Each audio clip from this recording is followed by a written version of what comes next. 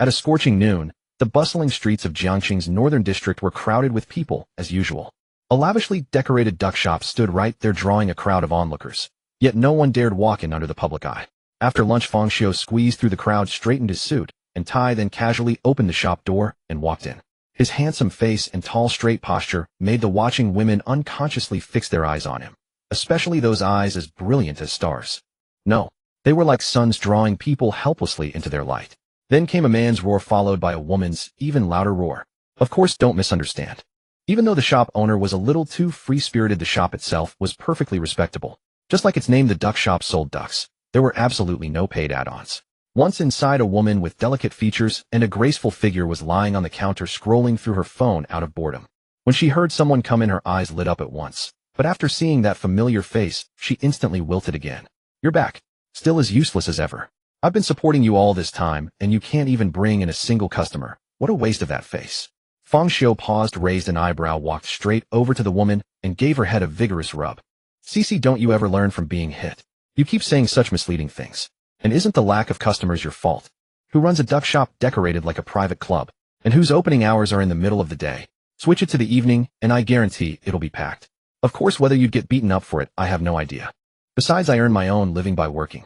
A shop this big has only one employee. I take care of everything inside and out for the lowest salary in the city, maybe even the whole country. And I still haven't left you. You should be grateful." "Ow. It hurts. It hurts. It hurts. Take your hand away." Zhao Cece kept shrinking her neck, trying to escape Feng Xiu's grip. She nearly slid under the counter before she could only cry out and beg for mercy. But the moment Feng Xiu let go, she immediately became bold again. Hands on her hips, she pointed at him. "How dare you treat your boss like this? Don't you know your place? Remember, I was the one who took you in. I feed you, house you, and pay you every month. Isn't that me supporting you? At most, I ask you to help me tidy the shop. Isn't that a small thing you should do?" Feng Xiu rolled his eyes and said nothing. Although she didn't have the ability of a boss, she certainly had a boss's way of thinking. Seeing that she had rendered Feng Xiu speechless, Zhao Cece smiled smugly. But when she turned and saw a shop with not a single customer, she drooped and waved her hand dejectedly. "Forget it. Go get busy. When I finish this episode, I'll close up and get off work." Feng Xiu went into the back kitchen. He didn't rush to prepare the ducks. Instead, he checked the condition of his body. He found that his physical fitness had improved only slightly. Though he had been prepared for it, he still let out a light sigh. He had been transmigrated into this world for more than 3 months. From boundless fantasies, when the system activated, to lying flat and becoming a wage worker, it took him only 1 day. That's right, he had a system. It was a first charge system with unlimited funds that he had made before transmigrating. Every time he entered a new world, he could make 1 first charge and receive a first charge gift pack. As soon as the system activated, he made the first charge without delay. From the gift pack, he obtained Superman's core talent, growing stronger by absorbing sunlight. Feng Xiu was ecstatic. After all, that was Superman, with terrifyingly powerful strength, a steel body that could block almost any damage, flight, heat, vision, and other abilities. Not to mention the various versions of Superman. It was practically cheating. After figuring everything out, Feng Xiu planned to lie low first and wait until he grew invincible. Then he would break free from all restraints and enjoy life to the fullest, letting the former self, who could only settle and bow to life, declare to the whole world, "I don't eat beef anymore." But that state lasted only 3 minutes, like Ultraman's color timer. It wasn't that his conscience had awakened, he simply felt that the speed at which he grew stronger by absorbing sunlight seemed a little slow. Only after asking the system did he learn that what he had gotten was just a talent. The actual effect still depended on the person. Superman was a Kryptonian, and an anomaly among Kryptonians. Feng Xiu was just an ordinary person whose body was filled with the periodic table. The gap in genes, or rather in life essence, was too great, so of course, he couldn't grow stronger as fast as Superman. Of course, he also didn't have a weakness like kryptonite. According to the system's estimate, 1 day of sunbathing was about the same as 1 day of exercise. The only comfort was that he could grow stronger while lying down. But if this continued, he'd probably die of old age before becoming an ancestor. Ahem, Superman. What was worse was that he had transmigrated with his physical body, making him an unregistered person in this world. If he didn't find a way to stay alive, he would probably become the first Superman to starve to death. After all, sunlight couldn't fill his stomach at this stage. As for transmigrating to another world to get a first charge gift pack, could you expect a first charge system to have that function? To avoid starving, Feng Xiu had to search for work everywhere. But as an unregistered person, he hit dead ends everywhere. As for the places that didn't require ID, he was afraid he would be chopped into pieces and sold in batches. Finally, when Feng Xiu had nowhere left to go, Zhao Cece, who had just opened her shop and needed help, took him in. The pay was low, but it included room and board, so he stayed without a second thought. As time passed, the two quickly became familiar. You could even call them friends now, and their usual jokes were harmless. Now the hardest period had passed. His combat power had received an epic boost, and he could easily handle two burly men. Naturally, he had to plan for the future. He couldn't work here forever. If there was truly no other way, he would have to rely on his face and his extraordinary talents to find a fair-skinned, wealthy woman and live out the rest of his life. Just then a voice rang out in Feng Xiu's mind. 100 years ago, all kinds of monsters began descending on the world. Their numbers kept growing, and the intervals kept shortening. It was because an unknown number of other worlds were approaching Blue Star. Those monsters were the vanguard they had sent. If left unchecked, the entire Blue Star would be devoured. Therefore, Blue Star's consciousness exhausted everything to create a game. By sending players to counter-invade, whether they saved the world, controlled the world, or even destroyed the world, they could harvest world essence and strengthen Blue Star itself. How much world essence a player obtained also determined how great their reward was. Rewards included things from both reality and fantasy: player strength, divine arts, and secret manuals, heavenly treasures, superpowers, technology, magic, and so on. And you are that 1 in a million lucky one, the chosen player, the savior of the world. Important note, player is only a title. You are not the fourth calamity. If you die, you will not respawn. Please act cautiously and avoid unnecessary death. Our test shows you are a special player. Blue Star's consciousness sincerely invites you to participate in the game and has customized an exclusive reward for you. Please choose accept or decline. Feng Xiu rubbed his clean-shaven chin. The other world would most likely qualify as a new world, so his system wouldn't have to sit around gathering dust. Was there even any need to think? He would definitely choose. After Feng Xiu confirmed, a countdown appeared before his eyes. Needless to say, it was the countdown before the game began. Sure enough, the next second the system notification arrived. The game will start in 10 minutes. Confirmed players, please wait quietly. Those who refuse or do not confirm will be considered to have automatically given up their player status. Note, every time you descend into another world, you use your own body.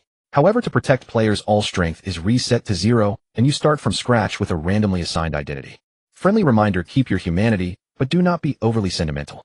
Inside the duck shop, Zhao Cixi watched Feng Xiu walk out of the back kitchen carrying knives all over him and start stuffing ducks into a large bag. Zhao Cixi froze for a few seconds, then rushed over to stop him. She wrapped her arms around Feng Xiu's waist and refused to let go. Hey, Feng Xiu, what are you doing? I know I didn't feed you lunch, but you don't have to go this far. Besides, why are you carrying so many knives? If someone sees you, they'll call the police. Don't forget, you don't even have a registered identity. If you get caught, I won't be able to get you out. Feng Xiu kept packing ducks while dragging Zhao Cixi along. Cixi, didn't you just hear some kind of sound? Or do you know anything about monsters? Sound? What sound? Are you losing your mind? And are the monsters you're talking about Godzilla or the alien? Stop, stop, stop. Don't move anymore. You're scraping my knee raw. Zhao Cixi was like a tail attached to Feng Xiu's rear, dragged back and forth as he turned and moved. You don't know? Feng Xiu paused to think. He had assumed this world differed from its original counterpart in only a few ways, but now it seemed the information was being sealed off. And Zhao Cixi wasn't from an ordinary family. Yet even she wasn't qualified to know. Forget it, why bother thinking about all that? As long as he was strong enough, he could shatter an entire otherworld with one slap. Then Feng Xiu turned, hoisted Zhao Cixi up, and spoke with meaningful implication. Cixi, I really don't know whether you're lucky or unfortunate. Zhao Cixi was completely confused. Before she could ask, Feng Xiu turned into light and vanished. All that remained was a pile of knives and a large bag. Oh, and Zhao Cixi, whose mouth was too shocked to close. Welcome, player Feng Xiu, to a zombie apocalypse world on the verge of breaking out. This game has no quests. Players decide everything for themselves. Game duration 2 years. Note, due to random dispatch, one world may contain 1 or more players. This game does not encourage players to slaughter each other. Even though there are no quests, judging from the previous goals of saving the world, controlling the world, and destroying the world, to earn a good reward you need to leave a deep enough mark on this world, whether good or bad. And it only discourages players from killing each other. It doesn't forbid it. With this understanding, Feng Xiu opened his eyes, took in his surroundings, and recalled the identity he had been given. Great. He was still an exploited poor man. Right, he should check whether his first recharge system had recovered. He opened the system interface. The first recharge button, once gray, was now glowing and clickable. Without delay, Feng Xiu chose to recharge. Ding. Congratulations, host, recharge successful. You have received a first recharge gift pack. Gift pack opened. Congratulations, host, you have obtained a Huttian miniature world. Please choose the installation location. As expected of a golden finger, it gave him a whole miniature world. Though it couldn't boost his combat strength in an apocalypse, what mattered most? Of course, supplies. In the early days of the apocalypse, a single ham sausage or a bottle of clean water could make world leaders, celebrities, and wealthy tycoons trade away their families and dignity. Family, love, and friendship. None mattered more than having enough to eat and drink. If production couldn't be restored later, then even if the zombies disappeared, humanity would still go extinct. But he owned a world. As long as he seized enough supplies early on, he wouldn't have to worry about any of this. The only problem was himself. He was still an ordinary mortal, but he already had a rough idea how to change that. Then, using the information available to him, Feng Xiu located the nearest warehouses with the most supplies and prepared to take a taxi. Unfortunately, none of his prepared gear had come with him. He could only pick up a cleaver that would snap, even when smashing garlic, just to bluff his way through. For now, he only hoped the zombie apocalypse wouldn't break out too soon, so he would have time to prepare. Oh, a zombie. A scream shattered Feng Xiu's thoughts. It was followed by the howls of zombies, the screams of passers-by, and the crash of vehicles. Fortunately, Feng Xiu himself wasn't infected with the zombie virus. Probably a player benefit, he thought. Still, the sudden outbreak had completely shattered his plans. He had expected little time to develop, but from the very beginning, only 5 minutes had passed. Bang, bang, bang. Then a heavy crash. The door was kicked open. Still no one came in. There were only hurried footsteps retreating and zombie growls drawing closer. Damn, they were leading the trouble straight to his door. Feng Xiu swore inwardly. He hadn't expected someone to pull that trick so soon after the outbreak. But there was no time to think. A middle-aged zombie with a chewed, mangled face and neck wandered in and lunged at him. Feng Xiu tightened his grip on the cleaver and stood still, eyes narrowed. As the zombie lunged close, he sidestepped its claws, and with the deft knife skill of someone who had slaughtered thousands of ducks, swung at its head. Yet astonishingly, the cleaver struck the zombie's head and passed through it like a phantom. The next second, Feng Xiu twisted his wrist, and the cleaver cut toward the zombie's head with even greater speed.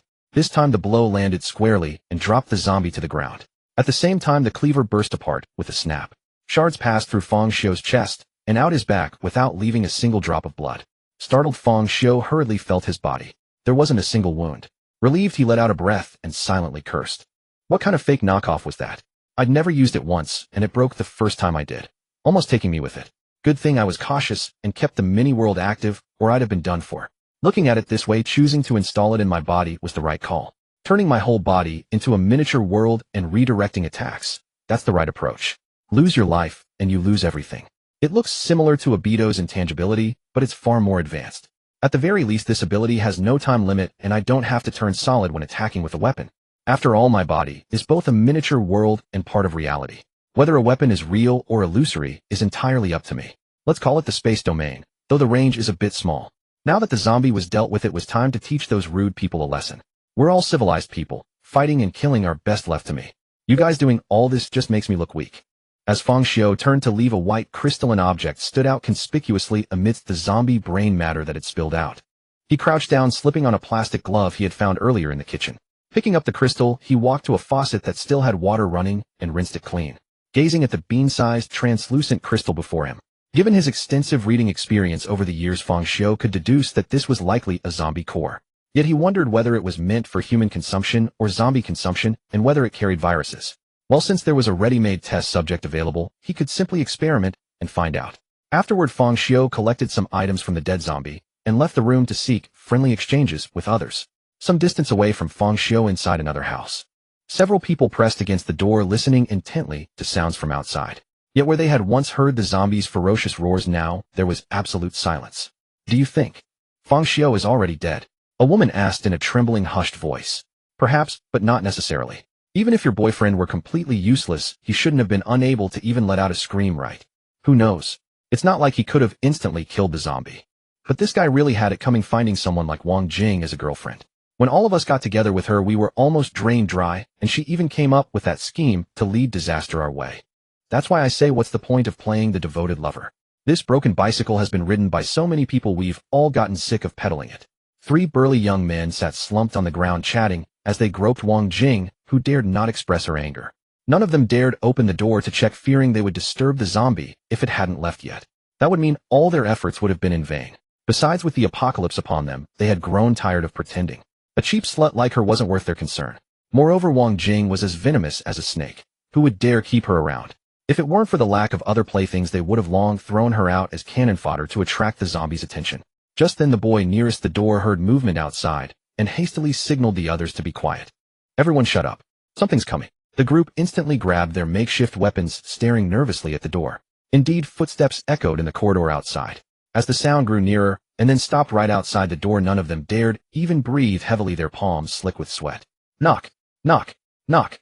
The crisp knocking on the door made them breathe a sigh of relief, yet their vigilance did not waver. The three young men exchanged glances, then shoved Wang Jing forward, gesturing for her to check. Confronted with the threatening gazes of the three men, helpless Wang Jing forced herself to approach, yet the resentful expression and venomous look she cast over her shoulder at them revealed nothing but the bitterness festering in her heart. Through the peephole, Wang Jing caught sight of that familiar face. Her eyes lit up. Why hadn't she noticed before how handsome Fang Xiu actually was? Yet the precariousness of her current situation left no room for such thoughts. An idea quickly formed in her mind. But before she could execute her plan, an axe burst through the door, nearly splitting her skull open. She scrambled backward in terror, crashing to the floor. The three young men were so startled their hearts nearly stopped. Then they raced madly. Thud! Thud! The axe hacked repeatedly at the door, which was on the verge of being splintered apart. The three quickly opened the door and let Fang Xiu in. If they continued like this, the noise would attract zombies, and they would have nowhere to hide. After Fang Xiu entered the room, they first secured the door, then surrounded him with ferocious expressions. Damn you, you bastard. If you want to die, don't drag us down with you. We're definitely going to cripple you today. That's right. It's the apocalypse anyway. Killing someone means nothing. Don't waste words with him. Let's rush him together and kill him. We can use him as a pathfinder. Perfect timing. I've been really on edge today and haven't had a chance to vent.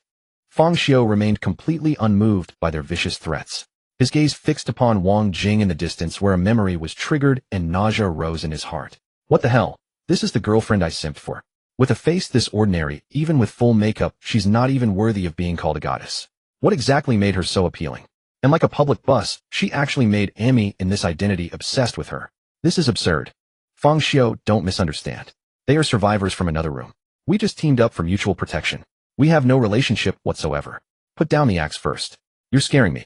Wang Jing noticed Fang Xiu staring at her, without moving, assuming he was unaware that she had led the zombie to him. Thus she intended to first soothe him before making further plans. After all, Fang Xiu's presence here meant he had dealt with the zombie. His combat ability was clearly not weak. Moreover, he was her simp. Wang Jing was 100% confident she could make him obey her every word. In this way she would regain some leverage and no longer be treated as cannon fodder. Saying this, Wang Jing rose and walked toward Fang Xiu, extending her hand to take the axe. The three young men watched mockingly without moving. Suddenly, Fang Xiu flipped the fire axe around and brought the back of the axe down heavily on Wang Jing's outstretched arm. Crack! My arm! A scream tore from Wang Jing's lips as she collapsed to the ground. Pale white bone fragments pierced through skin and flesh exposed to the air. Shit! The three spectators never expected things to develop in such a way. Without hesitation, they swung their weapons at Fang Xiu. Yet their weapons passed right through Fang Xiu's body. Not only did they fail to hit him, they struck their own people instead. While they were still dazed, Fang Xiu showed no mercy. He swiftly broke one leg of each of the three men, crippling their ability to flee. Then under their despairing gazes, Fang Xiu shattered their remaining limbs one by one. Only then did he turn his attention to Wang Jing, who was on the verge of passing out from pain. No, please don't. Fang Xiu, please spare me. Didn't you love me the most? As long as you let me go, I'll do anything. Fang Xiu cast Wang Jing a look of utter disgust. Ignoring her pleas, he struck again, thudding down repeatedly. This time he struck with particular brutality. Every bone in Wang Jing's limbs was shattered beyond repair. If not for the occasional twitch of her body, he might have thought she was already dead. Don't misunderstand. This was not him venting rage. After all, he had merely borrowed this identity, not truly being the original person.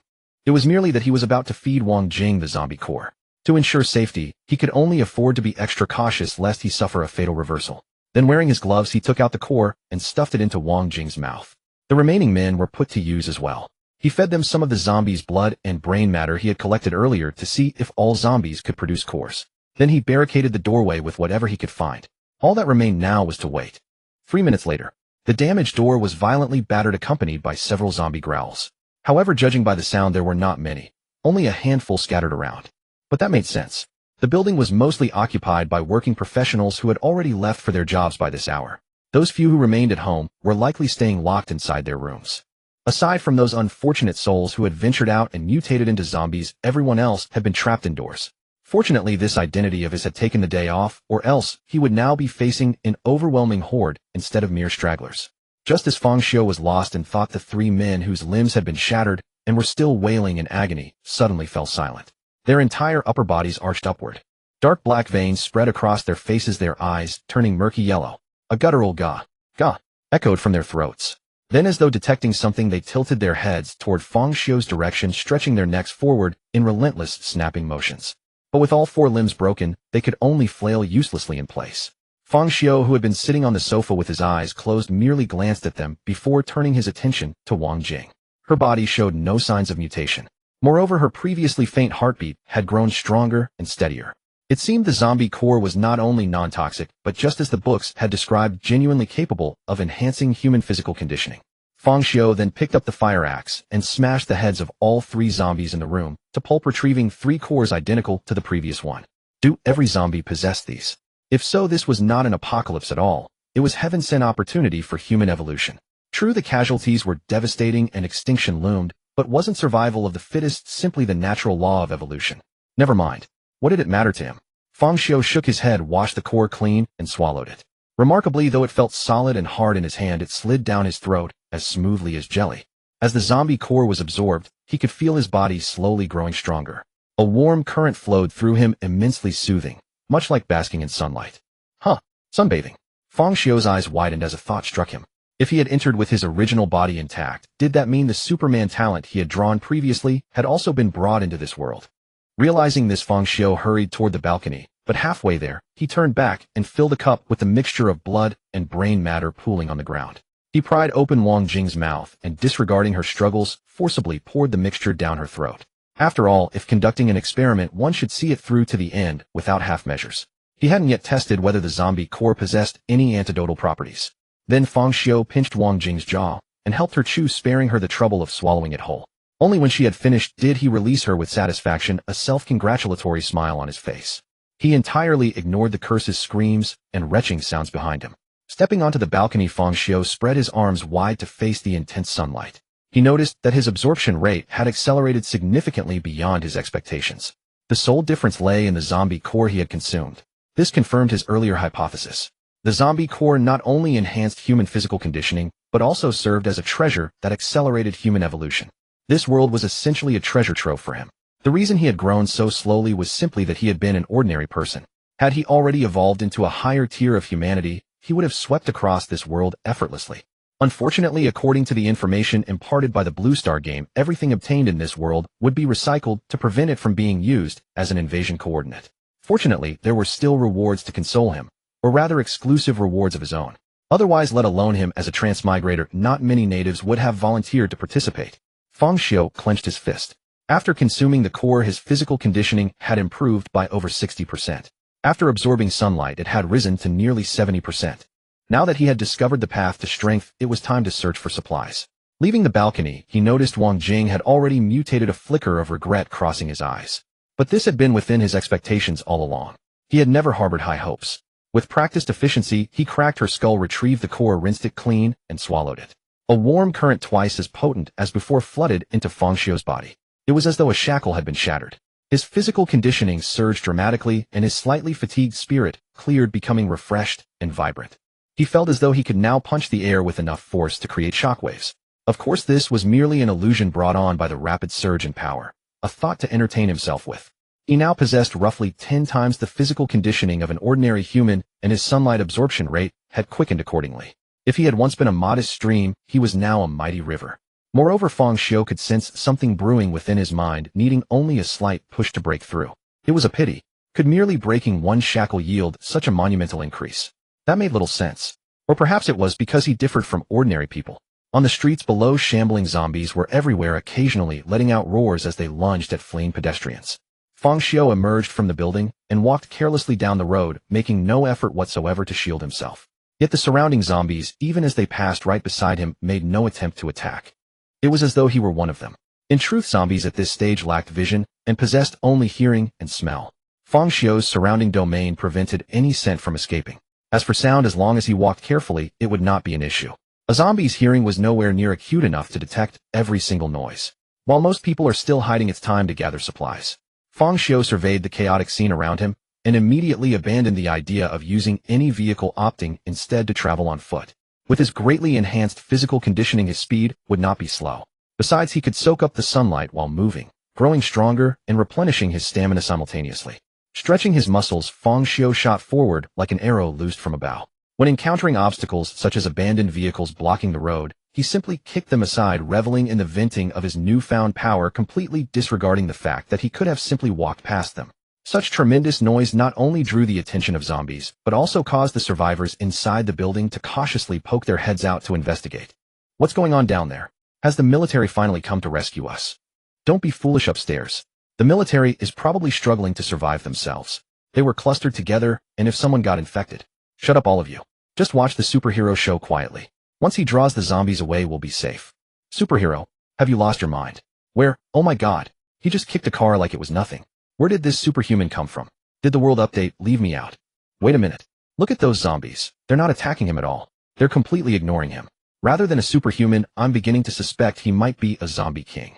At these words, all discussion fell abruptly silent.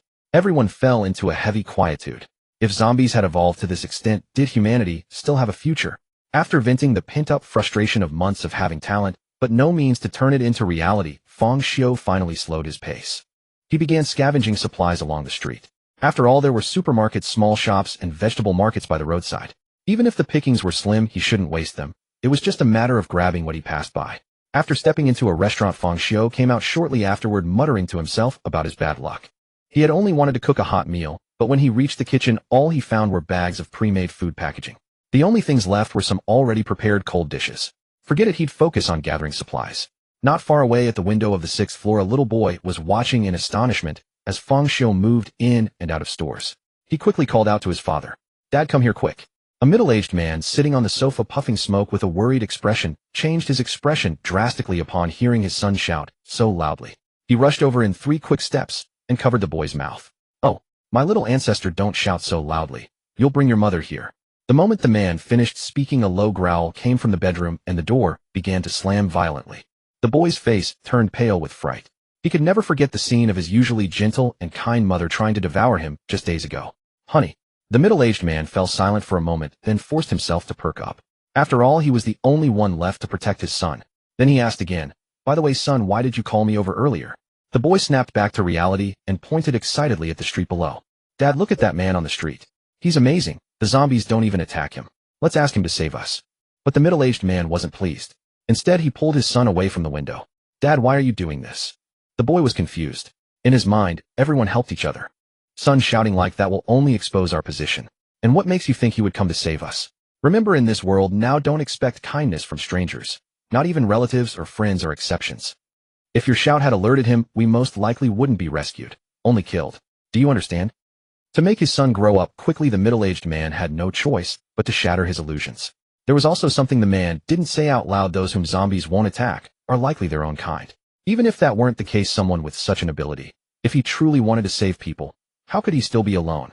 Besides, he had gone into so many shops yet had taken nothing at all. That was clearly unreasonable. But such simple logic was lost on some people. Hey there, little bro down there.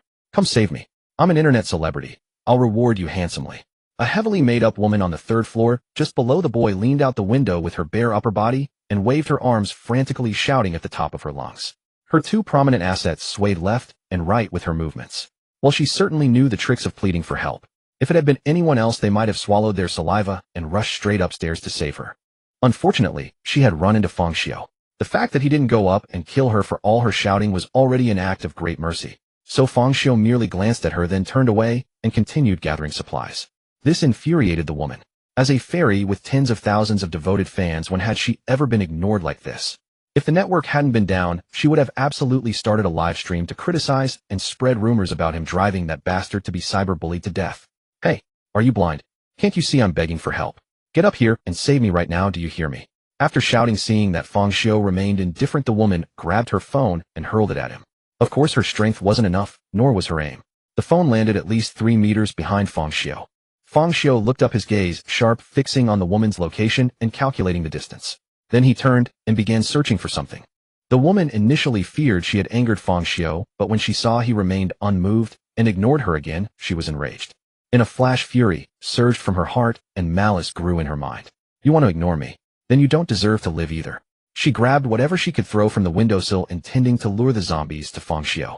She completely forgot that zombies wouldn't attack Feng Xiu.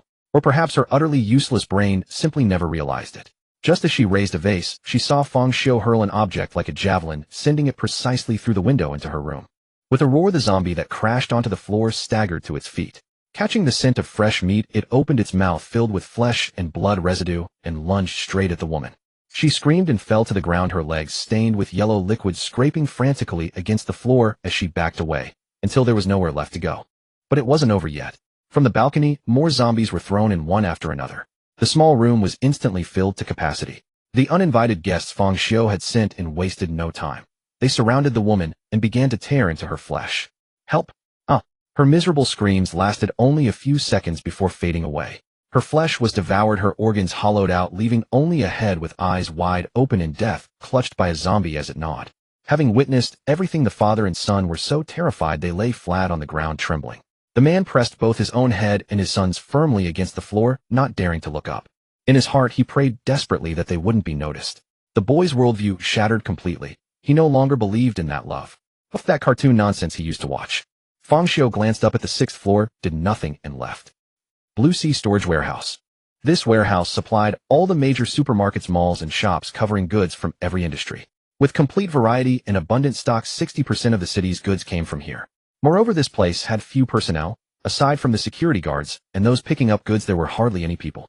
When Feng Xiu arrived, some had already started forming gangs, planning to turn the place into their own base.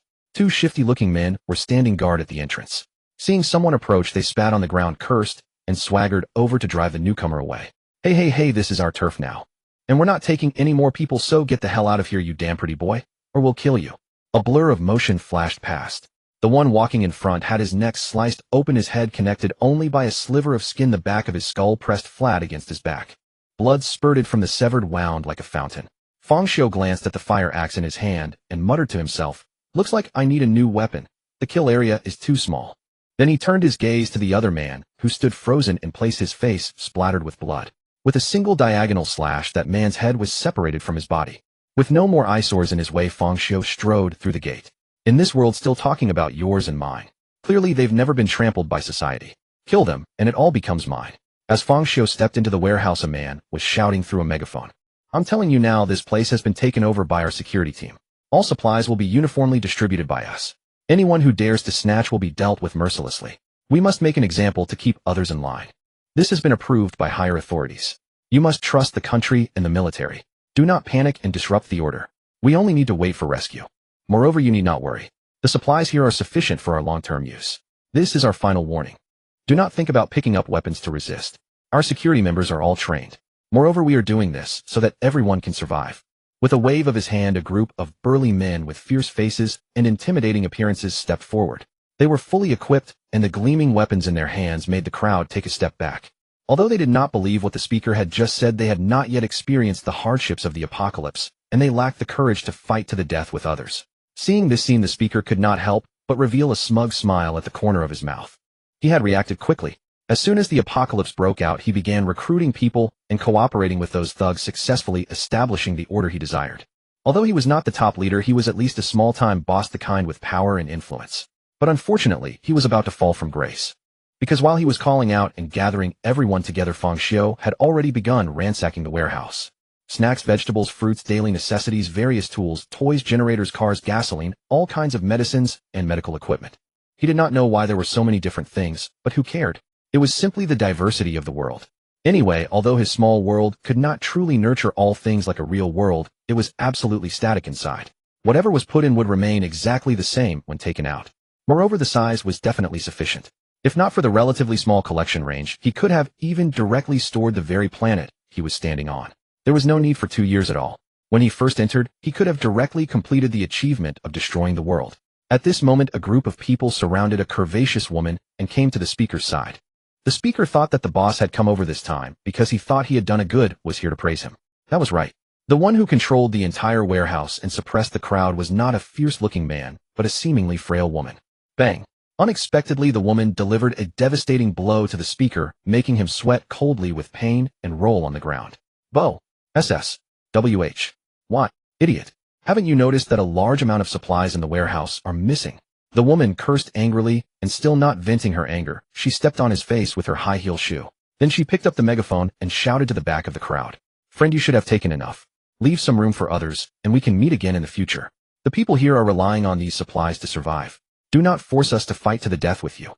An ability user. This is definitely an ability user. Everything written in novels is true. I am not crazy at all. You are the crazy one. It's just that the real world is even more insane. Who cares about that? He has taken all the things away, and we cannot survive. Do you want to go out and fight to the death with zombies? Hand over all the things to me. That's right, hand it over quickly, or we will kill you. Yes, kill you. Everyone was in a frenzy, but a small portion of people were not blinded by anger and quietly slipped out of the crowd. Rather than fighting with that ability user of unknown origin and strength, it was better to collect more supplies while they still could. The words that person had shouted earlier were all nonsense. It was more believable to believe that zombies would not eat people and had turned vegetarian. Hearing the words of the people around him, Feng Xiu stopped his mechanical collecting actions. He casually threw out 20 axes, chopping down those who were shouting the loudest and closest to him. Then he came to a new shelf and began collecting again. This time the crowd was silent, no one dared to speak up, and even those who were relatively close were desperately pushing backward. And the female boss who had originally intended to sit and watch the show and reap the benefits could no longer sit still. After scanning the security team and finding that no one dared to meet her gaze, the female boss cursed inwardly, calling them useless, and then steeled herself and walked towards Feng Xiu. If she did not take action to stop him, the team she had built today would be disbanded today, and her own fate would not be any better. Of course, she would definitely not use force, and she did not have any hard assets either, so she could only use soft methods. Besides, she had never played with an ability user before. Thinking of this, the female boss could not help but lick her lips with her tongue, and her two long legs instinctively rubbed against each other. Walking in front of Feng Xiu, the female boss directly pressed her entire body against him, causing his body to stiffen and his actions to stop. This time it was secure. The female boss was pleased in her heart, and then intensified her attack. Handsome guy, you are collecting supplies nothing more than for survival. Why not settle down here? Are you not lonely by yourself? We have mature women, lollipops, sisters, mothers and daughters, married women. As long as you are willing, all of these are yours. Even I am no exception.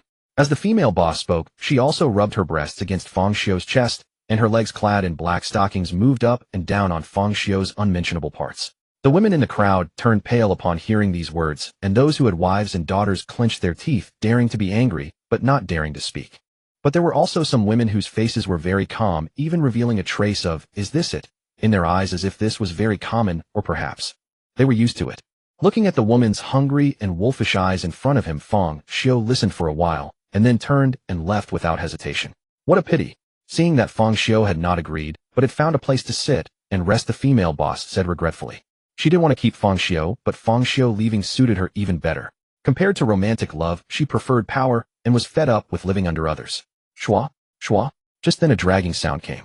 Before everyone could react, a swarm of zombies rushed in, biting anyone they saw. Scared, everyone screamed and ran away. Some people who were left behind and saw that they could not run directly pulled the people in front to the back to feed the zombies. Everyone, do not panic. Do not panic. Security team members, pick up weapons and fight back. Everyone else, hurry and find weapons. The female boss organized the crowd to resist with all her might, but under these circumstances, even her security team did not listen to her and only cared about running away for themselves. The screams of humans, the sound of tearing flesh and blood, and the sound of zombies devouring made this place seem like hell. It's over, it's all over. The atmosphere of despair was spreading, and the female boss had completely given up hope and was only thinking about how to escape. Just as she turned her head to run, she caught a glimpse from the corner of her eye. Feng Xiu, who was being ignored by the zombies and seemed like an outsider, was sitting on the sofa eating snacks and drinking beverages as comfortable as if he were watching a movie. Feng Xiu seemed to have felt the female boss's gaze, and a trace of shyness appeared on his face. He moved his lips and said something. The female boss, who could read lip movements, was stunned, and the approaching zombies seized the opportunity to bite her neck. But she did not care at all, and instead cursed Feng Xiu crazily, because what that sentence said was, "Sorry, I forgot to close the door when I came in." As time drifted onward, the surviving humans grew fewer and fewer, while conversely the zombies multiplied without end. Even some of those who had feasted on human flesh began to mutate, or rather evolve.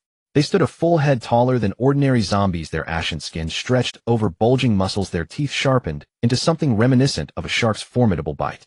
The sight alone was enough to send shivers down one's spine. In a corner formed by collapsed shelves hastily arranged by human hands, several individuals huddled in trembling terror, scarcely daring to breathe. Unfortunately, while the zombies' sense of smell was less acute than their hearing, the countless gaps between those shelves made concealment an impossible dream. Zombies clustered around the shelves, thrusting their arms through every crevice, while others clambered atop the structures, pounding against them with relentless fury. What do we do? Zombies are everywhere. We can't possibly escape. A woman's voice trembled with undisguised terror. Escape? Don't be foolish. Stepping outside means death. Just look at those mutated zombies. Can anyone here even fight one? Perhaps we should indulge ourselves one last time, then end it all. A man spoke with contempt etched across his features, his hope for survival long extinguished. His gaze swept over the women nearby with lascivious intent, and when it fell upon one in particular, his breathing grew ragged, his eyes locked upon her with predatory hunger. Keep looking at me like that, and I'll kill you first. The woman under his stare furrowed her brow, her words venomous.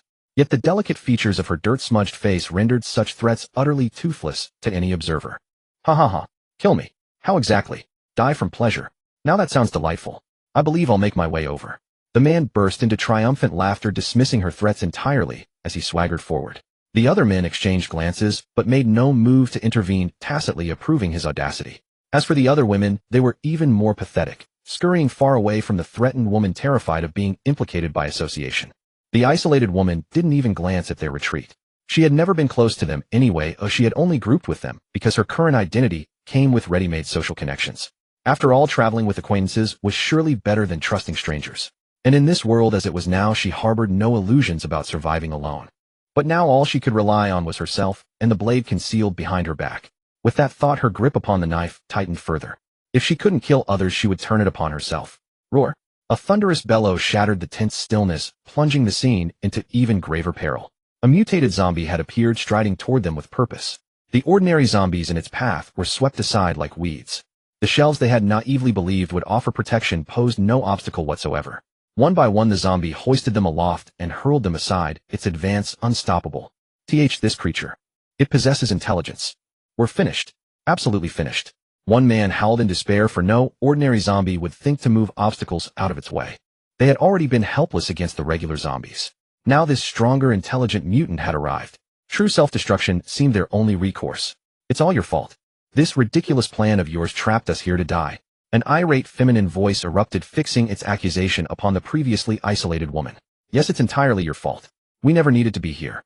When the zombies break through, we'll push her out first, then make our escape. She's nothing but trouble. Keeping her alive will only get us all killed. The gathered people hesitated only briefly before unanimously turning against the ostracized woman.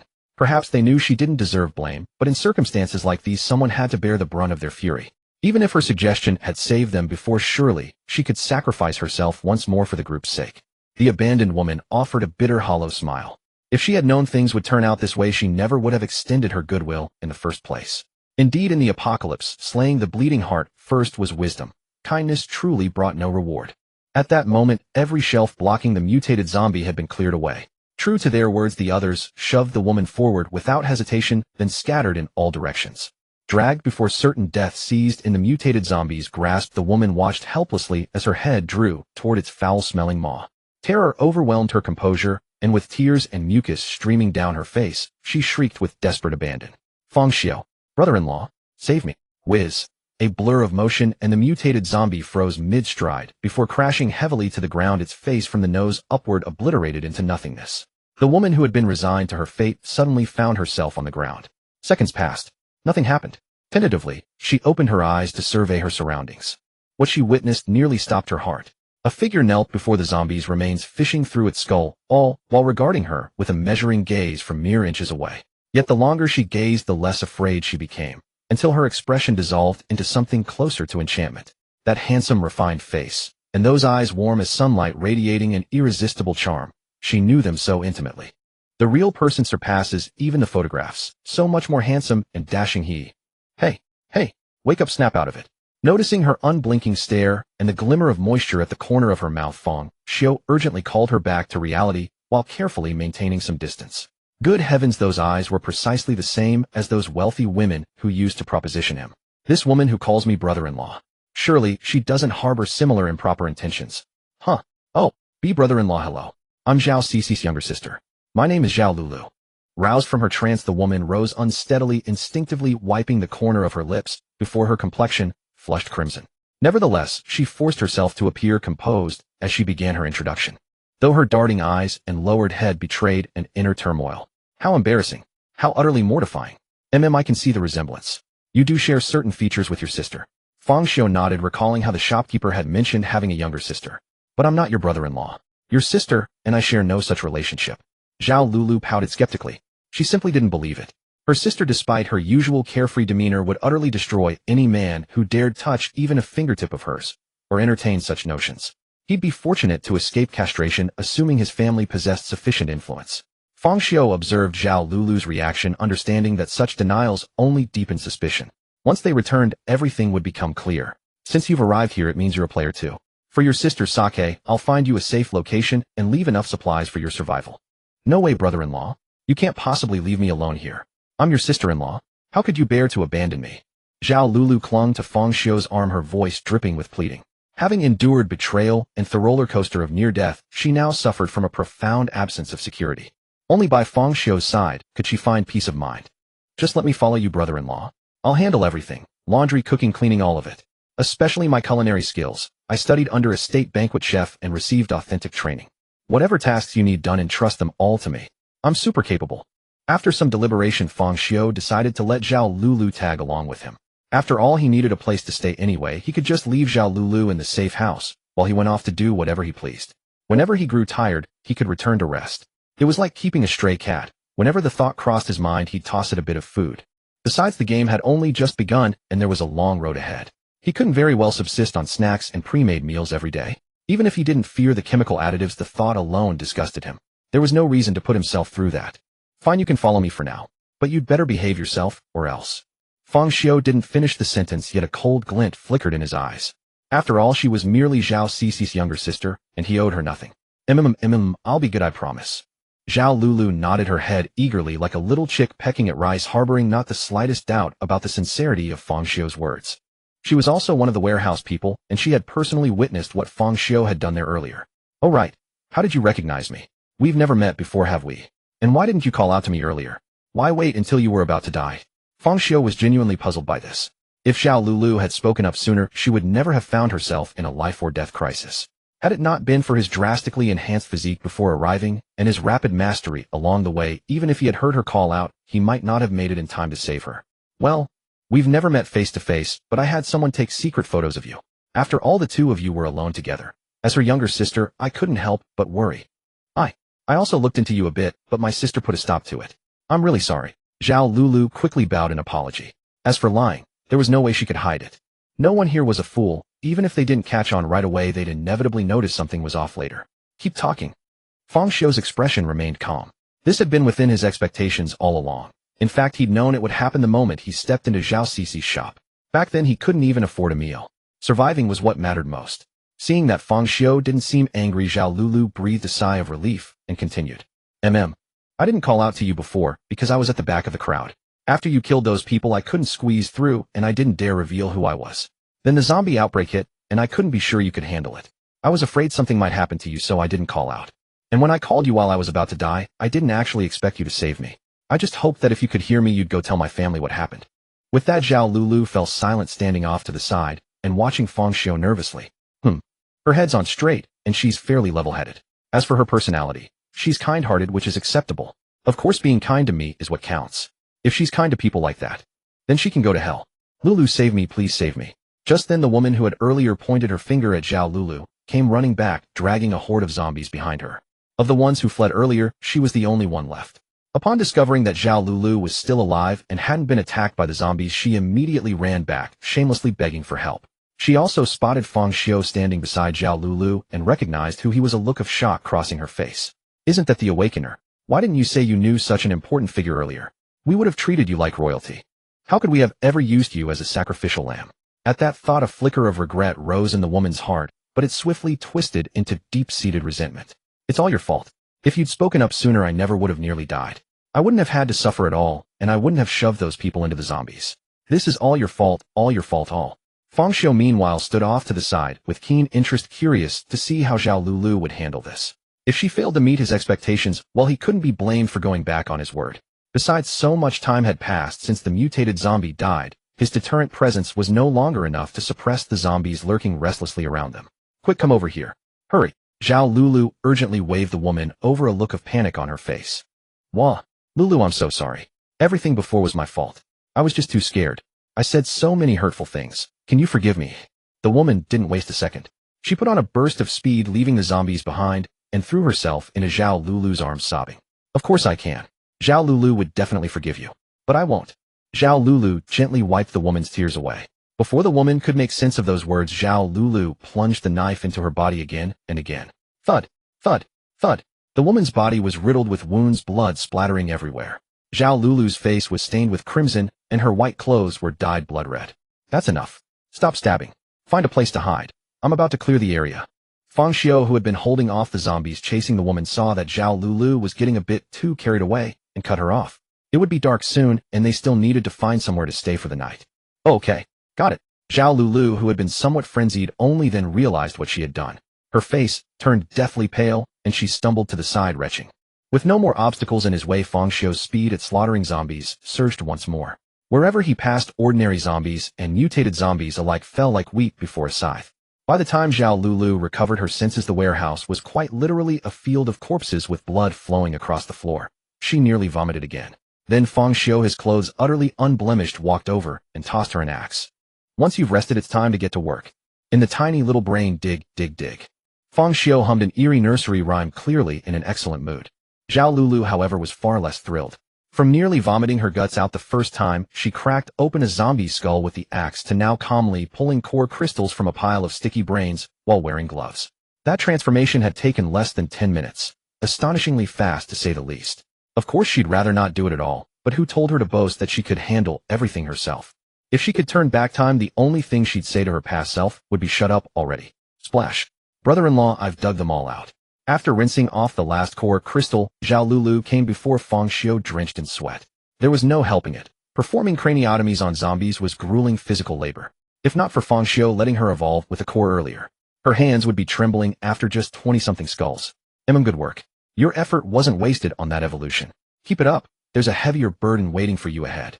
Fang Xiao stood up and patted Zhao Lulu on the shoulder, wearing an expression that plainly said, I believe in you. Hearing this, Zhao Lulu forced a strained smile. That was one hard, tough pie-in-the-sky promise. But Fang Xiao had already stopped paying her any mind. Through experimentation, he'd found that Zhao Lulu, having evolved to the first rank, had a physique not even 3 times that of an ordinary person. Compared to his tenfold increase, she was far behind. Proof that his body had been optimized upon acquiring the superhuman gift. Though still fundamentally an ordinary person, he vastly exceeded one, and the gains from leveling up also far surpassed the norm. It was like comparing a level 1 white tier item to a level 1 epic tier item. Both were level 1, yet their stats were worlds apart. Once he devoured all these core crystals, just how strong would he become? With that thought, Fang Xiao couldn't resist grabbing a handful of zombie core crystals and shoving them into his mouth. Before the first batch was even digested, he kept stuffing more in until every last crystal was gone. Boom, boom. 2 surges of immense power erupted from Fang Xiao's body. The first blast left Zhao Lulu unable to open her eyes, and the second sent her tumbling onto her rear. Fully satisfied with the enhancement after completing the digestion, Fang Xiao felt that the thing forming in his mind had finally come to fruition as well. 3rd rank evolution, 100-fold physique increase. And my ability has awakened too. Fang Xiao activated his newly awakened ability, space control. As the name suggested, he could sense that all space within 100 meters around him was under his command. Even the range of his small world was no longer confined to his body. With the awakening of his ability, it had expanded to the same degree. Only now did Fang Xiao dare to say that this was a true spatial domain. The name he had used before was in the end merely a name. Because the two complemented each other, both being spatial abilities, they could be used in fusion. Within this range, he could teleport at will, divert attacks, and construct spatial mazes. As for attacks he couldn't dodge, they could be endured by his small world. He could even fold the space of the real world together with the space of his small world, achieving the effect of being here, yet not here. Unless someone had a special ability, they fundamentally couldn't find him. As for abilities like passing through obstacles unimpeded, flying into the sky, burrowing into the ground, and forming attacks with spatial power, there was no need for further description. The only thing worth Fang Xiao's mention was that his control over living beings had become even stronger. For instance, with Zhao Lulu within his domain, any part of her, heart, liver, spleen, lungs, kidneys, bones, tendons, skin, or flesh, could be extracted and taken away by Fang Xiao at any moment. By the same principle, the crystal cores within the brains of zombies in his range could also be taken out by him from a distance, eliminating the need to personally collect them. Did people really think he didn't find it disgusting? Meanwhile, Zhao Lulu, who was rubbing her sore bottom after a fall on the side, suddenly trembled and broke out in a cold sweat. The feeling was as if she were a lamb awaiting slaughter, with a butcher beside her sharpening his knife and discussing which part of her to eat. But the only one beside her was. Impossible, impossible. Zhao Lulu, stop scaring yourself. It must be that you've experienced too much today and your mind is playing tricks on you. Zhao Lulu shook her head rapidly, trying to fling the thoughts out of her mind. Although she couldn't understand why Feng Xiu had become so strong and awakened in ability in such a short time. She knew that people weren't all the same. What fairness was there in this world? Some people were born just to shatter the common worldview of others, like the power fantasy protagonist in a novel. She had only just by riding her sister's coattails managed to latch onto a powerful patron, and what's more, the man had saved her. To keep having such wild thoughts would be too impolite. Since Zhao Lulu had been temporarily added to his company, Feng Xiu deliberately chose a relatively safe house as a temporary residence. He also cleaned up all the zombies in the surrounding area. Those who were unwilling to leave, or rather all of them, were likewise made into crystal cores by him. For the following week, Zhao Lulu stayed in the room next to Feng Xiu's. Apart from preparing breakfast, lunch, and dinner every day, she only had to sweep the floor and wash the dishes. Nothing more. It was so easy it couldn't be easier. There were also plenty of TV dramas, movies, games, animations, and novels for her to pass the time, and every kind of snack was available in abundance. Except for being unable to go outside, it was even cozier than at home.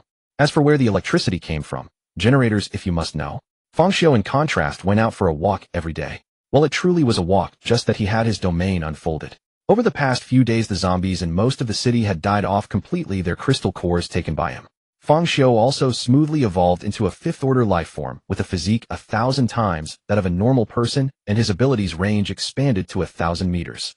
Superhuman abilities also began to manifest on him, one after another: super strength, super speed, a steel body, flight, heat vision, super breath, super hearing, and supervision. There was the super brain, which like a brute's merely let him go up and punch enemies into pulp, the super self-healing that never had the chance to show off, and the especially important bioforce field. It was precisely this ability that allowed him to avoid wreaking devastating damage upon his surroundings in daily life before he had fully adapted to his wildly surging strength. Nor would he accidentally reduce Zhao Lulu to a mist of blood upon contact. Although these abilities had just been activated and were not yet too powerful, he had only been here for a few days and had evolved 5 times. His ceiling was still unknown.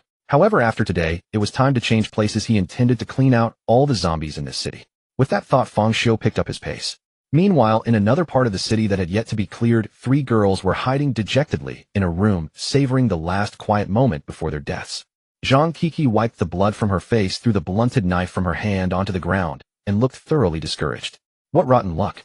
Just 2 days ago the zombies weren't this numerous, but now they're packed so densely you can't see the end.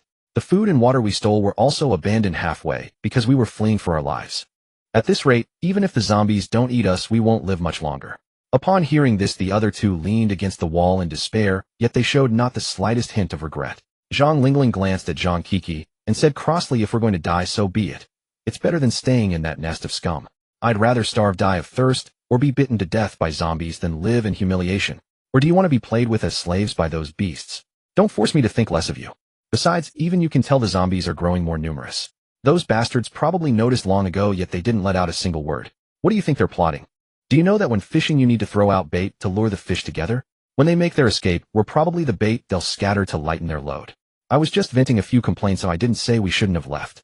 Zhang Kiki shrank her neck and spoke in a timid voice. She might be clean and ruthless when killing zombies, but in front of her elder sister, she had no temper whatsoever. It was truly bloodline suppression. Sigh. It's a pity the school was such a fine stronghold. If it hadn't been polluted into such a mess, we wouldn't have to worry about safety at all at this stage. Wang Fei, whose figure was striking, sighed and spoke, then rubbed her aching shoulders. In the past, she never thought much of the 2 lumps on her chest, but now during combat she felt deeply that being too big was also a burden.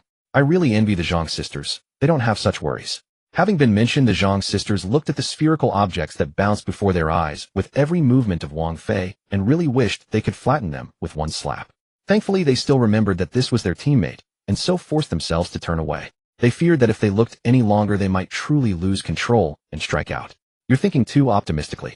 Sure, our school was indeed good. For safety and to prevent students from going out, even the walls were thickened and raised, standing 4 or 5 meters tall, so zombies outside basically couldn't get in. But don't forget how many zombies were inside the school. We only managed to survive because we just happened to be in a building with few people." Zhang Lingling immediately refuted Wang Fei's whimsical idea. "Of course I know that's impossible, but thinking about it isn't a crime, and it's better than sitting around foolishly."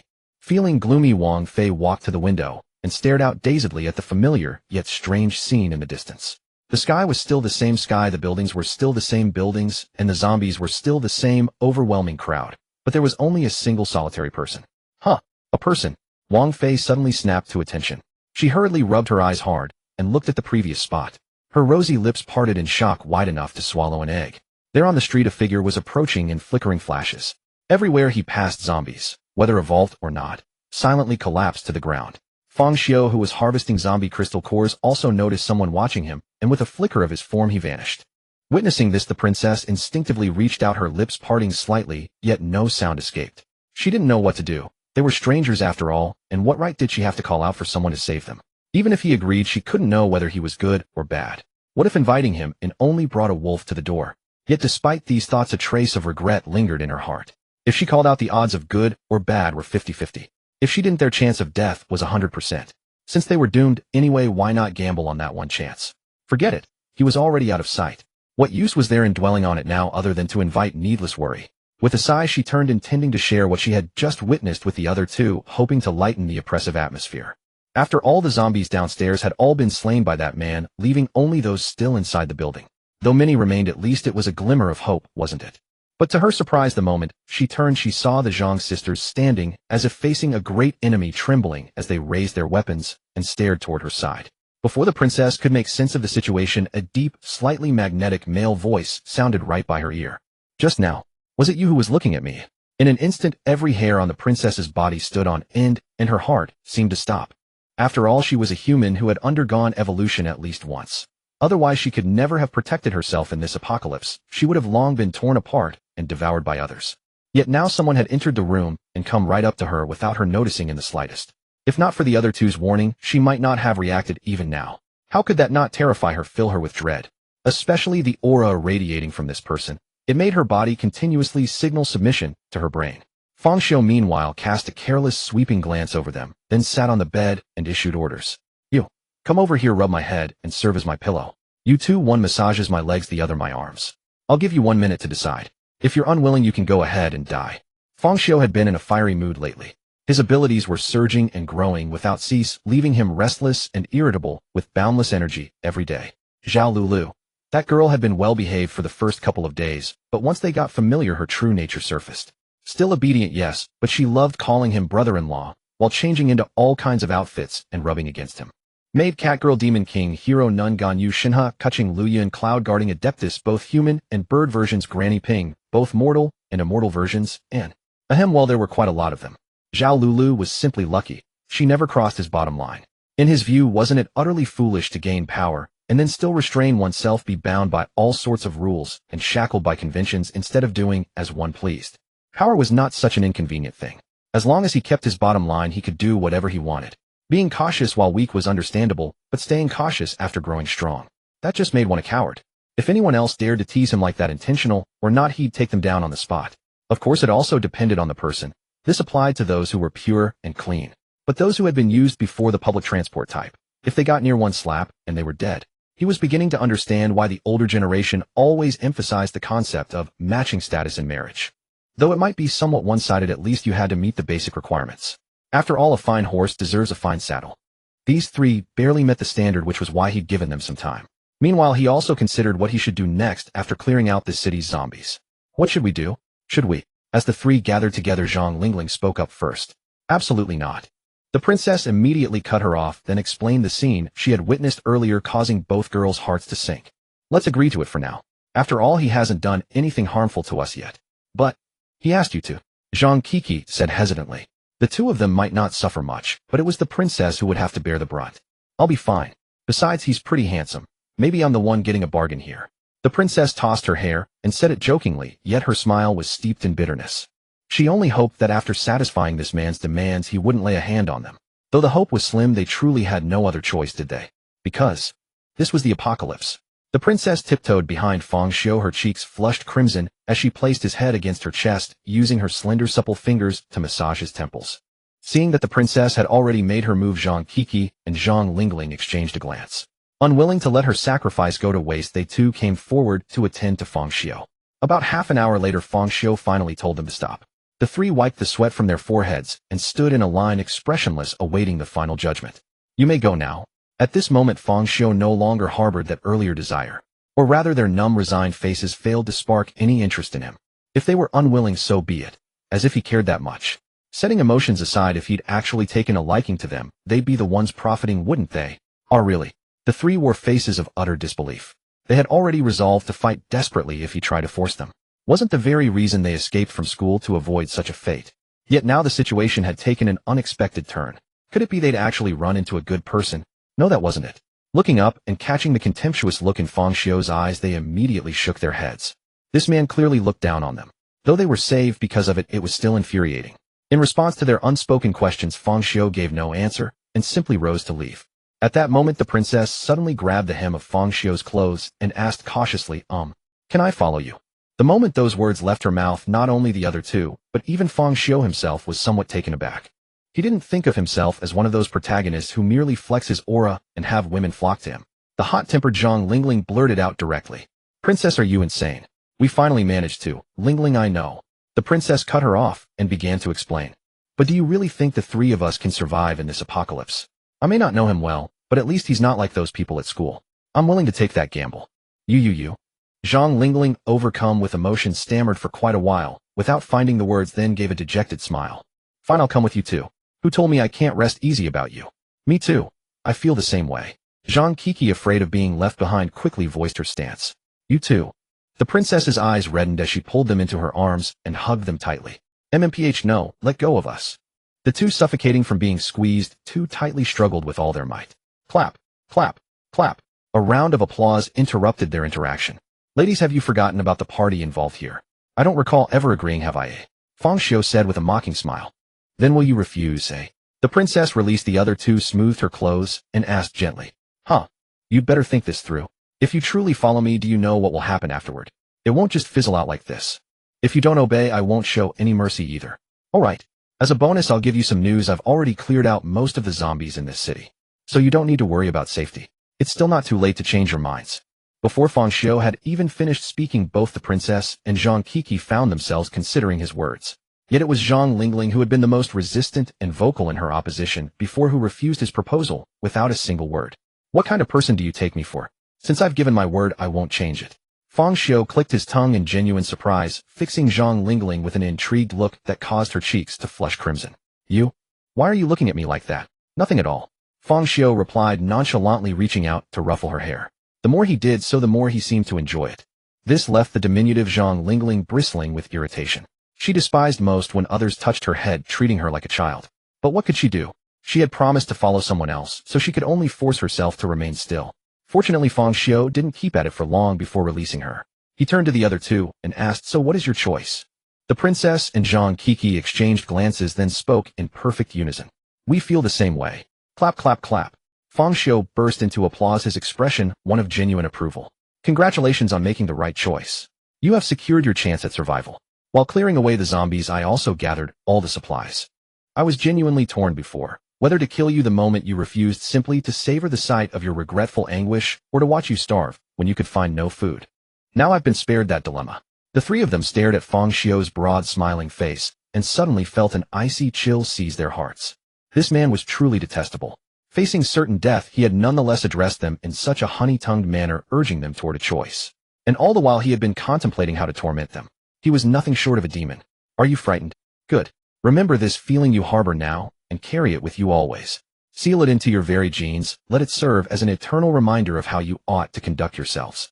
Having perceived the fear and revulsion in their eyes, Fang Xiu dropped his performative smile, his expression gradually settling into calm detachment.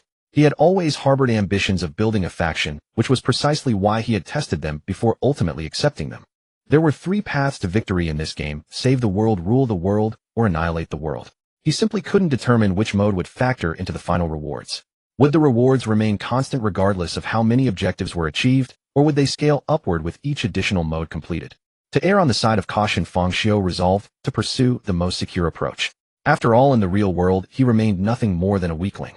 The annihilation path was far too ambiguous. Did it mean destroying humanity, all living things, or the planet itself? The first option was manageable, but the latter two presented formidable challenges. Especially the last one. He couldn't possibly guarantee he'd possess such power by the game's conclusion. Thus, the path of world destruction had to be abandoned. However, saving the world and ruling it could be pursued simultaneously. Given the zombies' current rate of evolution, humanity simply stood no chance of victory. He only needed to establish his faction bide his time until every other power was exterminated, then harvest control of the entire globe. The Superman on screen was perpetually cast as the savior, but in truth Superman's abilities were far better suited to annihilating worlds. With flight combined with telescopic vision and supernatural hearing, no creature could possibly evade his grasp. Feng Xiu's abilities might not be overwhelming, but it would merely require more time. Were it not for the fact that ruling the world demanded local subordinates, he would never have troubled himself with such complications. Was an outright slaughter far simpler? All three of you tell me about yourselves. From their earlier exchanges, Feng Xiu had gathered that they had been forced out. Zhang Lingling and the others held nothing back, recounting the events at their school. It was simply the apocalypse descending, and with it humanity's basest instincts awakening. Men eager to indulge their darkest desires, women who refused, having no choice but to flee. Enough. Follow me below.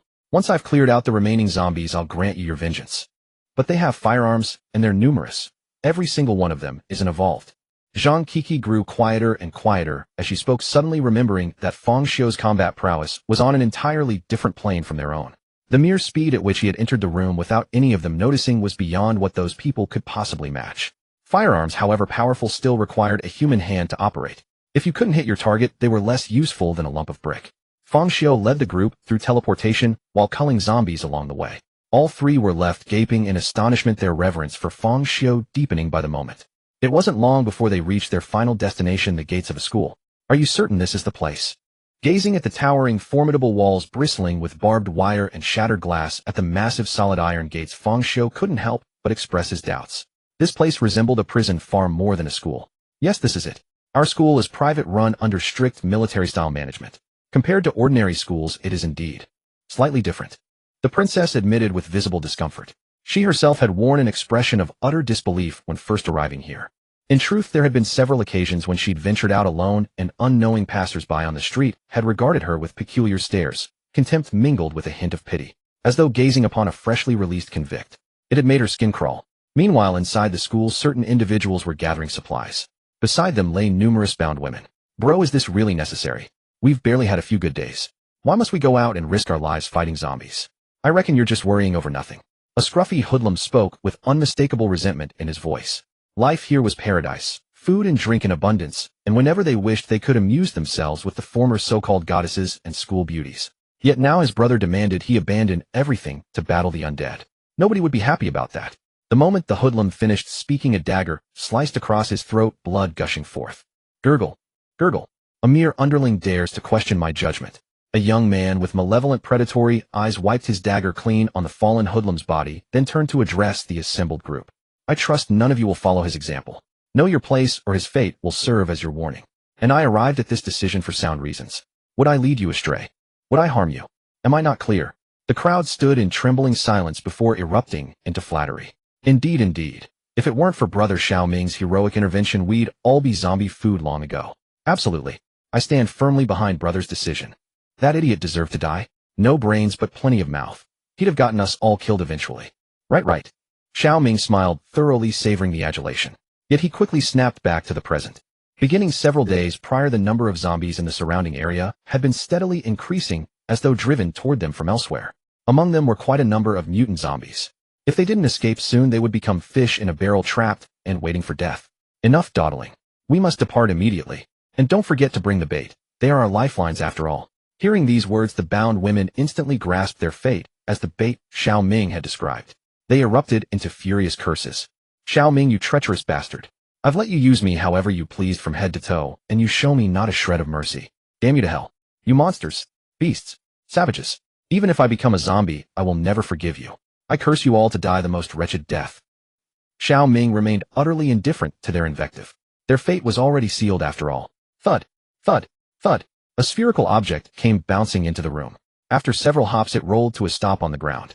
It was the severed head of the lookout posted outside. Who is it?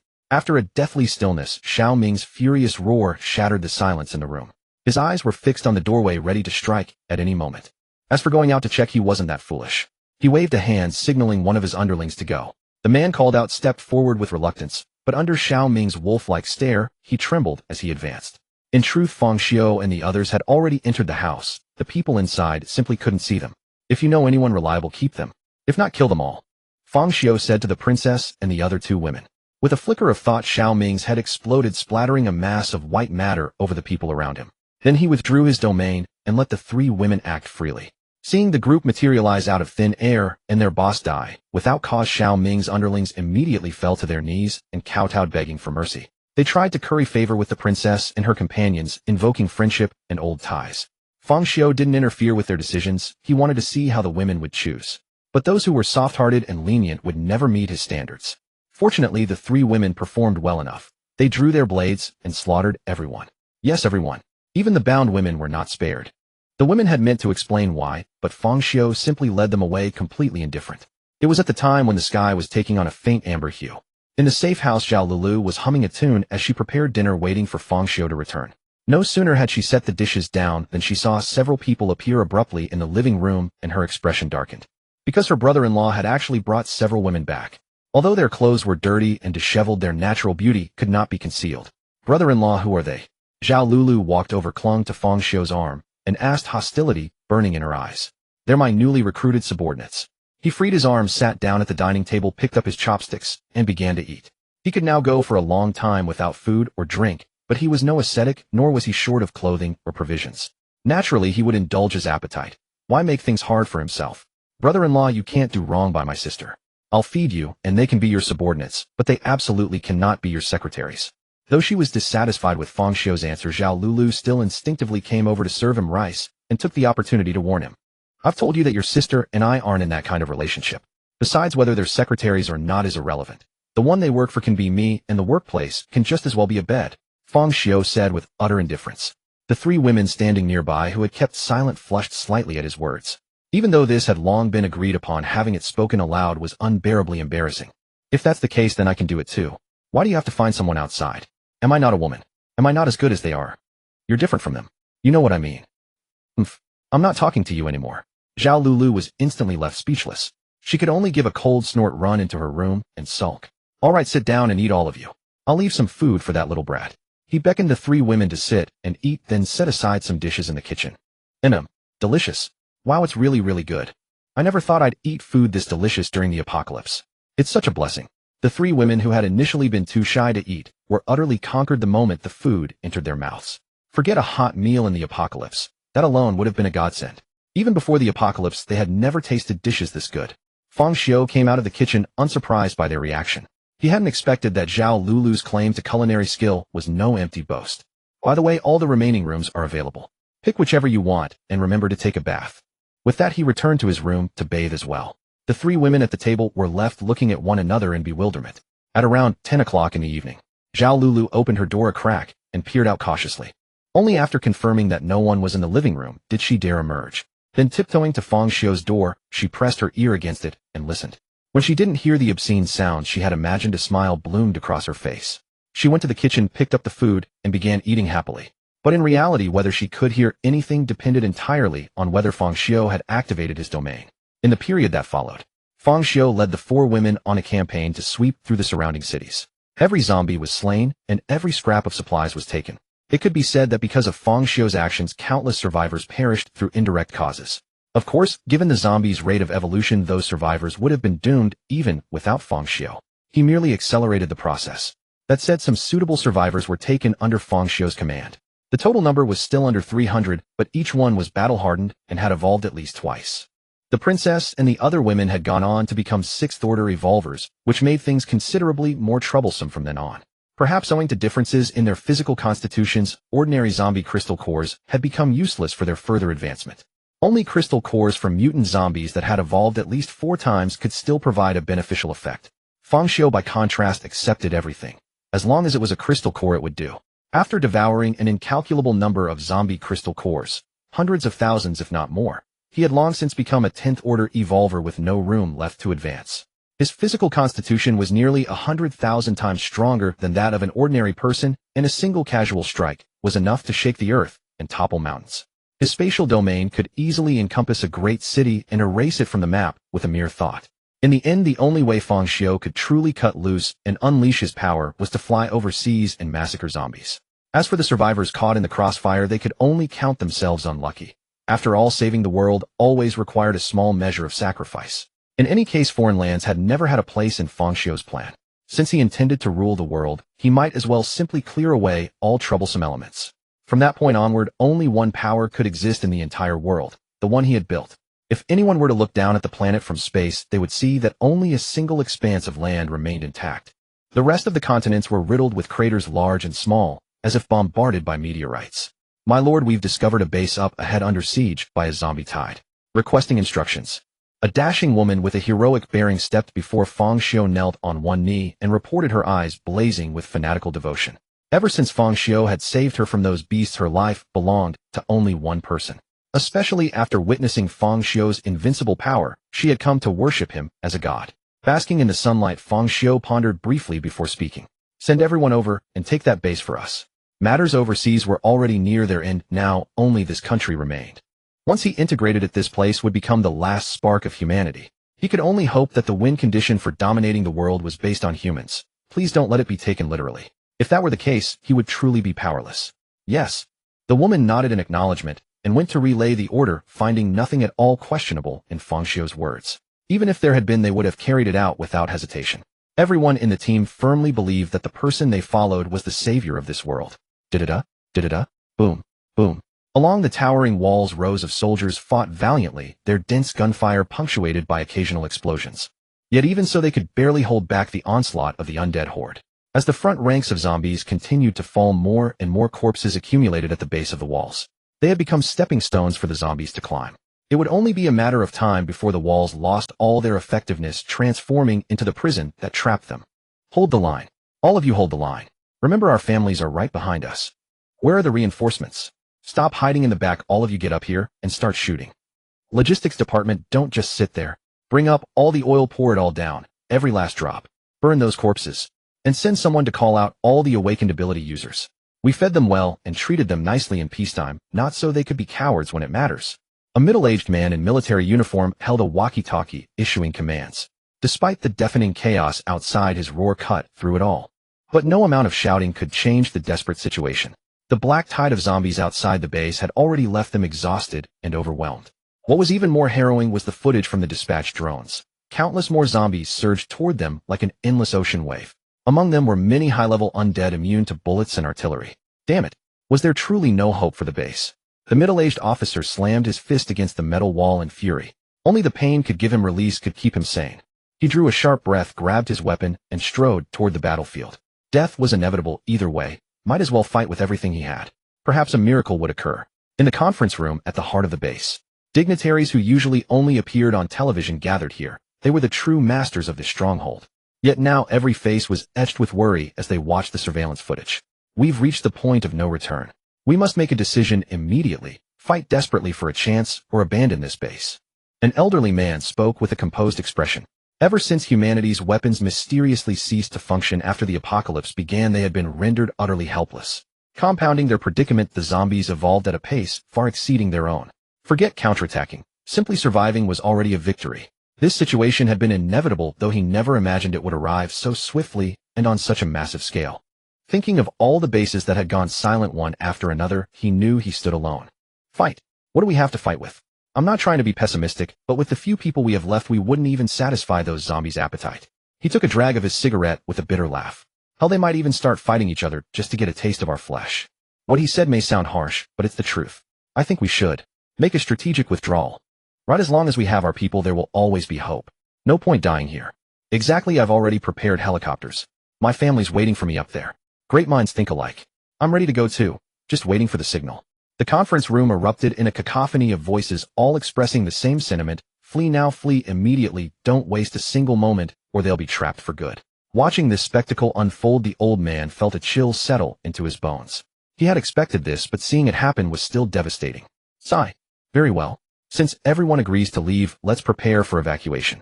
Someone go and bring General Zhang back. The elder waved his hand, issuing the order. Yet everyone exchanged glances, none making a move to leave their seats. Boom.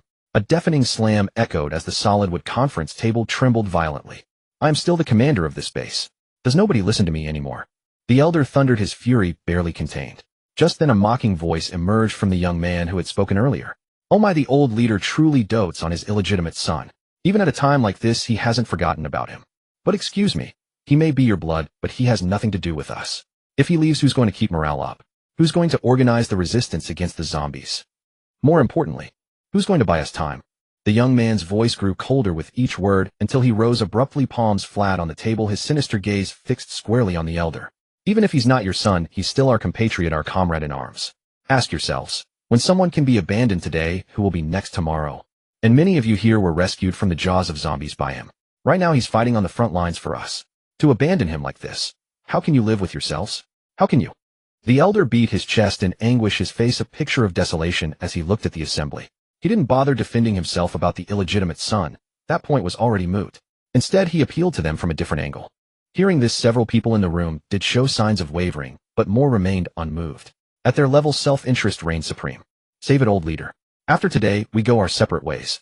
Who's going to abandon whom anyway? The young man had become the group's spokesperson, his tone dripping with contempt. Besides your illegitimate son, aren't everyone else in this base also our compatriots and comrades? If we're talking about who saved whom, weren't the soldiers who scouted and found us the ones who truly saved us? Yet you didn't even mention them. Just wrote them off without a second thought. If anyone should do soul-searching about abandoning people, old man, start with yourself.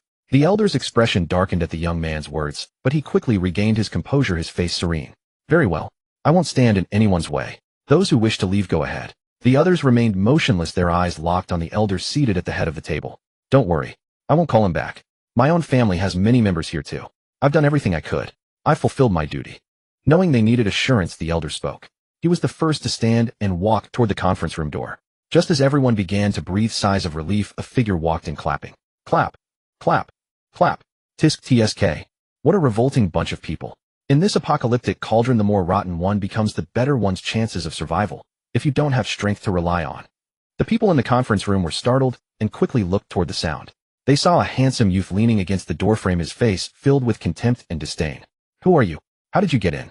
Didn't we say no one is allowed in here? What are those guards doing? Do they want to die? Hurry up and get someone to arrest him. The young man was furious, his eyes filled with ruthlessness.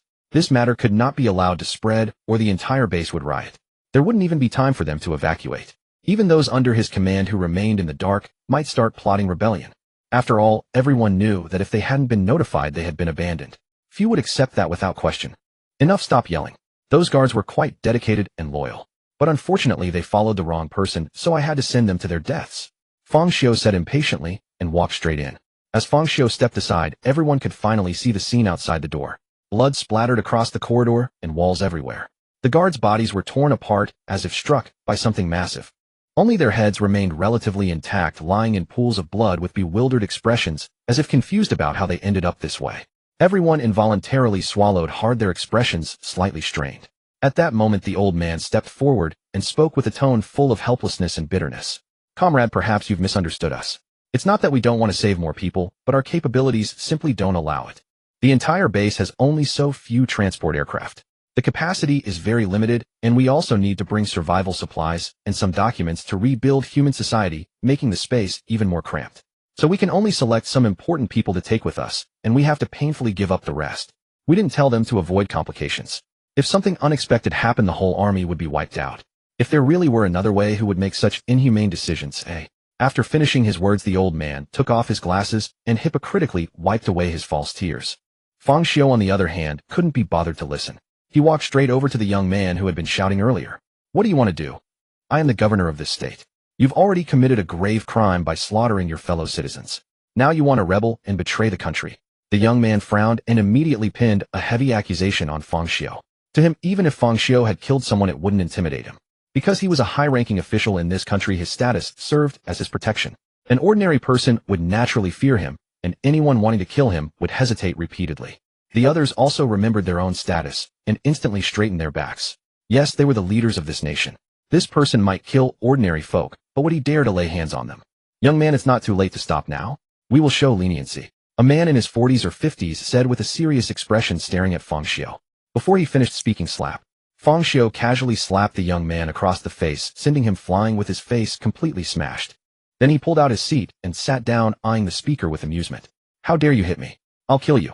An angry voice rang out as the young man clutched his face and stumbled to his feet, shouting with venomous hatred. No one had ever dared to strike him growing up, let alone in public, before everyone. The physical pain was nothing compared to the humiliation he had suffered. In that instant, rage consumed him, and he vowed to make Fang Xiu pay 1,000-fold. Bang! A whoosh of wind cut through the air, silencing the young man mid-shout. His headless body hit the ground. Chattering away, unable to read the situation. Fang Xiu withdrew his fist, glanced disdainfully, and turned his gaze to the others. Please let us. Everyone trembled and was about to beg for mercy. Having lost interest in playing games, Fang Xiu thought about it, and his spatial power spread out, slicing these people into a grid pattern. After glancing at the surveillance monitor, he walked out. Some parasites from the old world should perish along with it. Your value lies in death, not in surviving. After all, the new world needs a new atmosphere. Outside the base's battlefield. As time passed, the zombie corpses had long piled up beneath the entire wall, too many to even burn. Countless zombies surged forward, using the corpses as stepping stones. The soldiers' casualties continued to mount, and ammunition was running low. Everyone knew the base couldn't hold, yet they prayed for a miracle since there was nothing else they could do. Some, however, reasoned that since death was certain, they might as well indulge themselves. Before the zombies even breached the gates, chaos erupted within the base. At that moment, something shifted behind the zombie horde. It was Wang Fei and her team approaching. First squad, follow my command, fire. Wang Fei waved her hand, and those behind her began unleashing their abilities. Flames, torrents of water, lightning, earthen spikes, wind blades. Various ranged attacks rained down upon the zombie swarm, instantly clearing a large area. Particularly Wang Fei's ice ability. Massive icicles fell from the sky, crushing zombies into paste. Upon impact, they exploded, instantly blooming like flowers of ice shards with devastating range. But there were simply too many zombies. This gap filled up quickly. Meanwhile, Zhang Kiki and Zhang Lingling led the remaining survivors like a sharp blade, cutting straight through the horde. Though their abilities couldn't clear enemies as rapidly as Wang Fei's team, they held a distinct advantage in one-on-one combat. Wherever they went, no enemy could last a single exchange, with only some advanced zombies managing to buy them a few seconds. Yet the core problem remained. The horde was simply too vast, and their stamina and spiritual energy couldn't sustain prolonged engagement. At this rate, they'd be encircled and worn to death. Yet no fear showed on their faces. They still had one person left who hadn't acted. Back at the base, General Zhang watched these events unfold, the light of hope gradually dimming in his eyes. As expected, the base couldn't be held. He could only hope those people escaped in time. You've done well. Retreat now, the rest is mine. A thunderous voice rang from above, drawing everyone's gaze upward. Bathed in sunlight, a shadowy figure materialized in the air like a deity. Yes. As the base dwellers watched in astonishment, Wang Fei and her team called out in unison. They quickly regrouped and withdrew in orderly fashion. The zombie horde, however, refused to let prey escape, pursuing with furious roars. 2 laser beams sliced horizontally from the sky to the ground. A river of molten lava barred the zombies' path, allowing Wang Fei and her team to break free. This earth-shaking scene left those watching from the base utterly dumbfounded. And it was not over yet. Fang Xiu in the sky watched the princess and her group walk off into the distance. With a sweep of his right hand like a blade, a chasm 1,000 meters long, 10 meters wide, and unfathomably deep appeared on the corresponding opposite side of the lava river. The zombie horde fell into it one after another like dumplings dropped into a pot, unable to climb out. Then Fang Xiu descended in front of the base, which was on the verge of being overrun. Seeing such a formidable powerhouse, General Zhang, the highest authority there, gritted his teeth and stepped forward, even though every fiber of his being screamed at him to get away. Because whether the base could be saved would all depend on this moment. But before he could come forward and speak, Fang Xiu took a deep breath and blew outward. Whoosh! A violent gale erupted from Fang Xiu's mouth.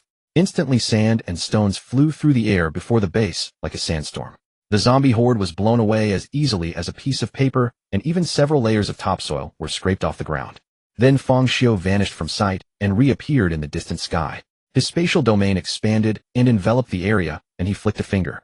With cracking sounds, the entire place became like a mirror on the verge of shattering. Countless cracks gleaming with white light gradually spread into every corner.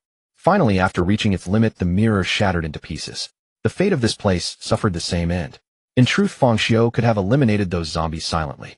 The moment his spatial domain opened, the zombies would have been wiped out in an instant, and he would not have wasted a large pile of crystal cores. But there was no helping it.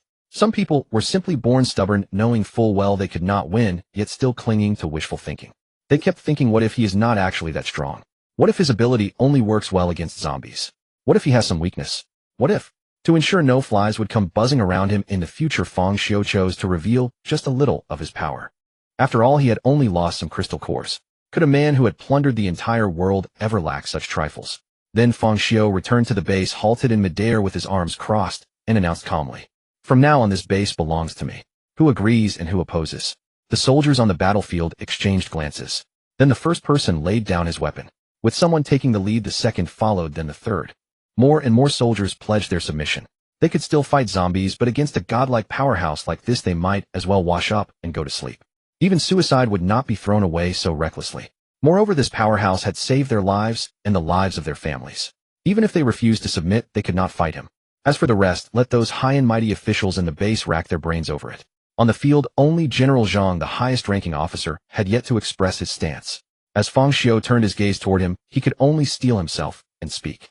This, my lord, the base already has administrators now. They are all national leaders and officials, and they have worked hard and performed meritorious service. If you take over the base, may I ask what will become of them? General Zhang asked with reverence. He did not entertain the wild fantasy of asking Fang Xiu to give up the place, nor did he have such power. The change of ownership of the base was already set in stone. All he wanted to know now was how the current base personnel would be treated. If they could remain untouched, that would be for the best. Meritorious service. Fang Xiu seemed to hear something amusing. They certainly have rendered great service. If I had not arrived in time, they would have already vanished with their families. Hearing these words, the soldiers instantly exploded. What the hell? I'm risking my life on the front lines while they are preparing to run away behind my back. Damn it. Using us as cannon fodder is one thing, but abandoning even the people in the base. They are worse than beasts. Damn it, I always knew those people were no good. The old commander died so suspiciously back then, or it was probably their doing. Exactly. If I had known, I would never have saved them.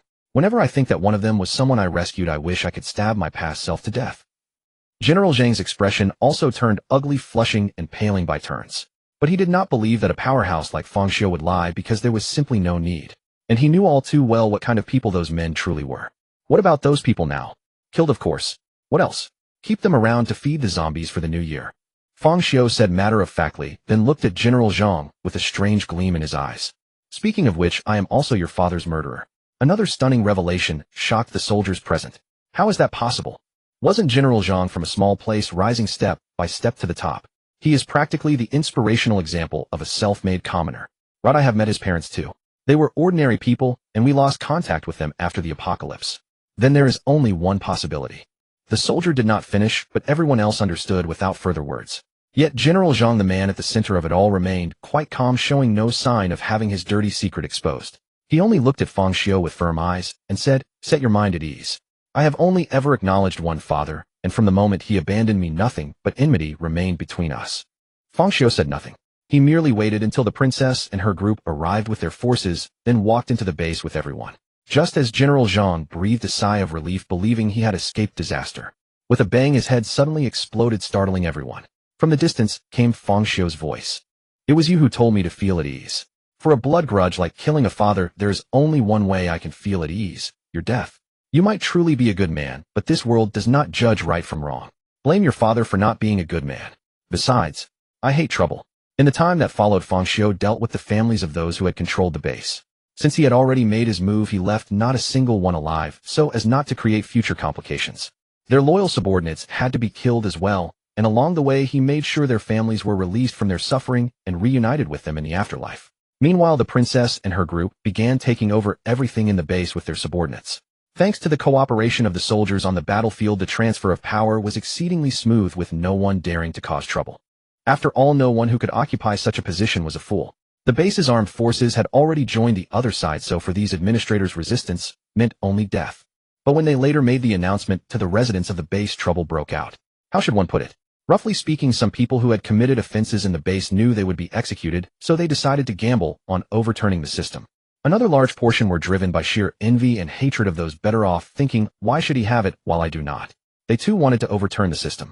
The last remaining group were those who worshipped foreign things and the mentally unstable do-gooders blathering about freedom, democracy, and fairness, and still demanding an overhaul of the system. Although these three groups had different demands, their objective was the same. Since the base had just changed masters, they hit it off immediately and incited a popular revolt. It left the princess and her people at their wits' end. As the number of marchers grew, the entire base began to shut down and large amounts of equipment ground to a halt. Even killing a few of the ringleaders proved futile. As the princess consort and her companions began their killings, the protest crowd grew even more incensed, their shouts rising to a deafening crescendo. Of course, some individuals maintained their composure, reasoning that since the base had changed hands, the newcomers would hardly submit so readily. They would most certainly prove far more ruthless. They should have recognized that the previous regime's systems remained unaltered despite countless attempts at reform. How then could everything transform simply because new rulers had taken command? Moreover, the base had been besieged by zombies, yet now the fighting had ceased, and these interlopers strode in bold as you please. Did this not reveal something profoundly significant? There were others who harbored such thoughts, but wished to avoid risking themselves, preferring instead to wait and harvest the rewards from others' endeavors. Should those ventures succeed, they could enjoy the spoils without lifting a finger. Should they fail, the punishment would fall upon others, sparing them entirely. Win or lose, they stood to gain. However, the majority entertained quite different sentiments, eager to seize this moment for personal gain. After all, the base had surely suffered devastating losses repelling the zombie horde. Now that its master had changed, additional strength must have been depleted. This heaven-sent opportunity, once missed, might never return. Even should they fail, the base lies in ruins and desperately requires their services. Furthermore, when has collective transgression ever been punished?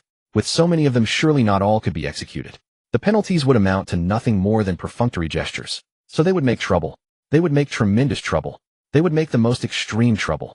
These little girls actually believed that killing a few people would frighten them away. Absolutely delusional. Why must we labor? Why can we not leave the base? You cannot restrict our freedom of movement or our right to choose how we live. We are members of this base too.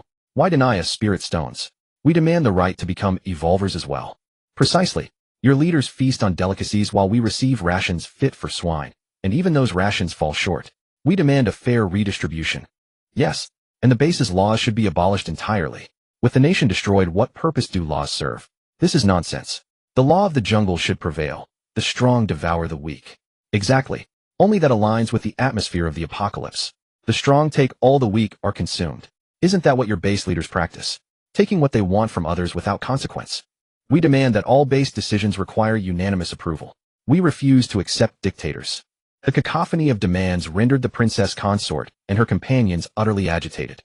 Zhang Lingling in particular could barely restrain herself from drawing her blade once more to slaughter.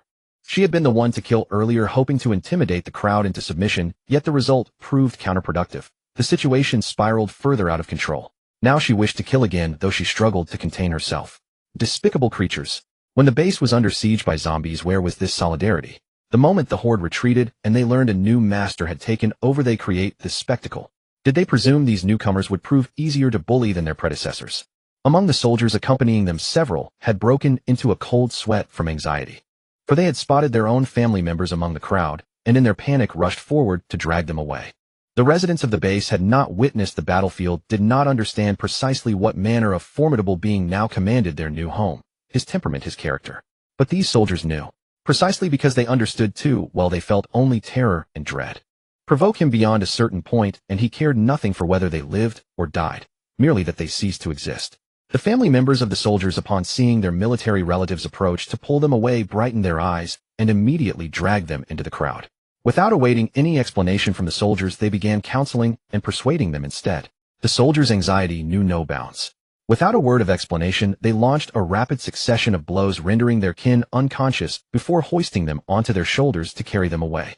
Alas, it was already far too late. In broad daylight, a meteor descended from the heavens, striking the very center of the crowd and carving out an enormous crater, in an instant triggering a localized earthquake.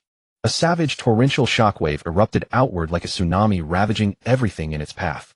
Those nearest the impact were torn asunder, their bodies shattered into fragments, limbs and viscera hurled into the distant sky. Those somewhat farther away were swept away alongside surrounding structures, their forms crushed into indistinguishable pulp upon impact. Even those at the periphery fared little better, condemned to broken bones and torn sinews. In one devastating stroke, the entire square fell into absolute deathly silence, save for the pitiful moans and wails of the wounded.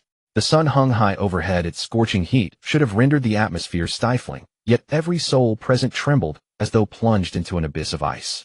Tap, tap, tap. A violent gust swept across the square as dust and debris gradually dissipated, revealing a solitary figure striding forward along a path of mingled flesh and blood toward the plaza's front. Should this advancing figure encounter any survivors, not yet beyond saving, a single kick was delivered without hesitation to ensure their permanent stillness. Terror-stricken, the crowd hastily parted before him, scattering to either side, heads bowed in submission, not daring to meet his gaze.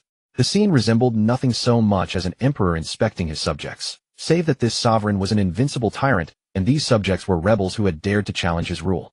Feng Xiu strode forward without shifting his expression, passing by the princess consort and her companions without so much as a sidelong glance. Only upon reaching the foremost edge of the assembled masses did he pause and turn addressing them directly. Facing Fang Xiu's interrogation, the princess and her companions lowered their heads in shame. "We are incompetent, and we are willing to accept any punishment." Without another word, they knelt directly before Fang Xiu. The others followed suit, kneeling on the ground with uneasy expressions awaiting his judgment. They had all been saved by Fang Xiu, and everything they possessed was bestowed by him. Even if he ordered them to die, they would not bat an eye. Yet now, having failed to carry out the tasks Fang Xiu had entrusted to them, their hearts were tormented with anguish. For them, death was not frightening. What frightened them was disappointing the man before them. For them, this was tantamount to being trapped in hell. "Let the punishment wait for now. Since I am here, let us first settle the matter." Fang Xiu did not deal with them before the outsiders. Instead, he turned his gaze to the crowd below. Many had been restless, intending to take advantage of Fang Xiu's turned back to flee. However, once Fang Xiu turned around, they immediately settled down. For those who had made a move had all been silently turned into limbless stumps. "Before I took over this base, you were well behaved. Even when faced with oppression, you dared not resist, let alone think of reforming the system. Each day you ate meager pig slop, performed grueling labor, and crammed into a narrow, shabby room with several others, yet you never dared to complain. Now that I have destroyed the zombie horde and saved you, this has become my territory, yet you riot directly, trying to force me to agree to your demands. What? Do you think I am kind-hearted, or that I am easy to bully? Do you think I dare not kill you?" As the last word left his mouth, Fang Xiu's body erupted with a formidable aura and boundless killing intent. Everyone who came in contact with it felt as if a great mountain were crushing down on them, instantly collapsing to their knees. Their muscles trembled incessantly, and their bones emitted the sound of buckling under unbearable strain. Those who were already severely injured were dealt the final blow and perished on the spot. Others, driven to complete despair, turned pale and died of sheer terror. It must be noted that Fang Xiu was not merely a 10th-level evolver. Having basked in the sunlight for so long, his physical constitution had long since transcended natural limits, reaching an entirely uncharted realm. As for killing intent, there was no need to elaborate. Fang Xiu, who had butchered nearly all the zombies on Earth, could kill a person with a single glare as easily as child's play. Combining the two, he could annihilate all of these people in the blink of an eye. Yet Fang Xiu deliberately held back his power, not wanting them to die too quickly or too comfortably.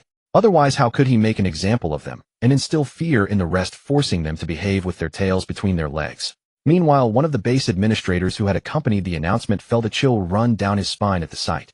Even though none of this was aimed at him, he involuntarily swallowed. But when he saw that his own family were among the crowd, he decided to take a gamble. Stepping forward, he said respectfully, "Master, please retract your divine power. If this continues, they will all die. If so many people die in the base at once, it will cause panic and demoralize everyone. They will lose all desire to work, and it will be very difficult to maintain order." As he was about to continue, Fang Xiu glanced at him, and his head instantly vanished, his body thudding heavily to the ground. "Troublesome to manage. Then simply don't manage them. Did you think I was joking just now?" Fang Xiu swept his gaze over the assembled people from the base. Under their astonished gazes, Fang Xiu intensified his output. The invisible pressure and killing intent twisted the air itself. Bang, bang, bang, bang. Below, bodies exploded one after another like firecrackers, producing a string of crackling sounds. The entire plaza was stained crimson with blood. The thick stench of gore and the indiscriminate masses of mutilated flesh, sights never before witnessed by the base personnel, drove them to cover their mouths and rush aside to vomit. When they had somewhat recovered, they looked at Fang Xiu with eyes full of terror. It must be noted that this base had only a few 100,000 people, and those killed by Fang Xiu accounted for at least 90%. After all, this was a full-scale uprising of the entire base. Those in the plaza were merely the tip of the iceberg. Many more were unable to get through and could only wait in the streets. They certainly did not believe that those people could survive. Even now, the sound of firecrackers continued to drift from all corners of the base to their ears. "Have you seen the demonstration I've given you? If you don't know how to manage, it doesn't matter. Just knowing how to kill suffices. This is the apocalypse now. Morality and rules are nothing but bullshit. With strength, you can suppress everything. If you can't solve the problem, then solve the person who raises the problem. Does such a simple principle need to be taught by me?" The princess and the others like her were still too hesitant and overthinking. Humans are sometimes more disgusting and terrifying than zombies. When there is no external enemy, the greatest enemy often comes from within. Even when there are external enemies, the biggest enemy still comes from within. For people like that, whether zombies or humans, only their own interests matter most. Therefore, one must sweep away internal hidden dangers with the force of a thunderbolt and use invincible strength to forcibly unite everyone. There could be no tolerance for weakness or mercy. "Yes, we understand." The princess and the others looked up and answered solemnly. Fang Xiu said nothing more. After all, he had already said everything that needed to be said. If despite holding such a commanding advantage they could still mess things up, then there was nothing he could do. Then he turned and left. However, as he was leaving he transported all the filth and gore elsewhere. In the following period the base was peaceful and harmonious. Not to mention troublemakers. Even if people had a quarrel the moment they saw the patrols they would immediately shake hands and make up acting like sworn brothers. All of this was the result of Fang Xiu's decisive ruthlessness. Although the blood base had only existed for a very short time before suddenly vanishing, the survivors within the base certainly did not think they had been seeing things. Flesh and blood could disappear, but the stench of blood would not. Not to mention the fact that so many people had suddenly vanished from the base, leaving so many rooms vacant. By now everyone understood that the base's new master was not only unfathomably powerful, but also completely indifferent to human life. A veritable god of slaughter. Even the beautiful young women under his command killed without batting an eye. Especially the few leaders, having reflected deeply on their past mistakes, brought out the 10 great tortures on the very second day of taking over the base. They selected a few typical disobedient individuals and demonstrated the tortures in front of everyone. Under such high-pressure rule, who would not live in fear and trembling? Fortunately, as long as one behaved obediently, nothing would happen. Moreover, it wasn't without benefits. With fewer people, resources became abundant. Coupled with the massive amount of supplies the base master had brought out, the living standards of the base's residents skyrocketed. In the blink of an eye, time flew by. Fang Xiu had been in this world for nearly 2 years. Today he called the princess and her companions over to give them some instructions. But before he could say a word, the women asked him with tearful eyes, "Are you leaving?" Hearing their questions, Fang Xiu directly turned his gaze to Zhao Lulu, who was standing nearby, looking rather embarrassed. With the entire base, or rather the entire world, reduced to just the two of them, as players, who else could have leaked the secret? It really isn't my fault. They figured it out on their own. I didn't say a word. Zhao Lulu waved her hands repeatedly, explaining to Fang Xiu that this had nothing to do with her. But under Fang Xiu's unwavering gaze, Zhao Lulu deflated in an instant, her head drooping. "Fine, I did play a small part. Because we're about to go back, I've been a little excited these past few days." Then those dear sisters of mine took turns wheedling words out of me, and before I knew it, I let it slip. Zhao Lulu glared at the princess and the others through gritted teeth. But the princess and the others simply ignored her, still gazing at Fang Xiu with red-rimmed eyes. Instantly Zhao Lulu's frustration evaporated, and she added one more remark. "Of course they only managed to get that much out of me. I didn't say anything else. It's just that since I call you brother-in-law, they naturally guessed you'd be leaving too. So here they are asking you to confirm it." Zhao Lulu wasn't stupid. She certainly wouldn't reveal that the two of them were otherworldly invaders. Although she had consulted the game system, which told her that it was fine to reveal it, the game was a contest between two worlds, and the world's consciousness couldn't directly intervene. She still didn't say anything. But in the end she kept her mouth shut. Better safe than sorry. Fang Xiu didn't blame Zhao Lulu for this. Whatever she could think of, he naturally could too. He had already consulted the game long ago. Although this lousy game had no game functions to speak of, everything depended on luck and yourself, it would still answer some basic questions.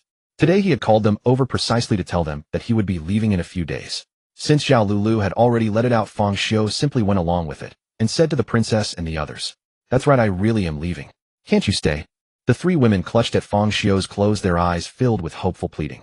Fang Xiu merely smiled at them without a word. Slowly they let go, understanding what he meant. Reluctant and unwilling as they were, what right did they have to stop him? Then they raised another question.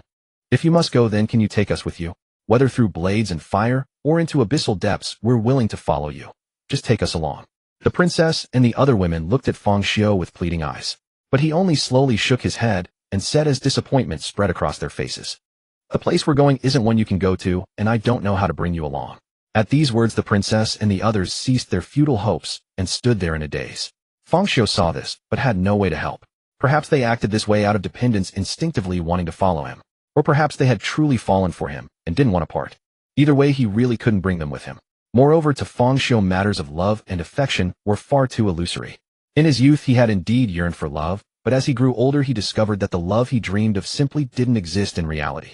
Add to that the changing social mores. Sometimes staying pure was ridiculed, while those who used their bodies to chase desire and money actually thought themselves superior. He couldn't change these realities, so he simply drifted with the current. The more he saw, the less he cared about love, and the less he trusted it. Better to spend that effort making money and trying to strike it rich. When the time came, he could custom make one love, or even a few. Seeing the atmosphere growing heavy, Zhao Lulu hastily changed the subject, and asked Fang Xiu, "By the way, brother-in-law, what did you want to talk to us about today?" "To be precise, not you, them. What I have to say has absolutely nothing to do with you. I didn't even want to call you over, okay?" Fang Xiu said with a hint of disdain, ignoring Zhao Lulu's pitiful, aggrieved face. Then he asked everyone to take a seat instead of standing. We'll be leaving in a while, as you already know. So from now on, this base will be left under your management. Whether you divide the responsibilities or carve it into 3 separate domains, it's up to you. Of course, if you can continue as you are now, working together for mutual benefit without letting discord arise, that would be for the best. The princess and the others exchanged gloomy glances, but they still mustered their spirits and said firmly, "Don't worry, we'll keep operation under the current model." Feng Xiu smiled and said nothing in response. He'd let time give the answer since he wouldn't be around to see it anyway. Then he straightened up, his face turning serious. Listen carefully to what I'm about to say. This zombie crisis doesn't seem to have occurred naturally. There's a strong chance it was man-made. First, the zombies are evolving far too quickly. In a short span, a host of high-tier zombies have appeared, including quite a few rank 8 or 9, and even several rank 10. On the human side, if not for my presence letting things run their course, reaching even rank 3 would have been a struggle, basically no hope of victory at all. Second is the virus's infectivity. I've experimented on other creatures. The virus does no harm to them whatsoever. Only humans get infected. These zombies only feed on human flesh and ignore all other creatures. Doesn't this remind you of the genetic weapons and biochemical weapons seen in movies? Furthermore, when the virus broke out, humanity's weapons of mass destruction were all locked down and rendered useless. Can such a coincidence really exist? Hearing this, the princess and the others turned grave. Truly, ignorance was bliss. Now that they thought about it, it was terrifying. It was just too similar. The weapons just mentioned in movies are typically used by advanced civilizations to cleanse lower civilizations. They're highly targeted, efficient, harmless to the environment, difficult to counter, and preserve resources and ecosystems to the maximum degree. Simply too convenient. But as the race being cleansed, it wasn't so pleasant. Although in the movies there would be protagonists to foil the conspiracy or incredibly brilliant people to develop a cure and save the world. But if such a thing truly happened in reality, one only needed to look at the current fate of their world. Seeing their grim faces, with Zhang Kiki the most timid turning deathly pale, Feng Xiu stopped and instead tried to reassure them. Of course, maybe I'm just being overly anxious. After all, the world is vast and full of wonders. Perhaps it was just a fluke. But to be safe, we still need to guard against it. So seeing as we've known each other for so long, I'd like to give each of you a gift. As he spoke, he took 3 transparent orbs from his pocket and placed them in the hands of the 3 women. Then he touched each of their foreheads, tracing a faint silver pattern that faded and vanished, hidden from view. These 3 orbs were condensed from spatial energy. Inside, they contain abundant supplies and crystal cores of various levels, enough for you to enhance your strength, train subordinates, and reach self-sufficiency in your lives. If you ever encounter an enemy too powerful to defeat, detonate the orb. Even if it can't kill them, it will banish the enemy elsewhere. As for how to use them, it's simple. Operate them with the mark I gave you. It also acts as a binding, and no one but you yourselves can use them. Moved beyond words by Feng Xiu's arrangements, the princess and the others looked at him with tender, watery eyes, growing ever more reluctant to see him leave. But Feng Xiu had already shifted his attention to Zhao Lulu. He grabbed the collar behind her neck and, as if carrying a cat, hauled her out of the room. He completely ignored her struggling, intending to teach her a proper lesson. Though he didn't blame her, that didn't mean what she had done was right. It seemed I'd sheltered her too well, which made her forget that this was a life or death game. I've got cheats. What do you have? Those who can't keep their mouths shut are dead sooner or later. This time she got lucky meeting me. What about next time? Or the time after? She can't rely on luck every single time. Even if she does run into someone again, the name of Zhao Cici's little sister only works once. A person without ability or benefit, a pure burden. Who would be willing to take her along? Anyway, I definitely wouldn't. Watching the 2 figures gradually recede, the 3 women, who had remained still, exchanged glances at each other's expressions. They gathered tacitly and whispered among themselves. That evening, the princess, dressed in resplendent attire and looking as majestic as a queen, knocked on Feng Xiu's door. "What are you?" Feng Xiu opened the door, a look of surprise on his face. But before he could finish, the princess stood on her tiptoes and silenced him with a kiss. After a long moment, their lips parted. The princess looked fixedly at Feng Xiu. "I know you're leaving, and I have no gift for you. If you don't mind, I want to give myself to you. I don't need you to take responsibility. I only hope that my first man is you, and that you'll be the last and only man in my life. May I?" With that, the princess reached out and caressed Feng Xiu's face. "It's not too late for you to change your mind." Feng Xiu hesitated for a moment, then said, looking at her. If she had dared to seduce him like this back when they first met, Feng Xiu would have taken her on the spot. But now he had developed some feelings for these women and could no longer treat them as strangers. He would be leaving before long. Rather than a brief fling followed by separation, it was better to part on good terms. Regret. Even if I regret something, it would only be if I walked away today. The princess stepped forward, hugged Feng Xiu tightly, and pressed her face against his chest as she spoke. Things had come to this point. If Feng Xiu remained unmoved or rejected her, would he still be a man? Then he bent down, scooped her up amid her startled gasp, carried her into the room, and kicked the door shut. The next evening, Zhang Lingling, wearing a catgirl outfit and blushing deeply, stood outside Fang Xiu's door and knocked. Within moments, Fang Xiu opened it. Without a word, Zhang Lingling took advantage of her height to duck under Fang Xiu's arm and slip inside. She rushed straight to the bed and buried herself entirely under the quilt. However, after a while, when nothing seemed to happen, Zhang Lingling's muffled voice came from under the quilt, sounding both embarrassed and annoyed. "I've gone and done all this, and you're still standing out there. Are you a man or not? Also, don't overthink it. The three of us are in total agreement and have discussed everything. Anyway, since the very first time we met, we've belonged to you alone. Wasn't that decided long ago? If you're a man, stop hesitating." Fang Xiu said nothing, only expressed his thoughts through actions. He threw back the quilt and pressed down on her. The third evening, Zhang Kiki, dressed up as a black rabbit by her own sister, and the princess nervously approached Fang Xiu's door to knock. But before her hand even touched the door, it opened the next moment, revealing Fang Xiu. Startled by the sudden scene, Zhang Kiki retreated 2 steps. Only after realizing it was Fang Xiu did she speak timidly. That. She barely managed a few words before Fang Xiu reached out, grabbed the rabbit ears, lifted her up, and carried her into the room, leaving only her wail echoing through the corridor. On the 4th evening, Zhao Lulu followed the same approach and knocked on Fang Xiu's door. When Fang Xiu opened it with an expressionless face, she became completely shy and awkward. "Brother-in-law, I bang." The door was shut directly by Fang Xiu, leaving Zhao Lulu outside, utterly dumbfounded. Then her face gradually flushed red. Bang, bang, bang, bang, bang, bang. Zhao Lulu pounded wildly on Fang Xiu's door, shouting furiously from outside. "Open the door. Brother-in-law, open up. Why can those 3 vixens do it, but when it's my turn I can't? This is unfair. Unfair. You said yourself that you had nothing going on with my sister, so what's this now? This is discrimination. Discrimination. Open the door, Fang Xiu. Open up." Inside the room, Fang Xiu rolled over in bed and mentally blocked out the sound, paying no attention whatsoever to Zhao Lulu's frantic ranting outside. He didn't believe Zhao Lulu was genuinely offering herself to him. It was more likely she was just being playful, seeing everyone else go in. She couldn't stand being left out. If by some chance she was serious, then it was even more right that he shut the door. In the days that followed, thanks to Zhao Lulu's ruckus that night, all the squad members learned what the princess and the others had done.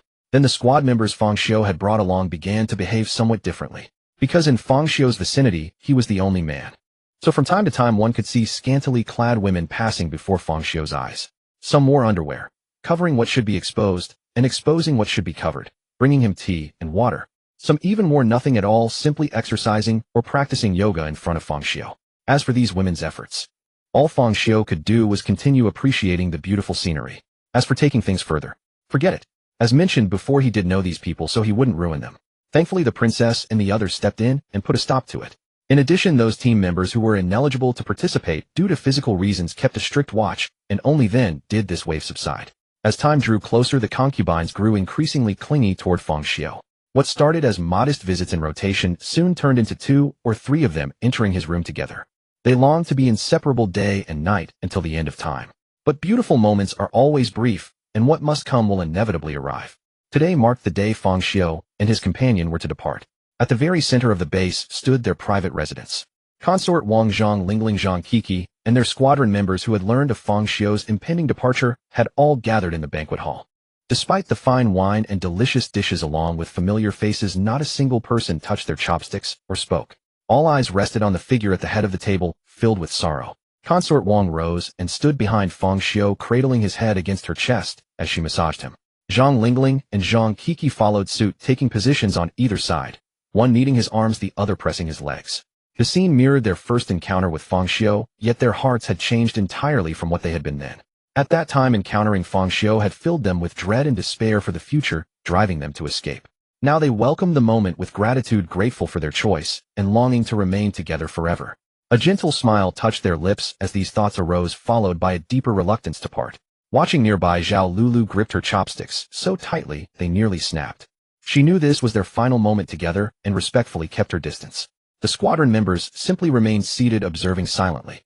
They shared the same reluctance to part, yet their positions made it impossible to act as Consort Wang and the others could. After savoring the moment, Fang Xiu finally spoke. "When I leave, keep it secret for as long as you can." Having kept a low profile since taking charge of the base, Fang Xiu had allowed only those closest to him to see her, leaving all matters to Consort Wang and the others. The base would continue functioning smoothly even in his absence, but he preferred to keep his departure undisclosed if possible.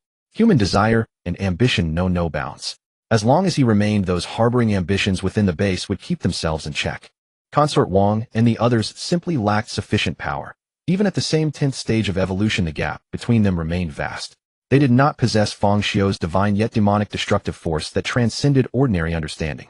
"We understand," Consort Wang replied softly. Biting her lower lip, she asked in a troubled voice, "Will we ever see each other again?" Certainly, Fang Xiu's tone was resolute. "But I cannot guarantee when."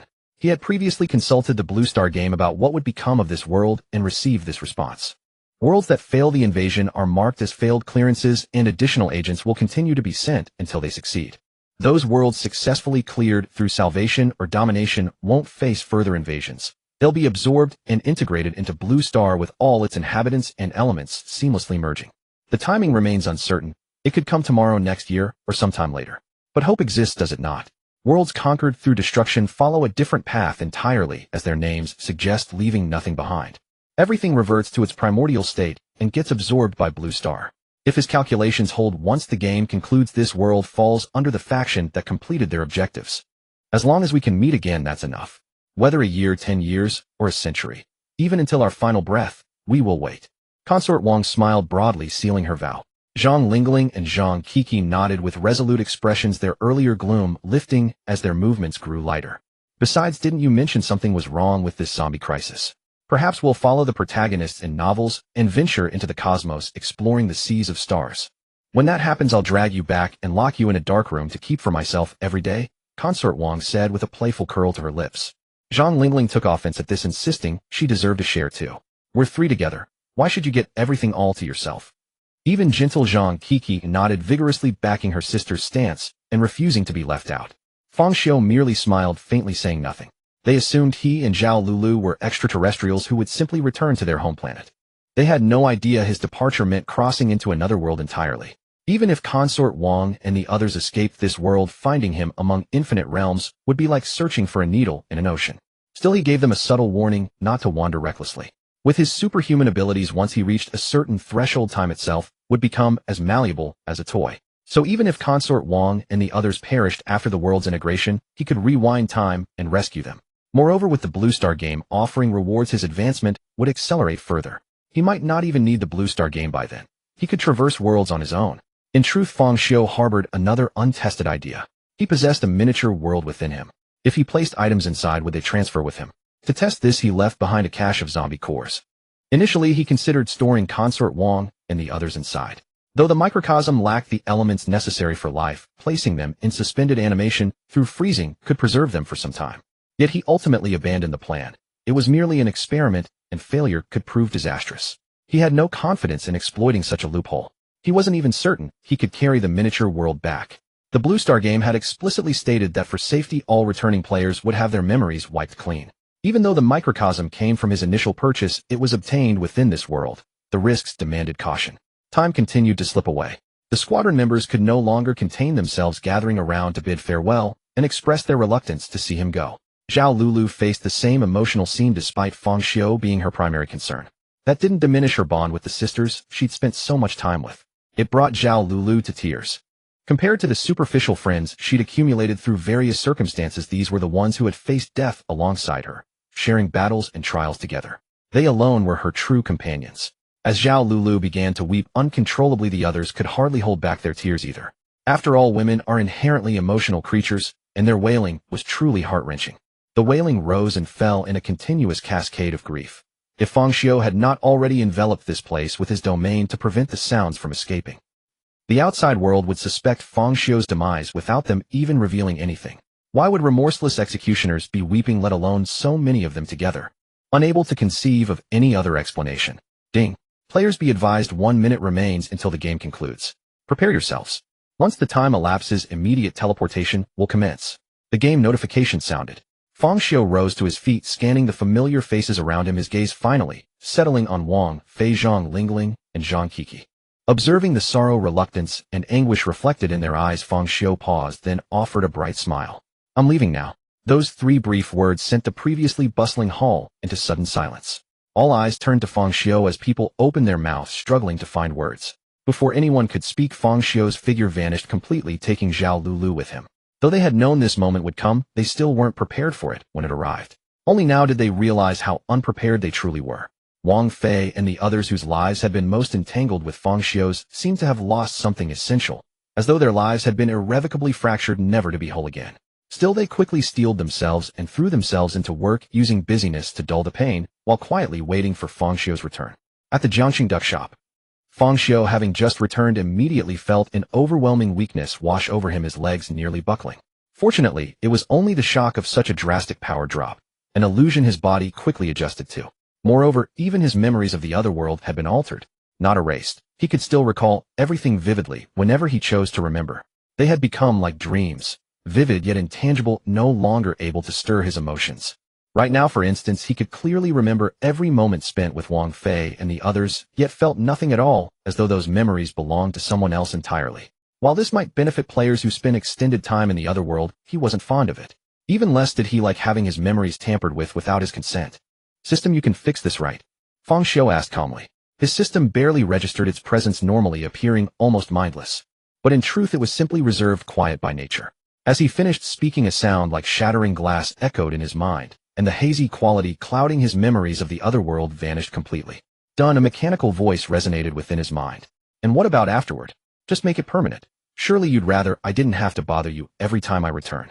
Feng Xiu raised an eyebrow and pressed his question, eager to take advantage of the rare opportunity. After a moment of silence, the system responded again in that same cold mechanical tone. Done. But after that exchange, the system remained silent no matter what Feng Xiu said. He decided to move on and check things out himself. First, he attempted to reach out to his micro-realm, but got nothing back. So the exploit hadn't worked after all. At least he hadn't risked bringing anyone back, though the crystal cores were a pity. He checked his position and time, confirming he'd returned to the exact spot where he'd left before crossing over. The time matched, but it couldn't be the same day since Zhao Cixi had been present then and wasn't now. He needed to verify exactly how much time had passed, though the shop's conditions suggested it hadn't been long. At that moment, a game notification echoed in his mind.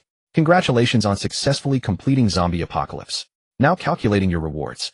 Survive, complete 1 reward received. Save the world, complete reward multiplied by 100. Controlled the world. Barely complete, reward multiplied by 100. Destroyed the world, failed, no reward multiplier. Note: reward quality depends on player performance in the game, with high probability drawn from the game world and low probability being random. So his guess was wrong. The reward came as a single unit, but the more objectives completed, the higher the multiplier. It was unclear whether this multiplier increased the quantity or quality of the reward. He'd find out soon enough. Ding. Congratulations. You've been awarded 4 evolution points. Reward calculation: base reward 111. Note: depending on the reward type, this will increase either quantity or quality. After calculation, the player's total evolution count is 12. Please prepare yourself. Rewards are about to be distributed. Important note: evolution points do not equate to power. To reach corresponding strength, you must seek out energy absorption on your own. In the next instant, a powerful surge of warmth flooded Feng Xiu's body, coursing through his limbs and extremities. Meanwhile, a cool sensation emanated from within his mind. Despite these two completely opposing feelings coexisting, he experienced no discomfort. Only profound pleasure, even surpassing the joy he'd felt with Wang Fei and the others. When the enhancement finished, Feng Xiu clenched his fist and discovered his physical attributes had improved only modestly, reaching 5 times that of an ordinary person. That was understandable after all. Evolution and strength are distinct concepts. In the Otherworld, zombie crystal cores served dual purposes. They could fuel evolution, while also containing vast reserves of energy for absorption, so there'd never been a disconnect between evolutionary progress and actual power gains. Now, however, he found himself in precisely that situation, evolved yet energetically depleted. Once he replenished that energy, his strength would return in full. This posed a challenge for most others, since without special methods they could only restore their energy through food. But that would take an eternity, and as strength grew, even consuming hundreds of tons of ordinary food would yield nothing. Feng Xiu was different. He could absorb sunlight. In scientific terms, this was stellar energy from the cosmos. In mythological terms, it was the primordial energy of the world itself. Either way, the quality was exceptional and more than sufficient. Plus, even if sunlight lost its effectiveness later, Feng Xiu's superhuman abilities would allow him to continue absorbing it to grow stronger. Ding. Distributing exclusive rewards to special players. Congratulations. You've received Microworld Seed Purified. This was a delightful surprise for Feng Xiu. His exclusive reward turned out to be something from the initial purchase package. After reviewing the game's information, Feng Xiu became even more pleased. Though it had been processed for safety reasons into a Microworld seed. As his strength grew, the seed would sprout and develop. Its size depended entirely on his power, unlike the fixed versions he'd encountered before. It was truly limitless in potential. Just then a voice of surprise called out, "Feng Xiu." Hearing that familiar voice beside his ear, Feng Xiu turned around toward the source, spread his arms wide, and smiled. "Cixi, it's been so long. Haven't you missed me? Come here and cry in my arms." "What the hell? It really is you, you brat." Zhao Cixi blurted out a curse, then shot him a disdainful look after hearing what Feng Xiu had said. "Get lost, don't give me that crap. Spit it out. Where the hell have you been these 7 days? What have you been doing? Why did you suddenly disappear all of a sudden? Is it related to that voice you mentioned back then? What exactly are those monsters? And why did my father refuse to answer when I asked him, telling me to stay out of it? Oh right, my sister also disappeared suddenly at home. Did the same thing happen to her? Have you seen?" Zhao Cixi, overwhelmed with questions, fired off a barrage of inquiries at Feng Xiu like a machine gun. There was no helping it. Curiosity got the better of her. Moreover, her troublesome younger sister had vanished, just like Feng Xiu, leaving the whole family consumed with worry, unable to eat or sleep, scouring every possible avenue, without finding anything. Worse still, while her parents had lost a daughter, she had lost both a younger sister and the shop's only employee, double the anxiety. Although she had instructed her people to search for Feng Xiu, as well, she harbored no real illusions about its usefulness. From the intelligence gathered, it wasn't just Feng Xiu and her sister who had disappeared. People were vanishing out of thin air all across the world. The kind of person or organization capable of this was far beyond what someone from a modest background like hers could ever reach. Yet understanding that didn't mean she would sit idle and do nothing. Now that Feng Xiu had returned safely, she naturally wanted to press him for information while relief washed over her. But since Feng Xiu hadn't even met her sister and didn't know her name, she didn't expect to learn much and held little hope. It was just desperate measures, hoping for the best while preparing for the worst. Wait. Let me catch my breath first." Feng Xiu, whose head was aching from Zhao Cixi's relentless barrage, hurriedly told her to stop. He then laid out everything he knew about the Blue Star game to Zhao Cixi, in full detail, for with their return, this secret wouldn't stay hidden much longer anyway. One thing was certain though, the amount of time that had passed in the real world was indeed brief. And information control in this world was remarkably strict. Even Zhao Cixi's father had kept his mouth shut, afraid to tell his own daughter. A notification chimed in his mind: all player rewards have been distributed. The next game will commence at the same time in 7 days. Special note: time spent in the game world will not affect the player's physical age. The game duration was 7 days, and the next cycle would also span 7 days. Acceptable, not too rushed. And the lifespan concern was resolved. He no longer needed to fear aging decades in another world only to return and face an early grave. While Feng Xiu was reviewing the game information, Zhao Cixi, mistaking his distraction, crossed her arms in a huff and waved her hand in front of his face, calling out to him. "Hey, keep talking, stop spacing out like that." Interrupted by Zhao Cixi, Feng Xiu immediately snapped back to reality. He then briefly recounted his experiences in the other world, reassuring Zhao Cixi that her sister was safe. Instantly, Zhao Cixi let out a breath. She'd been holding the weight of the past several days lifting from her shoulders as she resolved to head home. After all, if she didn't leave now, her parents would surely send someone to fetch her later. With that, she told Feng Xiu to rest well and made her way toward the door. Feng Xiu followed close behind, seeing the boss out and closing up the shop. The moment he stepped outside, blazing sunlight flooded over him. Then a wave of excruciating pain surged through his mind. Ugh. Feng Xiu dropped to one knee, clutching his head and screaming in agony. Endless piercing sounds drilled into his ears, as though someone were using an electric drill on his brain. It felt as if thousands upon thousands of people were simultaneously shouting through megaphones inside his skull, driving him to the brink of madness. The acrid stench that filled the air seared his lungs like blades of steel, while the sunlight ravaged his body with punishing intensity. Each sensation bordered on torture. This was nothing like the gentle, gradual progression he had experienced before. His body now resembled an open drain in a pool, voraciously consuming sunlight at maximum capacity around the clock. If the sunlight that once flowed into him had been a gentle current, then what surged through his veins now was molten lava, rushing and roaring through every corner of his body. Feng Xiu, what's wrong? Startled, Zhao Cixi rushed back, intent on taking Feng Xiu to the hospital. Passers-by nearby flinched at the sudden agonized screams, pointing and whispering about Feng Xiu, yet not a single soul stepped forward to help. And once they saw Zhao Cixi moving to assist, nobody bothered at all. Some even pulled out their phones to record the scene. Don't. Stay back. Hiss. Damn, this is intense. Feng Xiu reached out to stop Zhao Cixi from approaching, grimacing as he sucked in a sharp breath through clenched teeth. His body temperature now exceeded that of boiling water, and the sweat on his skin had evaporated into scalding steam. Any ordinary person venturing too close would be in danger. Fortunately, after this wave of retaliatory energy absorption, his body had stabilized. Even abilities like super strength, super defense, super speed flight, and heat vision had begun to manifest. Perhaps because his level of evolution was so advanced, these powers activated instantly upon contact with the sun, nothing like in the other world where he hadn't awakened until reaching the 5th stage of evolution. Although they were only in their initial stages and far from fully developed, possessing these abilities multiplied his combat power geometrically and prepared him for a far wider range of scenarios. For instance, though his physical condition was now 100 times that of an ordinary person, he remained mortal flesh and blood vulnerable to conventional missile strikes. But with an ironclad physique, even a standard missile would struggle to scratch his surface, and he could tear through steel with his bare hands. After easing the torment in his body, Fang Xiu rose to his feet. His physique, sculpted to perfection with elegant muscle definition almost resembling a living work of art, stood bathed in sunlight, drawing gasps from those present.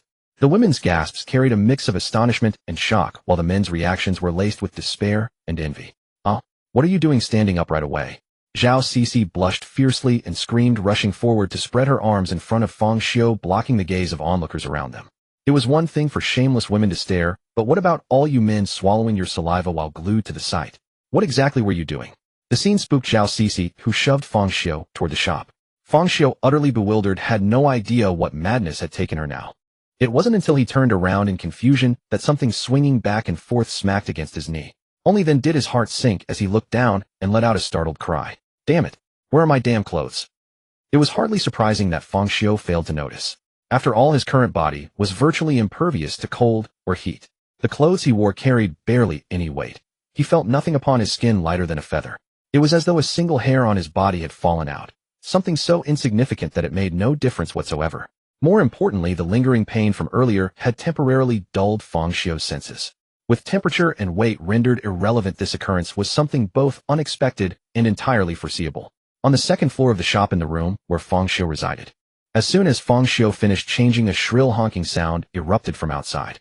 This was quickly followed by cries of terror rising one after another, their voices thick with fear, and the chaotic patter of footsteps echoed everywhere. Something had gone terribly wrong. Remembering that Zhao Cixi was still outside, Fang Xiu immediately burst through the door and sprinted downstairs. He happened to see Zhao Cixi at the entrance, her face drained of color, frantically shutting and locking the shop door before slumping against it, collapsing onto the ground. Through the glass door, Fang Xiu saw a grotesque scene on the street. A group of 2-meter-tall ducks were brandishing scallions, savagely striking down pedestrians. Those struck suffered gaping wounds on the spot, their snow-white bones exposed to the open air. What the hell? Self-contained ingredient ducks. Had Pokemon invaded reality? Fang Xiu stood dumbfounded. He could only watch as those scallion ducks gleefully honked after beating humans to death. They would occasionally lower their heads, using their serrated beaks to tear human skulls clean off and swallow them whole. He shook his head in disbelief. This was utterly destroying his childhood memories. Just then, one of the scallion ducks spotted Zhao Cixi inside the shop and charged toward her with excitement. Zhao Cixi also sensed the creature drawing nearer and turned around in terror. The monster had already reached the shop entrance, raising its scallion to smash through the glass door. One blow like that would shatter the glass door completely. There was no time for Zhao Cixi to flee. She could only watch in despair as death approached. At the critical moment, Fang Xiu appeared beside Zhao Cixi with lightning speed, pulling her out of the attack range. Bang! The scallion duck's tremendous strike pulverized the glass door into fragments, sending shards of the remaining panels flying in all directions. It was easy to imagine how brutal Zhao Cixi's fate would have been had she remained in place. Enraged that its prey had escaped, the scallion duck's body began to exude dark energy as it furiously charged at Fang Xiu, wielding its scallion like a weapon. Wherever it passed, even the floorboards were scraped bare. Zhao Cixi, already trembling from shock, grew even more terrified. Her mind went blank, and she stood frozen, unable to move. Fang Xiu did not attempt to dodge. Instead, he simply raised his right hand. Honk! Honk! Seeing the two frozen in fear only delighted the scallion duck, further swinging its scallion so rapidly that countless afterimages blurred through the air. Smack! Crash! A sharp slapping sound reverberated throughout the entire shop. The once arrogance-filled scallion duck was knocked flying, crashing heavily onto the ground. Half of its head was flattened. Its body convulsed uncontrollably. It was beyond saving. Remarkable vitality indeed. Impressive defense as well. Fang Xiu's eyes narrowed, growing more cautious toward the monsters of this world. Though he had casually backhand flicked the scallion duck to death, the truth was that even a solid iron block struck with that force would bear the imprint of his palm. Moreover, surviving with half its head destroyed demonstrated astonishing tenacity. Ordinary injuries would likely only provoke its ferocity, having no real effect on its combat ability. And this was merely a duck, nothing particularly elite. Forget it. Why overthink? The answer was simple: strive to grow stronger. Feng Xiu UI. By now Zhao Cece had finally regained her composure. Seeing what had just happened, she pointed at Feng Xiu, unable to form words. Enough with the UI nonsense. Didn't I tell you that there would be rewards for surviving the game? What I just did is completely normal. Just pack up and get ready to go home. This world is about to become far less peaceful. Incidents like this will only grow more frequent. Your sister is also a player. Try to stay near her from now on. And your family seems well off, so you could procure firearms and ammunition, build a secure shelter, and stockpile food. Better safe than sorry. Feng Xiu gently pushed Zhao Cece's hand down, urging her not to dawdle, and offered her timely advice to prepare beforehand. The Blue Star game introduction had clearly stated that the frequency and quantity of monsters were continuously increasing. Also, you should close the shop. I'm planning to resign anyway. Who'd want to hire an employee who disappears for days at a time? I guess there's no other choice. I originally opened this shop to avoid trouble, wanting to stay away from those detestable people and their petty schemes and deceit. But it seems the troubles outside are far worse. I have no choice but to go home. Zhao Cece offered a bitter smile, packed her belongings, and followed Feng Xiu outside. The once bustling street now resembled purgatory. Headless corpses, mangled and drenched in blood, lay scattered across the road. The surrounding shops were splattered with sprayed blood. Vehicles on the street were either crushed beyond recognition or overturned entirely. From somewhere nearby came occasional wails of agony, deeply chilling. The sight was so horrifying that Zhao Cece couldn't stop vomiting. Having never witnessed such a scene in her entire life, she was utterly overwhelmed. Feng Xiu patted Zhao Cece on the back to help her catch her breath. Feeling better? Then hurry up. I'll walk you home. Those ducks might return at any moment. Home. Zhao Cece nodded, eagerly gripping Feng Xiu's arm as they headed toward her home. What about rescuing others? Sorry, the two of them hadn't even considered it. One didn't want to, and the other simply wouldn't. Not long after they emerged, the street entrance was sealed off by armed personnel. As they moved farther from the disaster zone, Zhao Cece gradually relaxed, though she still clung to Feng Xiu's arm. She then glanced at Feng Xiu casually and asked, "By the way, since you're resigning, what do you plan to do afterward? You have no identification and you don't even have a place to stay." Actually, I was just about to ask you that. Do you know which wealthy person in the city is the most despicable, the one who deserves to die the most? Feng Xiu didn't answer her question, but instead turned it back on her. That would definitely be Bai Bing of the Bai Group. He's the underground emperor of all of Jiangxing. Whatever illegal or criminal activity has occurred, you can bet it's connected to him. The mere mention of Bai Bing filled Zhao Cece with revulsion.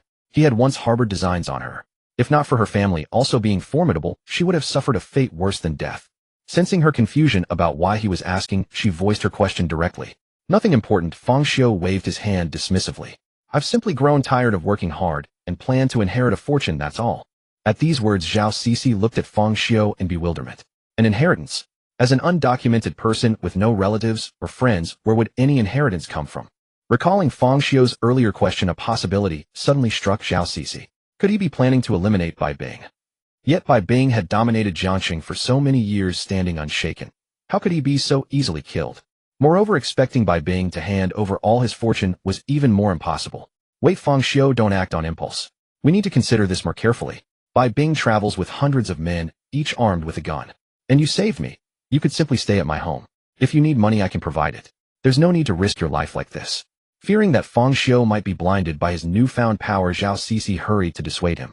Don't worry. Do you take me for a fool? I wouldn't attempt something without certainty. Feng Xiu spoke reassuringly, telling Zhao Cece not to concern herself. But how could Zhao Cece accept such perfunctory words? She was about to open her mouth again to persuade him when Feng Xiu suddenly stopped walking. Zhao Cece raised her head and realized she had already arrived home. Not far away at the entrance stood someone waiting anxiously. It was her mother, Zhao Yan. "Mom," Zhao Cece called out happily, a joyful expression spreading across her face. Nothing brought greater joy than seeing one's family after having survived death itself. At the same moment, Zhao Yan also heard Zhao Cece's voice, turned around to check, and hurried forward, alternating between concern and reprimand. "Cece, are you alright? I heard there was an incident on the street near your shop. Many people died. You nearly gave me a heart attack. I've told you countless times to stay home properly and not go showing yourself around every day, especially opening some kind of duck shop. What a terrible reputation. From now on, don't run around carelessly anymore. Your younger sister has only just returned home. If anything were to happen to you, I couldn't bear such a blow. Alright, I'll listen to you from now on." Zhao Cece bowed her head in submission, unlike before when she would stubbornly refuse no matter what was said. This left Zhao Yan, who had planned to wear out her tongue today to persuade her daughter, completely taken aback. But she quickly recovered and asked another question. "By the way, your father sent people to fetch you. Isn't that area under lockdown? How did you get out?" Before Zhao Cixi could answer, Zhao Yan, dressed in fine aristocratic attire, interrupted her with a frown. You're clinging to a man like that? Where is your dignity? Let go at once. She reached out and slapped away Zhao Cixi's arm from Feng Xiu's sleeve, dragging her closer, and scrutinized Feng Xiu from top to bottom. Oh mom, this is Feng Xiu. He's from my shop. I mean, he's my friend. He's the one who brought me back.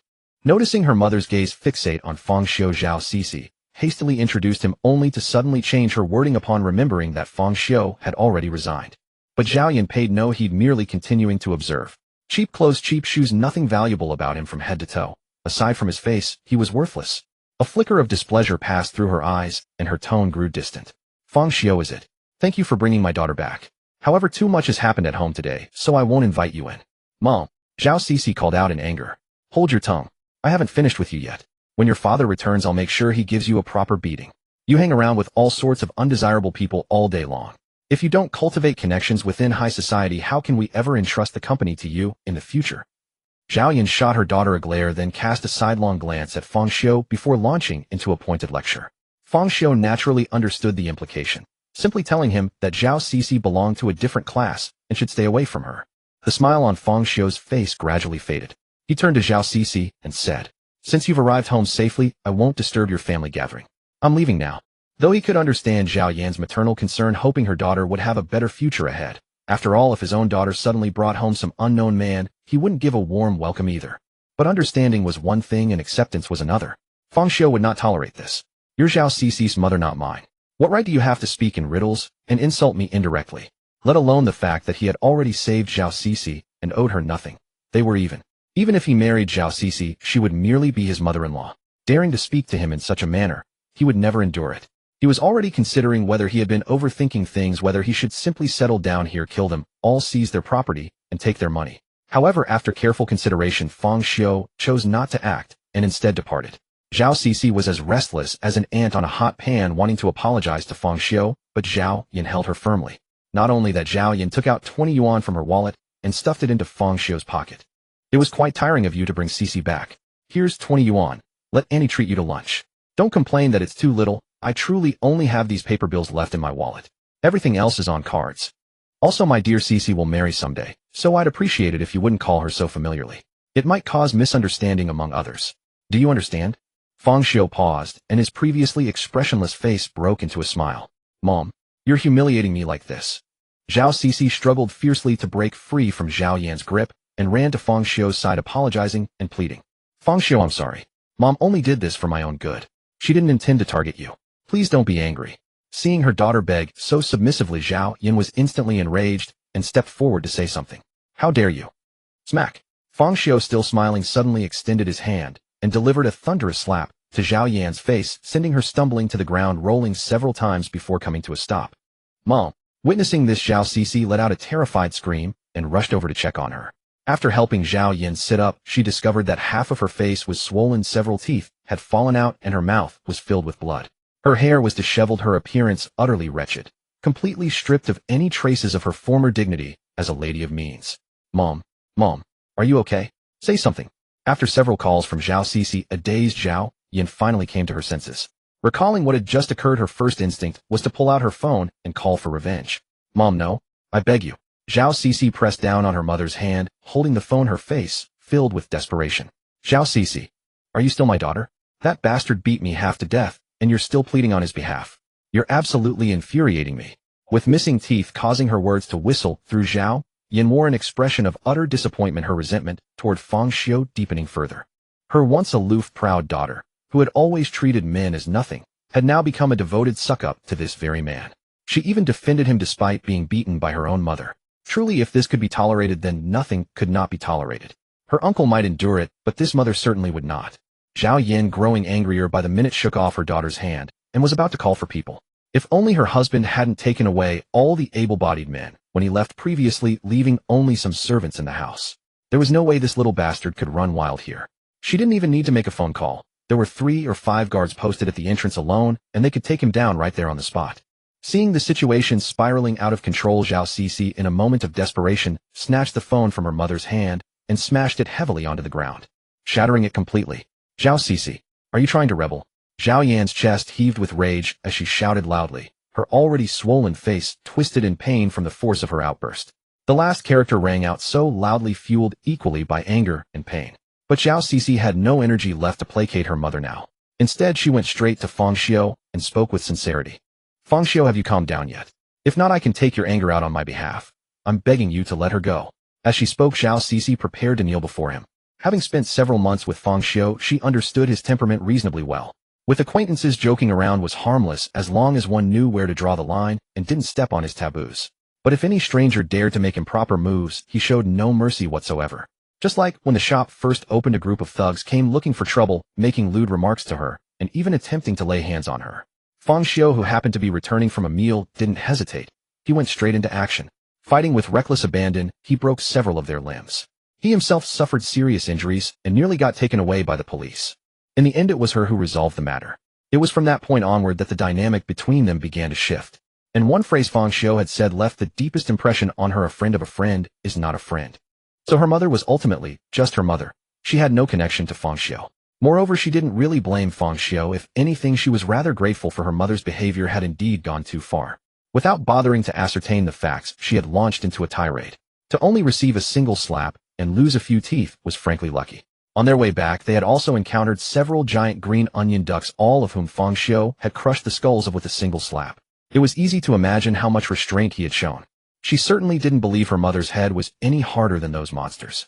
But if her mother continued to provoke him by calling for reinforcements, blood would flow in rivers outside her doorstep today, and she would get a premature taste of what it meant to grow up in a single-parent household. As Zhao Cixi's knees touched the ground, a wave of profound grievance surged within her, and her eyes grew slightly red. She had expected Feng Xiu to stop her before she knelt, but it seemed she had been deluding herself. To Feng Xiu, perhaps, she was merely someone he could speak to. By the time Zhao Cixi forced back her tears and looked up, he was already gone. All that remained was Feng Xiu's retreating figure and a voice lingering in her ears. "My number won't change unless extraordinary circumstances arise. If you need me, you can reach out, but I only act once, and whether I'll help depends on the situation. And this comes at a price." Zhao Cixi's heart was a tumult of mixed emotions. She knew that from this moment on, though they might still be called friends, their relationship could never return to what it had been. She then composed herself and rose to her feet, intending to help her mother inside. But Zhao Yan shoved her hand away and sneered. "Oh, isn't this my good daughter kneeling on the ground, begging a wild man for forgiveness? Why didn't you chase after him and leave with him? Now you're remembering your mother who was nearly beaten to death by a wild man. How filial." Already heartbroken, Zhao Cixi grew furious at these words and simply let go, walking straight into the house to summon the servants to tend to her mother. "All I've done, all for whom? Not only have I lost a friend, but now I'm being blamed by you too. If you weren't my mother, flawed as your actions were, they were meant for my own good. I wouldn't bother lifting a finger for you." Just then, Zhao Lulu, dressed to the nines, came running in a hurry, lifting her skirt as she went. Upon seeing her elder sister, her face instantly lit up with a smile, and she threw herself forward. The vexed Zhao Cixi saw a smile return to her sister's safe and sound face, and the two embraced for a while before an angry voice rang out from nearby. "Zhao Lulu, you only see your heartless sister and can't even look at your mother who's lying there nearly dying from serious injuries. What sin did I commit in my past life to give birth to two ungrateful bastards like you?" A somewhat familiar voice reached Zhao Lulu's ears, prompting her to look in its direction. She saw a face unrecognizable with disheveled hair lying collapsed on the ground and glaring viciously at her. Terrified, Zhao Lulu hugged her sister tighter, squeezing the breath out of Zhao Cixi. Realizing this, Zhao Lulu quickly let go. She had forgotten she had been enhanced. She then turned her attention back to the speaker, finding them increasingly familiar. "Mother," Zhao Lulu called out hesitantly. "So you haven't forgotten about me, an insignificant person? Should I go burn some incense?" Zhao Yan said in a sing-song voice. "No, Mom, how did you end up like this?" Realizing the person on the ground was indeed her mother, Zhao Lulu hurried over and asked, "How do you think?" "I got beaten up, obviously." Zhao Yan glanced at Zhao Cixi's expressionless face, seething with anger. "Who would be so ruthless? I'll get revenge for you. I'm at least a tier 1 evolved now." Upon hearing someone had assaulted her mother, Zhao Lulu immediately bristled, rolling up her sleeves while thoughtfully comforting Zhao Yan. "Even if I can't, I can ask my brother-in-law. He's surely stronger than me. I'll have him avenge you." Saying this, Zhao Lulu tilted her head in confusion, looking around, then turned to her sister and asked, "Sis, wasn't Feng Xiu here? I heard his voice in the room earlier. Don't you dare mention that person to me."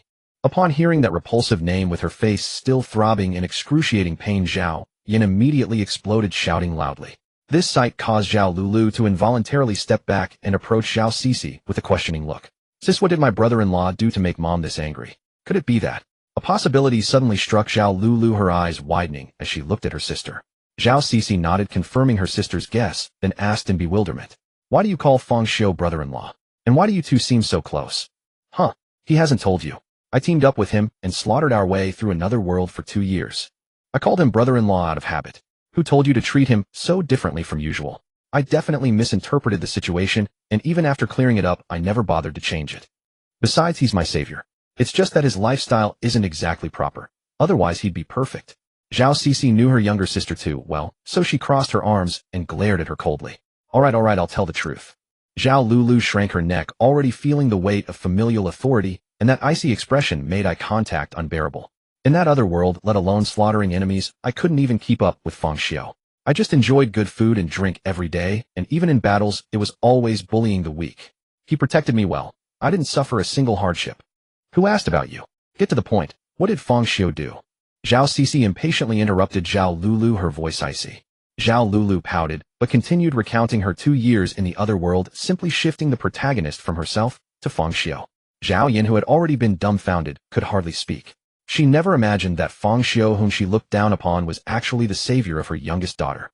As Zhao Lulu slowly finished her account, Zhao Cece was relatively fine, though her expression was somewhat grim. But Zhao Yin was nearly scared to death, especially when hearing about Feng Xiu killing people at the base.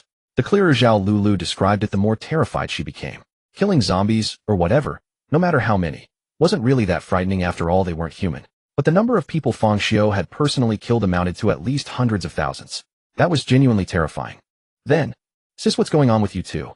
Finished speaking, Zhao Lulu carefully asked Zhao Cece. Initially, seeing her sister's unpleasant expression, she didn't want to stir up trouble, but she simply couldn't contain her curiosity. Moreover, without understanding the full picture, she wouldn't know how to address Feng Xiu in the future. Fortunately, although Zhao Cece's mood was poor at this moment, upon hearing Zhao Lulu's question, she still recounted the earlier conflict between Feng Xiu and her mother. She also described what had happened on the street today, emphasizing that Feng Xiu was also her savior and highlighting his formidable strength. This instantly sent cold sweat down Zhao Yan's spine. She subconsciously touched her swollen cheek, a sense of relief at having survived narrowly welling up within her. Then came deep shame. Though somewhat proud and conceited, she was not entirely unreasonable. That person was the savior of both her precious daughters and had killed without count. Yet she had treated him this way, launching into humiliation from the start. And he had still shown mercy, sparing her life. That slap was deserved. See, Cece Mom knows she was wrong. Don't you think I should prepare some generous gifts to apologize to Feng Xiu? Oh right, you mentioned Feng Xiu works for you as a clerk. He must need money I have. Zhao Yan awkwardly called out to her daughter, revealing her intentions. As a businessman's wife, she was naturally no vase. She had discovered Feng Xiu's enormous value. Part of her genuinely felt remorse and wanted Feng Xiu's forgiveness. On the other hand, she also wanted to win him over. Someone like him, even if he couldn't be made an ally, must never become an enemy. Don't waste your effort. Do you think making money is difficult for Feng Xiu now? Zhao Cece immediately interrupted, seeing through her mother's intentions at a glance. The two were already drifting apart, as she certainly didn't want to introduce impure elements into their relationship, especially given what she had guessed about Feng Xiu's plans, if they truly succeeded. Feng Xiu's wealth would far exceed her family's, making him unlikely to care about the meager sum her mother offered. Of course, she would keep this to herself, letting it rot in her stomach to avoid undermining Feng Xiu's plans. And, saying this, Zhao Cece bit her lip. After he resigned, he didn't tell me where he was going, and I wouldn't have the face to call him asking after just such an unpleasant incident. Then, before Zhao Yin could utter another character, Zhao Cece coldly interrupted her again. You're not thinking of hiring someone to investigate, are you? My mother, you're not that stupid, surely. If you don't want your relationship with Feng Xiu to deteriorate further, or even have him come to your door, ditch those unrealistic ideas as soon as possible. In this world, no one favors those who secretly investigate them. There are no secrets that stay hidden forever. In every interaction, traces remain. Also, thanks to you, even if we meet again in the future, we can only be strangers. He has already repaid that favor double. The emotional debt has been largely exhausted by this incident. I can save you this once, but not the next time, and I won't try. Do you understand? Staring at Zhao Yin with cold eyes, Zhao Cece left her somewhat disbelief. Cece, how can you speak to me like this? I'm your mother. Isn't this exactly what you wished for? To have me return to that so-called upper-class society? In that case, I'm simply reverting to who I was originally. Zhao Cece, radiating an aura that warned others to keep their distance, looked down at her mother from above. If she harbored some resentment toward her mother for past events, she still wouldn't have treated her this way. After all, her mother had always been somewhat snobbish. It was just that this time she had been more vicious and blunt. Zhao Cixi did this solely because she couldn't stand her mother's hypocritical attitude of arrogance followed by sycophancy, even down to the insincere apologies. Though this was the nature of merchants, she had originally chosen to distance herself precisely because she despised such behavior. Now her mother was applying the same tactics to Feng Xiu, which made her lose all patience. Lulu, come home with me. After calling out to her younger sister, Zhao Cixi turned and walked toward the house. Well, Zhao Lulu hesitated, looking at her mother's wretched state, unsure of what to do. Zhao Lulu. The moment that cold, merciless voice rang out, Zhao Lulu shuddered instantly and hurried to catch up with her sister, calling out loudly to the rear. Mom, wait a moment. I can't carry you alone. I'll go back and get help. But whether she left out of fear of her sister or because she was dissatisfied with her mother giving her a lesson along the way, it was hard to say. Anyway, seeing both her daughters ignore her, Zhao Yan, forced to stay where she was certainly furious. But then she sighed in regret. Meanwhile, Feng Xiu, who was about to find a place to stay, also received a call from an unknown number on the way. What the hell, you want me to turn myself in? Are you out of your mind? Feng Xiu, already in a foul mood, exploded into curses when a stranger's first words on the phone were a demand that he surrender to the police. The fact that he hadn't even cursed his mother was proof enough of how hard he was restraining himself. After a moment of silence on the other end, a woman's stern voice rang out sharply. Feng Xiu, I'm warning you. Watch your mouth, or I'll charge you with insulting a public officer. What's wrong with telling a ghost with no identity to turn himself in? Furthermore, our investigation reveals that during the special incident at your workplace, only you and your boss walked out unharmed. I have every right to request your assistance. She glanced at the recovered surveillance footage as she spoke. The video showed Feng Xiu dispatching the monster with apparent ease, then walking away with a woman without sparing a second glance at the others slaughtered around him. Her brows knitted together at the sight, her tone sharpening further. You had the power to save those pedestrians, but chose to ignore them, letting them die. Don't you feel any remorse? In short, I suspect you have antisocial personality disorder. I'm ordering you to come to the police station immediately, or we'll resort to compulsory measures. Don't think your abilities make you untouchable. To this country, you're nothing. We could crush you whenever we wanted. Idiot. Feng Xiu uttered the word quietly. What did you say? The woman on the other end couldn't believe her ears. After all these years handling special cases, she'd never encountered a criminal so brazen, daring to insult her even after being warned. I called you an idiot, did you catch that? If not, I can repeat myself, Feng Xiu replied in a calm voice. You. She began seething, but Feng Xiu cut her off coldly. Shut up, you fool. Rescuing people is your job, not mine. I have no obligation to save them. You say they're in danger and expect me to help, but what about my safety? Who comes for me? Relying on someone who only talks big. You're labeling me antisocial just because I have the power to help, but choose not to, watching them die. By that logic, how many normal people are left in this world today? Helping others is a favor, not helping is the norm. Haven't you heard that? What right do you have to judge me? At the end of the day, I haven't taken a single cent from you. Yet you're funded by taxpayers equipped with top-tier gear and still can't protect their lives. The ones who should be conscience-stricken are you. This is all on you. Don't try to pin it on me or use me as a scapegoat. The woman on the other end grew red with rage. Though Feng Xiu's words held truth, she believed those with the ability to help should extend that hand. But in her fury, she couldn't find coherent words to counter him. Just then Feng Xiu spoke again. Oh, and you mentioned earlier that I'm nothing and the state could crush me whenever it wanted, threatening compulsory measures, right? I'd really like to see how strong this state of yours is and whether it'll actually do what you claim. Let me tell you something. I'm going to Jiangxing's Bai Group right now to kill Bai Bing and take his assets. Figure out what you want to do about it. With that, Feng Xiu hung up and shot into the sky before stunned onlookers, heading straight for the Bai Group compound. Special Events Liaison Department Police Station. Several imposing figures gathered around, watching their liaison officer on the call. When Feng Xiu used you, the men exchanged glances in surprise. They'd been standing silently the entire time. Hello, hello. The woman called out several times, but only a dial tone answered. She quickly turned to report to the group. Sir, Feng Xiu says he's going to kill Bai Bing and seize his assets. We should send someone to intercept him immediately, or another serious incident will occur. A thinning-haired middle-aged man among them chuckled. Xiao Lu, there's no rush. Let's observe a bit longer. But the liaison officer named Xiao Lu pressed to argue, but the captain swiftly pulled him aside. Lu, you come with me. I have something for you to do. Don't interfere with leadership's conversation here. Leadership's decisions always had their reasoning. Once leadership made up their minds, a mere liaison officer had no place to interject. As the two departed, the remaining members activated satellite surveillance to track Feng Xiu's flight, launching into discussion. Flight capability combined with the remarkable strength he displayed earlier, he's worth developing. You're looking at this wrong. He's a player, not one of our specially trained operatives. Other selected individuals receive varying rewards, but his is unprecedented.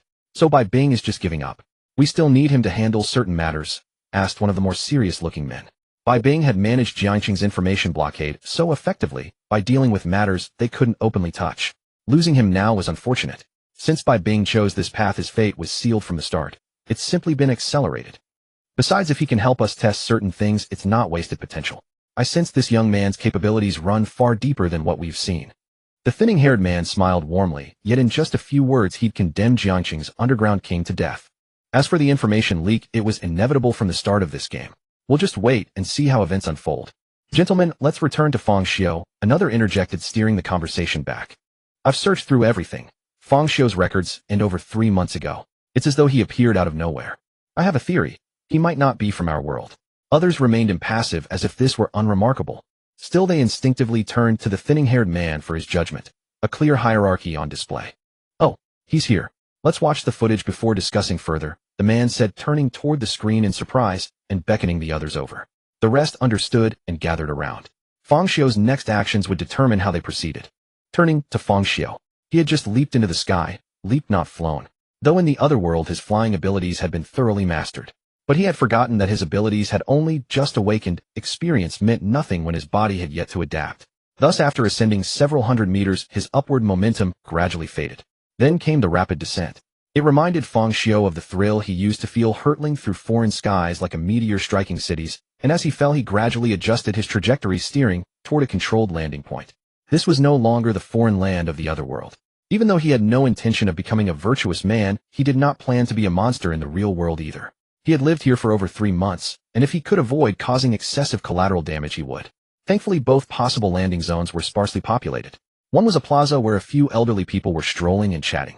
The other was a small wooded area not far away where several pitch-black, indistinct figures, resembling grotesque monsters, had gathered engaged in whatever mysterious activity. Without a moment's hesitation, Fang Xiu accelerated straight toward the small forest. 3 seconds later, a thunderous explosion drew the attention of everyone nearby. Cough, cough.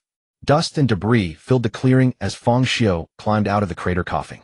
A fall of several hundred meters posed no threat to his steel-like physique, not even pain registered. The only real nuisance was the thick cloud of dust that had enveloped him. Fortunately, he had used his ability to shield his clothes. Otherwise, the violent updraft would have torn them to shreds, and he had absolutely no desire to endure another experience of being completely naked. By the way, where were those creatures? Remembering, Fang Xiu promptly turned to look behind him.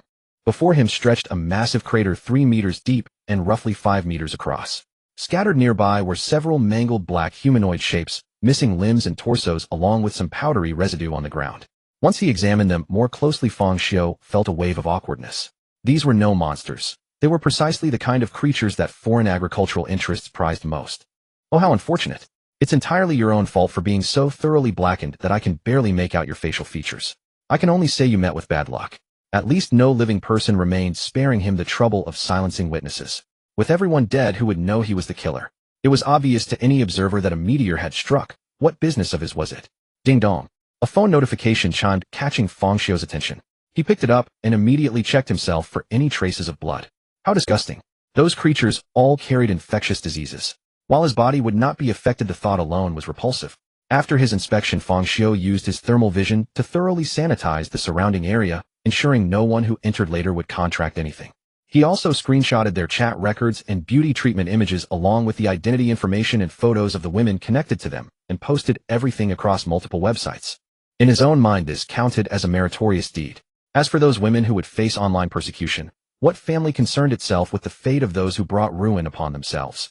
Those women had been careless, knowingly seeking men despite their condition. If they died, it was their own doing. Having finished everything, Fang Xiu had no desire to linger in this wretched place, and took to the sky once more. This time he did not plummet again. Instead, he flew with steady control. As he headed toward the Bai Group headquarters, Fang Xiu's expression remained calm, showing none of the recklessness of hot-blooded impulse. His decision to eliminate Bai Bing today was not the result of losing his head in anger, but of having no alternative. He knew this approach was dangerously risky. If he had been more cautious, biding his time until he grew stronger, the outcome would have been far more secure. But he could not take that route. The woman's harsh words on the phone, whether genuine or a pretense, he could not say. However, he had also heard several other breathing sounds very close, by making it clear someone was listening. This entire scenario was very likely a probe. If so, then he absolutely could not show weakness or make any concessions. Since he was already exposed, there was no reason to restrain himself further. He would act preemptively. He had considered that if he had not rescued Zhao Cixi back then, if he had kept his abilities hidden, perhaps none of this would have happened. But that was merely a hypothetical. Could he really have stood by and watched Zhao Cixi die before his eyes? That was not who he was. He repaid both grievances and kindnesses in equal measure.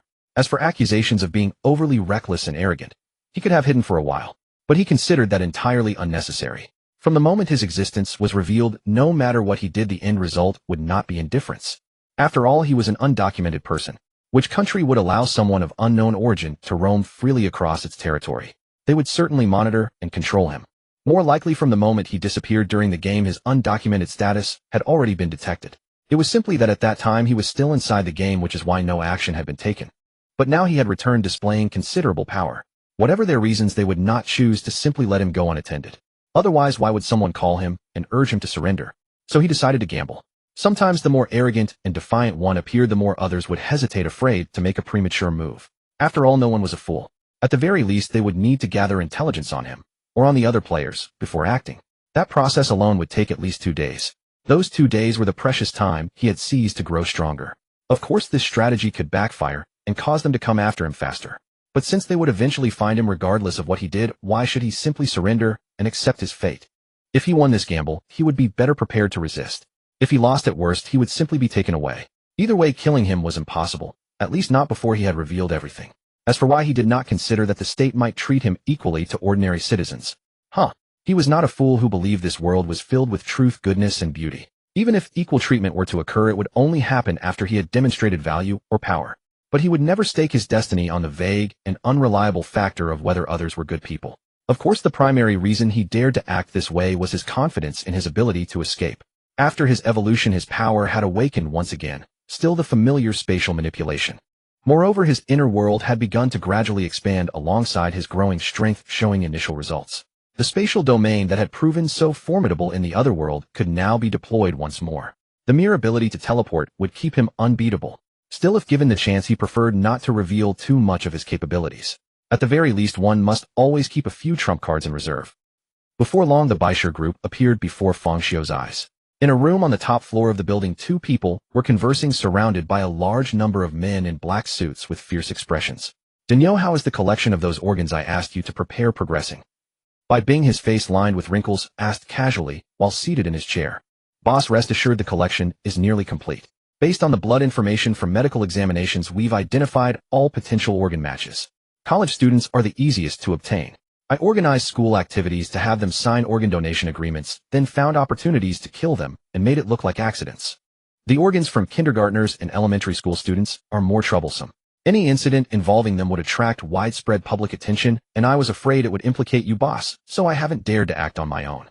That's why I came today to ask how you plan to proceed." Speaking, the honest-looking Daniel scratched his head sheepishly. Indeed, we cannot rush this. Tomorrow I will contact a human trafficking ring to enter Jiangxing, and you can blame everything on them." Bai Bing nodded with satisfaction. He didn't fear his subordinates being slow, he feared them being foolish, without self-awareness, and acting recklessly, bringing him disastrous trouble. "Speed up this batch of merchandise. Making money is secondary. Expanding our network and connecting with those who urgently need these organs domestically and internationally is our true goal." "Understood, boss." Daniel responded with a nod. Boom. The massive floor-to-ceiling window shattered as if struck by a missile, shards of glass flying everywhere, terrifying everyone into crouching and seeking cover. Some unlucky souls were too close and were pierced like porcupines, dying on the spot. Feng Xiu appeared before the gaze of all present and waved to them with a greeting. "Hello everyone, I've come to discuss business with your boss. No need to be so formal." The moment these words were spoken, everyone present nearly burst into curses. Discuss business? Is this how you discuss business? Not only did several people die directly, but the survivors among them were all injured. Fortunately, they weren't stupid enough to act on their thoughts.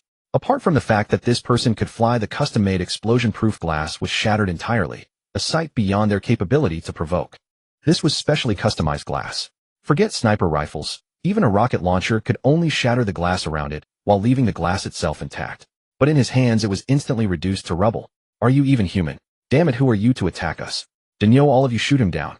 Bai Bing, crawling out from under the table with glass shards embedded in his body, immediately ordered his men to attack Feng Xiu without a second word. Who was he? He was the underground emperor who had dominated Jiangxing for decades and remained unshaken to this day. He could accept being summoned and dismissed by those special departments at will. He could accept being a tool, a dog begging for scraps in the eyes of certain people. But that didn't mean he could be bullied by anyone. A person who had gained some power dared to come to his doorstep and show off. They had had enough of living. He wasn't unfamiliar with those monsters. Countless individuals with supernatural abilities had died at his hands. Even if this kid happened to be from those special departments and dared to treat him this way, he would still kill the chicken to scare the monkeys, showing those people that even a cornered rabbit bites. Did they think he had been idling away for all these years and hadn't built any connections? Discuss business. Go discuss business with the crematorium. As soon as Bai Bing spoke, his subordinates instinctively obeyed the order, drawing their guns and opening fire. Bang, bang, bang. Eyes, noses, hearts, throats, groin. Every vital part of the body was riddled with handgun bullets. Yet against Fang Xiu's body, not even a white mark was left. But he still frowned tightly because his clothes were riddled with holes, especially below, where some sneaky shot never stopped firing, threatening to turn them into open crotch pants. Seeing that handguns were useless, Daniel directly tossed his aside, walked to a cabinet nearby, operated something, and from a hidden compartment wielded a machine gun, firing furiously. Rat-a-tat-tat. Rat-a-tat-tat. The torrent of bullets poured onto Fang Xiu escalated to a higher level. In return, the bullets bouncing off him and ricocheting in different directions also increased. As a result, before Fang Xiu could even make a move, the shooters began to fall one by one, writhing on the ground in agony. Oh, my kidney. What the hell, my balls, my lifelong brothers are gone. My ears, my nose, my eyes. This guy is immune to blades and bullets. Stop shooting. The bullets are flying back. Brother Daniel, stop already. If you keep this up, the enemy won't die, but we'll all be done for. Help. I've been shot in the leg. I need CPR. Someone come quick. From the moment Daniel produced the machine gun, in barely a minute, thousands of bullets struck Fang Xiu, and the entire room became pockmarked like a honeycomb from the ricocheting bullets. Only when the ammunition was exhausted did Daniel stop. After counting the casualties, over a dozen of their own were dead or wounded, and the rest were all down, while the enemy's health remained completely untouched. The only ones still standing in the entire room were Fang Xiu, Daniel after finishing shooting, and Bai Bing, who had crawled out from under the table once again. 3 people in total. Looking at the devastation before him, Bai Bing finally felt some panic. Stop. Stop. Cease fire immediately. We're done fighting. Seeing Daniel pull out another handgun from somewhere and prepare to fire again, Bai Bing rushed to his side, grabbed his hand, and said with a cold sweat, stop. This made the injured thugs lying on the ground nearly burst from anger, immediately complaining about Bai Bing. The damn bastard told us to shoot, and now he's telling us to stop. Why didn't you say so earlier? You didn't say anything when we couldn't hurt him, but now that we're all down, it's your turn to come out and avenge us, and you say surrender. What the hell are we supposed to be? Hearing this, Fang Xiu simply raised his eyebrows and said, you say stop and I should just stop. Who do you think you are? My clothes have been ruined by your gunfire, so I disagree. With that, red light flickered in Fang Xiu's eyes, and the next moment a laser beam began slicing through the people on the ground. Instantly, a scent of burning and meat permeated everyone's nostrils, making them nauseous. Watching their companions being sliced to pieces by the laser, the remaining thugs could no longer hold back and began begging for mercy. No, I don't want to die. Please spare me. Boss, say something. Save us, you bastard. You son of a bitch, I've misjudged you. I'll be waiting for you below. At that moment, an individual who was not severely injured struggled to sit up and shouted with all his strength toward Fang Xiu. Why? Why is it that we have already lost all ability to resist? Why do we beg for mercy, yet you still refuse to let us go? Why, oi? Fang Xiu let out a cold sneer before slowly speaking. Because I'm bored. Because of some trivial matters. The people you bullied and killed, didn't they beg for mercy? Did you show them mercy? So are you here to avenge them? The person shouting asked weakly, having lost too much blood. No. Fang Xiu denied it directly. I don't even know them. What reason would I have to avenge them? You will die because in some ways I am very much like you. You bastards, you opened fire on me, damaged my clothes, and now you're asking why I won't spare you. Who do you think you are shooting whenever you please and expecting to call it off at your whim? Did you really think the world revolves around you? Did you get my permission? Fang Xiu spat disdainfully and instantly pierced through that person's skull with a blast of scorching laser, the intense heat warping the surrounding air. As the number of living people gradually dwindled to zero, the room grew increasingly silent. Fang Xiu hadn't originally wanted to go through all this trouble. One punch could crater this entire floor, one stomp could collapse the floor below and bury them alive, or he could simply use his spatial ability to hurl them into the sky for a free fall. How much easier that would have been. But considering this would eventually become his property, he had to hold back. After all, destroying someone else's place was satisfying, but wrecking his own would sting. Since someone was surely watching this place right now, he couldn't expose his spatial abilities, and doing it manually felt beneath him, so thermal vision was his only option. Even this, he was holding back his full power. Otherwise, he could have cleaved the building in half. He was putting on a show deliberately for certain observers. To make people afraid to provoke him beyond displaying overwhelming strength and keeping them guessing about his true capabilities. The most crucial element was establishing dominance. Take Superman from the movies. Wasn't he powerful? Yet who feared him? Government officials, ordinary citizens, even homeless people could insult him without restraint. Because everyone knew Superman was good-hearted and wouldn't actually fight back. That's why Feng Xiu would never be such an idiot. Regardless of right or wrong, with or without justification, he would simply kill. He wanted others to see him as a madman, capricious, cold-blooded, and ruthless. Only in this way could he make those who failed to see reality clear, whose heads were stuck in the clouds, understand reverence, and learn how to write the characters for respect. Sir, I assume your anger has subsided. Shall we relocate and discuss that business matter properly? Bai Bing adjusted his wrinkled clothes after Feng Xiu ceased his attack, extending a polite invitation. Acting as though those who had died weren't his subordinates, and as though he hadn't given the order to fire. But Feng Xiu ignored him and got straight to the point. I'm not here for anything else. I've taken a fancy to this place and your assets.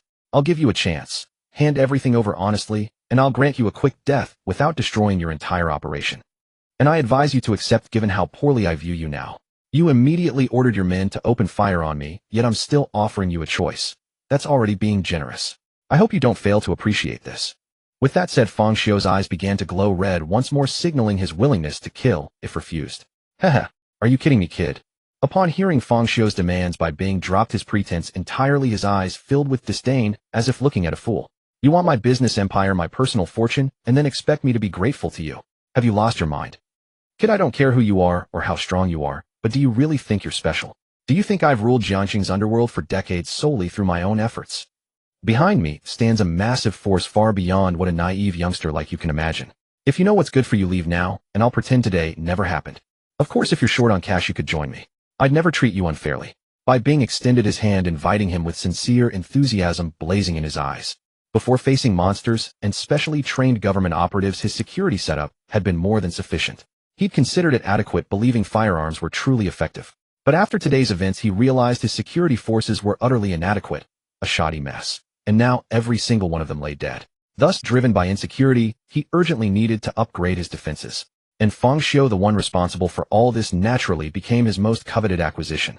Upon hearing this, Feng Xiu regarded Bai Bing with an odd expression that made him visibly uncomfortable, his smile turning stiff. You don't genuinely believe I'm unaware of anything, treating me like an inexperienced fool, do you? Anyway, I don't have time for this nonsense. Give me a straight answer. Will you comply or not? The moment these words left his mouth, Bai Bing's face drained of color. Boss, run. Daniel, who had remained silent until now, roared and raised his gun to fire. Bang, bang, bang. Feng Xiu effortlessly dodged each bullet with minimal movement. This sight left Daniel holding his pistol completely shocked. He understood the gun was useless against Feng Xiu, but he never imagined someone could dodge bullets. Not bad. Even at your desperate end, someone's willing to risk their life for you. Feng Xiu said to Bai Bing, who was attempting to flee, then shifted his gaze to Daniel. I appreciate loyalty. How about joining me? All right. Daniel considered this, nodded seriously, and tossed aside his gun. This time it wasn't just Feng Xiu. Bai Bing, who had been deeply moved, also froze. Weren't you just risking your life to protect your boss? Yet the enemy casually asks if you want to follow him, and you actually agree after a moment's thought. How quickly you've changed your mind. Daniel, you. Bai Bing opened his mouth, feeling as though he were dreaming. Boss, this is the last time I'll call you that. I've done everything I could for you, but if there's a chance to survive, I don't want to die. Don't forget everything you have today, from a nearly starved beggar to where you are now. I gave you. You can't be so ungrateful. Bai Bing wanted to continue, but Daniel interrupted him directly. Bai Bing, I may have gotten where I am because of you, but wasn't it also because of you that I became a eunuch? You wanted me close to protect you, yet feared I'd steal your women, so you sent someone to ambush me and castrate me completely. Do you really think I didn't know you were behind it? But I remained diligent and never betrayed you. I can say without guilt that I owe you nothing now. Daniel spoke calmly, as if the eunuch he mentioned wasn't himself. Bai Bing opened his mouth, but ultimately said nothing in his defense. At that moment, Daniel turned to Feng Xiu and said, Boss, calling you that is fine. Bai Bing did show me kindness, so I hope you'll fulfill one request of mine. You're not going to plead for him, are you? Feng Xiu asked suspiciously. If that was the request, he would absolutely not agree. No. From the moment I pledged my loyalty to you, I've had nothing to do with Bai Bing. I just don't want Bai Bing's blood on my hands. That's no problem. Once I've taken his property for myself, I'll send him off myself. Daniel shook his head. He was not a good man, so naturally he wouldn't be stupid enough to show misplaced saintly compassion. Impossible. I'll never give it to you. I'd rather die than let you succeed, even if you slaughter my entire family. Hearing their conversation, Bai Bing roared hysterically. Feng Xiu's face instantly turned cold. You dare threaten me? Today I'll show you what it means to suffer a fate worse than death. He had done all this only because he didn't want to return when the game was over and still have to worry about getting by living like an ascetic. Since heaven had given him such a wonderful opportunity, he naturally intended to get his hands on all the things he had never possessed or enjoyed before. Fine food, women, luxury cars, money, status, power, and everything else. He just couldn't be bothered to take his time and wanted to achieve everything in one go, which was why he chose to act that way. But that didn't mean he would compromise because of this matter. Feng Xiao went up to Bai Bing and broke all 4 of his limbs. Then starting with his fingers, he crushed his bones bit by bit. Crack, crack, crack. Weren't you the one who wasn't afraid of death? Let's see just how hard your bones are. Aya! Bai Bing shrieked in misery, veins bulging on his face and bloodshot eyes wide open, but his injuries made it impossible for him to resist. The pitiful screams carried all the way down to the floor below, but the place was already empty without a single soul in sight. By the time Feng Xiao stopped, Bai Bing's limbs had turned into limp mud. Wiping away sweat from a forehead that had none, Feng Xiao rolled his neck and said, "Next is death by 1,000 cuts. I'll carve tens of thousands of wounds into your limbs. Trust me, I have the skill. Once your limbs are gone, I'll preserve you in a jar of the human swine kind. I'll destroy all your senses too, blind your eyes, deafen your ears, cut off your tongue, slice off your nose, and leave you in a pitch-black little room for the rest of your life. What do you think?" Feng Xiao asked Bai Bing with a smile. "No, don't do this. I'll give it to you. I'll give you everything. I beg you, give me a quick death." Bai Bing's voice had gone hoarse from screaming for far too long and too loudly, yet somehow he found a surge of strength from nowhere and screamed at the top of his lungs, his face full of fear. He had assumed that as long as he kept his mouth shut, nothing would happen in the short term, and he could drag things out until someone came to save him.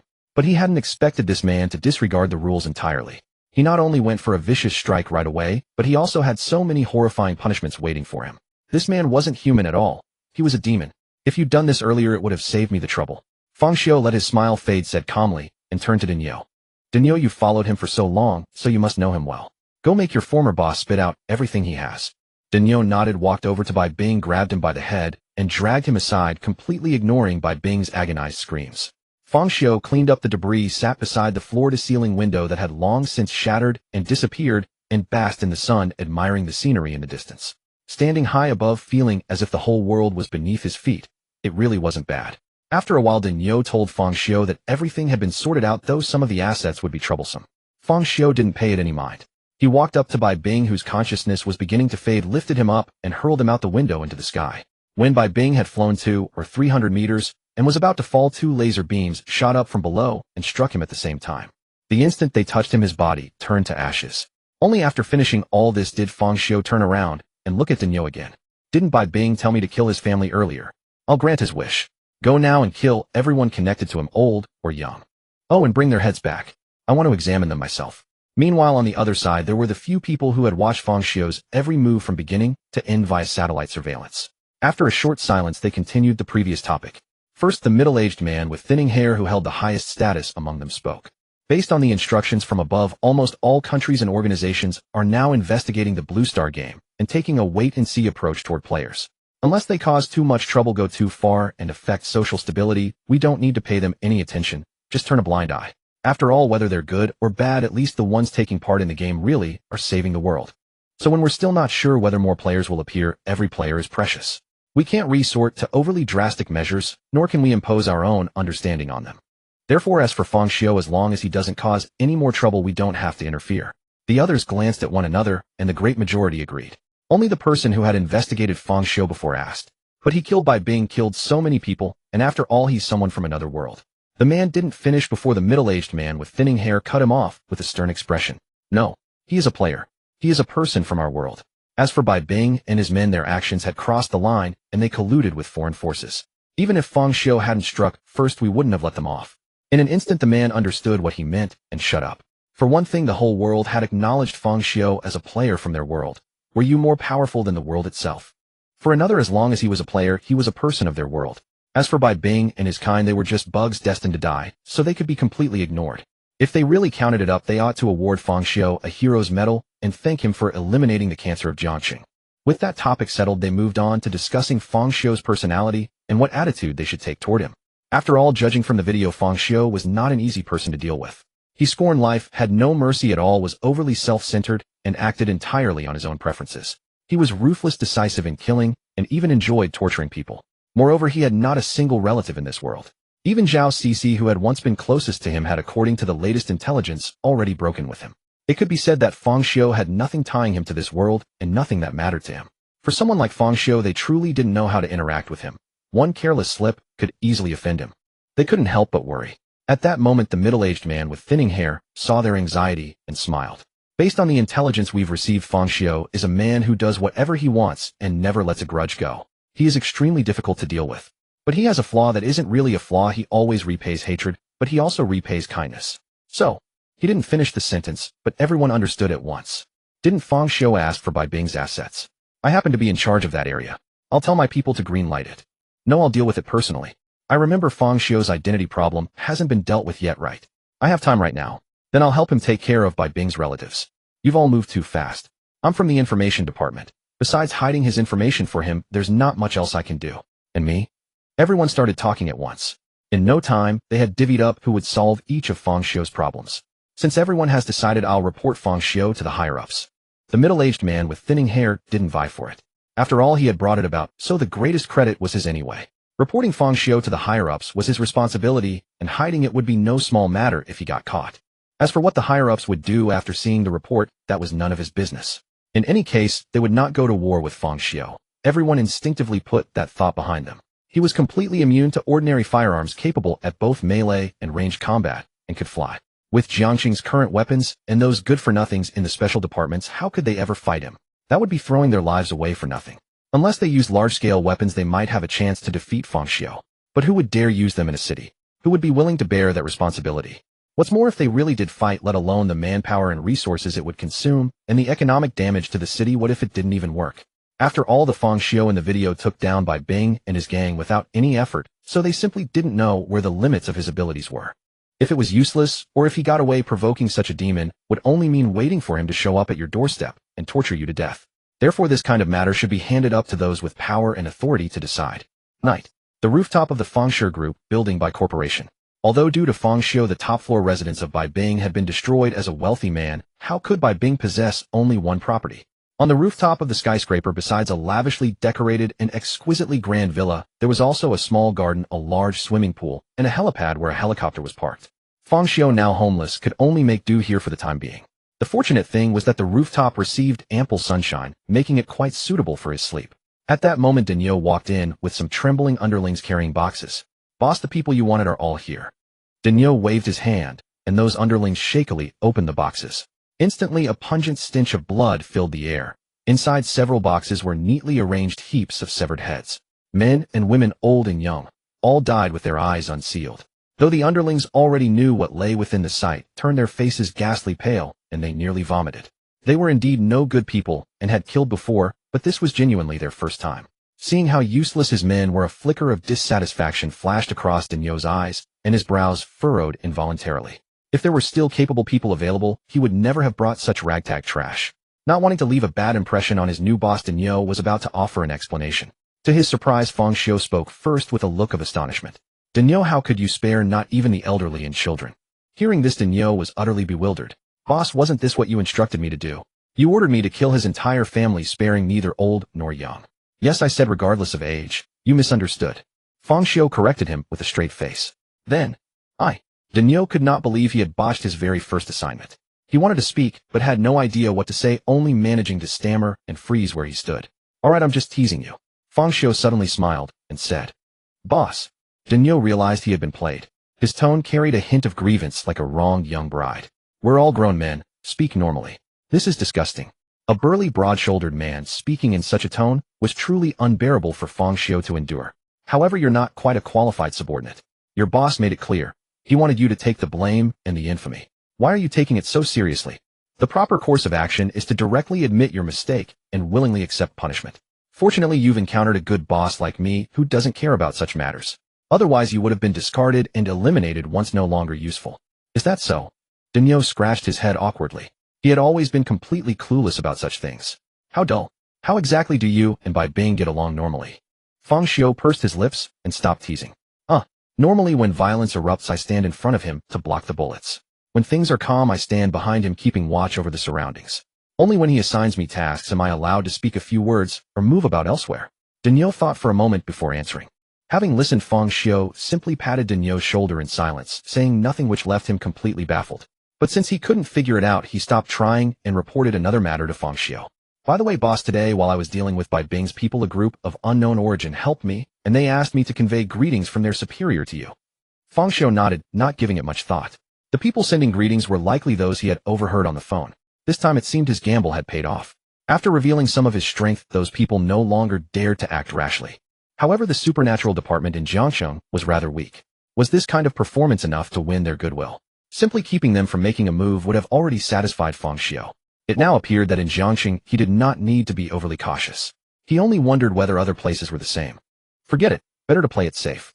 After pondering, Feng Xiu cast his gaze toward Dinyo and the others. He had chosen the Bai Corporation not only to improve his quality of life, but also to take over an organization that could serve him and handle his daily affairs. This organization did not need good people, for he was no good man himself. He did not want to start by eliminating subordinates who refused to obey orders. A touch of compassion might be acceptable in him, but absolutely none in his subordinates. Besides, he did not need them gathering intelligence. He could see and hear everything directly, which was far more convenient. He did not need them controlling public opinion or crafting some favorable persona. If worst came to worst, he would simply eliminate the keyboard warriors and see who would dare to criticize him. He certainly did not need them bribing officials or corrupting government departments with underhanded schemes. Direct meteorite strikes would suffice. The sole duty of this organization was to help him resolve trivial matters in his daily life. For clothing, food, housing, and transportation, everything had to be the best. Luxury cars and beautiful companions, the finest available. When it came to entertainment and indulgence, he wanted nothing less than perfection. If someone annoyed him, the organization could handle them flawlessly, sparing him, their boss, the trouble of getting involved personally. Otherwise, he might as well operate alone. After explaining all this clearly to Dinyo, Feng Xiu added, Bai Bing is dead, but his subordinates are not. Go and take them in. I may not be interested, but I certainly won't let others benefit from it. Boss, I cannot do that. Dinyo shook his head. Cannot do it. Feng Xiu was somewhat surprised. Aren't you Bai Bing's trusted confidant? Can't you suppress them and ascend to power yourself?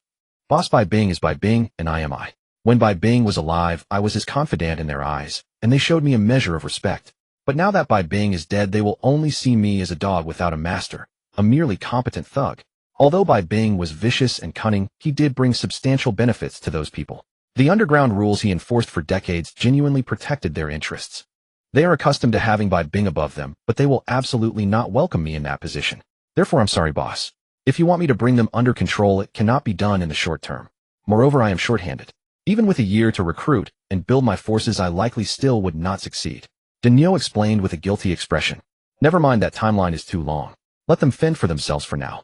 Just hold on to Bai Bing's territory. As for those companies, find someone else to manage them. Replace everyone, and if anyone is problematic, strip them clean and eliminate them. Feng Xiu sighed helplessly. This timid little old man actually had some capability. Understood, boss. I'll head down first. Dinyo nodded and was about to leave. At that moment, Feng Xiu suddenly spoke in a lazy tone. One more thing. If anyone provokes you or tries to undermine you, deal with them by destroying their entire clan. I stand behind you. Although I am too lazy to move, I am not incapable of doing so. Yes, boss. Dinyo responded excitedly. No one understood the magnitude of this man's power better than he did. He now felt completely confident. Another thing. Replace everything by being used in the rooms. I do not have the habit of using items that others have used. With the exception of some of the women. Understood, boss. One more thing. Take these heads away. It is too gruesome. I will have nightmares tonight. Understood, boss. A few days later, on a bright morning, on the rooftop terrace of the Feng group, Feng Xiu drifted lazily in the swimming pool as he noticed several newly recruited maids, their faces flushed with embarrassment, heading to his room to attend to their duties. Yesterday, he had engaged in fierce combat, battling with several young women until dawn broke. The expenditure of his energy dissipated almost as quickly as it was spent, yet for those inexperienced girls, their bones felt like they would melt away, their vitality have leaving them paralyzed on the bed, unable to move. But this concerned him not. It was merely a transaction. They needed money, he had it, and in return they offered something of themselves to settle their debts. This had been his routine over the past few days. After all, the world never lacks the sorrowful, nor those willing to sell their bodies for coin. Of course, some lacked self-awareness, believing that offering him their virginity entitled them to cling to him relentlessly, hoping to ascend from humble origins into privilege. Absurd delusion. You traded your body for money. Regardless of any hardship behind it, this stain cannot be erased. Moreover, I have paid more than fairly, showing no shortage or mistreatment. What further whims could you entertain? One night together, and suddenly feelings arise. Are you foolish, or am I? That is precisely why so many maids were employed, several of whom were trained strictly to prevent such occurrences. Indeed, this approach proved correct. The girls who had barely rested were promptly awakened. The sensible one's cheeks burning red allowed the maids to dress them before being escorted home in wheelchairs. As they were wheeled out of the villa and caught sight of Fang Xiu in the pool, some still offered grateful thanks. Though it had been nothing more than a transaction, that money had been their lifeline. That they had surrendered their innocence to someone as handsome and formidable as him, and that it had resolved their troubles, spared them from being cast into houses of ill repute, where they would have been forced to serve countless strangers each night. They felt fortunate. Hearing their voices, Fang Xiu offered them a warm smile and a nod, his mood lifting. Meanwhile, the remainder formed a contrasting picture. They clamored noisily within the rooms, squabbling like shrews in the street, even erupting into internal conflict, desperate to remain alone by Fang Xiu's side. Yet the maids were unmoved by such displays. Regardless of inner thoughts, their training demanded one principle above all: serve their master faithfully. Thus, several maids stepped forward, rendered the disruptive girls unconscious with swift strikes, dressed them hurriedly, placed them in wheelchairs, and dispatched them with all haste. The terrace fell silent once more. After a long while, Fang Xiu, having soaked his fill in the pool, drifted out leisurely. The head maid standing nearby, her expression serene, took a bath towel and began drying his body as though the prior chaos had been perfectly ordinary. Once thoroughly dried, Fang Xiu accepted a fresh towel from the head maid, wrapped it casually around his waist, and reclined upon the sunbed to bask in the warmth. Aside from expelling his overflowing vitality, the most crucial task now was absorbing sunlight to grow stronger. Fortunately, within just a few more days the second game would commence. Otherwise, this decadent existence was far too corrosive to the spirit. His resolve to grow stronger wavered slightly, and he nearly considered simply living thus indefinitely. Boss. Daniel emerged from the elevator, greeted Fang Xiu, and began his report. The underground factions in Jiangqing, upon hearing of Bai Bing's death, are now locked in fierce infighting. No one dares act as the vanguard to provoke us.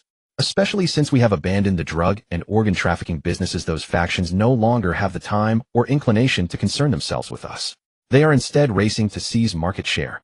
Furthermore, all of Bai Bing's assets have been transferred under your name.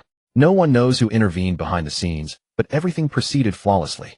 You are certain it is under my name? Fang Xiu interrupted Daniel, turning to ask. Yes, your name. I checked several times, there is no mistake. Daniel nodded in confusion, unable to fathom why Fang Xiu's reaction was so pronounced. Never mind. Proceed. Fang Xiu said nothing further, but encouraged Daniel to continue while his thoughts raced. He was an undocumented person lacking even basic identification. Forget opening a bank account. His mobile phone card was registered under Zhao Cici's name. Assets transferred to his name. What nonsense.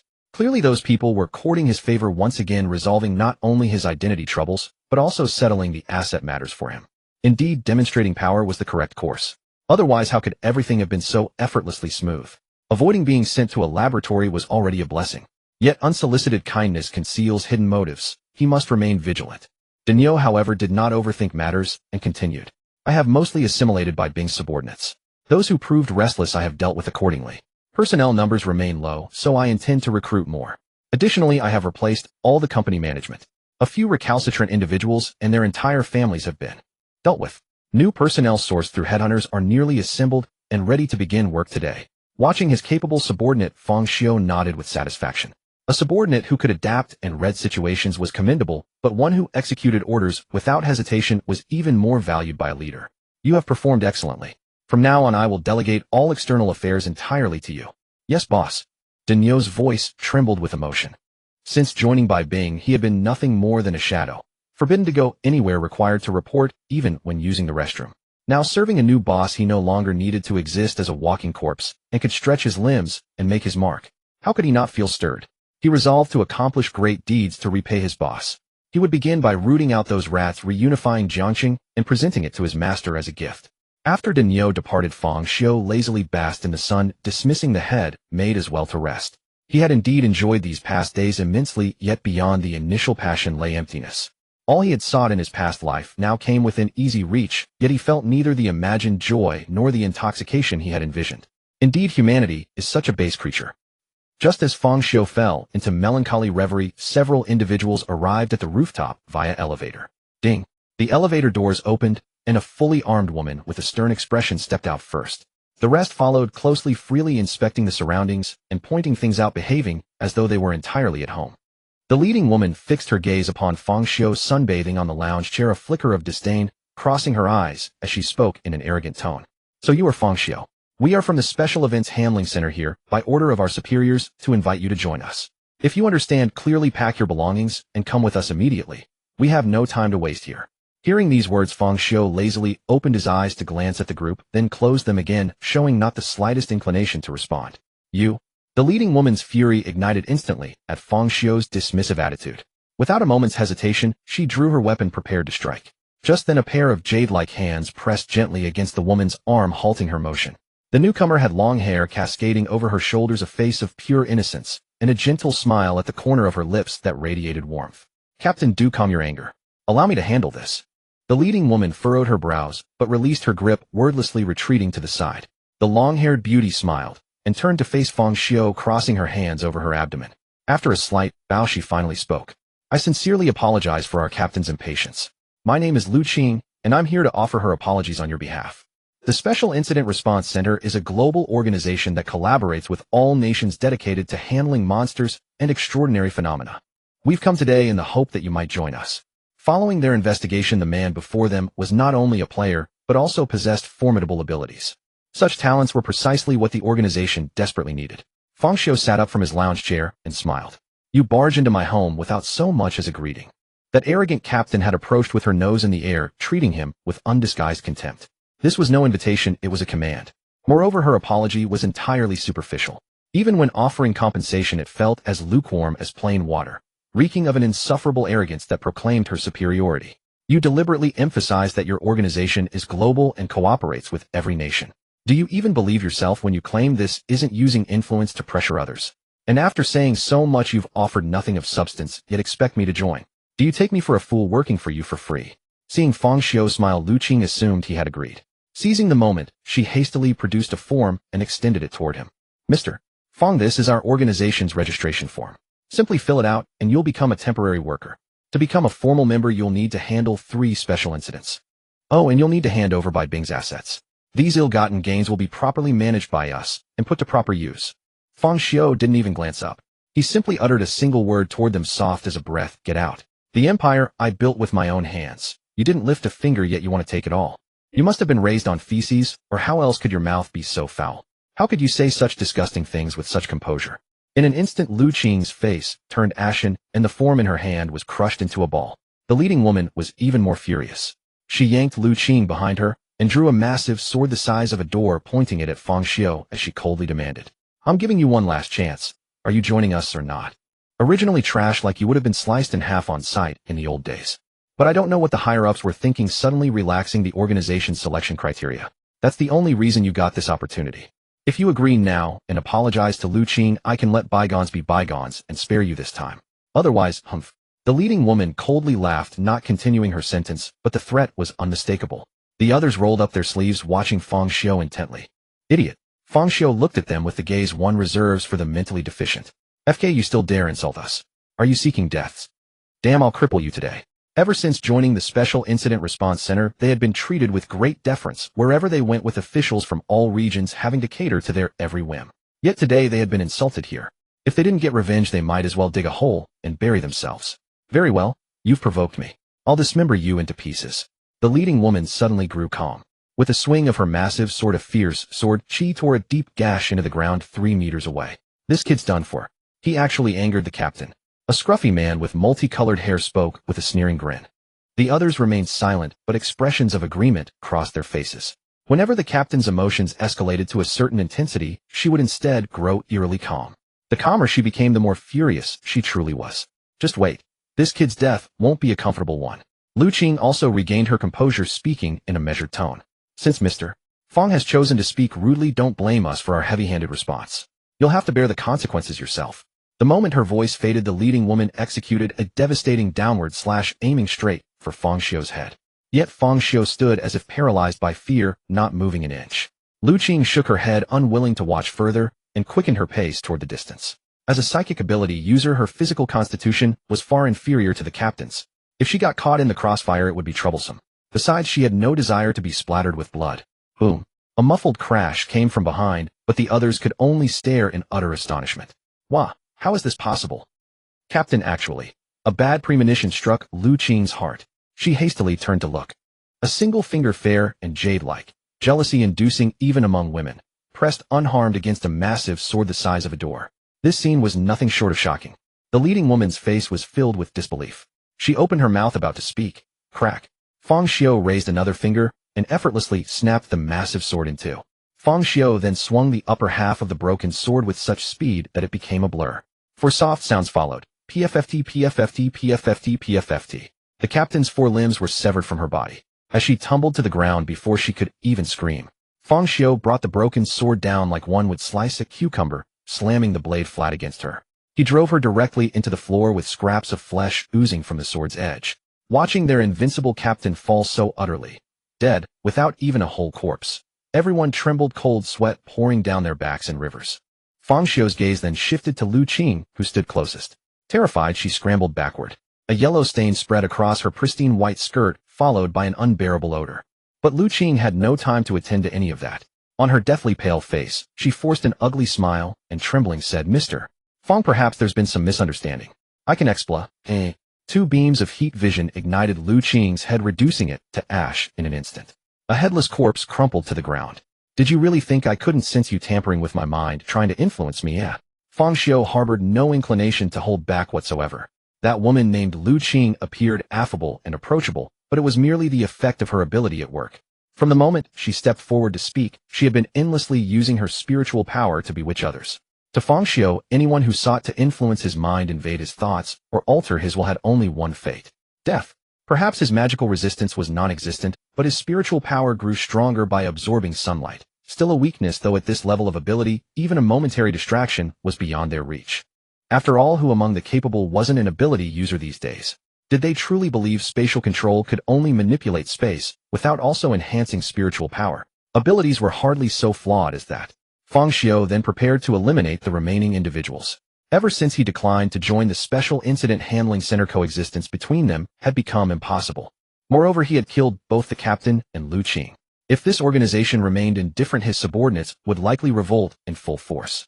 Both emotionally and logically, the organization would send more people to eliminate him and formulate detailed plans based on the abilities he had demonstrated. Since they were now enemies, he could not spare any living force from this organization. Even a single fly would be destroyed. Witnessing Fang Xiao's murderous gaze turned toward them, one of the remaining few finally lost their composure. Swish, swish, swish. Countless streaks of light rained down upon Fang Xiao's entire body. However, upon striking Fang Xiao's body, they rebounded like bullets, hitting an iron wall, clattering to the ground. Those streaks of light were actually hair-thin needles, now all bent beyond recognition. In contrast, Fang Xiao bore not a single wound save for the towel wrapped around his waist, now studded with those twisted thin needles, which made one shiver at the thought. "Not bad," Fang Xiao acknowledged with a nod.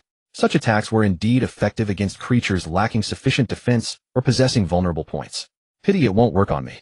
With that, he moved in an instant, appearing behind the attacker. Both hands seized his head and twisted fiercely, snapping his neck clean off. Just then, Fang Xiao felt a gust of wind sweep past from behind. He turned to look. Two of the previously remaining few had vanished, reappearing in the blink of an eye at the staircase entrance. An ability user specializing in speed.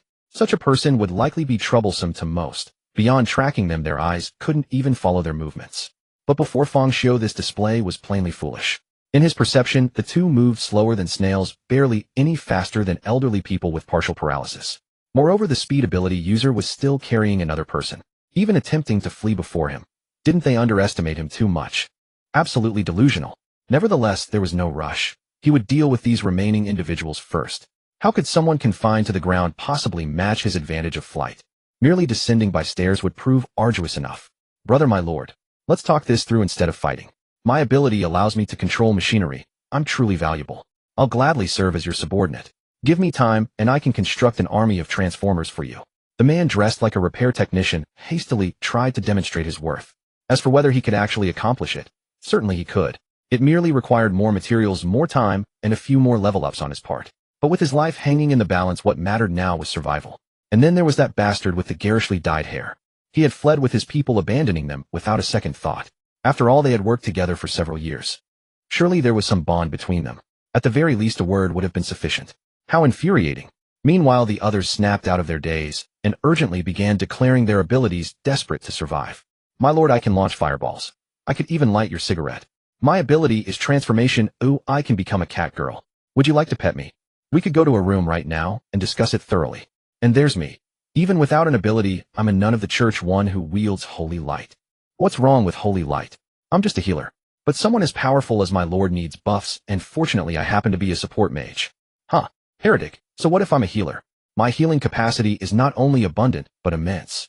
My holy light responds to my will with complete precision, allowing me to make any part of the body glow at will. Can you do that? The conversation spiraled further out of control. What started as ability introductions had been completely derailed by the women's suggestions. But they had no choice, with Feng Xiu having shown he could kill, even Lu Qing, a woman so pitiful and endearing that she inspired affection, they stood little chance themselves. Feng Xiu was after all a man, and women naturally had easier paths to appeal to. As for the men, to avoid being killed, they were forced to exhaust their minds conceiving other potential uses for themselves. Unfortunately for them, despite their desperate pleas, Feng Xiu had no intention of letting them live. Some of their abilities were genuinely remarkable, yet what guarantees could they offer? How could they earn Feng Xiu's trust and lower his guard? Frankly, they had only surrendered out of fear of death. The moment they gained freedom or saw even the slightest opening, they would betray him without question. He was a player after all, and a round trip through the game world took 7 days. That was plenty of time for them to cause trouble. Rather than deal with betrayal later, and then purge his own ranks, it was simpler to eliminate them now. The repairman, who had been watching Feng Xiu in silence, noticed the shift in his gaze, filled with lethal intent. Hope abandoned him, and steeling himself, he shouted out, "I'll fucking fight you to the death." He reached for his weapon as the others, after a moment's hesitation, followed suit. Feng Xiu had already begun his slaughter, yet the chasm of power between them left them utterly defenseless. Feng Xiu moved in a blur, leaving afterimages in his wake. In a single second, he weaved through them, dismantling them like scattered toy parts. Then, without delay, Feng Xiu launched from the rooftop toward the building's entrance. "Hurry! Faster! Today I'm cursed. What a monster I've encountered. I haven't enjoyed life enough, yet I refuse to die." The slouching man's face flushed red, sweat pouring down his brow, terror evident in his eyes. He pushed himself to his absolute limit. As a speed-type ability user, nearly all his stats had been invested in velocity, leaving his physical conditioning severely lacking.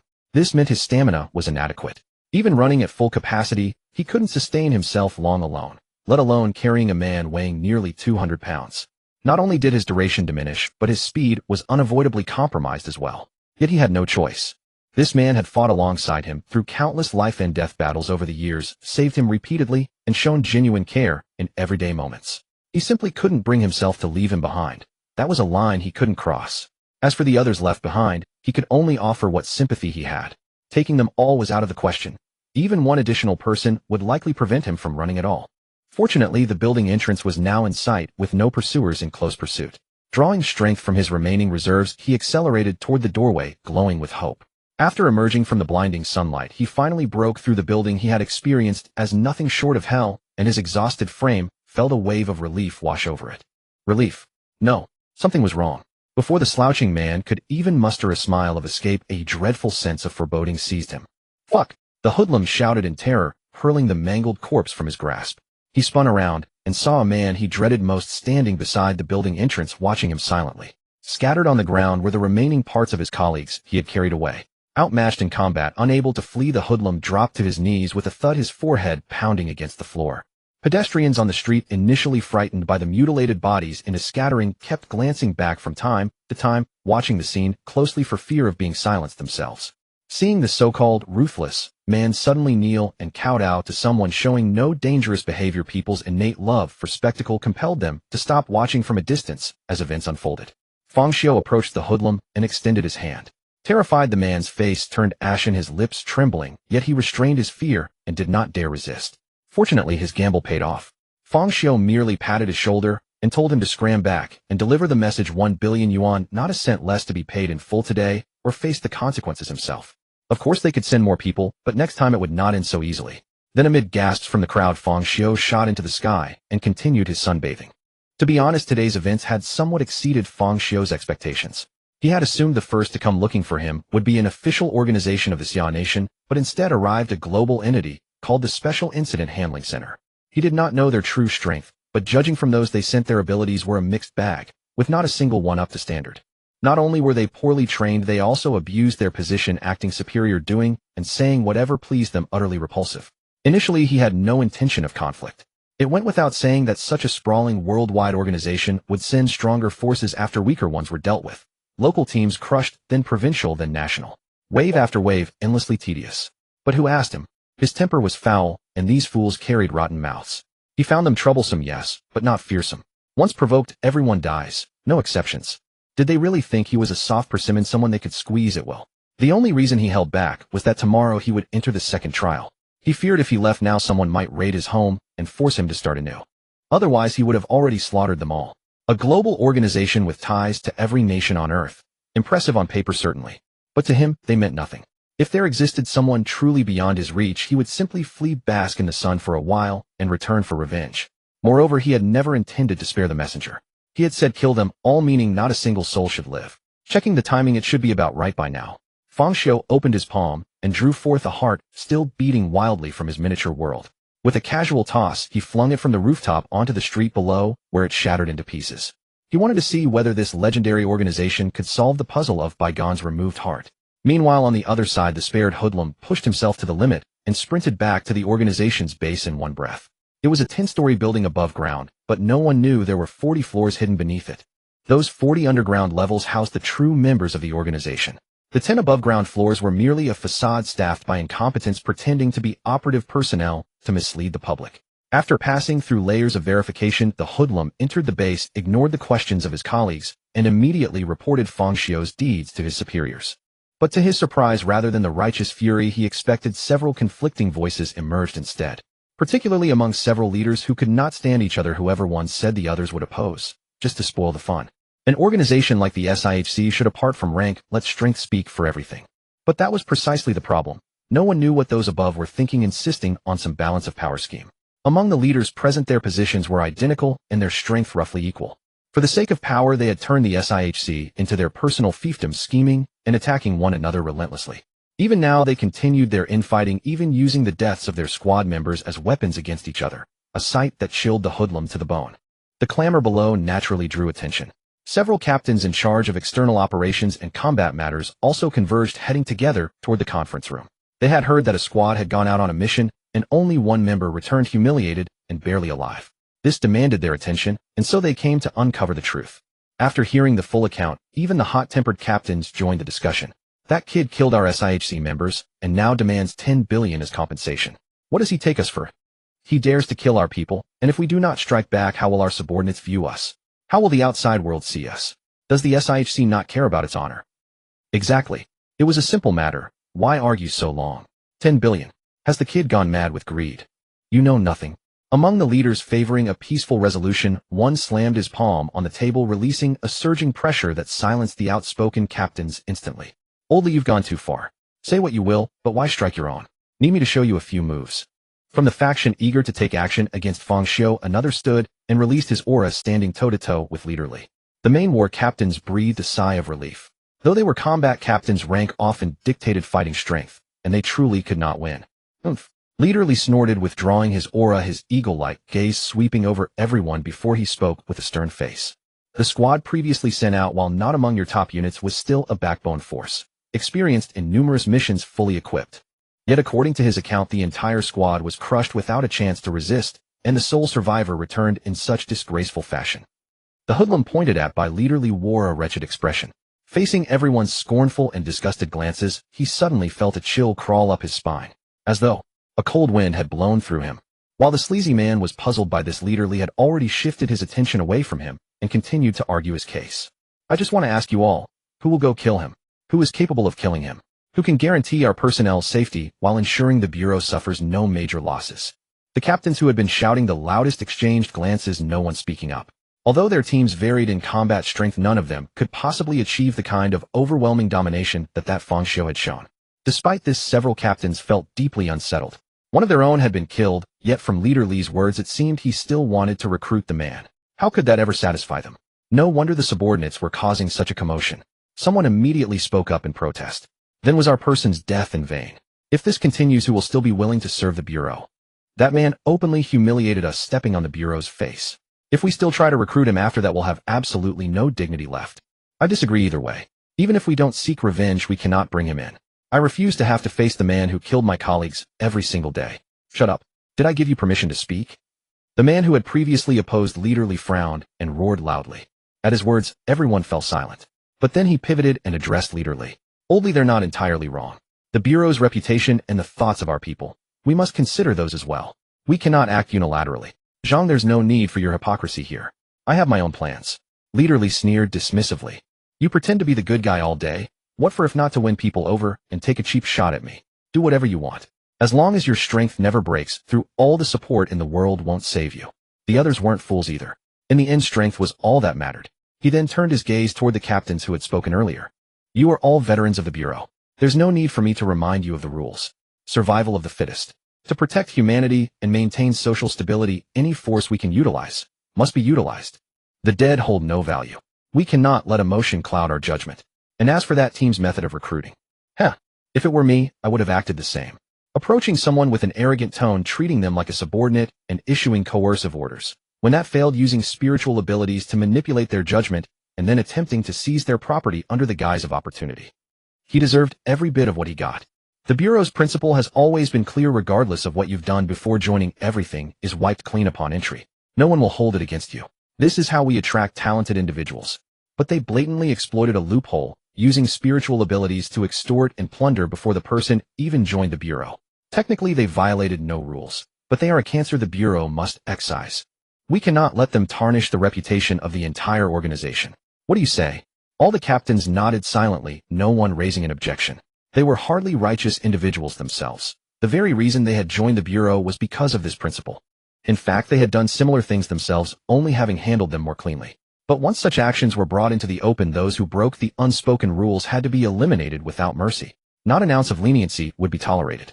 Boldly, you. Seeing his own side turning against him, Leader Zhang still intended to say something, until Leader Li's furious tirade cut him off. Shut your damn mouth. Stop trying to play peacemaker. Have you forgotten the orders from above? Need me to remind you?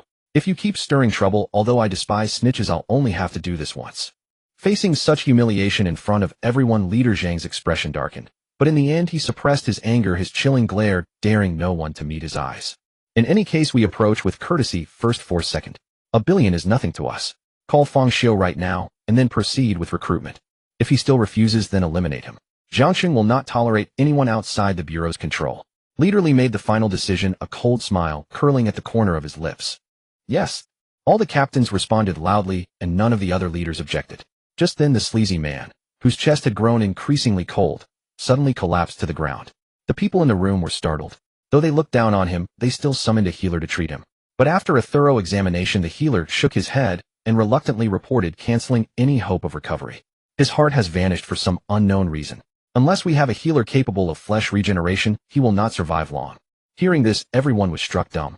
Healers of that caliber were exceedingly rare. Even at the Bureau's headquarters in Xiaohua, there were only a handful. Such individuals were absolute treasures. Not to mention whether they even had the authority to summon such a person. Even if they did, they would never waste the opportunity on a cowardly, ordinary team member. Seeing no one respond, the sleazy man on the verge of death naturally understood the implication. Recalling how Feng Xiu had looked at him, as if looking at a corpse, he couldn't help but let out a bitter smile. No wonder he looked at me like that. From the beginning, he never intended to let me live. I was merely a messenger, a tool to be discarded once used. How laughable. I cast aside my dignity, threw away my pride, and was scorned by those I knew, all for the chance to survive. Yet in the end, it was all my own delusion. Absurd. Absurd. Cough. The sleazy man cried out in grief and indignation, spouting a mouthful of blood before his life faded away. Witnessing this scene, no one in the room felt any emotion. It was simply a man who deserved to die, dying a moment sooner than expected. What worried them was the nature of that technique, and whether they could avoid it themselves. The more they thought about it, the more their fear grew. And as for that, the sleazy man had mentioned, everyone naturally understood it referred to Feng Xiu. So should their earlier decision be reconsidered? After all, he had killed someone right in front of them. If they showed no response, how could they expect to command obedience? At this thought, everyone instinctively turned their gaze toward Leader Li. Some even wore expressions of schadenfreude. Look at you sticking your neck out. Now let's see what you'll do. Leader Li remained silent, bowing his head in thought. It would be better to stick to the original plan than to reverse course and become a laughingstock. Changing would mean certain defeat. Holding firm still offered a chance of victory. By now there was no turning back. He raised his head and looked at everyone, his voice resolute. Proceed according to the original plan. I will bear all consequences. Boss, there's suddenly an extra billion yuan in our company account, and the source of this money is unknown. Feng Xiu, who had been lazily sunbathing on his recliner half asleep, could no longer doze off after being startled by Daniel, who rushed over in a hurry. Still, he showed no intention of getting up. He merely narrowed his eyes and said, "Don't worry. I arranged this money. There's no need to make such a fuss. All right. Help me set up a bank account and transfer the money over. I'm too lazy to move." Fang Xiao naturally knew what this billion yuan meant. He had simply forgotten that he was formerly an undocumented person and had no bank card at all. Even after his identity was resolved, he spent his days sunbathing and never bothered to get one. No wonder the other party had deposited the money into the company account. Ring, ring, ring. Fang Xiao's phone rang. He waved his hand, and the head maid beside him immediately stepped forward, picked up the phone from the desk, answered it, and held it to his ear. "Hello, who is this?" The unfamiliar number on the phone screen was something he had never seen before. Upon hearing Fang Xiao's question, a vigorous, yet slightly apologetic voice came from the other end. "Good day, Mr. Fang. Forgive the intrusion. My surname is Li, and I represent the Special Events Processing Center of the Jiangqing Special Affairs Bureau. I am calling to express our apologies. I am deeply outraged by everything you have endured. I never imagined such a disgrace would serve under my command. But please believe me, our Special Affairs Bureau has always valued talent and maintained strict discipline. Even if you choose not to deal with them, I would never tolerate such a cancer. So I hope you will not hold a prejudice against our bureau because of one bad apple. I am calling today not only to apologize, but also to reiterate my invitation for you to join us. If you are willing, I can make you a team captain directly ranking just below a few key figures. What do you think?" Fang Xiao raised an eyebrow and declined. "No need. I accept your apology and I have received the money. We are even. If there is nothing else, I have a game to attend tomorrow, so I will hang up now." "Hehe, Mr. Fang, there is no need to refuse so hastily. I know you are going to participate in a game tomorrow. How about we meet and talk when you return next time? You might change your mind." The person on the other end smiled and spoke gently, showing no anger at Fang Xiao's attitude. "Then we will discuss it after I return. One does not slap a smiling face." Fang Xiao did not insist further and hung up calmly. In any case, they would have to meet eventually, so he might as well go ahead with it. But expecting him to risk his life for them was pure fantasy. Still, their reaction was exactly what he had anticipated. Or rather, he had considered both the best and worst outcomes. At worst, the two sides would clash, he would slaughter all comers, and the enemy would flee in disarray. Then, constrained by time, he could only call a temporary truce to enter the game. Meanwhile, they would start calling in reinforcements everywhere, waiting for his return to fight again. But Fang Xiao had not expected them to be so patient, opting for a decision he himself considered unlikely. They not only transferred the money but extended another invitation, as if the squad he had deliberately sent back, the thug whose heart he had ripped out, meant nothing to them. This organization was less about strict discipline and more about cold-blooded ruthlessness. But it did not matter. This was better. If they were truly a patriotic, righteous organization serving the people, he might actually have hesitated to strike. "Daniel, you heard it too. I am going somewhere for 7 days starting tomorrow. During this time, guard this place properly. If anything arises that you cannot handle, just mention my name and seek help from the Xia Kingdom authorities at the police station." Fang Xiao instructed Daniel without a hint of self-doubt. At the very least, the Xia Kingdom officials in Jiangcheng had already shown him goodwill. If that was the case, he might as well take advantage of it. Perhaps they were eager to strengthen ties through some incident. "Boss, don't worry. I will guard this place properly and ensure nothing goes wrong here." Daniel spoke with unwavering conviction. Only after following his new boss had he felt truly alive. Anyone who wanted to disrupt this life would have to step over his corpse first. As time slipped away, little by little, the start of the second game drew ever closer. Finally, a flash of white light appeared, and Fang Xiao vanished from the recliner. Welcome, player Fang Xiao, to the late era of the dynasty, where martial powers clash for supremacy. Game duration 10 years. That familiar weakness returns again, truly disorienting. Fang Xiao moved his body and found this physique utterly frail, even worse than before he transmigrated. Moreover, he could no longer connect with the small world, suggesting each game used the body's original baseline state. Fortunately, his supernatural talent remained, and this world had sunlight, making things considerably easier. At that moment, a memory began to surface. From infancy, speaking and walking at 6 months, beginning education at 3, entering private tutoring at 5, hailed as a prodigy. At 7, his parents perished to bandits, and he was reduced to begging. Thereafter, kind neighbors sustained him.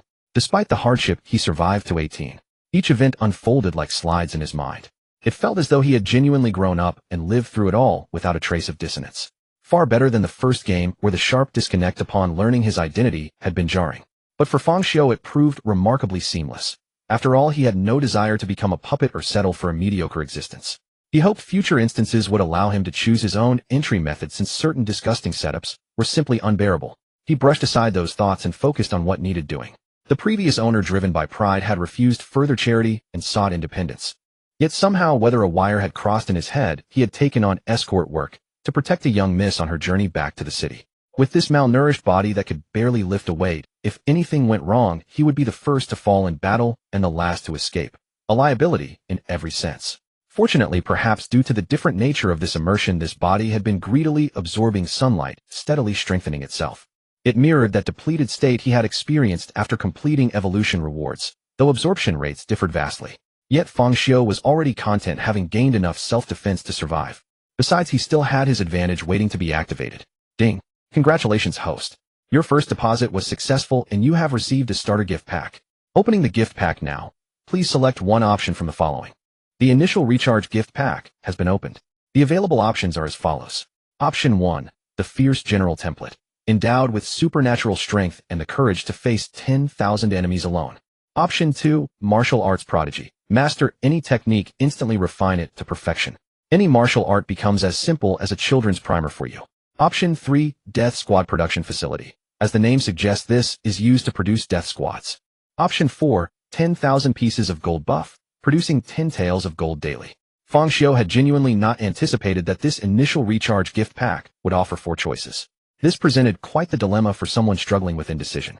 He yearned to claim all 4, but was forced to select only one. He immediately ruled out the 4th option. While 10 taels of gold each day seemed substantial enough to sustain a family for years without worry. Yet his ambition was to dominate the world. Over 10 years he would accumulate barely over 30,000 taels, hardly enough for warfare. Worse still, this sum would not come as a lump sum. Meanwhile, the first option held no value either. He intended to become an emperor, and an emperor needed subjects, not merely personal strength. Besides, once he compensated for 18 years of deficits, he would possess supernatural strength in this world anyway. What truly troubled him was choosing between the second and third options. The former would have his efforts in martial training, certainly valuable in an age of chaos where martial prowess mattered greatly. The drawback was that martial arts required time to master, and he had no way of knowing how long that would take. Furthermore, he would need a teacher, and at his age no sect would likely accept him. Even if accepted, he would never gain direct access to the sect's core techniques. He would need to grind through years of service and scrutiny. Thus, the Death Squad production facility remained his most practical choice. The strategy of overwhelming numbers proved truly unstoppable against those lacking extraordinary power.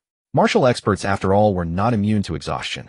Their physical stamina and internal energy had limits, and wearing them down through attrition was entirely feasible. The sole concern was his own survival, avoiding assassination attempts. Upon making his choice, the Death Squad production facility merged into his forehead. According to the information transmitted, creating a Death Squad member required 1 tael of silver, or alternatively 1 person with bodily integrity exceeding 80%. Goodness, so cheap. Human life truly was worthless.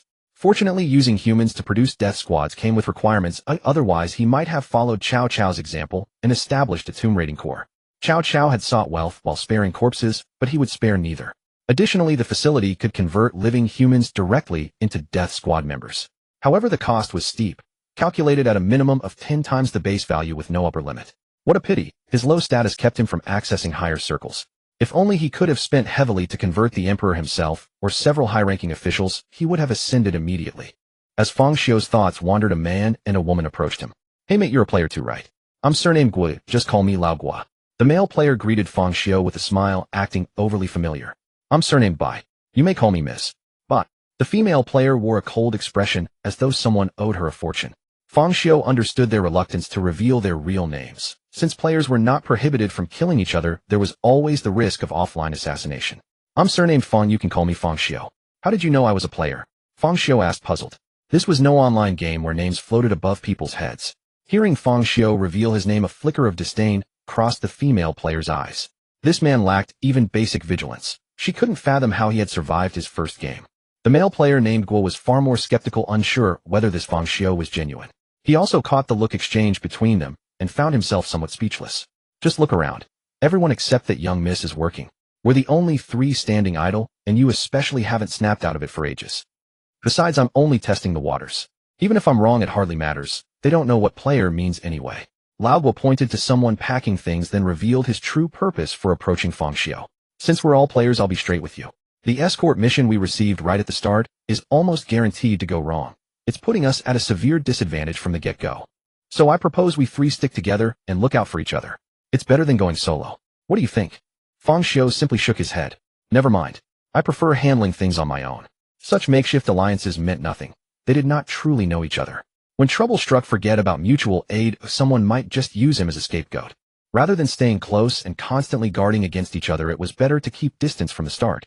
Very well then, Laogwa sighed regretfully. I won't force you. All right, he's turned us down. No point wasting time here. I can't stand looking at pretty boys like him. Ms.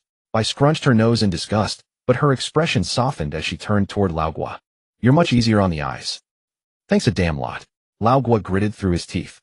Only after the two had walked away did Fang Xiu's expression turn cold as he addressed the facility within him. How much would it cost to convert these two into Death Squad members? The facility responded, one person requires 10,000 taels of silver, and this is limited to the current world. Fang Xiu clicked his tongue in surprise and abandoned the idea. He had expected players to command a premium, but not this steep a price. And it was not even permanent. A terrible deal. He hoped these two would keep their distance and not provoke him. Surely they could see he was not blind to their familiarity. Not long after Laogwa and Ms. Bai departed the caravan prepared to set out. An elderly man resembling a steward stepped forward with a roster. I will now take roll call. Those absent will be considered forfeiting their place. No delays tolerated. Zhang San. Present. Li Si. Present. Lu Dohua. Present. Tai. Gua. Is Tai Gua present? Present. Laogwa awkwardly raised his hand, mortified not just by the name itself, but by the realization that both he and the woman had been deliberately withholding their full names. No wonder that Fang Xiu had revealed his name so readily. There was a reason for it. How had he forgotten such a crucial step, when even in modern times such procedures existed? Fortunately, while the two had not disclosed their full names, they had not lied either. The steward chuckled at the unusual name, but continued reading from the list. Lu Lian. Present. Bai Yi. Present. Ms. Bai replied, faintly mortified that her chosen name felt too humiliating to claim openly. Why is a woman among us? The steward questioned, but did not press the matter further. Fang Xiu. Present. Since Fang Xiu was the last name on the roster, the steward finished the roll call and signaled the group to set off. Walking along the road, Fang Xiu glanced wryly at Old Gua and Lady Bai, who looked as though they desperately wished to bury their heads in the ground. No wonder they called him Old Gua or referred to people as Lao Tai. Such casual nicknames were nothing unusual for the locals here, but for someone accustomed to modern sensibilities, it was deeply awkward. And as for Bai Yi, compared to Lady Bai, the name was indeed rather vulgar. Then again, it was also because she was so plain-looking and her temperament left much to be desired. She simply could not carry such a name with grace. Had she possessed a noble bearing or a sweet and lovely face, the name would never have fallen into such disrepute. Just then an anxious female voice rang out from within the carriage. Steward, why are we moving so slowly? Do not waste any more time. Understood, miss. We shall quicken our pace immediately. Please hold firm. The steward nodded in acknowledgement and subtly reminded his young miss of the situation. He then gave a signal, and the speed of the caravan suddenly increased, leaving the group of people trudging behind in groans of complaint. But who could complain? They were merely hired hands while she was the one paying the bills. No matter how much they grumbled, no one dared voice their grievances. Yet Fang Xiu detected something unsettling about that young miss. It was only a matter of returning home. Was there any need to rush so urgently? She had even abandoned all pretense of a proper noblewoman's composure. Perhaps old Gua's jinx had been right after all. This journey was very likely to run into trouble. After all, situations like this usually meant one of two things: she was carrying something extremely valuable, or she was being pursued. So perhaps he should play the part of a bandit and strip everything of value from that young miss. Compared to the meager sum he would earn as an escort, this approach seemed far more lucrative. But there was no hurry. Two other variables remained. Fang Xiu glanced at the two players Tai Gua and Bai Yi, who were huddled together whispering. They had been incessantly warning him that the escort mission was highly likely to encounter trouble and wanted to stick together. Yet in truth, they could have simply withdrawn from the mission altogether and no one would have held it against them. This was not a game with mandatory quests to complete. Recalling their earlier behavior, they had been far more interested in persuading him to back out, or at the very least keeping his unpredictable presence under control. Considering this, the two of them were far too suspicious. Should he just kill them? Fang Xiu stroked his chin, pondering. At that moment, Old Gua and Lady Bai, who had been deep in conversation, suddenly felt a chill run down their spines, as though some fierce beast had fixed its gaze upon them. The chill came and went just as quickly. The two looked around frantically, but found nothing, eventually convincing themselves it had merely been an illusion. What they did not realize was that Fang Xiu had simply suppressed his murderous intent, for now. Never mind, he thought. Let us see what unfolds once they reach the remote wilderness. If anything were to happen, it would almost certainly occur there. True to his expectation, not long after the caravan out, more than a dozen figures appeared on the road ahead, blocking their path. At their head stood a broad-bearded giant, his muscles coiled like gnarled roots, his body shimmering faintly with a metallic gleam. Beside him was a young man in Saiyan robes, a long sword in hand. The rest were nothing but low-ranking bandits in rough mountain attire. Yet one could never be certain whether a hidden threat lurked among them as well. Miss Qian's certain items are beyond the reach of a mere merchant's daughter. Hand them over willingly, and I may spare your life. Otherwise not only will you die, but your entire family shall be buried alongside your foolishness. The bearded giant spoke in a calm, measured tone. Had the object not been so precious, and at risk of being damaged, he would have long since flown into a rage and slaughtered everyone in a merciless rampage. There is no need to waste words on her. Simply kill her, the young swordsman declared with an arrogant air, but the bearded giant shot him a withering glare that silenced him instantly. Though resentment still lingered on his face, the bearded giant chose to ignore it and turned back to address the carriage once more. Miss Qian, have you made your decision? Without waiting for an answer, he drove a single punch into a sapling as thick as a dinner bowl, beside him snapping it clean in two. The escorts, already trembling with fear, now shook so violently they could scarcely stand.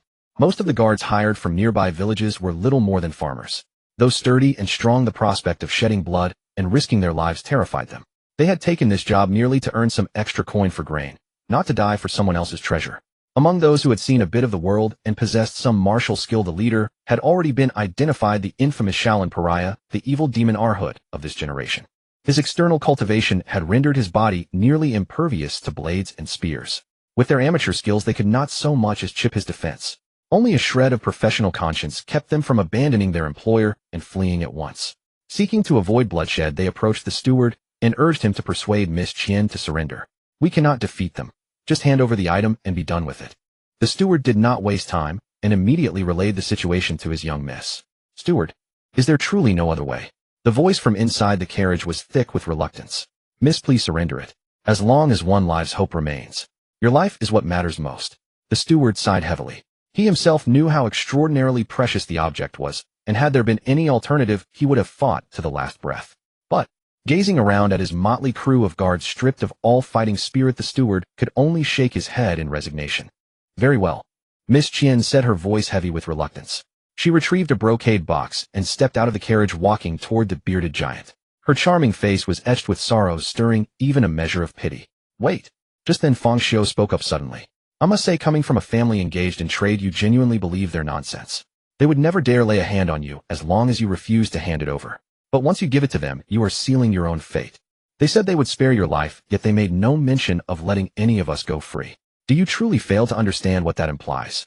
Feng Xiu locked his gaze upon Miss Qian, his eyes piercing. She appeared slightly flustered, but forced herself to remain composed, frowning as she replied. What am I supposed to understand?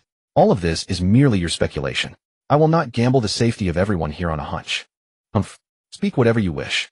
But you shall not pass, and that object shall not leave this place. Feng Xiu sneered, his eyes brimming with killing intent. Should you take another step forward, I will kill you. And I always keep my word. You? Absurd. Miss Qian pointed at Feng Xiu, trembling with rage. But as a woman, she knew she could not match a man in combat, so she turned to seek support from the others. Yet she found that all eyes upon her were filled with suspicion, even her own steward's. Indeed, in the steward's memory, his young miss had always been a business genius, quick-witted and shrewd. The actions she had taken today were anything but consistent with her usual demeanor. Too hasty, too careless. Suddenly Tai Gua and Bai exchanged glances, and without a word both lunged simultaneously toward the brocade box in Miss Qian's hands. Bold! The bearded man roared, stamping his foot and leaving a small crater in the ground as he lunged forward in a single stride. The young swordsman also drew his long sword and followed close behind, a look of disdain on his face. So I was right to skip the act. Just kill them outright. The two charged directly into battle against Tai Gua and the others, while the bandit-dressed henchmen drew their blades and rushed over, surrounding Miss Qian in a protective formation. It was obvious at a glance that they were in league with Miss Qian.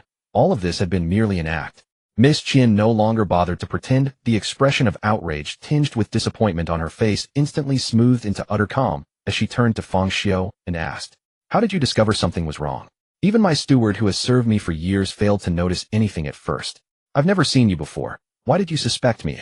Miss Qian tilted her head slightly, a touch of confusion flickering across her composed, delicate features. It was oddly endearing. Perhaps this was her true nature. The poised, emotionally expressive demeanor she displayed in public had all been a performance designed to mislead others. But Feng Xiu held no fondness for this side of her. He simply responded offhandedly. There was nothing suspicious about it. I merely posed reasonable questions. Besides, with so many people present, would you not find it strange that a young lady like yourself would personally walk into danger? Moreover, your emotional display was far too inconsistent. Even if you couldn't bear to part with these things, you should still have felt fear. After all those across from you had come to kill you. The most crucial point is, why were you in such a rush? Speaking of which, Feng Xiu truly couldn't hold back his criticism. When others were robbed, they wanted to move as slowly as possible, hoping for some miracle to appear. But this Miss Qian was different. The sorrowful expression remained on her face while her footsteps moved like the wind. If he hadn't suspected her under such circumstances, it would have been an insult to his intelligence. I see now. It seems I was too hasty and my reading of people was insufficient. Miss Qian nodded calmly, showing not a trace of anger. Feng Xiu paid her no mind and shifted his attention to the fighters. He had initially assumed Tai Guo and Bai Yi would certainly lose to the bearded man and the young swordsman. After all, players who hadn't yet developed were nothing more than ordinary people. But to his surprise, both sides were evenly matched, and the players were even gaining the upper hand. Tai Guo used his bow and arrows to attack from a distance, kiting the swordsman until he was powerless to retaliate. Occasionally, when the swordsman managed to close the gap, Tai Guo would simply toss aside his arrows and wield his long bow, with remarkable skill, fighting on even terms and sometimes pressing the advantage. Good heavens, he knew of melee mages who cast light spells and then bludgeoned enemies with their staffs, and he'd even heard of priests who fought with meteor hammers. But a melee archer like this was something he had truly never seen before. Meanwhile, Miss Bai refused to let Tai Guo have all the glory. Her brutal sword technique was ruthlessly merciless, targeting the bearded man's lower body and forcing him to clamp his legs together throughout the entire fight, drastically reducing his mobility until he could only stand helplessly in place and take the beating. Defeat was only a matter of time for the two. The henchmen stirred restlessly, eager to intervene, yet terrified of death, ultimately choosing to maintain their position and protect their leader. Feng Xiu, watching from the sidelines, paid no mind to the battle. Instead, he pondered how these two could be so formidable. He was a player as well, yet why was he so frail and weak? It couldn't be that both of them had prior experience with these weapons in reality. Judging by their combat style, no one would believe they had never taken a life before. Could they both be from some special organization? That seemed too coincidental. He suspected the immersion mode was responsible, allowing the body to truly experience growth again, unlocking memories once a certain age was reached, much like the mystery of prenatal forgetting. This explained why players could skillfully wield abilities from memory and possess physically trained bodies. These experiences were genuinely theirs, lived through firsthand. This also explained why his body remained in a depleted state even after his talent was unleashed. He had truly lived those 18 years under the sun. It was his physical conditioning that had simply been sealed away. Once his memories were restored and his talent awakened, he could naturally absorb sunlight to recover the strength he should have possessed all along. The evidence supporting this theory lay in his mind. The 4 books and 5 classics he could recite and comprehend with genuine understanding, the only valuable knowledge he possessed. His previously feeble physique further confirmed this. If he had been replaced, his body would not have been so markedly inferior to an ordinary person's. However, other players came equipped with martial skills. Those books were utterly useless to him. Could they expect him to take the imperial examination? In these times, no matter how well one studied, poverty would still guarantee failure. At that moment, 2 agonizing cries of despair rang out. The bearded man and the young swordsman had finally perished, and their deaths were gruesome indeed. The young swordsman had been crushed to death by the long bow, his body crisscrossed with wounds from the bowstring, flesh torn and turned inward. The bearded man's external martial arts made him impervious to blades and spears, yet he still had vulnerable points. His eyes had been gouged out, he had been castrated, and a dark stain of blood had appeared beneath his trousers. Perhaps if the 2 opponents had been swapped, the outcome might have differed, but that was only speculation. These players weren't foolish, they wouldn't let a sure victory slip away. After disposing of their respective opponents, Old Gua and Miss Bai turned their attention to Miss Qian. Miss Qian, I'll give you one choice now. Hand over the brocade box in your possession or die. I imagine you wouldn't care to. Thud. You? Clang clang. Hey, come on, that's going too far. I was in the middle of speaking. Can you show a little respect and let me finish my sentence? Old Gui said with a pained expression. Miss Bai also wore a look of disdain. The caravan members, who for some reason hadn't fled during the fight, kept their distance as well. Don't blame me for this. Isn't this exactly how it's portrayed in television dramas? After killing someone, you search their body. Not only do you get money, but there might also be martial arts manuals, or even treasures containing great secrets which ignorant people wouldn't know the value of. Feng Xiu explained while continuing to tear apart the clothes of both corpses, checking for hidden compartments. Cough cough, did you find anything? Old Gua asked with mild curiosity while Miss Bai leaned in to eavesdrop. No. Television dramas are indeed deceiving. Everything I found is over there. Feng Xiu pointed to the ground nearby, where scattered silver coins, a few banknotes, and a large collection of mysterious bottles and jars lay. After thoroughly searching one more time and finding nothing else, he gathered some cloth and wrapped up the items to take with him. A barrage of arrow sounds erupted as dozens of arrows shot from the surrounding forest toward the caravan. Fang Xiu made no attempt to dodge, instead hoisting the nearby bearded man's corpse as a human shield. The sound of arrows piercing flesh rang out in succession, and screams of agony echoed endlessly. Only after all fell silent did Fang Xiu toss the beard-covered brute, riddled with arrows like a hedgehog, aside. Taking a closer look, not a single person in the caravan had survived. Miss Qian, who had been surrounded, was completely unharmed, but those who had encircled her were another matter, entirely reduced to nothing more than human targets. As for Old Guo and Ms. Bai, they had already returned to the organization to report their failure. Sir, the item is in that Miss Qian's hands. Please come and receive it. Old Guo and Ms. Bai shouted toward the depths of the forest. Crunch, crunch, crunch. The sound of horse hooves drew nearer with each passing moment. From the trees emerged a general, astride a jet-black steed clad in armor that revealed only his merciless eyes. Behind him followed dozens of soldiers' backs laden with bows and arrows, each gripping a blade and shield, their steps falling in perfect unison, the unmistakable mark of elite troops. Incompetence. A voice as cold and stern as rolling thunder erupted beside their ears, its killing intent as overwhelming as mountains of corpses and seas of blood, sending chills straight to their hearts. You, Ms. Bai's face drained of color, yet she gritted her teeth, determined to retort.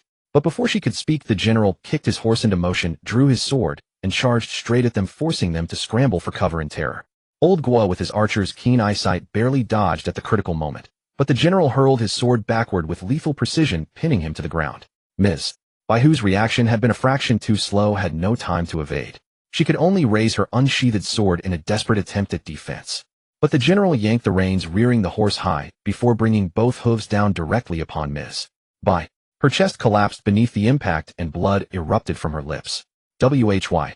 Old Guo, clinging to his last breath, grasped the blade, piercing his body, and asked the general. In the identity this game had given him, weren't they on the same side? Why strike him down so ruthlessly? Ms. Bai, also on the verge of death, summoned her remaining strength, desperate to hear an answer. Why?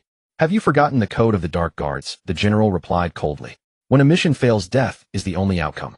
You couldn't even retrieve a simple item without requiring my personal intervention. How else should you have perished? And you have the audacity to ask. Humph. The general sneered, then turned his attention back to Ms. Bai. Moreover, you dared to address me with you, even attempting to speak back, showing not an ounce of respect for hierarchy. The Dark Guards have no place for such people. Hearing the general's words, regret flashed across Ms. Bai's eyes. Her lips moved as if to say something, but no sound escaped before she died. Old Guo could only manage a bitter smile. Although he had inherited memories tied to this identity, they remained merely secondary impressions to him. Every word he spoke and every action he took still instinctively followed the conventions of modern society, as though he had completely forgotten this was the twilight of a feudal dynasty where human lives were valued no more than common weeds. Let alone the fact that they were members of the Dark Guards, a shadowy organization operating in darkness where no one would care if they perished. The general paid no mind to Old Guo's thoughts. Dismounting, he drew his sword and swiftly decapitated him, blood spraying from the severed neck. Watching the two meet their dramatic ends, Fang Xiu gained a deeper understanding of this turbulent world.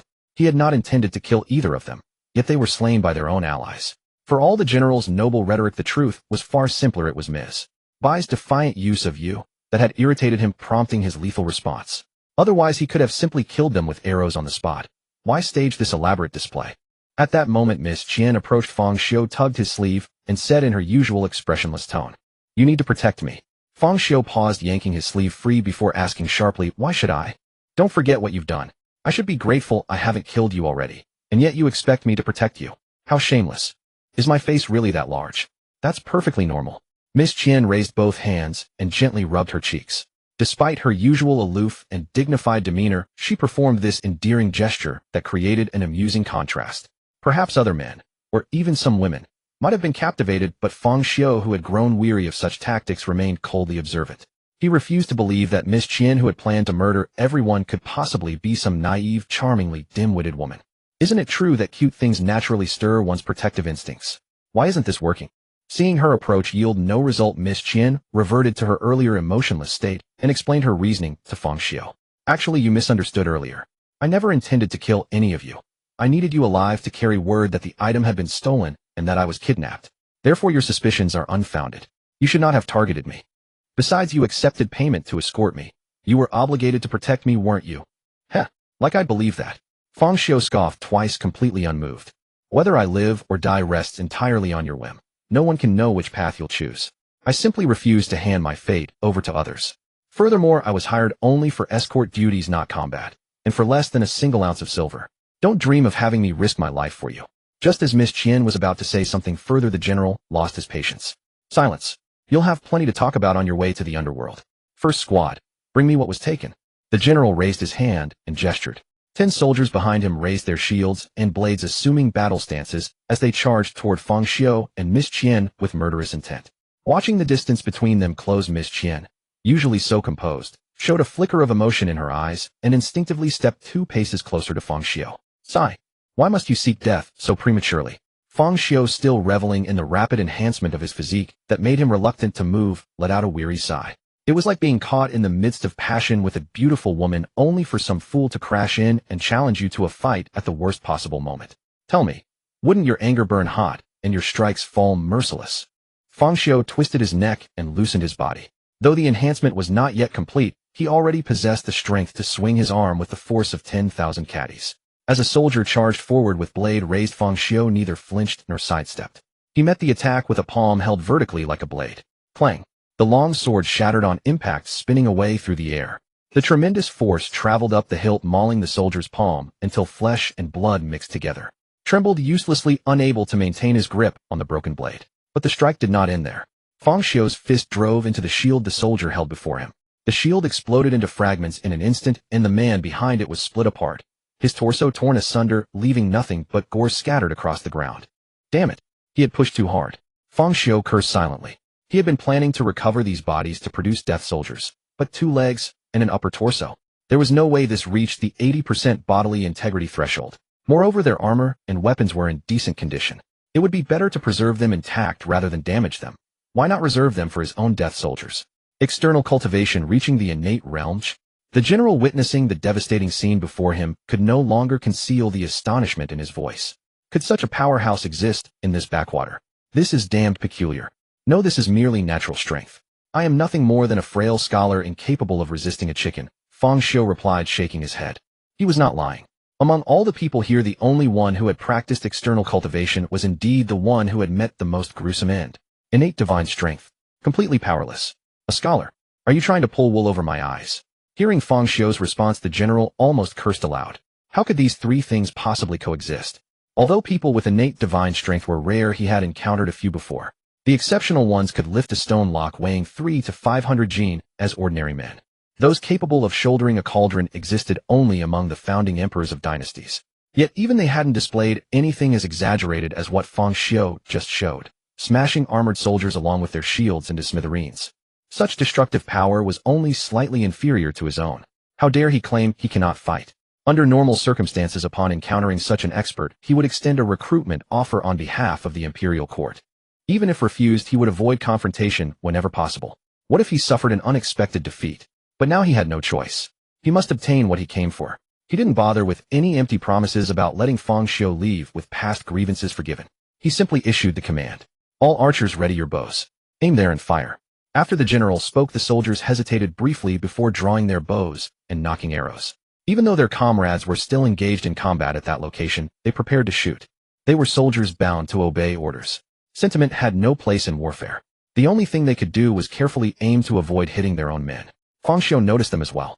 He simply grabbed the fearless soldiers attacking him and hurled them like cannonballs. They crashed into the rows of archers, toppling them all. The assault crumbled instantly. Fang Xiu then charged forward, stamping so hard on the ground that a deep crater formed, launching himself into the air with dust billowing. The very earth trembled beneath him. Using this brutal method of advance, Fang Xiu moved with the swiftness of thunder. In an instant, he reached the soldiers still writhing on the ground, dealing each a slap that sent their heads spinning. The fortunate ones had their necks twisted like pretzels, leaving their bodies mostly intact. The less fortunate watched their heads detach and fly away.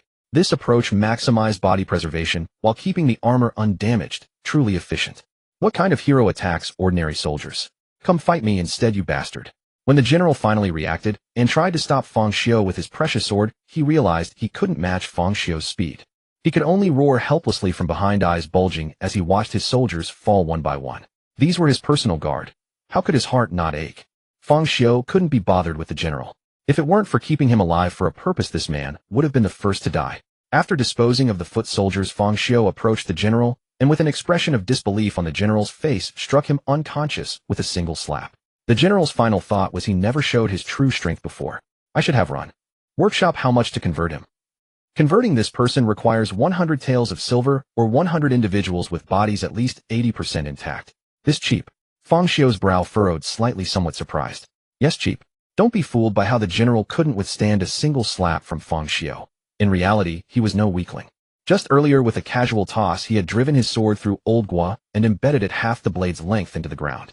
Ordinary people couldn't accomplish that. But right now Fang Xiu had no money at all, so he would have to borrow some. With that in mind, he grabbed the general by the leg and dragged him over to where Miss Qian stood rooted in place. You actually didn't take the chance to run while we were fighting. That's pretty self-aware of you. I'm not stupid. A weak woman like me could never outrun any of you. The moment I made a move, you'd all turn on me first. Miss Qian stated matter-of-factly. Whatever, let's not dwell on that. Hand over everything valuable you're carrying, or I'll do it myself and strip you bare. Fang Xiu's tone was harsh. He had always intended to pull off something big, it was just that too many things happened along the way delaying him. Now that things had settled, he wasn't about to let this opportunity slip away. Miss Qian didn't argue.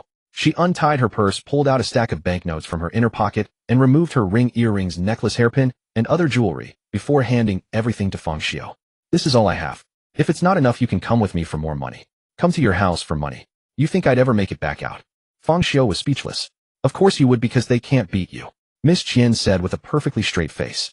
This response left Fang Xiu without a comeback, so he simply ignored it. Workshop, convert all of this.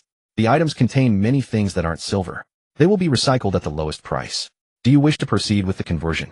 Fang Xiu naturally chose to convert everything. He had assumed the workshop only accepted silver and people, and had been prepared to spend time exchanging the items for silver. Now it was all handled in one step. No need to figure out how to liquidate anything. Though the recycling price was the lowest, he wasn't losing out.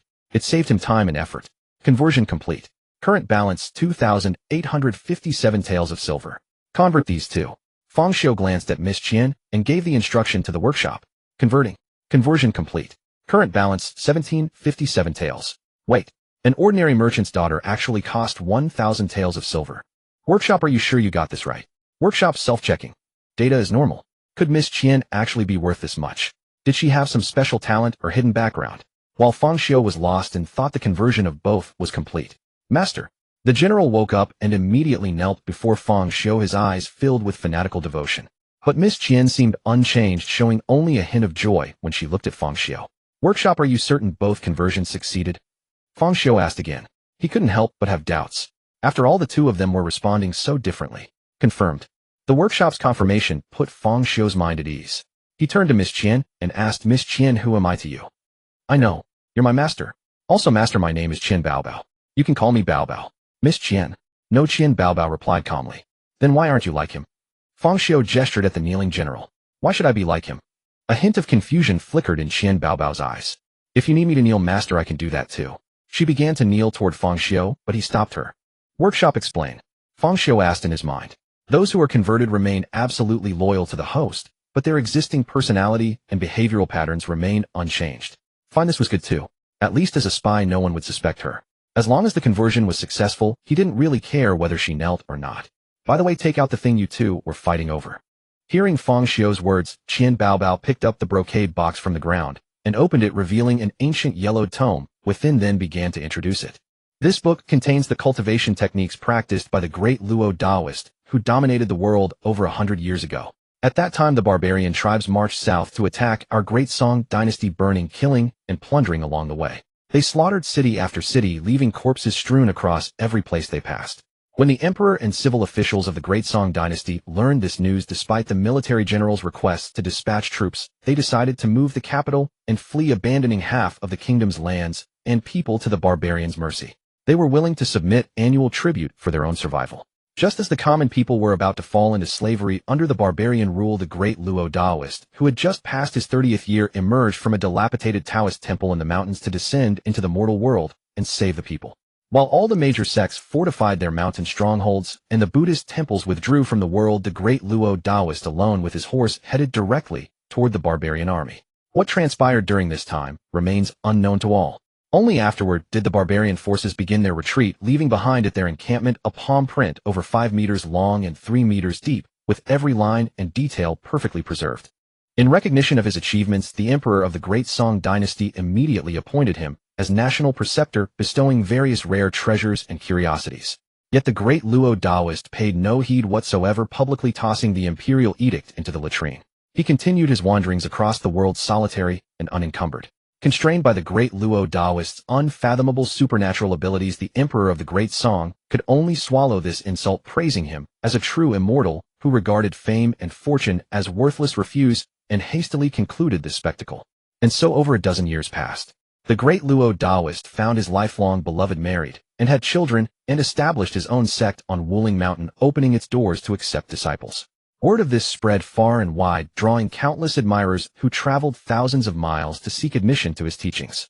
The great Luo Daoist welcomed all who came, provided they were not notorious evildoers. Even those with ulterior motives did not concern him. Within just a few short years, Wielding Dao sect rose to become the foremost sect in the world. Even the 1,000-year-old Buddhist tradition had to step aside, daring not to confront it directly. Fortunately, the great Luo Daoist harbored no ambition to unify the martial realm, content to remain within his own domain, which brought relief to all.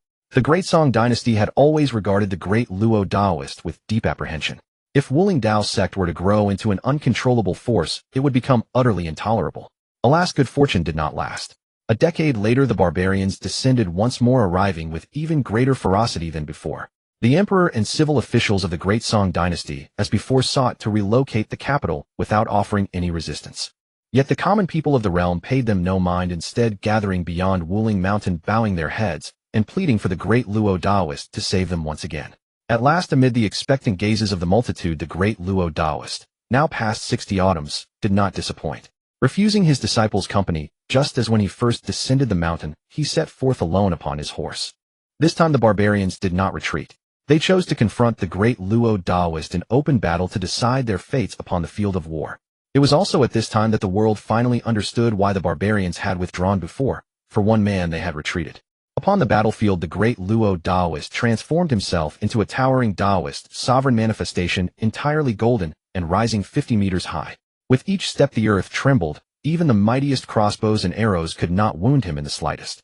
With a sweep of his horsetail whisk from the Daoist sovereign manifestation, 3,000 soldiers were shattered.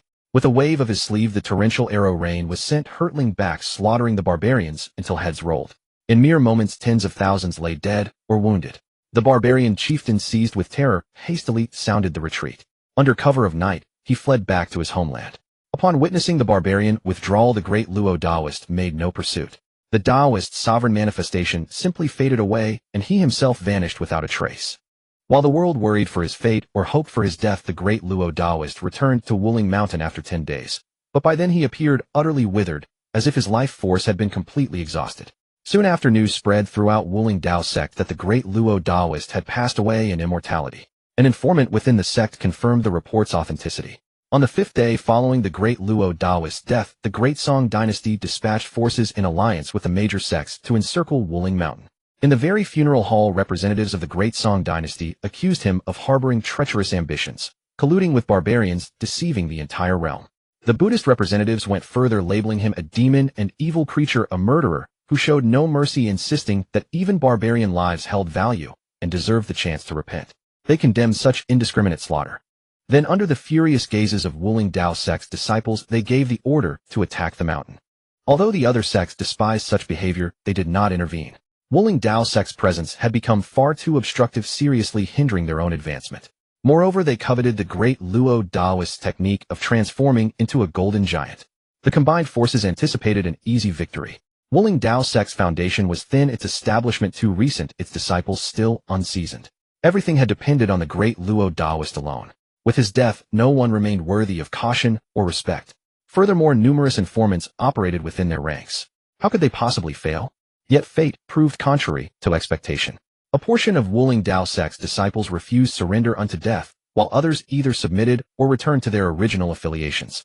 When the attackers turned their blades toward the great Luo Daoist's wife, children, and those loyal disciples seeking to coerce them into revealing the cultivation technique, the great Luo Daoist, who should have been dead, burst forth from his coffin.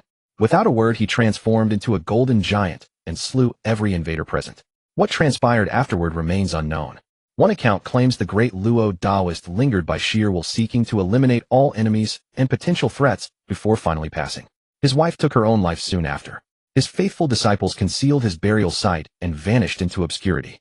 Another account suggests the great Luo Daoist had grown weary of his sect-building endeavor and despaired of the great Song dynasty, choosing to feign death and escape. The attackers' haste prevented even his burial, and they simply stumbled into his vengeance. Yet regardless of which version holds truth, the great Luo Daoist vanished from the world after this. I only discovered the great Luo Daoist's original temple's location by chance, and decided to test my fortune. Unexpectedly, I truly found this book hidden within an ancient Laojun statue. Unfortunately, word leaked out, forcing me to devise a scheme to extract myself from this quagmire. In the end, Qin Baobao glanced at Feng Xiu and spoke calmly. The rest, master, is surely known to you. Feng Xiu remained silent, lifting the ancient tome from the brocade box to examine its pages. There is one more matter. At this moment, Qin Baobao seemed to recall something. Her gaze unconsciously drifted toward Feng Xiu as she recounted in a completely calm tone. It is said that the great Luo Daoist bore the surname Feng. Could this really be such a cliché? Feng Xiu muttered to himself, tugging at the corner of his mouth as his hands paused from flipping through the ancient text. Indeed, deep in the back mountain of the village where he currently resided, there was an abandoned Taoist temple where Laojun was genuinely enshrined. Before his parents had passed, they often took him to clean and make offerings there rain or shine. After they died, he became an orphan, rising before dawn and working until late at night, doing whatever work he could to earn a living, and had long forgotten all about it. Moreover, Feng was the only surname in the entire village, and his home contained not only the 4 books and 5 classics, but also several Taoist texts. With so many clues strung together, anyone claiming he had no connection to Taoist Luo would be a fool to believe. Even if he were not a direct descendant, the bloodline would hardly be distant. So this trip was merely to reclaim what rightfully belonged to my own family. Though it could be considered something lost and found again, it still felt like a terrible bargain, certainly not a windfall. Not to mention, I wouldn't even need to fabricate a reason to rebel. Unfortunately, he would never have to use it. If he truly wanted to rebel, would he need an excuse at all? In these final days of the dynasty, merely liquidating a few major parasites would yield tens of millions, even hundreds of millions in silver. And should anyone in the realm dare to object, claiming he lacked the virtue to wield the throne, he would simply slaughter them all and replace them with death-sworn guards, letting everyone see who dared to chatter. Other emperors needed reputation, popular support, and sufficient subjects to sustain their rule. But before him, all those things meant nothing. He could have as many as he wished. Never mind, he would stop pondering these matters and instead focus on arranging the next steps for the two of them. Regarding the ancient text, how many others are aware? Feng Xiu pointed toward the general, though he could not recall the man's name. After a brief hesitation, he continued his question. My lord, you may simply call me Xiao Kuan. Aside from myself and a few intelligence operatives, no one else knows of the ancient text, the general said obsequiously. Very well. Upon your return, eliminate every soul who holds this knowledge to ensure the secret is not leaked. I will provide you with 500 additional men to incorporate into your shadow guards. After giving Xiao Kuan his instructions, Feng Xiu tapped into the workshop, and 500 burly warriors materialized upon the open ground. Quite impressive. For merely 1 tael of silver, one could produce such formidable fighters, hardly inferior to trained soldiers. There would be no need to build them from scratch, saving an enormous amount of resources in the process. He then had some of them don the armor and weapons of the soldiers Xiao Kuan had previously lost, intending to send them back. Upon your return beyond the shadow guards, find ways to replace the lower ranks in all other city departments with my people. More will arrive later, so do not worry about insufficient manpower. Furthermore, you and Qin Baobao must coordinate closely. She will handle the accumulation of wealth while you provide her protection. Should anyone prove foolish enough to obstruct her, confiscate their property and exterminate their entire clan. Understood. Remember not to discard those corpses, bring them all to me. After some thought, unwilling to waste anything, Feng Xiu gave his final instruction. Understood, my lord. I shall take my leave now. General Xiao Kuan clasped his fists in salute and departed in grand style with his entourage. Feng Xiu then turned his gaze toward Qin Baobao and spoke. You overheard what I just said. Upon your return, concern yourself with nothing else but generating profit for me. Each month, once liquidity is ensured, deliver all surplus funds to my location. Feng Xiu had no intention of directly robbing the wealthy families in the city. Instead, he chose a more measured approach, gradually building his strength. He was far too lazy to emulate those rebel leaders who fought for years without even a peaceful night's sleep. When the time was right, why not crush the realm in a single devastating strike? Moreover, with figures like Taoist Luo possessing such power, his current strength remained insufficient. Should the imperial family harbor any hidden monsters capable of a decapitation strike against him, the loss would be catastrophic. I understand. I will ensure the business continues operating while remitting all earnings to you, keeping not a single coin for myself. Qian Baobao nodded. There is no need to deprive yourself so severely. You should retain funds for daily living expenses, simply maintain the lifestyle you were accustomed to previously. Fang Xiu paused, then waved his hand to refuse outright. Though Qian Baobao was a death-sworn guard who would never betray him regardless of treatment, he was no heartless master who treated his subordinates as slaves. Understood. Upon hearing Fang Xiu's words, a rare emotion flickered in Qian Baobao's eyes. Fang Xiu then used the workshop to produce another 500 death guards, 100 of them women assigned to personally protect Qian Baobao. Fortunately, the female death guards did not possess the same bulky musculature as their male counterparts. Though they also had muscle, their lines were graceful and their features refined and delicate. With personnel fully arranged, Qian Baobao departed with her people, planning to enter the city in batches. After all, she was merely the daughter of a common merchant, and gathering so many people at once would attract suspicion and potential arrest. Seeing that he was now alone, Fang Xiu, adhering to his principle of never wasting resources, collected all the corpses before choosing to return to the village. Qingshui Village. A reasonably spacious courtyard. This was the sole inheritance left to Fang Xiu by his parents. Because of this dwelling, numerous local thugs had once attempted to forcibly seize it, but fortunately a considerate neighbor intervened and helped him repel them. On his way back, acquaintances had asked why he had returned so soon when he had joined the escort duty.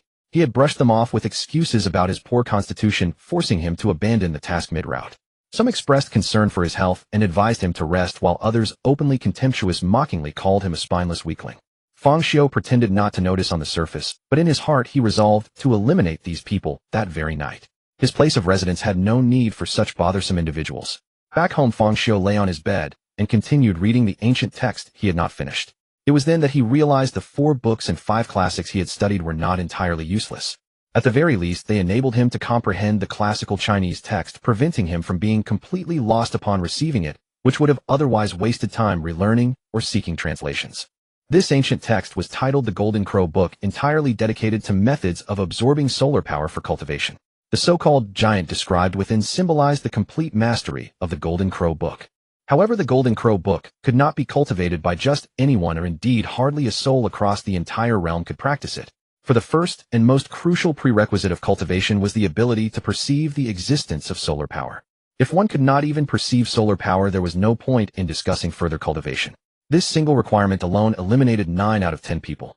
For martial artists in their early stages, cultivate internal energy refined from the essence and vitality of the physical body. It is only upon reaching the innate realm that one can sense the spiritual energy of heaven and earth from the world and begin to absorb it. In other words, to perceive the energy of the world, one must at least reach the innate realm, if not higher. And after perceiving solar power, it must then be drawn into the body. Yet this step was the most perilous. Solar power was so ferocious that a moment's lapse could ignite a person alive, let alone channel it into the fragile meridians within the body. Therefore, those capable of cultivating the Golden Crow Book were as rare as phoenix feathers and unicorn horns. Fang Xiu, having finished reading the entire ancient text, wore a peculiar expression.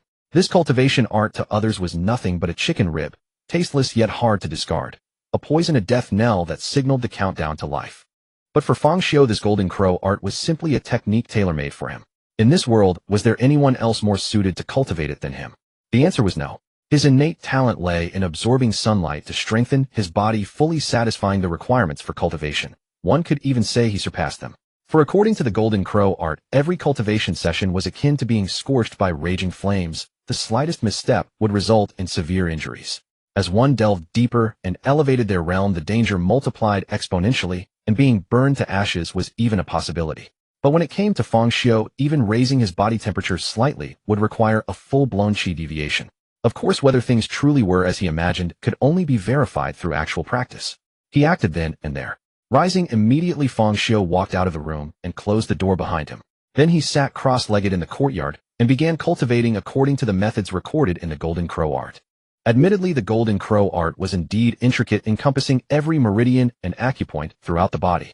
Had his extraordinary talent not enhanced his intellect alongside his physique, merely memorizing the complete circulation route of the technique would have consumed considerable time.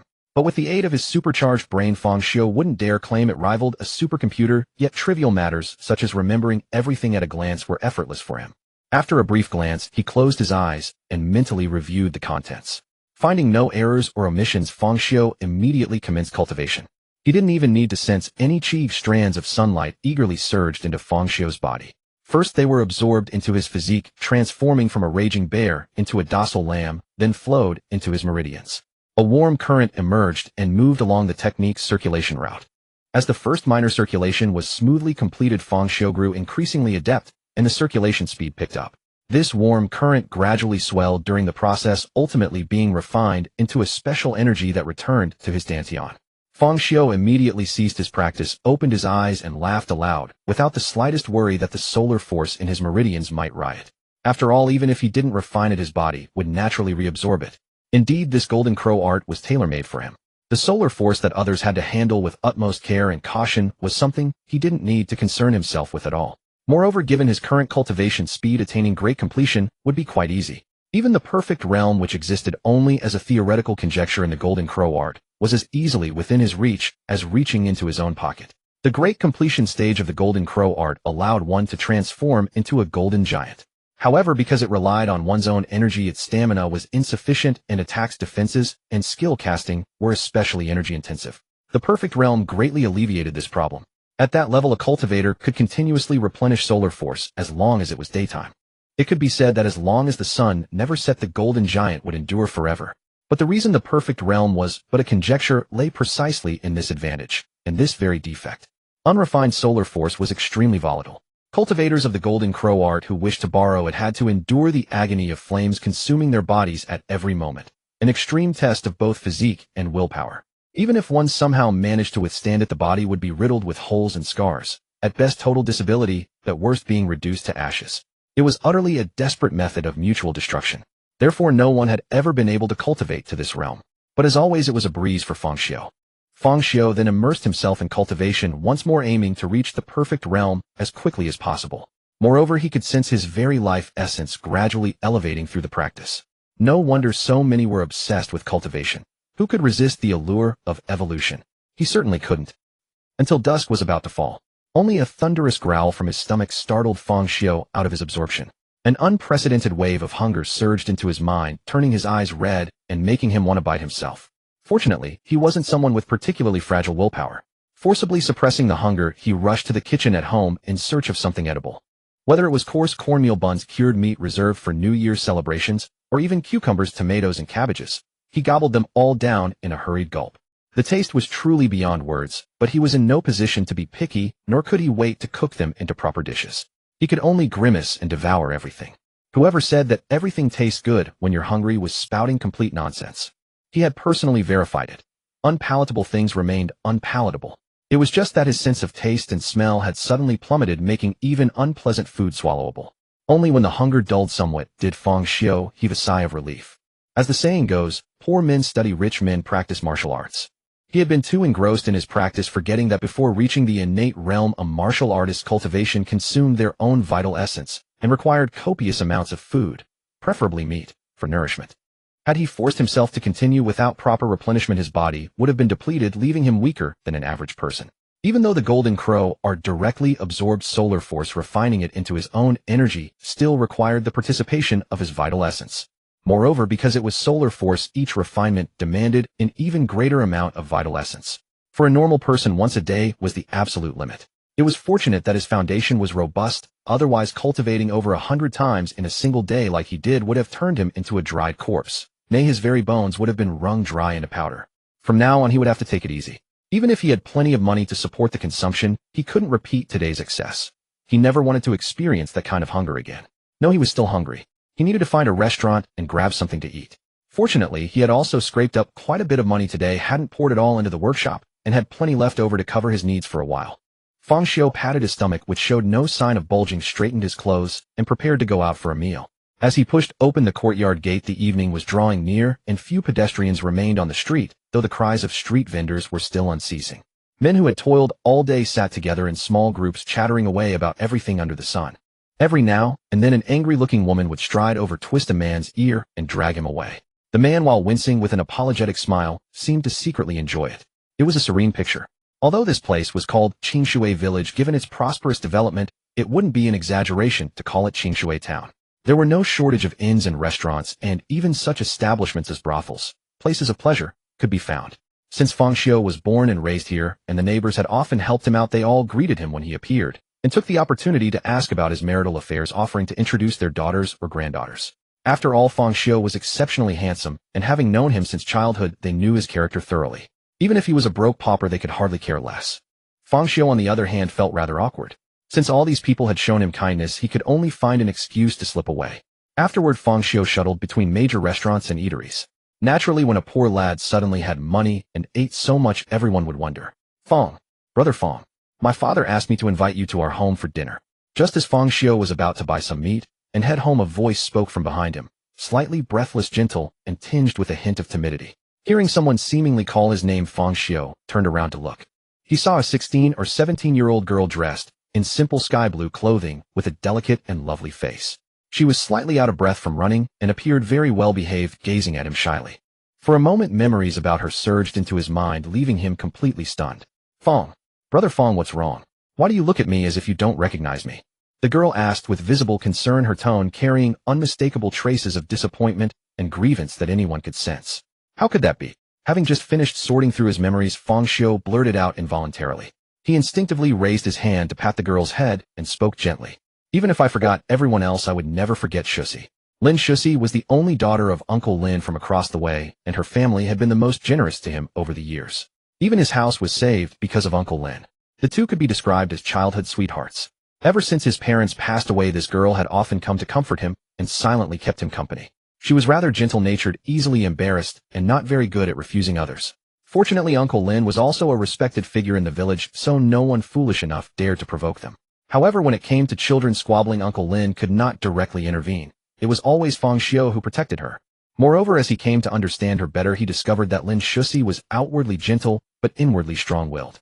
She would never do something she did not wish to do, even if it meant death. There was once when she brought him a meal, but was stopped by several boys who disliked him, who refused to let her deliver it. Lin Shusi refused to comply, and although the boys punched and kicked her, she held onto the lunchbox tightly, without letting go. Fortunately, he noticed that Lin Shusi had not arrived by the usual time that day. Worried something had happened, he went out to look for her and happened upon this scene. At that moment, rage surged through his chest. He grabbed a stone and threw it at them. Instantly, one of the boys was struck on the head, blood streaming down his face as he collapsed to the ground unconscious. The remaining boys were paralyzed with fear, but Fang Xiu was not. He beat them until they screamed for their mothers and fathers. By the time the adults arrived, upon hearing the commotion, he was the only one still standing. After hearing the full account from him, the boys' parents looked at Uncle Lin, whose face was as dark as charcoal, and their legs trembled uncontrollably. That very night, they spent nearly half their fortune purchasing a large collection of goods and delivered them to Uncle Lin's house. The parent of the ringleader boy, after paying a substantial sum, still felt uneasy and relocated overnight to Flea Town. Afterward, he asked Lin Shusi why she pushed herself so hard over merely a meal. They could have simply given it to them. Lying in bed, she looked at him with a serious expression and replied, "Because I was afraid you would go hungry." How could he possibly forget a girl like her? How dare he forget? Although memories were categorized by importance, because of the different manner of his transmigration, every memory was essentially his own first-hand experience. Because of this incident, Uncle Lin often tried to matchmaking them. His financial support for Fang Xiu became increasingly frequent. He was practically being treated like a son-in-law. Yet the version of himself back then, before his memories were unlocked, actually rejected her outright, wanting to establish himself first before asking for her hand in marriage. The thought made the current Fang Xiu roll his eyes. They were not from matching families, yet she was not even asking him to marry into her household. Where could one find such a good opportunity? Dignity was important, but not in a way that made him act pretentiously. Wouldn't living comfortably be wonderful? Both of them loved each other. Her father was open-minded, and there was no snobbish mother-in-law in sight. What was there to refuse? Had his head been filled with water? While Fang Xiu was inwardly berating his past self, Lin Shusi, whose head he was patting, had initially blushed with embarrassment. Yet in the end, she did not pull away. In fact, because of the height difference, she even rose onto her tiptoes to make it easier and more comfortable for Fang Xiu to stroke her head. "Little Fang, stop indulging yourself. Look at how hard girl Lin is standing. Her forehead is covered in sweat. This old man wants to slap you." An elderly voice sounded beside them, carrying a hint of exasperation mixed with disappointment. This jolted both Fang Xiu, who was lost in his memories, and Lin Shusi, still being patted on the head, back to reality instantly. "Up!" Lin Shusi gasped. Seeing the newcomer, an energetic old man with a white beard, none other than the village chief of Qingshui village, made her nervously clench her hands. She lowered her head and softly called out, "Hello, village chief grandpa." "Oh, hello." The old man stroked his beard and responded with a smile, then glanced reproachfully at Fang Xiao. You boy truly lack sense. Not only are you making Girl Lin tired, but you're also acting so frivolously in public. You may be fine, but Girl Lin will be the subject of gossip. Did all the lessons I taught you back, then go to waste. Village Chief Grandpa, please don't blame Brother Fang. I did this willingly. Lin Shusi stepped in front of Fang Xiao afraid he would be scolded by the old man, and took all the blame upon herself. You? I really don't know how many lifetimes of fortune Fang boy must have cultivated to meet someone like you who would defend him so. The old man shook his head and said, Enough, Shusi. You don't need to do this. This is indeed my fault. Fang Xiao took Lin Shusi's hand and stepped forward looking at her as he spoke. But soon no one will be talking about it. Lin Shusi looked at Fang Xiao in confusion, not understanding what he meant, but she did not have time to ponder it. Because of the warmth from Fang Xiao's palm, she felt somewhat dizzy. Meanwhile, the old man beside them glanced at Fang Xiao in surprise, then stroked his beard and laughed. Shusi, didn't you come to call me for dinner? You go back first. Tell Uncle Lin I will come after I finish chatting with the village chief. Fang Xiao found an excuse to send Lin Shusi away. Oh, all right. Brother Fang, I will wait for you at home. Lin Shusi suddenly snapped back to reality and responded, then looked at the old man obediently and spoke. Then Village Chief Grandpa, I will head home first. Good, take care. The old man nodded with a smile. Only after Lin Shusi had walked far away did he turn to Fang Xiao and tease him. You actually came to your senses today? I thought you would not care until Girl Lin got married. Well, back then I thought you were a rough jade in your studies, but emotionally you were abnormal, like rotten wood that would die alone. When you encountered a treasure like Girl Lin you remained indifferent. I wonder what you were thinking. Now it seems even rotten wood can be carved. Village Chief, am I really that bad? Fang Xiao rolled his eyes at this improper old chief and silently thought to himself. Besides, he needed to give some kind of explanation, didn't he? Not just to her, but also to himself over these 18 years. Even if the time was very short. Being bad also depends on the person. What you had back then was beyond ordinary bad. The old man wore an expression of, don't you know yourself? Then grew serious. Since you have made up your mind, do not let Girl Lin down, or the whole of Qingshui village will not forgive you. Fang Xiao was about to say something, but was interrupted by the old man's wave of his hand. Saying too much is useless. This old man is also a learned person, and the phrase I like most and believe is most true is, those who are righteous often come from humble origins, while those who break their promises are mostly scholars. Sweet words and honest words are sometimes indistinguishable. I only watch how you act. I understand.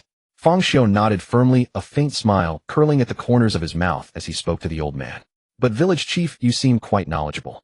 Don't tell me you were, ahem. The old man coughed twice and said sternly to Fang Xiao, I am 85 years old this year, surrounded by children and grandchildren. In my entire life, I have married only one woman, my current wife. You must not spout nonsense. Married, yes, but loved me. Fang Xiao seized on the loophole in the village chief's words and pressed on. Both married and loved. And I never taught you to split hairs, boy. The old man immediately retorted, glancing around nervously. Only after confirming no one nearby had overheard did he let out a sigh of relief. Fine, I won't split hairs. But by your own logic you said you married only one woman. Yet never said you only courted one. So you're a scumbag after all. Fang Xiao shot the old man a look of disdain. Though he himself was no saint, that didn't stop him from despising scumbags. In ancient society, it was perfectly normal for a man to have multiple wives and concubines. Scumbag. Even if the old man didn't understand the term, he could tell it wasn't a compliment. His speech quickened as he tried to defend himself. I was indeed a bit frivolous back in the day, but I held genuine love for every one of them. And I always remained within the bounds of propriety. I never once overstepped. So how can you call me a scumbag? Hearing this, Fang Xiao nodded knowingly, then said with a smirk, much to the old man's exasperation. I see. Then Village Chief, you could be called an upgraded version of a scumbag, a true ladies' man, though still a scumbag at heart. Enough. Say what you will, just don't let down that last Lin. The old man suddenly grew calm, warned Fang Xiao once more, and turned to leave, but his silhouette seemed steeped in weariness. This left Fang Xiao at a loss for a moment. Yet when he eavesdropped on the village chief's muttering, he couldn't help but twitch the corner of his mouth. For the departing village chief was muttering to himself, this brat. The more he talks, the more miserable I feel. Do you think I didn't want to marry them all? But in my foolish youth, I went and married a tigress instead. I thought I could easily keep her in check. But women truly are unreasonable. When words fail, they resort to their hands. What could I, a mere scholar, do? Even in the bedchamber, I'm the one lying below. After the village chief left, Fang Xiao wasted no time and set off toward Lin Shusi's home. On the way, he bought quite a few snacks and pastries. Some meant as gifts, while the greater portion ended up in his own stomach. After all, his appetite was no longer ordinary. If he didn't fill his stomach beforehand, it wouldn't be starvation that bothered him. It would be his stomach rumbling loudly, causing mutual embarrassment. Of course, gifts couldn't be all food. Lin Shusi, that hidden foodie, would surely be delighted and munch away endlessly like a little hamster. But for Uncle Lin and Auntie Lin, his future father-in-law and mother-in-law, he also prepared separate gifts to build a good rapport. The couple had helped him since childhood, and it would be ungrateful of him to forget. Uncle Lin loved his wine, so plenty of fine wine would do. Auntie Lin, being a woman, he bought fine cloth and a piece of jewelry. That should be about right. Before long, Fang Xiu was knocking on the courtyard gate of Uncle Lin's house across the way, laden with gifts. "Is that little Fang?" A gentle woman's voice came from within the courtyard. "It's me, Auntie Lin," Fang Xiu replied. "Just a moment, I'm coming." As she spoke, Auntie Lin made her way outside, but someone came dashing past her from behind, prompting her to call out with concern. "Hey, Shusi, slow down. Mind you don't trip." As the footsteps drew nearer, the courtyard gate swung open, revealing Lin Shusi's beaming little face. Auntie Lin then came over as well. Upon learning that everything Fang Xiu carried was bought for their family, she scolded him soundly and urged him to go return it all. Even Lin Shusi, usually soft-spoken, for once said to him with a serious expression, "Brother Fang, you shouldn't waste your money like this." "All right, Shusi, Auntie Lin, since I've already bought these, just keep them. And besides, I've found a way to make money. From now on, I won't be short of it." Fang Xiu gave them a preemptive reassurance. After all, he couldn't go on living the way he had before. Though Auntie Lin was curious, she also understood that everyone has their secrets, so she didn't pry further, as long as Fang Xiu knew what he was doing. Taking the gifts from Fang Xiu's hands, looking at the cloth and jewelry he had bought for her, Auntie Lin's heart swelled with joy. Unlike her own rough man who spent his days swinging blades and practicing martial arts, killing and fighting, a complete blockhead with no sense of romance whatsoever, Auntie Lin walked on cheerfully, leaving Fang Xiu and the other behind. Whether it was deliberate or simply to give the two young ones some space alone, only she knew. "Brother Fang, I heard today that you didn't finish your escort job, so I asked my father to find you some work in the guild. Did I meddle again?" Lin Shusi buried her head in the gifts she was holding, speaking with some trepidation. After all, though she acted out of kindness, some people might take it as an implication that he was incapable and needed favors to get by. Especially now that Brother Fang had earned money. Wouldn't her meddling make her even more unwelcome? So she had already braced herself for his reproach. After listening to Lin Shusi's words, Fang Xiu stopped and said, "You did indeed meddle." Then, as she fought back tears and tried not to cry, he leaned down and whispered softly in her ear, "But I like that you did. Yet I still hope you can trust in me a little more, because I am no longer the person I used to be." "Okay. Lin Shusi replied in a gentle whisper, her ears turning crimson, adorably so. The atmosphere between them began to warm. Ahem. Just then a cough broke the moment, and the two quickly parted. Fang Xiu turned around to see the burly Uncle Lin standing at the door looking at them with a mix of relief and inner conflict. His eyes were filled with the heartache of a man watching his precious cabbage about to be rooted up by a pig. Fortunately, Auntie Lin came over smiling as she twisted the flesh at Uncle Lin's waist several times, making him wince in pain. "What are you blocking the door for? Let the two kids inside." "And nothing. I'm just here to help carry the things." Uncle Lin immediately begged for mercy, and under Auntie Lin's intimidating glare, he said grudgingly to Fang Xiu, "What are you standing there for? Get inside already." Fang Xiu didn't take it to heart and stepped into the room, only to suddenly see a furry creature sitting at the dining table, prompting him to turn his head and ask, "Uncle Lin, it's only been a few days. When did you get a gorilla?" "Gorilla? This is quite an unusual taste." "But Uncle Lin, how could you let an animal sit at the table to eat?" As soon as these words were spoken, everyone in the room was stunned. The creature Fang Xiu had called a gorilla rose to its hind legs and bellowed, barely reining in its fury. "Fang Xiu, is this how you treat your elder brother? All these years of reading have certainly gone to the dogs. Who are you cursing at? Look at the two of us. Do we look anything alike? You don't even look human yourself, yet you won't let anyone else say so. What do you even think you are? Oh, that's right. You're not a what? You're a beast. A mongrel. The kind born from mixing humans and animals." Fang Xiu did not spare that man an ounce of face. His venomous words pierced the man's heart one after another, leaving him shaking with furious, ragged breaths. He raised a palm as broad as a winnowing fan, about to strike Fang Xiu. But before Fang Xiu could take the initiative, Uncle Lin let out a thunderous roar. "What are you doing, Fang Xing? Put your hand down this instant." "Uncle Lin, he was the one who cursed at me first." Fang Xing stood rooted to the spot, speaking in disbelief. "I don't care about any of that. Either sit down and finish this meal properly, or get out of here right now." Uncle Lin cut him off sternly. "Fang Xiu will be my son-in-law. What are you? If I don't side with him, am I supposed to side with you?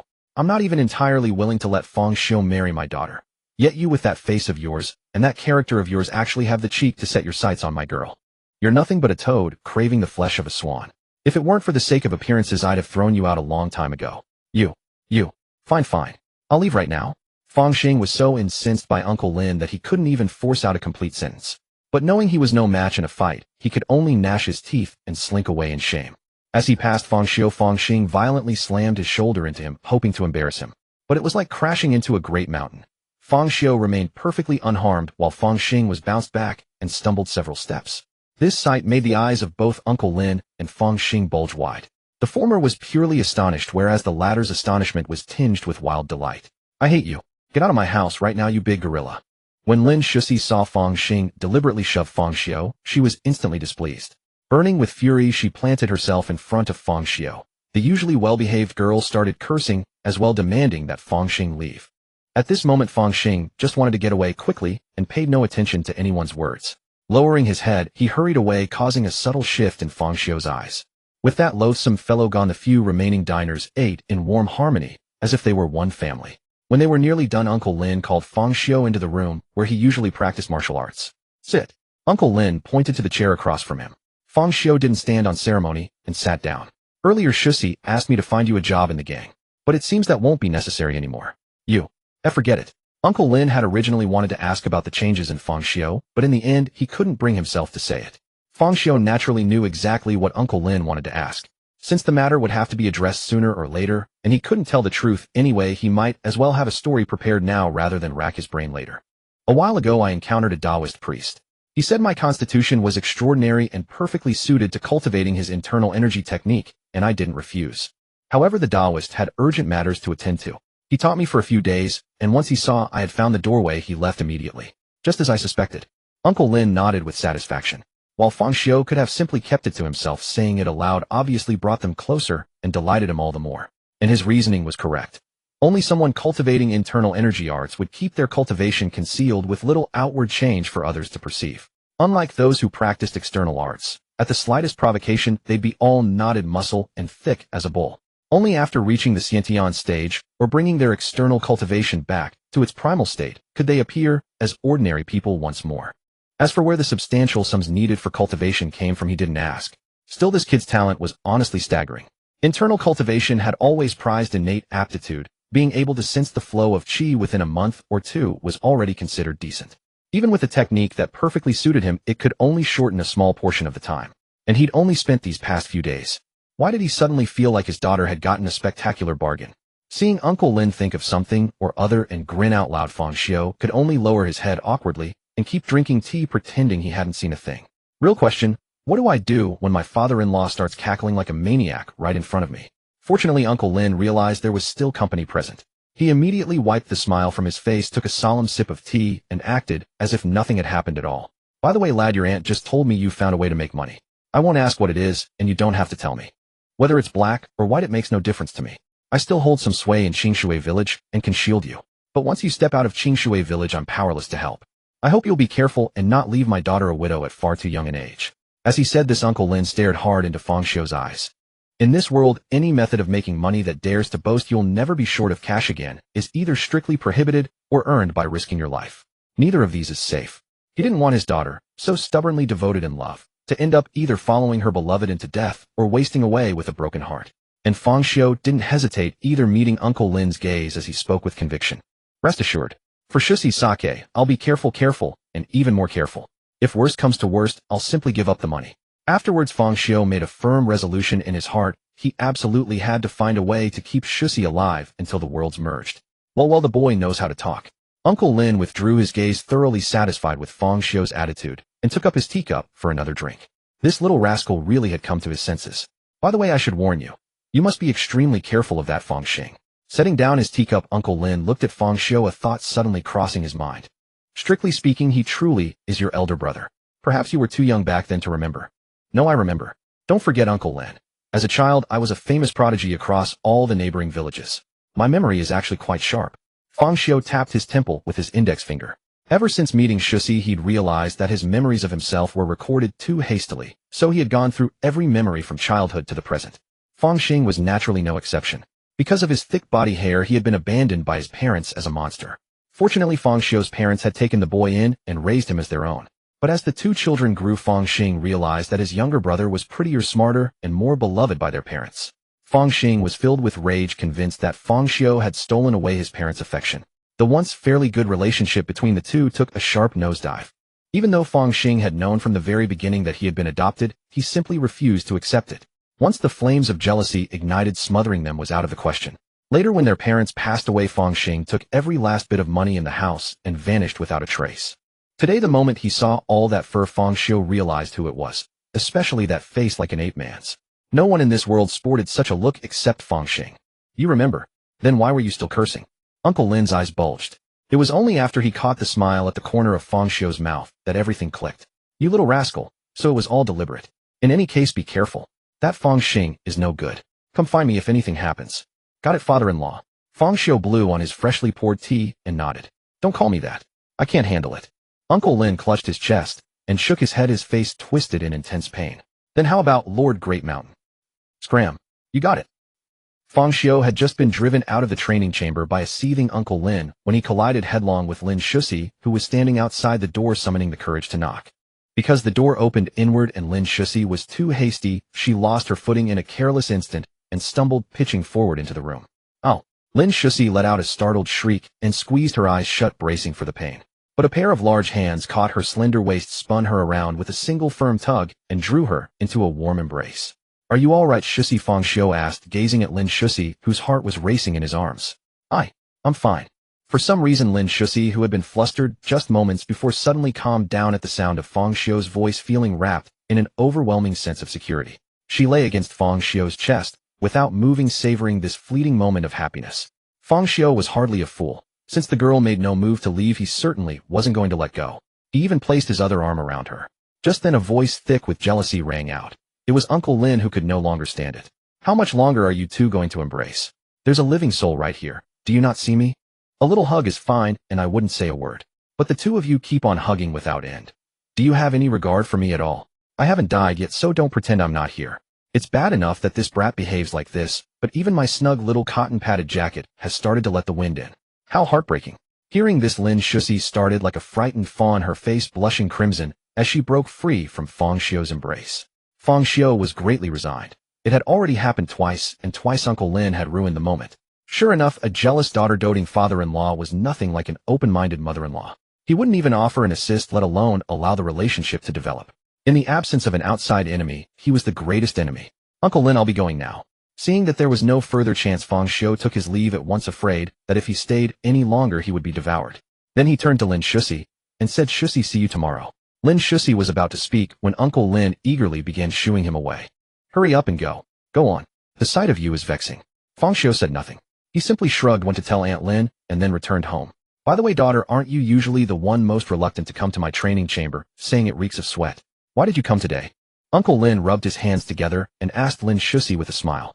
I was afraid, father, that you might make things difficult for Brother Feng, so I thought I'd come over and have a look. Lin Shusi answered bluntly. Am I the sort of unreasonable person? At these words, Uncle Lin's voice rose a full octave, and his eyes bulged like lanterns. Yes. Lin Shusi lowered her head and thought for a moment, then said with a serious expression. That single word struck Uncle Lin's heart like a sword, yet he still forced a smile. Daughter, you've even learned to lie now. How rare. Huh. Father, you taught me that lying is wrong, and I have always remembered that, so I never lie. Lin Shusi looked at Uncle Lin, her face grave. What a sin.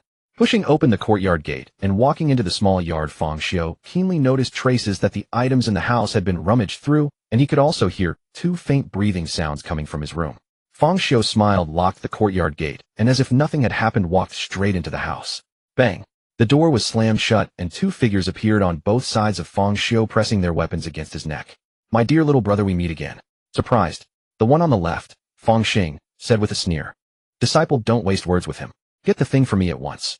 I hope you truly haven't deceived me, or else don't blame me, your master the Skull Judge, for being unmindful of master-disciple affection and using your ape head for cultivation. The one on the right was somewhat impatient, saying to Feng Xing with a voice full of cruelty. Feng Xiu had indeed heard of the title Skull Judge before from the travelers he met while working as a laborer on the docks. It was said that the Skull Judge had originally been a disciple of some seafaring sect. Because he stole the sect's secret scriptures and was hunted down, he fled to the mainland and hid. Several fellow disciples who were close to him were implicated, as well, having their legs broken and being expelled from the sect. Though that seafaring sect was not large, and its sect master was neither wholly good nor evil, its cultivation methods were orthodox, and did not follow unorthodox paths. Yet for unknown reasons the Skull Judge cultivated them into something that stirred eerie winds, and every time he practiced he needed fresh skulls as aid. Thus he committed murder and arson and stopped at nothing. Others called him the skeleton ghost, but he was merely gilding himself by calling himself the skull judge. It was not until he provoked the family of a court official and someone came to his door that he barely escaped with severe injuries, and he had vanished without a trace for years afterward. Feng Xiu recalled this and felt a sense of déjà vu. Wasn't this just a replica of some idiot from the novel he had read in his previous life? Feng Xing, who had been addressed, flashed a vicious look in his eyes when he heard the words ape head. What he hated most was having his appearance made fun of. But when he thought of his master's appearance during cultivation, he could only answer with a fawning smile. Master, rest assured. When I was a child, I overheard my adoptive parents saying they owned an internal cultivation method, but there was simply no one capable of practicing it. Later, I tried every possible means to lure them into a trap and leave them fatally wounded, hoping to take that opportunity to coax them into revealing where the technique was. Yet to my surprise, they would rather carry the secret to their graves than tell me. Even when I finally tore off all pretense and pressed them hard, they would not speak. They only said that I did not have the bloodline of the Fong family. But I was their son too. Why did they favor him so blatantly over me? Just because that brat was their own flesh and blood and good-looking, they had to leave all the best things to him. I refuse to accept this. Since you didn't treat me as a son, don't blame me for being ruthless and taking it myself. Feng Xing pointed at Feng Xiu as he grew more agitated with every sentence, venting all the hatred he had suppressed over the years.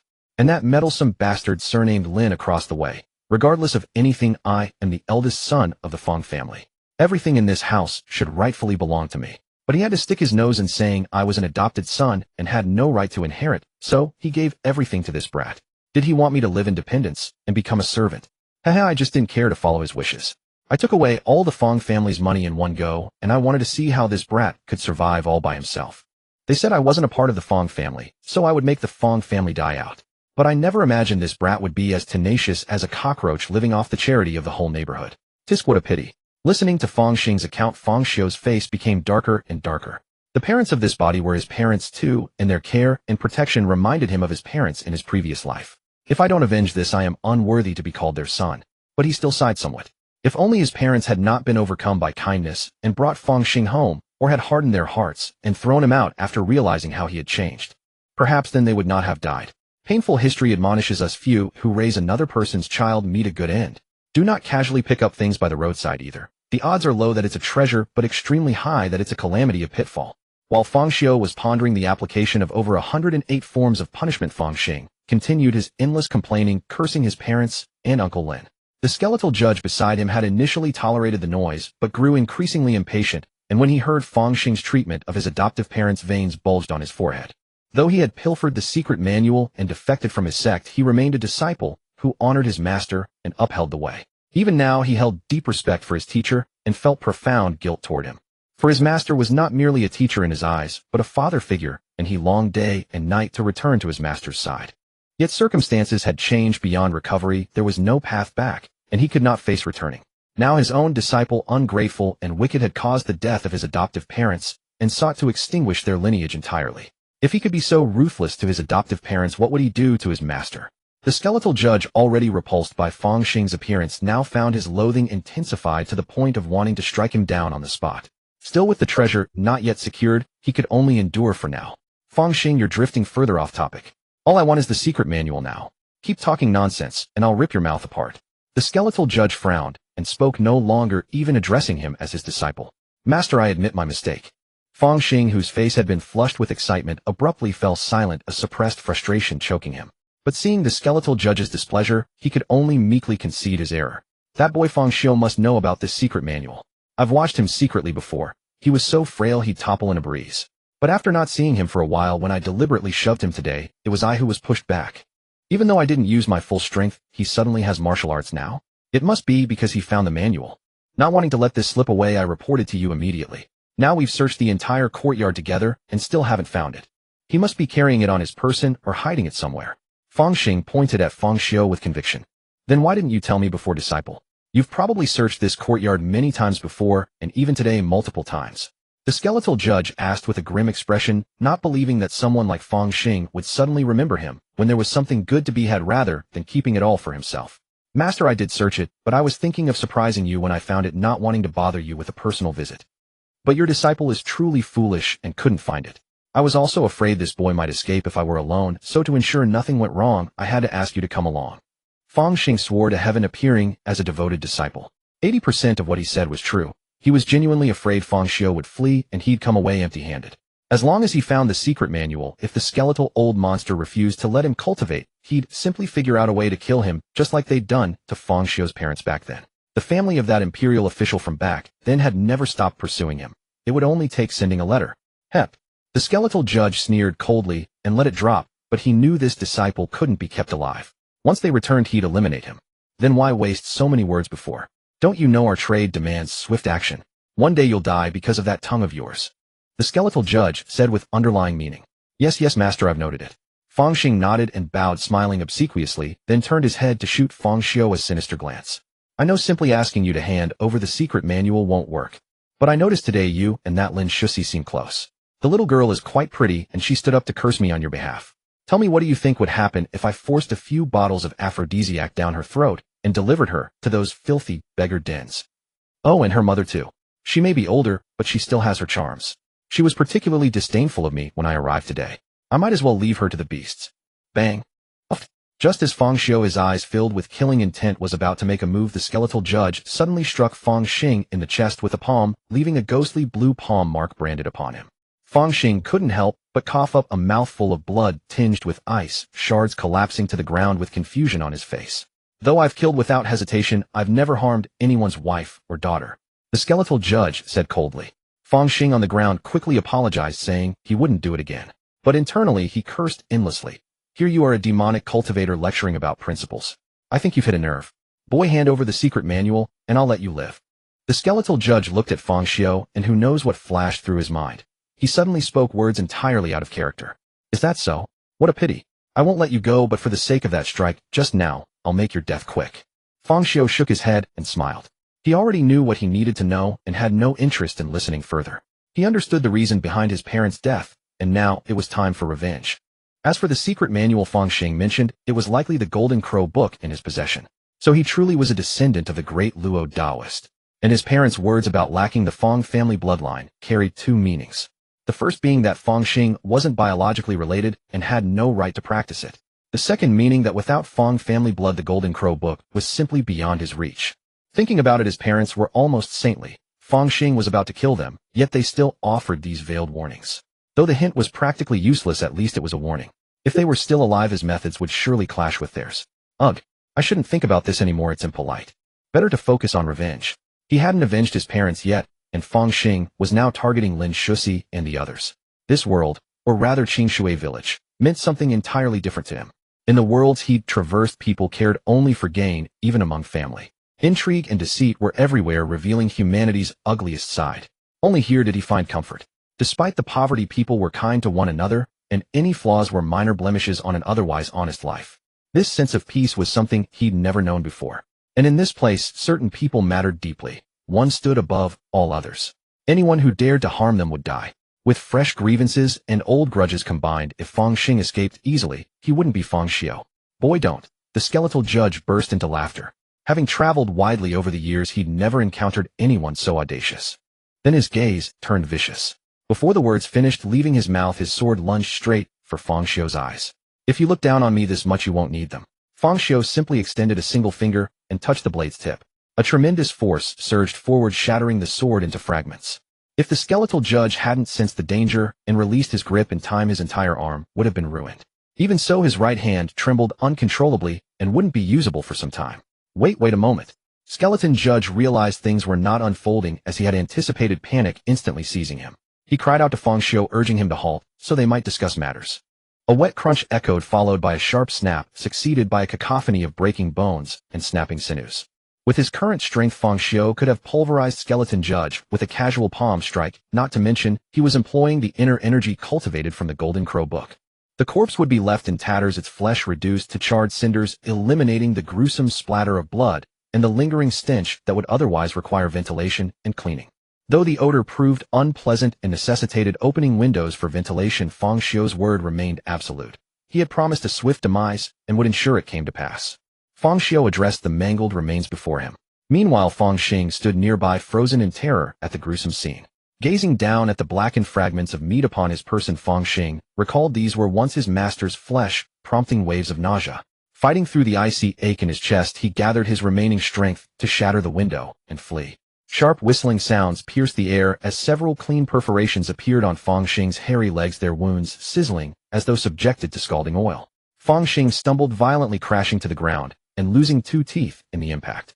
Overwhelmed by agony far surpassing the oral trauma, his face contorted as he prepared to emit a piercing scream. Not wishing to disturb neighbors late at night, Fang Xiu sprang forward, grasping Fang Xing's throat and injecting a stream of golden crow inner energy to destroy his vocal cords. This torture, 10 times more agonizing than swallowing charcoal, caused Fang Xing's eyes to brim with bloodshot veins bulging as if ready to burst from their sockets. Desperate to escape this torment, Fang Xing disregarded all caution and swung his fists wildly at Fang Xiu. Death itself would seem a mercy compared to this suffering, yet Fang Xiu remained unmoved. Having sworn to make Fang Xing die in agony, he would deny him even this release. With deft flicks of his fingers, Fang Xiu unleashed scorching jets of golden crow finger energy toward Fang Xing's limbs, paralyzing him completely and leaving him unable to move despite his struggles. Didn't you desire those secret manuals?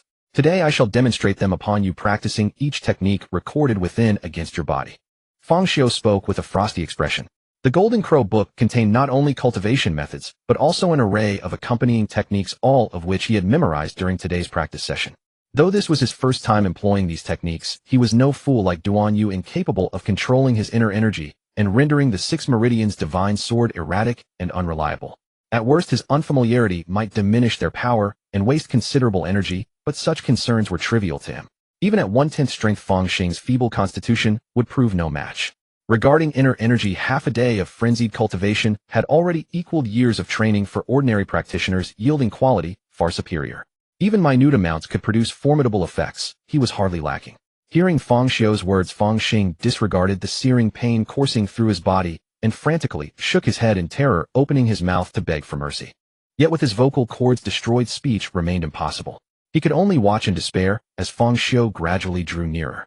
Though you are my elder brother, as your younger sibling, I cannot allow you to wander the road to the underworld as a starving ghost.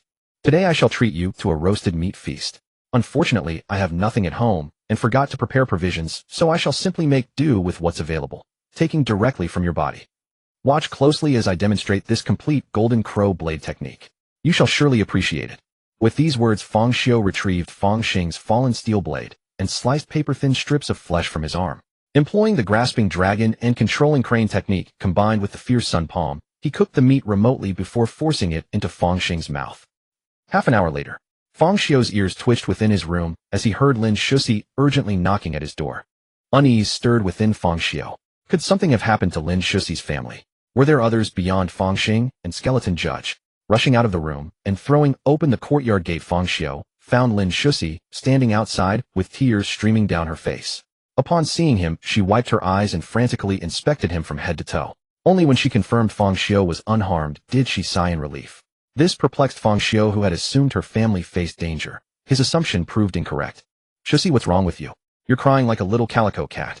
Fang Xiu reached out to gently wipe her tears, asking with concern. Brother Fang, should I not be the one asking you? While rising to relieve myself earlier, I suddenly noticed smoke drifting from your residence. Stepping outside, I saw flames within your home. I feared you were in danger and hurried here immediately. Lin Shusi continued with worry, observing that Fang Xiu's home showed no signs of burning, the flames having vanished entirely. Puzzled, she inquired about the circumstances. Oh, I was hungry and prepared a midnight snack. Unfortunately, my cooking skills are poor. Excessive smoke and an overly large flame made it appear as though a fire had broken out. Fang Xiu offered this explanation awkwardly. While technically truthful, he had indeed felt hungry and prepared food. The ingredients were unsuitable for public knowledge and intended for purposes other than consumption. As for the smoke and flames Lin Shusi had witnessed, Fang Xiu had merely repurposed what remained. After tormenting Fang Xing until his final breath, he conducted an experiment. He sought to determine whether the gentle solar energy having passed through his body and undergone transformation could be absorbed by others. Success would enable him to swiftly assemble an army of golden giants capable of conquering the world. Additionally, he could grant Lin Shusi rapid cultivation of self-defense abilities, establishing her as the world's second strongest practitioner beneath himself. Given his limited time frame, an inevitable departure, proper arrangements proved essential. Superior methods might emerge in the future, but that concern belonged to later times. Making multiple preparations offered nothing but advantage. Regrettably, the outcome proved obvious. His attempt had failed. Upon entering Fang Xing's body, the solar energy that had departed from Fang Xiu's physical form manifested like a raging beast running amok throughout his system with ferocity, far exceeding ordinary solar energy. Soon Fang Xing's entire physique turned crimson red as every hair on his body ignited this combustion, serving as a detonating fuse. Golden flames erupted from Fang Xing's eyes, ears, nostrils, and mouth, enveloping his entire form in spontaneous combustion. Pungent, thick smoke billowed forth from the open window. This explained why Lin Shusi had witnessed both the smoke and the flames. I see. Lin Shusi nodded without overthinking, instinctively believing what Fang Xiu had said. However, anyone who had ever cooked using an ancient stove would know that improper operation would leave one's face smudged with soot from the smoke and flames. To suggest that a sensible and well-mannered girl like Lin Shusi had never cooked was simply absurd. But they say love blinds one's judgment, and those words were far from idle. Then Brother Fang, you should stop cooking from now on. If you're hungry, just come to me. I'll cook for you. It's too hard on a man like you to be in the kitchen. Normally, you don't want to trouble others, so you buy a large pile of vegetables and keep them at home. But every time you stir-fry greens, they're undercooked. What if something happens to you from eating them? And this time it was actually quite dangerous. If the fire had been any larger, the house would have caught fire. In short, you must listen to me today. No objections allowed. Lin Shusi gazed at Fang Xiu with a stern expression, as if she would be angry if he didn't agree. Shusi, you're truly adorable, Fang Xiu said with a smile, reaching out to ruffle Lin Shusi's head. Alright, I promise you. Even if you hadn't said anything, you wouldn't be able to escape me in the future. Then Fang Xiu took off his outer garment and draped it over Lin Shusi's shoulders. Even in summer, the temperature drops at night, and it wouldn't be good if she caught a cold. Lin Shusi, who had been wondering why Fang Xiu said those things, suddenly felt something extra on her body. Only then did she realize that in her worry for Fang Xiu's safety, she hadn't even had time to change into proper clothes. She had rushed over wearing only a thin garment. Already a shy girl, upon realizing the situation, she let out a panicked cry, her face turning crimson as she hastily pulled Fang Xiu's outer garment tightly around herself. Brother Fang, since you're not hurt, then I'll be going now. The shy Lin Shusi stammered her farewell to Fang Xiu, and without waiting for his response turned and ran all the way home. Fang Xiu watched Lin Shusi quietly, and only when she had entered her home and closed the courtyard gate did he withdraw his gaze, muttering to himself. This little girl turns out to be quite developed. I never would have guessed from looking at her. She's like a slender branch bearing abundant fruit. Meanwhile, at Lin Shusi's home, Uncle Lin was arguing with Aunt Lin. Why, if I just went out to check on the situation? How could you do this to me? Uncle Lin asked miserably, clutching his swollen red ear. Check on the situation? How do you think I believe that? Aunt Lin sneered, then looked at Uncle Lin with grave seriousness. Shusi is no longer young. She's well past the age where marriage talks begin. If we delay any longer, people will start gossiping. Who dares? Let me see who dares speak ill of my daughter. I'll kill their whole family. At these words, Uncle Lin immediately grew angry, but was promptly silenced by a slap to the back. Keep your voice down. Are you trying to let everyone know you've lost your mind in the middle of the night? Aunt Lin shot Uncle Lin a disdainful look and continued. When Fang Xiao was slow to awaken, you secretly kept the two apart, and I didn't stop you. After all, I didn't want our daughter to earn a reputation for being forward and become the talk of the town. But now Fang Xiao has finally come to his senses, and the two of them genuinely care for each other. If you continue to obstruct them and prevent your own daughter from marrying, I won't let it go. Wife, what are you talking about? I truly just went out to check on things, Uncle Lin said with an innocent expression. However, Aunt Lin refused to believe him. Seeing that he continued to protest, she simply pulled the covers over herself, turned her back, and went to sleep, showing no intention of leaving him any room. After all, a martial artist fears not even the harshest winter. This chill wouldn't harm him. And so, with tears choking him, Uncle Lin could only miserably curl up on the bed. He hadn't gone to cause trouble this time. He was worried Fang Xiu might come to harm, and their daughter could be in danger as well. Yet he was thwarted by his own wife, who understood nothing of the situation. Fortunately, Fang Xiu had emerged quickly, and it turned out to be a false alarm, easing his mind. Otherwise, he would have broken through the window himself. It was just pitiful that his good intentions had led to him ending up with nothing, not even a blanket to cover himself. For the days that followed, Fang Xiu's life settled into a quiet routine. He either cultivated the Golden Crow scripture or spent time with Lin Shusi, completely neglecting his work and spending money recklessly. This aroused the curiosity of many, and some even mistook him for the former Fang Xiu. When theft failed, they resorted to open robbery. For such people, Fang Xiu could only offer them a cremation package, free of charge, sending them on their way. Fang Xiu's internal energy had grown increasingly profound. With a single palm strike, he could reduce a living person to ashes in moments. As a result, he found himself cleaning the room every day. Moreover, he was nearing the innate stage, bringing him one step closer to transforming into the Golden Giant. Apart from this, the 1-month period had elapsed. General Xiao Kuan and Qian Baobao also paid a visit, and Fang Xiu deliberately let them stroll through the village, taking credit for all the changes that had occurred over the past days. Then he went to the wilderness, converted some usable corpses, and invested additional funds to summon thousands of death warriors, dividing them between the two. Several more months passed.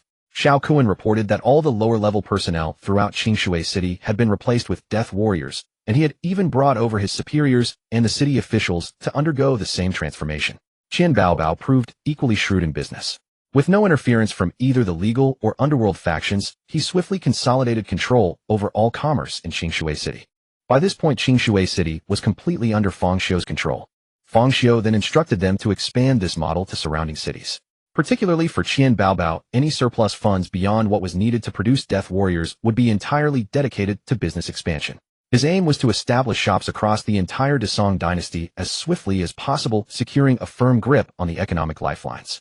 He would pave the way with wealth, promoting his own people, while death warriors replaced soldiers in the army, compelling the crumbling Desong dynasty to exhaust its remaining resources funding his forces. Next came the collection of martial arts manuals of all varieties. This order from Feng Xiu triggered a bloodbath across the martial world, sparing only a handful of major sects. Word spread from unnamed sources that an organization was acquiring martial arts techniques, offering payment initially, but resorting to force if refused. Should they fail to seize them, military forces would be dispatched to annihilate the target's entire household. Upon hearing this, everyone scoffed. At what cost would one deploy an army merely for second-rate martial arts manuals?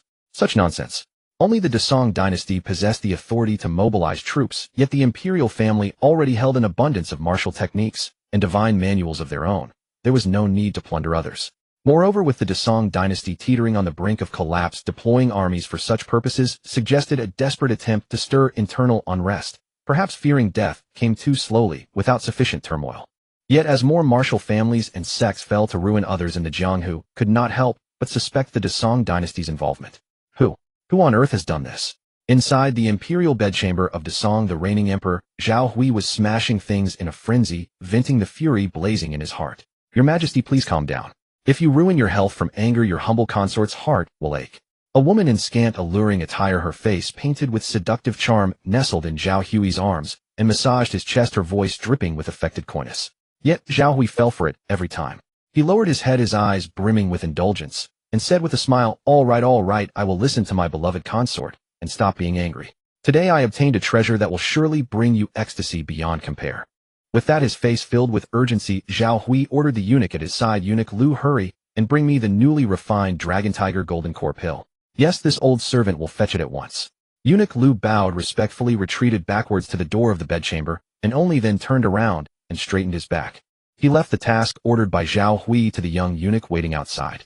By the time the Dragon Tiger Golden Core pill the size of a quail's egg was presented before Zhao Hui, he swallowed it without delay and dismissed everyone around him. Then he rubbed his hands, walked over to the alluring woman with a lascivious leer, and snickered. My beloved consort, tonight the two of us shall battle 300 rounds. I will make sure you cannot get out of bed tomorrow. The seductive woman lowered her head, a flash of intense disdain passing through her eyes. But when she raised her head to look at Zhao Hui, her gaze was utterly bewitching and her voice was filled with feigned shyness. Your Majesty. Seeing this, Zhao Hui could no longer contain himself and pounced on her. The next day, during morning court, Zhao Hui yawned on the dragon throne, looking completely listless. After last night's repeated exertions, each lasting only a few breaths, he now had sunken eye sockets and gaunt cheeks, 3 parts human and 7 parts ghost. His wretched appearance made the courtiers below shake their heads and sigh. But ever since those ministers who stepped forward to remonstrate with the emperor had their households confiscated and their clans wiped out one after another, those who remained were even less likely to provoke his ire. At worst, the dynasty would change hands. After all, no matter who became the emperor, they would still need courtiers to govern the realm. Why should they sacrifice their lives for a fatuous monarch who was not long for this world? But today was different. Several incongruous figures had appeared among the courtiers. There was a monk, a Taoist, a knight-errant, and a scholar dressed in literati attire. All were well along in years and bore the bearing of grand masters. At the sight of Zhao Hui's conduct, these men frowned slightly, showing their displeasure. Among them, the monk with lowered eyes who had been silently reciting sutras struck the ground hard with his staff. Bang! In the deathly silent hall, the dull thud was unmistakable. Even Zhao Hui on the dragon throne was startled, his heart pounding, as if it were about to leap out of his chest. Amitba! Just as Zhao Hui was about to break into curses, the Buddhist invocation echoing through the hall, as if it sounded beside everyone's ears, calmed him down. Although the monk's move was an application of the lion's roar in the eyes of those with keen insight, transmitting sounds so widely into one's ears, while turning a lethal art into a means of calming the heart and concentrating the spirit, was enough to reveal his profound internal energy and lofty attainment in Buddhist Dharma. Venerable Master, what should I call you? And why have you all come here?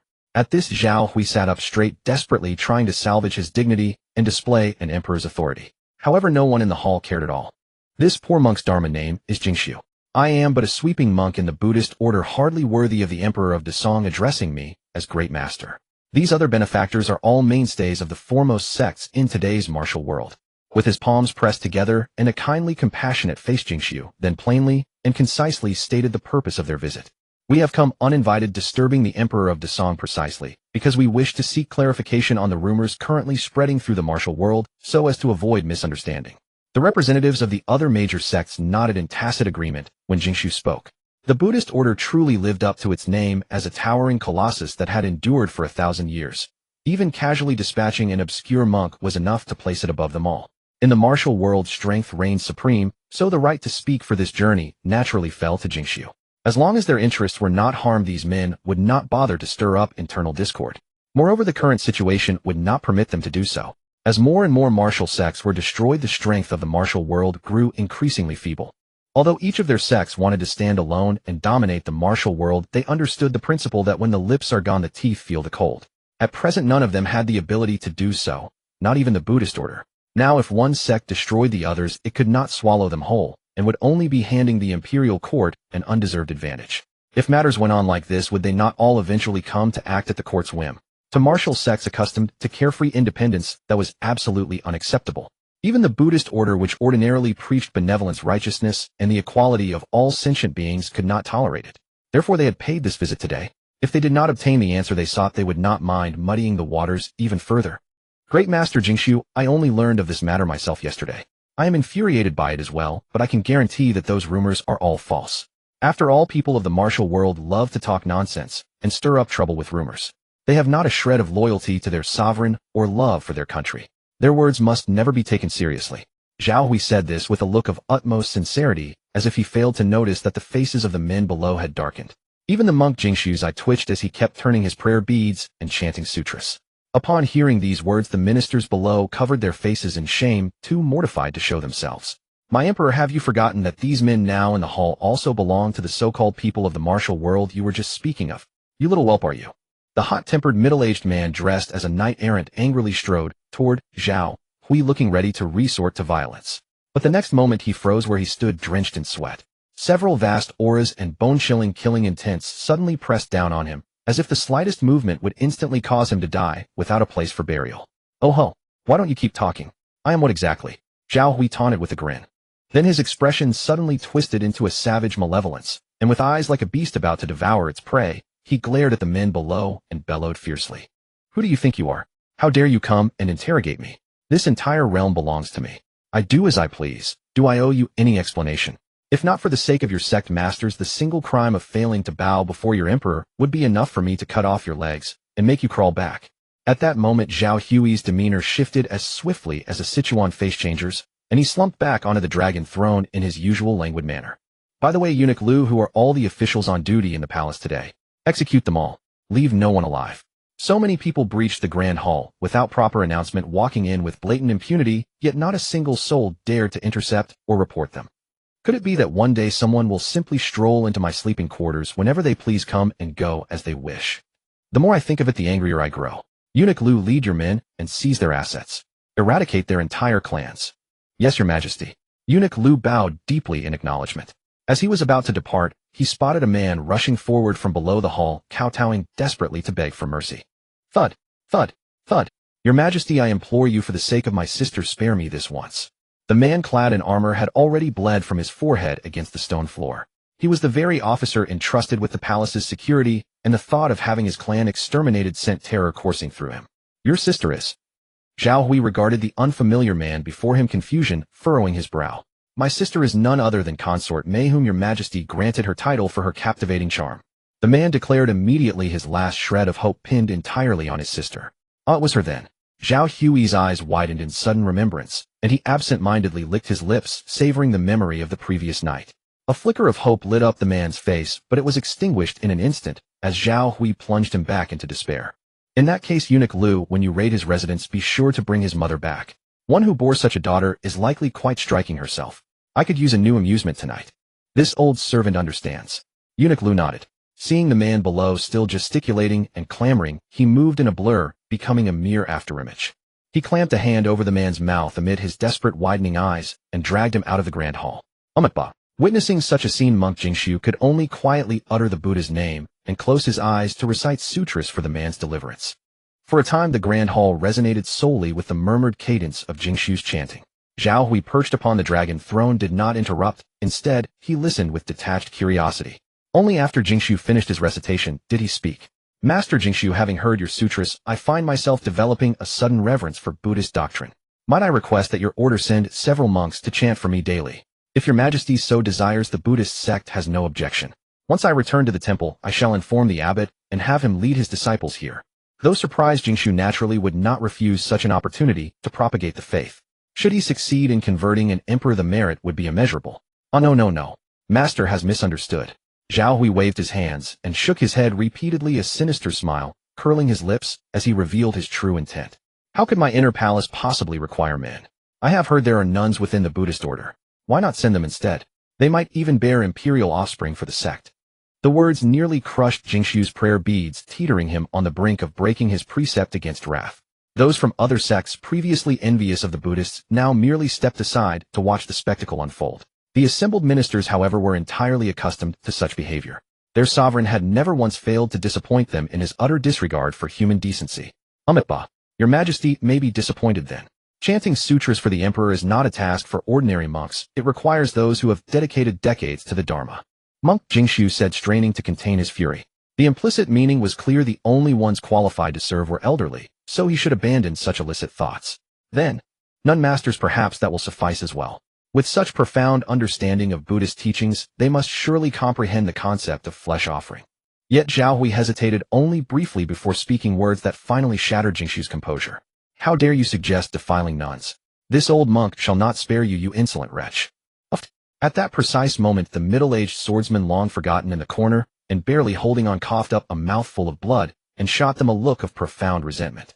Only then did the others remember the man suppressed in their midst. They hastily rushed forward to aid the swordsman against the unseen assailants. After all, in a situation like this, maintaining neutrality was impossible. What they had not anticipated, however, was that even combined their strength could only barely sustain their defense, still being overpowered by the hidden attackers. Fortunately, Jingshu, having regained his composure, joined the fray. Channeling fully 12/10 of his power, he repelled their adversary with a surge of force. The hidden attacker emitted a muffled grunt, clearly sustaining damage. Yet neither side emerged unscathed. Jingshu and his companions staggered backwards several paces, their faces drained of color. Nevertheless, following this incident, Zhao Hui refrained from requesting Buddhist personnel for the palace again. Instead, the two sides engaged in what could only be described as amicable discourse. I have stated numerous times that I am not behind this incident. How many more times must I repeat it? Zhao Hui's face wore an expression of sheer irritation, his temper visibly flaring. Whether it is true or not, heaven and earth know, and your majesty knows best. We merely hope such incidents can be eradicated as swiftly as possible, otherwise it brings ill fortune to both sides. The middle-aged scholar official declared with a stern visage. Among them, Master Jingshu had fallen silent, terrified of being provoked into breaking his vows. Consequently, the others put forward the middle-aged literatus, the most learned and articulate speaker present. Unluckily for them, his first words were laced with veiled daggers. Such was inevitable, given that the scholar official had been stripped of his office by the previous emperor for attempting to overturn a wrongful conviction, naturally breeding a deep-seated animosity toward the Desong dynasty. The others merely exchanged glances and pretended not to notice their expressions. Calm. Who had asked for this brat's arrogance earlier?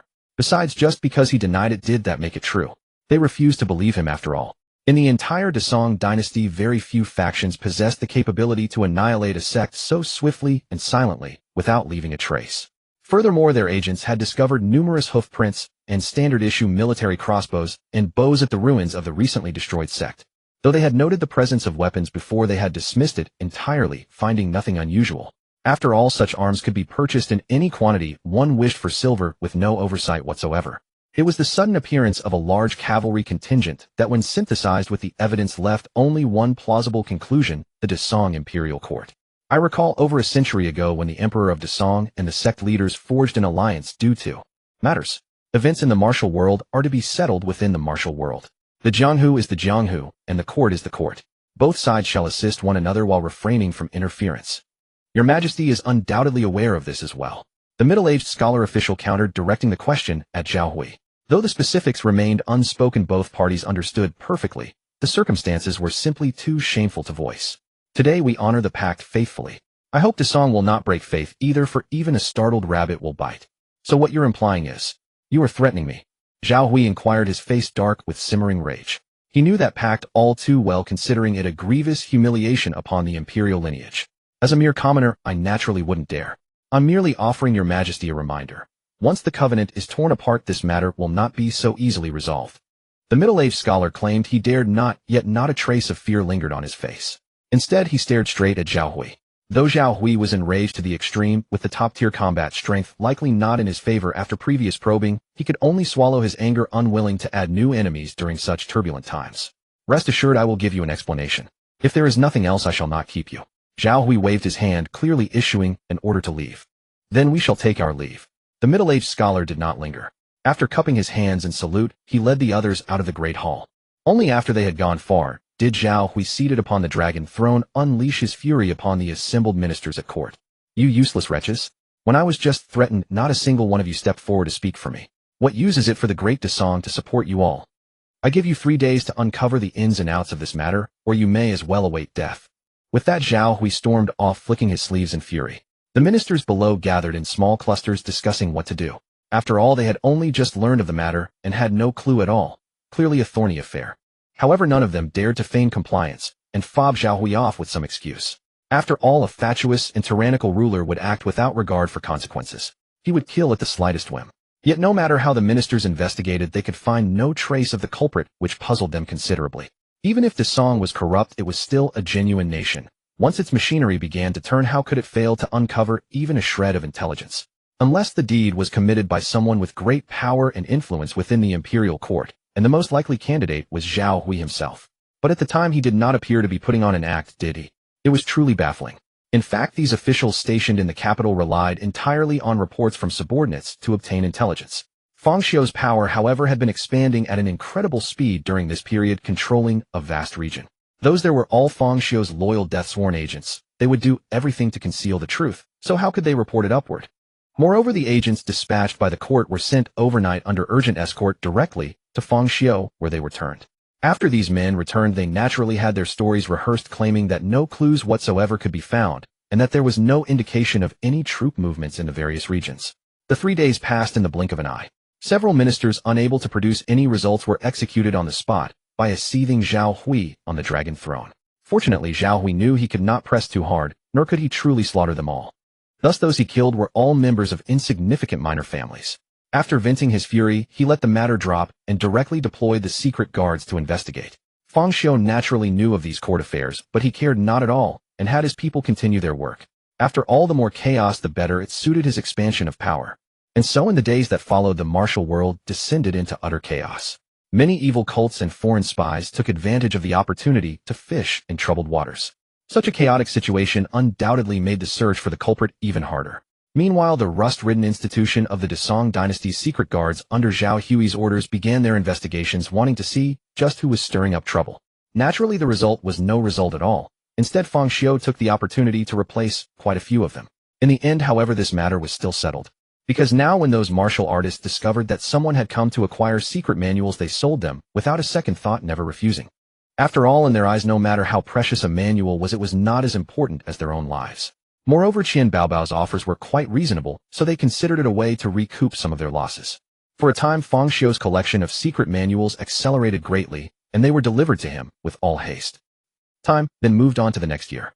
Fang Xiu and Lin Shusi were getting along better and better, but Uncle Lin and his wife grew increasingly anxious. Finally, one day, Aunt Lin could no longer hold back. She sought out Fang Xiu directly, dragged him into a room, and demanded an answer. I say, Xiao Fang, do you truly like my Shusi or not? Aunt Lin, why would you ask such a thing? Naturally, I like Shusi. Haven't I made that obvious enough? Fang Xiu asked in confusion. Since you like her, why have you not come to propose marriage yet? Shusi is already 18 now. Among her peers, she is the only one not yet wed. As her mother, I am worried sick. Besides, the two of you are together every day without any proper standing. People will gossip. As a man, you may not care, but what about Shusi, a young girl? Aunt Lin said, patting her chest, her expression urgent. This is indeed my fault. Realizing his mistake, Fang Xiu admitted it at once. In modern times, a person of this age had not even reached the legal marriage age, but in ancient times such an age classified one as a leftover woman. Moreover, he had never married before and had not even wanted to marry at all, so he had subconsciously forgotten about this matter. Aunt Lin, no mother-in-law, rest assured. I will come to propose marriage tomorrow. Fang Xiu immediately changed his address and spoke solemnly. Oh, good. That's wonderful. I'll wait for you at home tomorrow. Hearing herself addressed as mother-in-law, Aunt Lin beamed with a smile that would not close, happily returning to share the good news with Uncle Lin. The next day, Fang Xiu arrived at Lin Shuxi's home bearing gifts, filling the courtyard with all sorts of valuables until it was completely packed. Only Uncle Lin kept a sour face the entire time, which made Aunt Lin roll her eyes. As for the party concerned Lin Shuxi, her little head was reeling. This was all too sudden. Just yesterday, she and Fang Xiu had planned to go fishing by the river today, yet now it had turned into a marriage proposal. How could she not be bewildered? After they entered the house and took their seats, Fang Xiu felt a bit nervous. He had been here countless times, a place familiar beyond familiarity, yet coming with a different role made it feel entirely different. Fang lad, your Aunt Lin and I have agreed to this marriage. When the time comes, we'll pick an auspicious day, and you and Shuxi can tie the knot. As the head of the household, Uncle Lin had to voice his opinion at this moment, so he could only glare at Fang Xiu with reluctance and speak. Wait a moment. Fang Xiu suddenly interrupted, prompting Uncle Lin to ask with great displeasure, You're not thinking of backing out, are you, boy? Of course not. Fang Xiu shook his head at once, and then explained his reasoning. I just want to hear Shuxi's own wishes. By parental decree and matchmaker's word, who would permit her to decide such a momentous matter as marriage on her own? Uncle Lin furrowed his brows, putting on the air of an elder. Smack! A sharp palm strike rang out against Uncle Lin's back, delivered by Aunt Lin with a cold glacial stare. You'd best watch your tongue, or I'll throw all your scrap metal trash away. Don't. Madam, please don't. Those weapons are all in good condition and worth quite a sum. I was merely putting on an act. How do you think I treat our daughter? You know me well enough. Uncle Lin quickly offered his apologies, his expression ingratiating as he massaged Aunt Lin's arms. Besides, young man, Fang's question itself is rather ill-mannered. Wouldn't Shuxi's own wishes have been obvious enough? What business is it of his to ask such a thing? Yet Aunt Lin, as a woman herself, thought differently. She believed Fang Xiu's behavior demonstrated respect for Shuxi, a mark of a good man. If only that clueless oaf back then had shown half as much tact as Fang Xiu, perhaps he would have asked her before proposing. No, she would have flatly refused him. At that moment, Fang Xiu paid no heed to their thoughts. Instead, with barely concealed nervousness, he turned to Lin Shuxi and asked, Shuxi, will you marry me? Though he was certain she would agree even without the question, he still wished to hear her say it aloud. The moment his words fell from his lips, Lin Shuxi answered instantly, without the slightest hesitation. I do. Daughter, you must maintain some modesty. Even if you agree, you should speak more tactfully. Wouldn't you feel ashamed? Uncle Lin said with a conflicted expression, wanting to reprimand, yet unable to find the words. Why would I be ashamed? I truly wish to marry Brother Fang. Lin Shuxi furrowed her brow, her eyes brimming with confusion. She couldn't understand what her father was talking about. No, it's not that. Before he could continue, Aunt Lin interrupted. Daughter, you're absolutely right. Matters of the heart require decisiveness. What kind of behavior is it to dither endlessly, eh? With that, Aunt Lin gave Lin Shuxi an approving glance, then shifted her gaze towards someone beside her, a hint of contempt curling her lips. Thank heavens my daughter takes after me, unlike certain men who even while coming to propose remain tangled up with some vixen. Uncle Lin shrank his neck, offering an awkward smile and remaining silent. What ancient grudge was she digging up now? He had long since reformed, hadn't he? A man like that is indeed despicable. Not only is he fickle, but he lacks any sense of responsibility. Lin Shuxi said solemnly, a trace of disgust coloring her expression. Hearing this, only Aunt Lin clapped her hands in delight. This left Lin Shuxi somewhat bewildered. But before she could ask further, Fang Xiu swept her up into his arms. Father and Mother Shuxi and I had agreed to go fishing by the river today. Since it's getting late, we'd best not delay any further. With that, Fang Xiu carried Lin Shuxi out of the room. He feared that if he stayed another moment, his future father-in-law might simply vanish into the earth. Shuxi was actually quite clever, yet in certain aspects she remained wonderfully innocent, likely shielded too well by her parents, whose choices of companions for her were meticulously curated. This made her appear guileless and pure. Yet this was precisely what Fang Xiu cherished most. This was the Lin Shuxi he held dear in his heart. To force her into becoming someone else would only render her incomplete. Uncle Lin wasted no time. Given that Fang Xiu's parents had passed away, he took it upon himself to handle everything, telling Fang Xiu only to attend properly to his daughter and not stand about causing trouble. Therefore, after the date was set, he threw himself into bustling preparations, determined to make the wedding grand and magnificent. On the wedding day, Fang Xiu, who knew nothing of such customs, stood like a marionette, being directed through each ritual by others. Though physically exhausted, his heart swelled with joy. During the toast, hearing the praises of both familiar and unfamiliar faces, Feng Xiu's smile had grown rigid. So many strangers. The groom is truly a handsome fellow. No wonder Elder Lin dismissed those vulgar suitors. He had something far superior waiting. Indeed. Not only is the groom striking, but I hear he also shares a close bond with the eldest miss of the Qian family, whose shops span the entire nation. His future is truly limitless. Envy-inspiring indeed. Cough, cough, cough. Groom, I beg your pardon. That young man has had too much to drink and is babbling nonsense. Do not take it to heart. A middle-aged man beside him coughed twice and hurriedly defended himself. That wretched bastard didn't even consider the timing or the occasion. To say such things at a wedding. Was he deliberately slapping the groom's face? I know you harbor feelings for Miss Lin, but what right do you have? In looks he rivals the celebrated beauty Pan, and while you resemble a ghost standing beside him. In wealth you borrow money for drinks, while his betrothal gifts start at tens of thousands of taels. In connections, Elder Lin treated him like a son since childhood, while you are nothing more than an insignificant subordinate. One who would pass unnoticed, even if you brush shoulders. In love they were childhood sweethearts who loved each other deeply, while you pined alone, and she doesn't even know your name. Were it not for your father's kindness to me and his dying wish that I look after you, I wouldn't care whether you lived or died. What if offending them brought disaster upon all around him? I understand. Wrong words spoken become drunken ramblings, correct words spoken reveal true feelings. Is that not so? Feng Xiu, clad in his crimson wedding garments, said with a gentle smile, leaving those at the table choked and speechless. They truly took him for a fool. Anyone could hear the jealousy laced in his tone. Did they expect him to believe he acted unintentionally? Rest assured, today is my joyous wedding. Bloodshed would be ill-omened. Since he has drunk too much, I shall help sober him up, to teach him the meaning of speaking without restraint. And pray he has no tomorrow in which to repeat it. With those words, Feng Xiu shot a finger strike directly at the speaker's heart. Instantly the man's body flushed red and steamed as scalding vapor erupted from his pores, and he fainted outright. But Feng Xiu's finger strike did not dissipate. It lay dormant, nestled deep within the man's heart. 3 days hence it would cause his body to burst asunder. Hiss! The gathered guests gasped collectively. Who would have guessed that Feng Xiu, besides his wealth and handsomeness, also possessed martial arts so unfathomable? Upon realizing the advantage of associating with such a figure, the guests grew even more obsequious. Meanwhile, the middle-aged man who had defended the foolhardy youth casually turned away. He had already gone far enough in standing up. There was no need to sacrifice his own life for another's folly. At long last, having weathered the ordeal, Feng Xiu was ushered to the bridal chamber doorway amid a crowd of well-wishers. No one mentioned the traditional hazing of the bridal chamber. Everyone quietly dispersed of their own accord. Feng Xiu smoothed his robes and pushed open the door. Following the ritual, he lifted her veil, and they drank the nuptial wine together. Then, directly carrying the nervous Lin Shusi, he laid her upon the bed. One garment after another was cast from behind the curtains, scattering across the floor. Following their marriage, Feng Xiu and Lin Shusi lived in conjugal bliss for an entire year, either cultivating various secret manuals or exploring the mysteries of life itself. During this year, the entire realm grew increasingly turbulent, with rebellions erupting endlessly and the barbarian tribes beyond the borders beginning to stir with restless ambition. The vassal lords of various regions seized upon this time of chaos, successively raising the banner of "Purge the court of treacherous ministers," openly recruiting soldiers, and purchasing arms within their fiefdoms.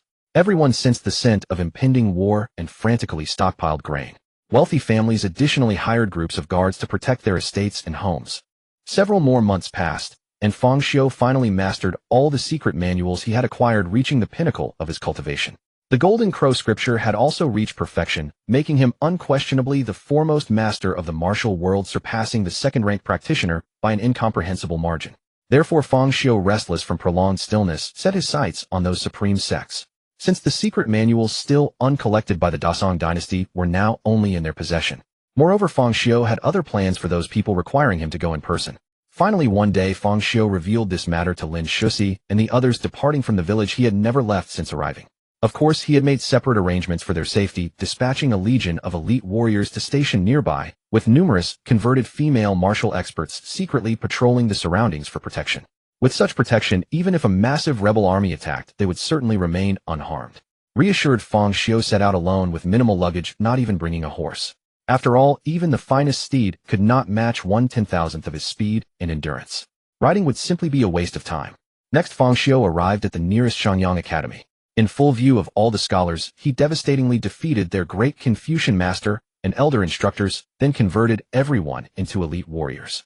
He then traveled to the Tianshi Temple, the Inma sect, the Badao sect, and several other major schools, replicating the process and subjugating them one by one. Other martial sects and experts encountered along the way were also converted. Now only the Buddhist sect, which he had deliberately left for last, remained. One had to admit the Buddhist sect truly was a great tradition with 1,000 years of history, hiding an abundance of ancient masters. The moment Feng Xiu slapped the abbot into minced meat, a monk rang the alarm. Dozens of elderly monks emerged. All were top-tier masters of the current era. After forming a grand formation and joining forces coordinating their attacks, Feng Xiu was momentarily stalled, forcing him to reveal more of his abilities. Immediately, with a thought, his entire body became enveloped in golden light as true energy surged forth. In the blink of an eye, to the astonishment of the Buddhist sect members, he transformed into a 10-meter-tall golden giant. However, the manifestation's appearance was not that of a Taoist deity, but of Feng Xiu himself. In truth, he could effortlessly grow to 100 meters, but such power was unnecessary for these opponents. 10 meters was more than sufficient. Amitabha Buddha. Benefactor, we have had no past grievances nor recent enmity. You have wantonly provoked our Buddhist sect and maliciously murdered our abbot. I am unaware of the reason, but now our Buddhist sect has proven inferior. We willingly admit defeat and are willing to seal our mountain for a century. Shall we end our conflict here? An elderly monk who appeared to be the leader among them stepped forward, hands pressed together in prayer, and spoke. Senior Granduncle, we cannot. Senior Granduncle, we would rather perish with the Buddhist sect than endure this supreme humiliation. Senior Granduncle. Senior Granduncle. Silence. You behave in such a manner. Where is there any trace of Buddhist discipline in you? In short, my decision is made. Do not attempt to dissuade me. The elderly monk shouted, making those who had spoken dizzy and disoriented. Disregarding everyone's objections, he turned to Feng Xiu and asked, Benefactor, what do you think? From the moment Feng Xiu revealed his golden giant form, the elderly monk's intuition had been screaming warnings, telling him that any engagement would mean certain death. Moreover, this golden giant reminded him of the figure who had inflicted devastating losses upon the Buddhist sect over a century ago. If this person truly wielded that technique, the Buddhist sect would be gravely wounded, even if not utterly destroyed. Therefore, a peaceful resolution was the most prudent course. After all, waiting another 100 years was trivial for the Buddhist sect, which had endured for millennia. I think not. Since I have come today, there can only be one outcome, and this outcome is certainly not what you desire. Therefore, we shall simply fight. The golden giant spoke like a real person, then, without hesitation, struck down several elderly monks with a single punch. This scene made the speaking elderly monk's eyes bulge with rage. The young person shows no martial ethics, actually ambushing my several junior brothers in their 80s and 90s. Today this humble monk shall teach you that even the Buddha manifests wrathful fury when provoked. Since the benefactor persists in this foolish course, do not blame this humble monk for sending you to hell to repent. With these words, the elderly monk exchanged glances with his fellow monks and produced a string of relics from his person, with the one in the elderly monk's hand being the largest. Not only was it the size of a chicken egg, but it was also lustrous and perfectly round, entirely golden, radiating dazzling brilliance under the sunlight. Fellow brothers, please lend me your strength. Upon hearing the elderly monk's call, the others gathered together and channeled their cultivation, injecting it into the relics in their hands. Currents of ethereal golden light emanated forth. Guided by the elderly monk's relic, the golden light gradually condensed into a Buddha figure some 30 to 40 meters tall. Immediately, with palms pressed together, a massive hand bearing a golden swastika symbol on its palm descended from the sky, enveloping Feng Xiu before him.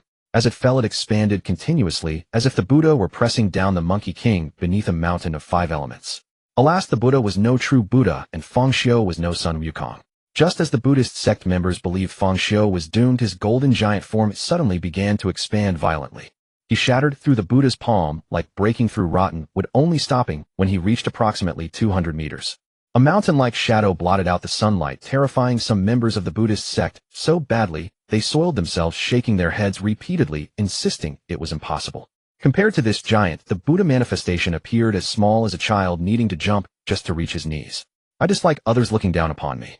Now we may continue fighting. The thunderous voice rang out, causing some monks of lesser cultivation to have blood trickle from their ears. Boom. Feng Xiu kicked the Buddha manifestation as if it were a football, sending it hurtling like a golden meteor across everyone's sight, completely destroying a small forest nearby. When the Buddha manifestation stood again, its once solid form had become utterly ethereal. The Buddhist sect members could clearly see the exhausted, pained expressions on the elderly monks within. From this distance, it should be fine. The battle shouldn't damage the temple. After all, Buddhist sects are far wealthier than other martial arts schools. 108 golden Buddha statues, among which the towering gilded Buddha in the Mahavira Hall was the most priceless. There were countless bronze Buddha statues, as well as agate red pearls, charoite, crystal glaze amber, and other precious stones with special significance in Buddhism. Though not worn by monks in daily life, that didn't mean they lacked such treasures. He wanted both the Buddhist sect's people at his service and their accumulated wealth over the years. This was the real prize, enough to buy hundreds of millions of death-bound soldiers. With such forces, there would finally be hope for conquering the world. Then Feng Xiu leaped toward where the Buddha statue stood. The statue, terrified for its dignity, transformed into a rolling gourd to escape. Boom. Feng Xiu's landing shook the earth, and the Buddhist monks in the distance swayed and nearly fell. But they didn't care, for now the Buddhist sect's decline was sealed, and they had to decide their future. With time still on their side, they had no choice but to think quickly. Otherwise, once their senior masters fell, all would be lost. Why don't we surrender? A young monk cautiously raised his hand, earning quiet approval from many novice monks. Surrender? He killed the abbot on the spot without any intention of subjugating us, said a burly middle-aged monk, shattering their illusions. This was unfair to Feng Xiu. He hadn't intended to kill the abbot initially. But the abbot's arrogance was unbearable, first implying he was a distinguished figure who wouldn't entertain challengers of no renown. Then he adopted the posture of an elder to lecture Feng Xiu, going on and on until Feng Xiu lost all patience. Again, he criticized Feng Xiu's disrespectful attitude, claiming he needed to discipline him in place of his own elders. Would you keep someone like that alive for the new year? Then let's run now. We can't just stand here waiting to die. The young monk voiced everyone's thoughts while giving himself an excuse. As long as we live, the Buddhist sect will not perish. I believe even our senior masters would agree with my view. I'm afraid it's too late. The burly middle-aged monk said with utter despair as he watched a golden giant approaching them. Only then did everyone realize the Buddha statue had vanished while they were talking. Thud, thud, thud. As the golden giant drew nearer, sharp-eyed members of the Buddhist sect noticed figures trailing behind. It was unmistakably their senior masters. The matter was soon settled. With the cooperation of these elderly monks, the foreign millennium-old Buddhist sect was extinguished. What remained was a version of Buddhism rewritten by Feng Xiu, now perfectly aligned with his will. With that, Feng Xiu's objective for this expedition was fully achieved. The entire martial world of the Song dynasty now lay in his grasp. Only a few inconsequential figures he deemed unworthy remained unconquered. Over half a month later, Feng Xiu had just returned home. To Lin Shuxi's delighted gaze, he scooped her up and carried her into the room. Only when Lin Shuxi, despite clenching her teeth, could endure no longer and pleaded for mercy, did Feng Xiu sheepishly stop. There was no way around it. He hadn't had meat in months and was starving. Brother Feng, am I just useless? Lin Shuxi said dejectedly, her face flushed red as she rested her head against his chest. It's not your fault. You've done your best, Feng Xiu soothed, stroking her head gently. Perhaps I should take another concubine then. Miss Qian seems quite suitable. Lin Shuxi suddenly spoke those words, then touching her belly with a forlorn expression continued. I can't satisfy you, and my womb refuses to cooperate. Over a year has passed with no result. Shuxi, did someone say something to you? Feng Xiu's eyes narrowed, a hint of killing intent flashing across his face. No, that's not it. I simply feel I haven't fulfilled my duties as a wife, and I'm sorry to you, Brother Feng. Lin Shuxi shook her head. Then if I truly took another concubine, would you not be unhappy? Feng Xiu asked with a smile. Lin Shuxi imagined that scene, her expression serious, yet tinged with grievance. I would be unhappy, but I'll find a way to adapt. I won't let Brother Feng worry. So, Brother Feng, whom have you set your eyes on? Miss Qian or someone else? Now that we're family, I can have my mother help arrange the marriage proposal. Enough, I was just joking. Where did your thoughts go? Stop imagining things. Feng Xiu quickly interrupted, knowing that if Lin Shuxi kept going, she'd have already picked the wedding date. Besides, the issue of children has nothing to do with you. There's no need to blame yourself. The stronger one is to lower the chance of bearing offspring. But that's only one factor. The other is the demand placed on a spouse. The life realms between both parties cannot differ too greatly, otherwise there won't be enough nourishment to sustain the child. Even if born, the child would be inherently weak. Right now, the reason they have no children is clearly because Lin Shuxi is an ordinary person. To have a child beyond her own improvement, much depends on fortune. But Lin Shuxi misunderstood Feng Xiu's words entirely. She quickly reached out to touch his face, saying with firm determination, I'm sorry, Brother Feng. I didn't know you. Anyway, rest assured. What I love is only you. Whether we have children or not doesn't matter. You can blame everything on me. No, what are you thinking? I'm perfectly fine, okay? Feng Xiu could only laugh and cry, explaining the reason to Lin Shuxi. Yet he was deeply moved by her words. Then he stepped down from the bed, took a book from his bundle, and handed it to Lin Shuxi. He had previously considered having her practice martial arts to gain the ability to protect herself. But external martial arts were clearly unsuitable for a delicate woman like Lin Shuxi. Internal martial arts prioritize talent above all, with age as the secondary factor. Unless one possessed extraordinary natural gifts, the older one grew, the more blocked the meridians became, and the harder it was to achieve greatness. He had previously tested Lin Shusi. Though her comprehension was good, her talent was merely average. Rather than cultivation, it would be better for him to find a master to transmit power directly, achieving results in one step. Though doing so would mean she'd never advance further, it was still better than wasting her life and ending up with less than 1/10 of the combat strength from direct transmission. Worst case, he'd just find someone to transmit power multiple times and stack it until Lin Shusi reached the second position in the world. However, the final stop of this mission, the Buddhist sect, had brought him quite a pleasant surprise. No one knew who had used the free wandering Kunping chapter as the foundation to create a cultivation art known as the fishbird art. It compared the human body to the northern dark sea and true chi to fish, but the true chi of those who cultivated this art was a koan. When coming into close contact with an enemy, the two northern dark seas would connect with each other. One would use one's own koan to invade the other's northern dark sea and devour the other's fish, thereby strengthening oneself.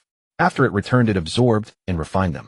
Using the method of transforming into a pung, it converted the mixed yin-attributed true chi from the inside out into yang-attributed true chi, subjecting it to a tempering. Then using the method of returning to the sea, it restored the yang true chi to its original yin true chi. After such a yin-yang transformation, the absorbed true chi would thoroughly become one's own true chi. In plain terms, this was a divine art that absorbed other people's true chi without any side effects. The only slightly troublesome thing was that the art was an incomplete text which Feng Xiu needed to complete himself. But that did not matter. The secret manuals he had cultivated in the past were not practiced in vain. He had also read and thoroughly mastered various Taoist classics at home during his idle time. As luck would have it, with his intellect and martial arts knowledge far beyond ordinary people, let alone creating a peerless martial art that would shake the ages. But completing a manual was more than enough. Still, he had no idea how the fishbird art, clearly a Taoist divine art, had ended up in the hands of the Buddhist sect. For Feng Xiu, this was no less than charcoal delivered in the snow. Besides being something he himself could cultivate, Lin Shusi could also cultivate it, offering a path to rapid improvement. After all, when it came to true chi, he had plenty of subordinates to absorb from. A little at a time, and after some rest they would recover. At worst, he could directly absorb theirs. It was only a matter of eating a few extra meals. He was just not sure whether the fishbird art could absorb the true chi of the Golden Crow scripture. He couldn't afford a backlash. It was better to be cautious. In the following period, Feng Xiu taught Lin Shusi martial arts, and what he had thought before proved exactly right. The fishbird art could not absorb the true chi of the Golden Crow scripture at all. He had also cultivated the fishbird art. The two were as distinct as well water and river water, never interfering with each other. But once he tried to use the fishbird true chi to absorb the Golden Crow true chi, it was like putting a fish into a fire to roast. If other people's bodies were northern dark seas and their true chi was fish, then his body needed an extra character. It was a northern dark fire sea, and his true chi was a golden crow, a ferocious dragon, and a savage elephant. Even if a koan were to roam in a sea of fire, it would be cooked. Let alone his true chi being so violent. Setting aside eating it, not being torn to pieces alive would already be fortunate. Therefore, he could only stock up a pile of power banks for Lin Shusi to use. As for his parents-in-law, he did not neglect them. He sent a large stack of supreme martial arts manuals and rare medicinal herbs. As for the fishbird art, he did not intend to let anyone else in this world cultivate it besides Lin Shusi. Not even the Death Warriors. After all, Death Warriors were also human. Apart from their loyalty to him, they were no different from ordinary people. What if someone through a special technique or special talent discovered the cultivation method? Such a cheat-like manual once obtained by someone with ill intentions after he left would certainly leave a hidden root of disaster. Better to forget it. He had also made a point of studying that Dharma image of the Buddhist sect. Although it could not even compare with the might of the Golden Crow scripture at its peak, it was still an unparalleled feat in the world. According to the old monk, it had been developed more than 100 years ago by the Buddhist sect. Having suffered severe losses at the hands of the Duo Taoist, yet longing to master such power, they had explored an alternative path and finally created it. Because it required a great number of relics and a large number of top-tier internal martial arts experts, this trump card could only be used at moments of crisis for the Buddhist sect. Then on its first appearance, Feng Xiu beat it like a son and ground it into the dirt. He had initially planned to promote it to the army, but hearing this he knew it was impossible. Unfortunately, the old monk also knew the how, but not the why. He could use it, but did not understand the principle behind it. The only thing that could be confirmed was that they had all cultivated the best preserved true Chitakuan method of the fishbird art. In Feng Xiu's research, however, there were two key factors in condensing the Buddha's Dharma image. The first and foremost was that the relics contained a thread of extremely condensed divine thought power. By a special method, it could be activated, linking the other relics to delineate the outline of the Buddha's Dharma image. The second was energy. An outline alone was useless. Only by filling it with energy to form a physical entity could it gain lethal power. The old monks' practice of the true Chikuan method happened to allow their true chi to merge as one without rejecting one another. Simply put, if the Buddha's Dharma image were a person, the divine thought in the relics was its soul, and the energy was its physical body. A body without a soul was just a pile of immobile rotten flesh. A soul without a body was merely a phantom. To succeed, both had to exist. Neither could be missing. This way of thinking sparked a flash of insight in Feng Xiu, giving him an idea that would let him conquer the world more quickly. Time flew by, and 2 more months passed. An old eunuch led a large group of people carrying a heap of gifts to Qingshui village and announced that on the order of the great Song Emperor, he had come to see Feng Xiu by name. I heard you were looking for me. It seems the two of us have no connections, right? Feng Xiu, having been notified by the village chief and coming alone to the court party's lodging, looked at this unfamiliar old eunuch with slight puzzlement. Master Feng, this servant has indeed never met you. This servant is here on the order of the current great Song Emperor to invite you to enter the court as an official. The old eunuch said with a fawning smile, his wrinkled face bunching up in a way that brought no warmth at all, only discomfort. Master Feng, these are gifts His Majesty has instructed me to bring you. All are rare treasures seldom seen in this world. Come and open them to have a look. The old eunuch warmly urged Feng Xiu to come over, but Feng Xiu stood there unmoved. Why? Master Feng, what did you say? The old eunuch asked in bewilderment. I said why? Feng Xiu repeated, and as he spoke he gave the old eunuch a deliberate up and down look. Inviting me to be an official out of nowhere and sending me gifts. Surely there must be a reason. Besides, as a grandmaster level expert above the Xiantian realm, you don't have to pretend like this. Don't you feel awkward? Master Feng, how can you say that? With my trifling skills, how would I dare to show off before a master? The old eunuch still wore that fawning smile when he heard Feng Xiu. That golden giant you manifested at the Buddhist temple was like a deity descending into the mortal world. How do you know that person was me? Aren't you afraid that with all this clamor you'll have found the wrong person in the end? Feng Xiu narrowed his eyes and asked with a smile. Master Feng, you must be joking. Even if the Buddhist sect people kept silent about it, no matter how much they were questioned, the intelligence agents of our great Song dynasty are no pushovers. Among the people who went up the mountain during that period, only you were the most mysterious and the most likely. After answering Feng Xiu's question and having indirectly demonstrated the great Song dynasty's strength, the old eunuch bowed to Feng Xiu again and asked, So Master Feng, are you willing to enter the court and take office? I refuse. Feng Xiu turned it down directly without the slightest hesitation. Young Master Feng, there's no need to refuse so quickly. You can go back and consider it carefully. This servant is in no hurry to report to the palace. Even after hearing Feng Xiu's blunt refusal, the old eunuch's smiling face did not show the slightest ripple. As for these valuables, let the attendants carry them back for you. As he spoke, the old eunuch beckoned his attendants to start moving the goods. No need. I have done nothing to merit such gifts. Take them all back and don't wait for me to change my mind. Those who walk different paths cannot make plans together. Feng Xiu refused again, without giving any face. Setting aside the fact that the great Song dynasty had always conducted itself in a spineless manner, skilled at internal strife, but clumsy at foreign wars, it was enough to make him view it with distaste. Simply by nature, he could never submit to someone weaker than himself. What was more, he was planning to rebel. Wouldn't it be insane to join the great Song? In that case, this servant will not press you. But with war flames rising across the realm, my great Song Emperor is truly eager for worthy talent. If you ever change your mind, the gates of the great Song dynasty will always be open to you. The old eunuch sighed regretfully. After saying a few courteous words to Feng Xiu, he led his party away, carrying the gifts with them. Feng Xiu remained where he stood for a long time. It was only when a death sworn came to report that the old eunuch and his party had truly left with no intention of lingering that he finally turned and departed. The following days were calm and uneventful. Feng Xiu thought the matter was over, but half a month later, on an early morning, an unfamiliar old eunuch arrived, this time alone and bearing an imperial edict. The moment he saw Feng Xiu, he began to unroll the edict to read it. Young Master Feng, you should kneel to receive the decree. His solemn expression was completely unlike the previous eunuch's cringing posture. Seeing that Feng Xiu remained standing and motionless, he immediately opened his mouth to remind him in an unpleasant tone. Kneel. I'm already doing you a favor by letting you read it standing. Especially when you came bearing gifts to invite me on. Feng Xiu raised an eyebrow, releasing a wisp of immense aura that pressed down on the old eunuch. Bang! Crack! The old eunuch only felt as if an enormous mountain had been crushed down on him. He did not last even a single breath before he was forced to his knees with crushing pressure. The thick bluestone bricks beneath his knees could not withstand the load and split apart. It was also due to the old eunuch's quick reaction that he channeled inner chi to protect his knees at the first moment. Otherwise, it would not have been only the bricks that shattered into pieces. At that point, Feng Xiu spoke in a chilling tone. What are you supposed to be? What is the great Song royal family supposed to be daring to order me to kneel for an edict?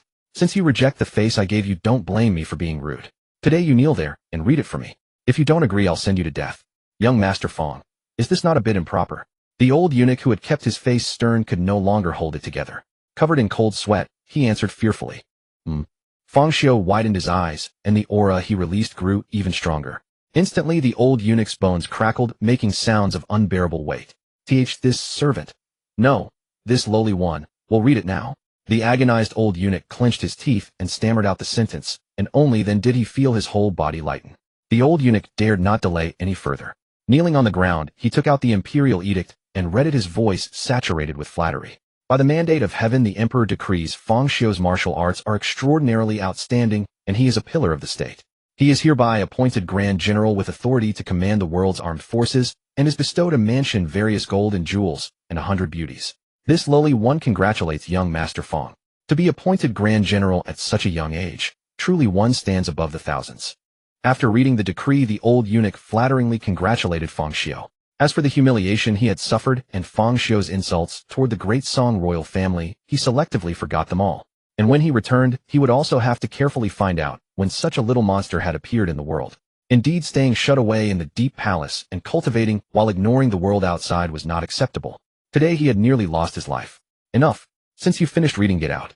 Fong Xiu could not be bothered to listen to more sycophantic words. He simply waved his hand and sent the eunuch flying more than 10 meters away. The old eunuch, coughing up blood, did not dare go back up. Clutching his chest, he fled quickly. Another month later, the first old eunuch returned with that uncomfortable smile. He walked up and clasped his hands to Fong Xiu in greeting. Young Master Fong, the two of us have met again. Enough, let's just get to the point.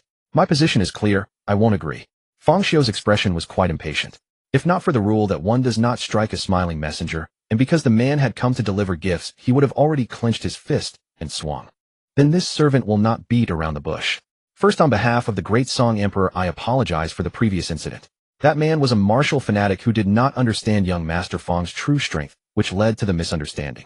His Majesty has already punished him severely. As for the second matter, you know it well. It is still an invitation to enter the court.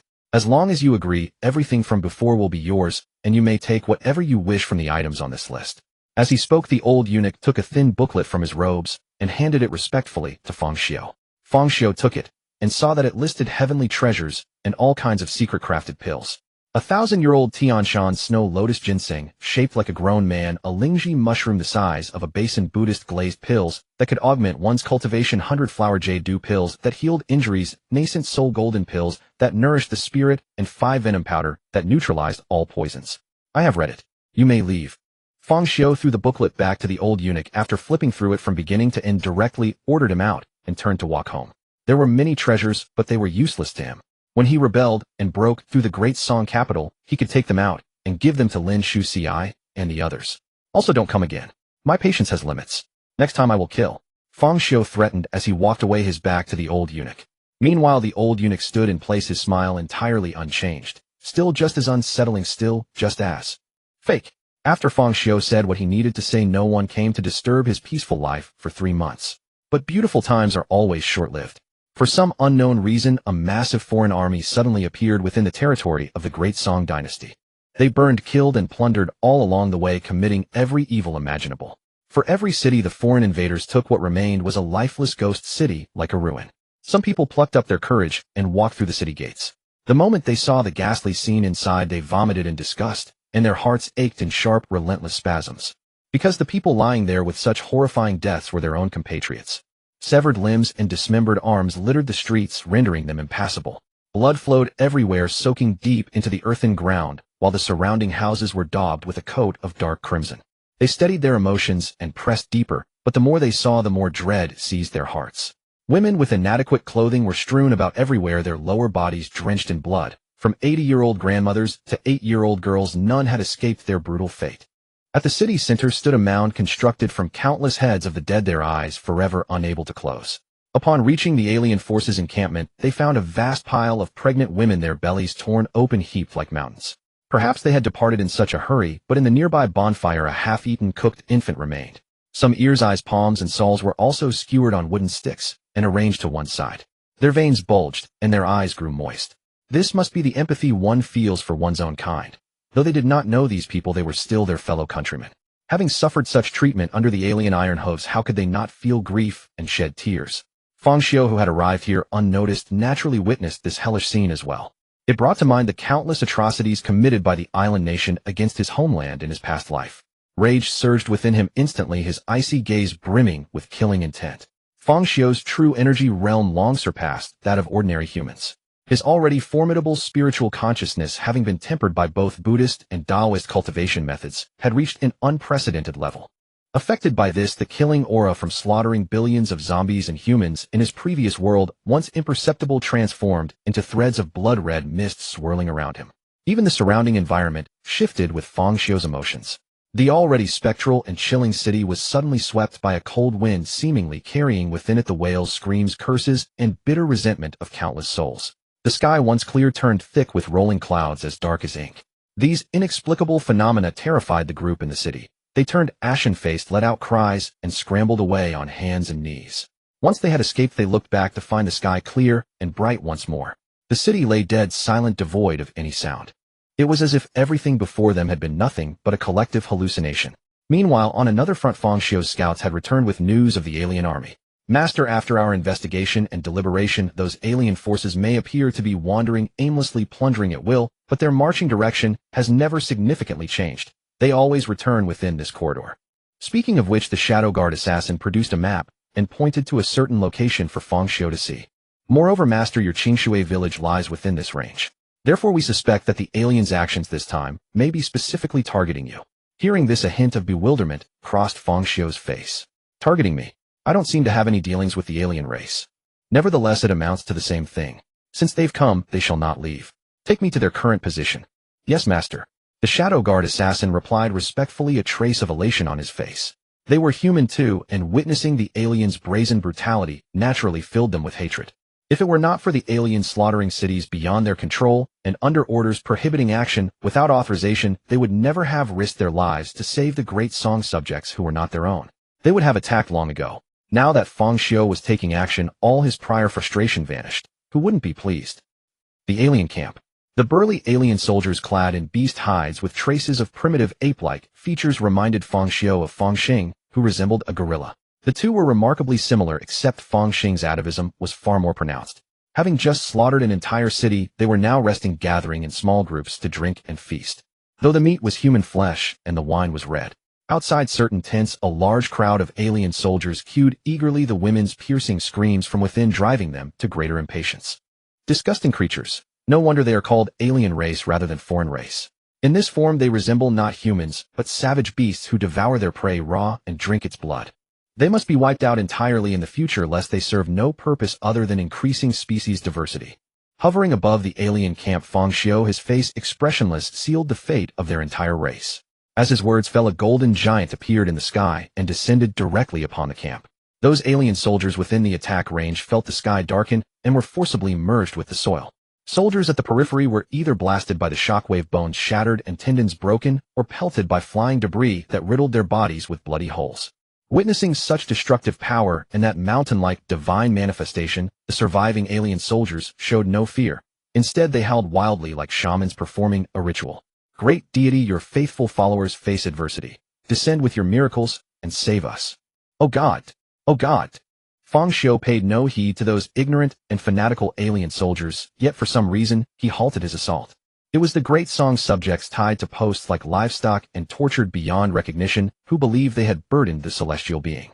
Summoning their last strength, they shouted aloud, Heavenly Lord, we beg you to unleash your divine power and slay these beasts. Do not concern yourself with us. Indeed, we have long embraced death. Merely witnessing the fate of these aliens fills us with contentment. I implore you, slay these savages and avenge my husband and fallen children. Do it, Heavenly One. We fear no death. That's right, we fear no death. Facing their pleas, Fang Xiu, the very person involved, felt somewhat embarrassed. After all, the reason he had not attacked immediately was not to rescue these people, but to consider carefully leaving someone alive for interrogation. This put him in an awkward position. However, this emotion passed quickly. He was no superhero. Rescuing people fell outside his duties. Not charging them for services was already a loss on his part. Furthermore, even if he saved them, what good would it do? Their relatives were all dead, and no familiar faces remained in this world. Their bodies had been violated, their minds tormented. Perhaps for these people living was the greatest suffering. Therefore, this time he would exert greater effort ensuring they departed in relative comfort. It was after all a favor to these aliens. But that was fine. Their debt would be paid by their entire race. With this thought, Feng Xiu's body began to expand, once more growing until it reached 1,000 meters before ceasing. Then curling his hands, a golden sphere materialized between his palms, slowly enlarging as they drew apart. Incinerate the mountains. When the sphere reached its limit, Feng Xiu lifted it high above his head with both hands, sending it into the sky. Boil the seas. Hardly had the words left his lips when the golden sphere in the sky swelled several times its size, resembling another sun. Gazing upon the great sun overhead and feeling its scorching radiance, the great song subjects laughed wildly, embracing death with serene countenances as though redeemed. In stark contrast, the aliens cried out to their parents, kowtowing desperately upon the ground and imploring something. Then the great sun descended, and the light it unleashed remained clearly visible even by day and from 100 li away. When the light dissipated where the alien camp had stood, a massive crater spanning 5 miles appeared with molten lava still flowing in its central regions. Given time, this place would likely become a lake. Boom, boom. The towering golden giant strode into the distance, each step triggering a small earthquake in the surrounding land. Only after leaving the enormous crater did the colossus dissolve into drifting specks of light. What remained in place were Feng Xiu, his breathing slightly quickened, and the shadow guard from before with a hairy alien humanoid dangling from his grasp. Master, this creature is one of the commanders of the alien army. Acting on your orders, I captured him and brought him before you. The shadow guard tossed the alien commander to the ground with undisguised contempt, yet when his gaze shifted to Feng Xiu, it became instantly respectful. In fact, Feng Xiu had dispatched the shadow guard before launching the attack, taking advantage of the moment when those alien beasts, distracted by his golden colossus, let their defenses lapse. The lurking shadow guard slipped silently into the tent and captured an alien commander alive. Feng Xiu did not launch his thunderous attack until the shadow guard had returned with the captive and entered the golden colossus. After all, slaughtering the aliens was secondary. The most important thing was to find out where they had come from and whether they were after him. Otherwise, similar incidents might recur. He would never abandon the root for the branch over a moment of anger. In that case, get to work. Be sure to dig out every last bit of information. Oh, and I have plenty of free time at the moment, so there is no need to rush back. Also remember to clean up thoroughly. Feng Xiu nodded and said calmly. He then walked to a patch of shade, closed his eyes, and rested. The attack had not consumed much of his power. With the golden crow scripture at the consummate realm, his ability to absorb solar essence made him practically a perpetual motion machine during the day. On the contrary, it was keeping the miniature sun formed by the mountain-scorching sea-boiling technique from dispersing that had left his mind slightly weary. The shadow guard, having received his orders, saw Feng Xiu resting and promptly carried the alien farther away before employing the shadow guard's interrogation methods. Piercing screams and pitiful wails echoed through the depths of the forest, startling countless birds into flight. Only after 2 hours did the shadow guard return, wiping his hands with a handkerchief. The black of his uniform had turned even darker, and in the hard-to-notice folds there were still tiny bits of flesh. Speak. What exactly is going on? Sensing the shadow guard approaching, Feng Xiu did not open his eyes and asked with his eyes still shut. Master, according to that alien commander, the Dasong Emperor, Zhao Hui sent envoys to reach an agreement with their chieftain. The specific terms he did not know, but they were required to slaughter everyone in the Qingshui city area. As long as they could accomplish that, the Dasong dynasty would willingly cede this region to them. Even more infuriating was that the aliens had been able to appear suddenly within Dasong territory and travel unimpeded all the way, also because the Dasong Emperor had helped cover for them. The more the shadow guard spoke, the angrier he became. He wished he could slice the Dasong Emperor into 10,000 pieces and have him torn apart by 5 horses. Alright, I understand. Go back now and inform the others, tell them to await my orders and be ready to move at any time. Since someone doesn't want me to play house in peace and would rather stab me in the back and trip me up, then I'll flip the table and refuse to play any longer. Feng Xiu had already been in a foul mood, and now he grew even angrier, shooting a cold glare toward a certain direction. Wouldn't it have been better to behave and live a few more days? Why did they have to disturb my peaceful life? You're courting death, then I'll grant you that wish. Afterward, ignoring the shadow guard's response, he leaped straight into the air, found his bearings, turned into a beam of golden light, and shot off into the distance. This was a technique Feng Xiu had developed based on the principle of rockets from his previous life. By continuously erupting true qi as propulsion, it increased his speed by geometric leaps. However, only Feng Xiu could use this as a conventional means of travel. During flight, ordinary people would need a dharma form to avoid the pressure, and the true qi used for propulsion was also a massive drain. Without the consummate realm golden crow scripture to rely on, his true qi would be completely exhausted within a few minutes. Atop the city wall of the Dasong capital, The soldiers guarding the city had steadfast eyes and stood ramrod straight. Anyone who did not know better would have thought them elite troops. But as soon as a stern man in armor left their sight, they immediately slackened, grinning and chatting away. None of them noticed a man standing in the sky not far above their heads. Emerging from his golden light state, Feng Xiu glanced at the name inscribed on the city gate, knew he had arrived at the Dasong capital, and once again turned into light to enter. At the Imperial Palace gate, the soldiers on duty saw Feng Xiu approaching and immediately drew their blades, shouting sternly. Feng Xiu flicked his fingers in succession, opening clean through holes in their throats. Stepping over the corpses, he continued deeper inside. The reason he had not activated his Dharma form was twofold. First, it was to conserve his resources. The previous alien army had not left so much as a hair behind in his hands, so this time, he had to be more frugal. Besides, if the Imperial Palace were damaged, he would have to pay for the repairs himself. That simply was not worth it. Second, since he had already attacked his way here, if he spared these people, they would only be sent to kill him eventually. And after they surrendered, converting them would cost at least 10 times as much. So he might as well kill them all now. A death warrior for one tael of silver wasn't that a sweet deal? If not for fear of rousing the snake and letting Zhao Hui escape, he would have started killing right from the city gate. As Feng Xiu pressed deeper, more and more Imperial guards gathered and surrounded him. Seeing this, Feng Xiu raised his right hand with 2 fingers pointed like a sword, and a 10-meter-long golden light sword appeared. With one sweeping arc, the heads of every Imperial guard flew off and crashed to the ground. At the court hall. It was not time for court, but because of the alien army, the Dasong Emperor Zhao Hui had convened this special assembly to discuss what should be done. Of course, he was only going through the motions. If he showed no reaction at all, would it not be obvious that he was implicated? Your Majesty, the most pressing matter now is to choose a capable general to destroy that alien army. If this continues, public morale will surely be thrown into great upheaval.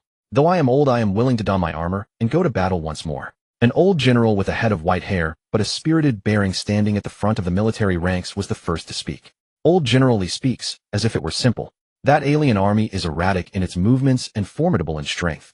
How do you intend to fight it? I think it would be better to sue for peace, so that at your advanced age, old general, you need not rush about and exhaust yourself. If anything happened to you, that would be unfortunate. Having spoken, a middle-aged official from the middle of the civil official ranks stepped forward to reject the proposal in a sarcastic tone. The other civil officials also wagged their heads and echoed him, while the few at the very front could not even be bothered to speak, wearing expressions of smug composure. The military officials were angry, but could only suppress it. From this, one could see the enormous gap between civil and military officials, a difference like heaven and earth. Zhao Hui on the dragon throne yawned in boredom, wondering in his mind which bedchamber he would visit tonight. Just then a burst of loud noise came from outside the hall, but it vanished a moment later. Just as everyone was puzzled, a figure suddenly appeared beside the dragon throne. Zhao Hui, right? You're pretty goddamn cocky, aren't you? Feng Xiu sneered at Zhao Hui, then slapped him around the face with both hands. Crack, crack, crack. Even though Feng Xiu held back his strength, he still slapped Zhao Hui's face until it swelled like a pig's head and teeth flew everywhere from his mouth. The hidden guards who had intended to make a move were also killed. A wisp of Feng Xiu's aura shattered the bones and meridians throughout their bodies. Bang! Having gotten his fill of pleasure from the beating, Feng Xiu grabbed Zhao Hui by the neck, flung him from the dragon, thrown to the feet of the ministers, and sat down himself, crossing one leg over the other. Your Majesty, are you all right? Seeing Zhao Hui sprawled face down on the hall floor, uncertain whether he was dead or alive, old General Li and several military officers hurried over to check on him. They produced a pill and fed it to him. In the past, this pill would have had to pass through countless tests before it could ever reach Zhao Hui's lips. The civil officials, in contrast, could only exchange uneasy glances. Not one of them was willing to risk being the first to stick his neck out before they understood the situation. Rather than make the wrong choice and be killed, it was better to stay put and wait for things to unfold. There was no need to wager their lives on a mere emperor like Zhao Hui. Even if Zhao Hui escaped unscathed in the end, he wouldn't dare to take serious action against so many of them. At worst, their salaries would be docked for a few years, an innocuous gesture meant to save face. Only those crude military fools would act on impulse and charge in without thinking. I'm all right. Zhao Hui, whose face was swollen like a pig's head and whose teeth had been knocked out, came to after taking the pill. His words were not merely slurred, they were also whistled through the gaps in his teeth. At least the others could still understand what he was saying.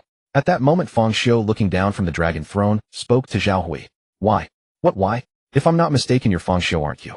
I consider myself to have never treated you unfairly. I offered you high office, generous salary, and miraculous pills, but you refused them on your own. So why would you strike me so viciously now? Under the effect of the pill, and because Feng Xiu had not hit him with full force, Zhao Hui's speech became more and more fluent.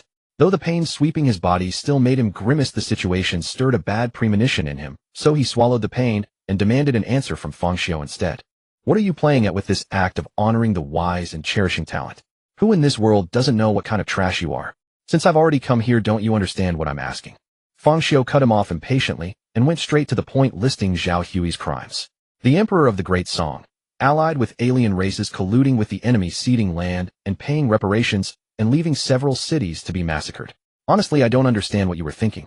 The two of us had no past grudges and no recent enmity. You could have stayed a tyrant and I could have lived my own life. Wouldn't that have been fine? Why would you pay such a huge price to come after me?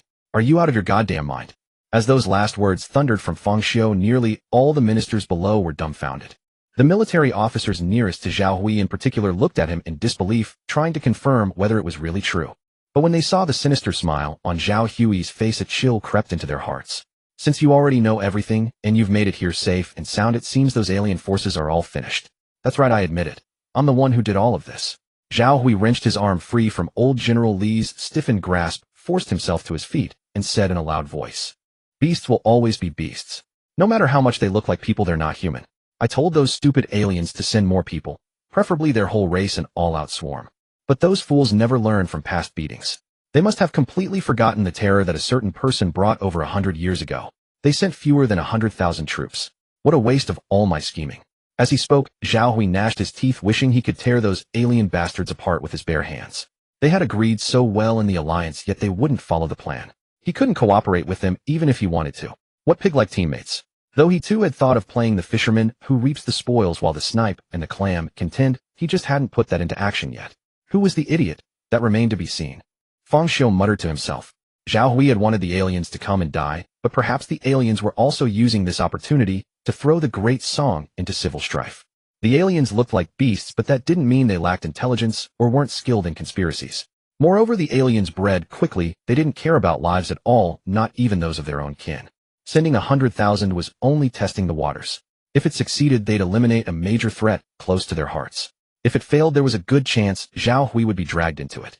With the Great Song's emperor having done such a thing, the already unstable realm might immediately fall apart. No matter how you looked at it, they wouldn't lose. Of course, this was only his speculation. The actual details weren't yet certain. But it no longer mattered. The aliens would soon be listed as his #1 target for clan-wide extermination, and when that time came, they wouldn't have any chance to pull any more tricks. Collecting his thoughts, Feng Xiu extended his index finger. 2 golden beams shot from his fingertip, pierced through Zhao Hui's legs, and sent him crying out as he fell to his knees. "Who told you to stand? Also, you answer only what I ask. I have no time for your sickening whining." The moment Feng Xiu finished, old General Li, who had been standing frozen beside them, suddenly rose to his feet. Glaring at Feng Xiu, he said furiously, "As a subject of the Great Song, even if His Majesty has done wrong, you have no right to humiliate him like this. He should be punished by the laws of the Great Song. You." Bang. Old General Li's head burst like a smashed watermelon, splattering everyone nearby. "What a joke. You talk to me about rights. As if you even have the right to speak in my presence. And don't drag out that damnable Great Song law. Who under heaven doesn't know that this worthless book only targets military officers and commoners? It's utterly useless against civil officials and the imperial family. At most, they get fined 3 cups of wine and find a scapegoat to carry the blame. Trying that game with me. I've seen it all on TV dramas. You're an old fool who can't read the situation." Feng Xiu withdrew his extended fist and said with mockery. Perhaps the man was a loyal minister. If Feng Xiu had been in Zhao Hui's position and someone had spoken up for him like that, he too would have felt moved. In that hypocritical double-standard way. But unfortunately, there are no ifs in this world. One man's hero is another man's enemy. Better for him to die. Now it's your turn. If you don't want to end up like him, tell me everything clearly down to the last detail. Feng Xiu pointed at the headless corpse lying on the floor and said to Zhao Hui, "You want me to talk? Fine, I'll talk. When you get right down to it, this is all your fault." Zhao Hui wiped the red and white filth from his face and said in a seemingly innocent tone with a somewhat twisted smile, "Earlier I invited you 3 times. I could have given you wealth and glory, power that dominated the realm, beauties beyond count, and miraculous pills, yet you refused. It was the first time I had ever longed so fiercely for someone only to find it forever beyond my reach. You could never understand that clawing, gut-wrenching feeling.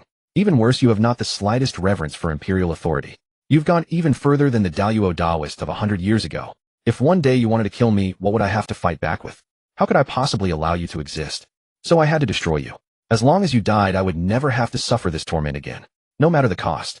After hearing Zhao Hui's words, Feng Xiu felt as sick as if he had swallowed a fly. All because of this you allowed the alien races to come in and ravage the people of the Great Song, and you even ceded them a huge piece of land. You really are insane, a complete psychopath. Just then Zhao Hui reverted to his ordinary demeanor, a faint expression of negotiation flickering across his face. Alright, since I am destined to die, anyway I might as well offer you a piece of information. I hope you will make it swift for me. I rather fear pain. As he spoke, Zhao Hui slightly shifted his numb legs, and a fresh wave of agony surged from his wounds. Cold sweat beaded on his forehead, daring him not to move further, and he involuntarily gasped sharply. Hiss! That scheme of luring the barbarian tribes into Dasong to use them as blades. I never conceived of such a thing. It was my trusted confidant, the pillar of Dasong Grand Chancellor, Zhou, who devised it. Zhao Hui endured the pain as he spoke, casting a mocking glare toward the leader of the civil officials. The moment those words fell, every civil official scrambled to distance themselves from the elderly leader, avoiding him as one would avoid a tiger terrified of collateral ruin. Your Majesty, this old minister proposed this scheme solely for the prosperity of Dasong. There was never any intent to target Lord Fong. Do not speak so recklessly, dragging others into your grave as you face your own. Chancellor Zhou, with his white beard and silver hair, showed no sign of panic. Instead, he furrowed his brow and countered. I concede this plan does violate heavenly harmony and diminishes one's accumulated merit. Yet with rebellions erupting across the realm and warlords growing ever stronger, those territories have long slipped beyond the dynasty's control. They serve no purpose left. Why not employ them as bait, drawing those barbarian tribes in and letting them do the cleansing? In this manner, both sides' forces would be heavily depleted. Perhaps they might even weaken each other to mutual destruction, allowing us to reclaim lost lands without raising a single soldier, eliminating our most pressing threat. Wouldn't that achieve two objectives with one stroke? Otherwise, with the situation deteriorating to such an extreme, if we do not administer drastic medicine and make the sacrifice of a warrior, severing his own wrist based on your conduct, this Dasong dynasty would collapse sooner or later. At this point, Chancellor Zhou no longer bothered to spare Zhao Hui any dignity. Upon hearing this, the civil officials could not help but nod subtly and quietly return to their original positions. After all, in their eyes, if peace could be secured at the cost of some commoners' lives, it would be simply too good to refuse. With nary a whisper of guilt, they felt nothing amiss. Nonsense. You speak so glibly as if I were a fool. From the moment you provided the barbarian marching routes, I knew you old wretch, were harboring some wicked scheme.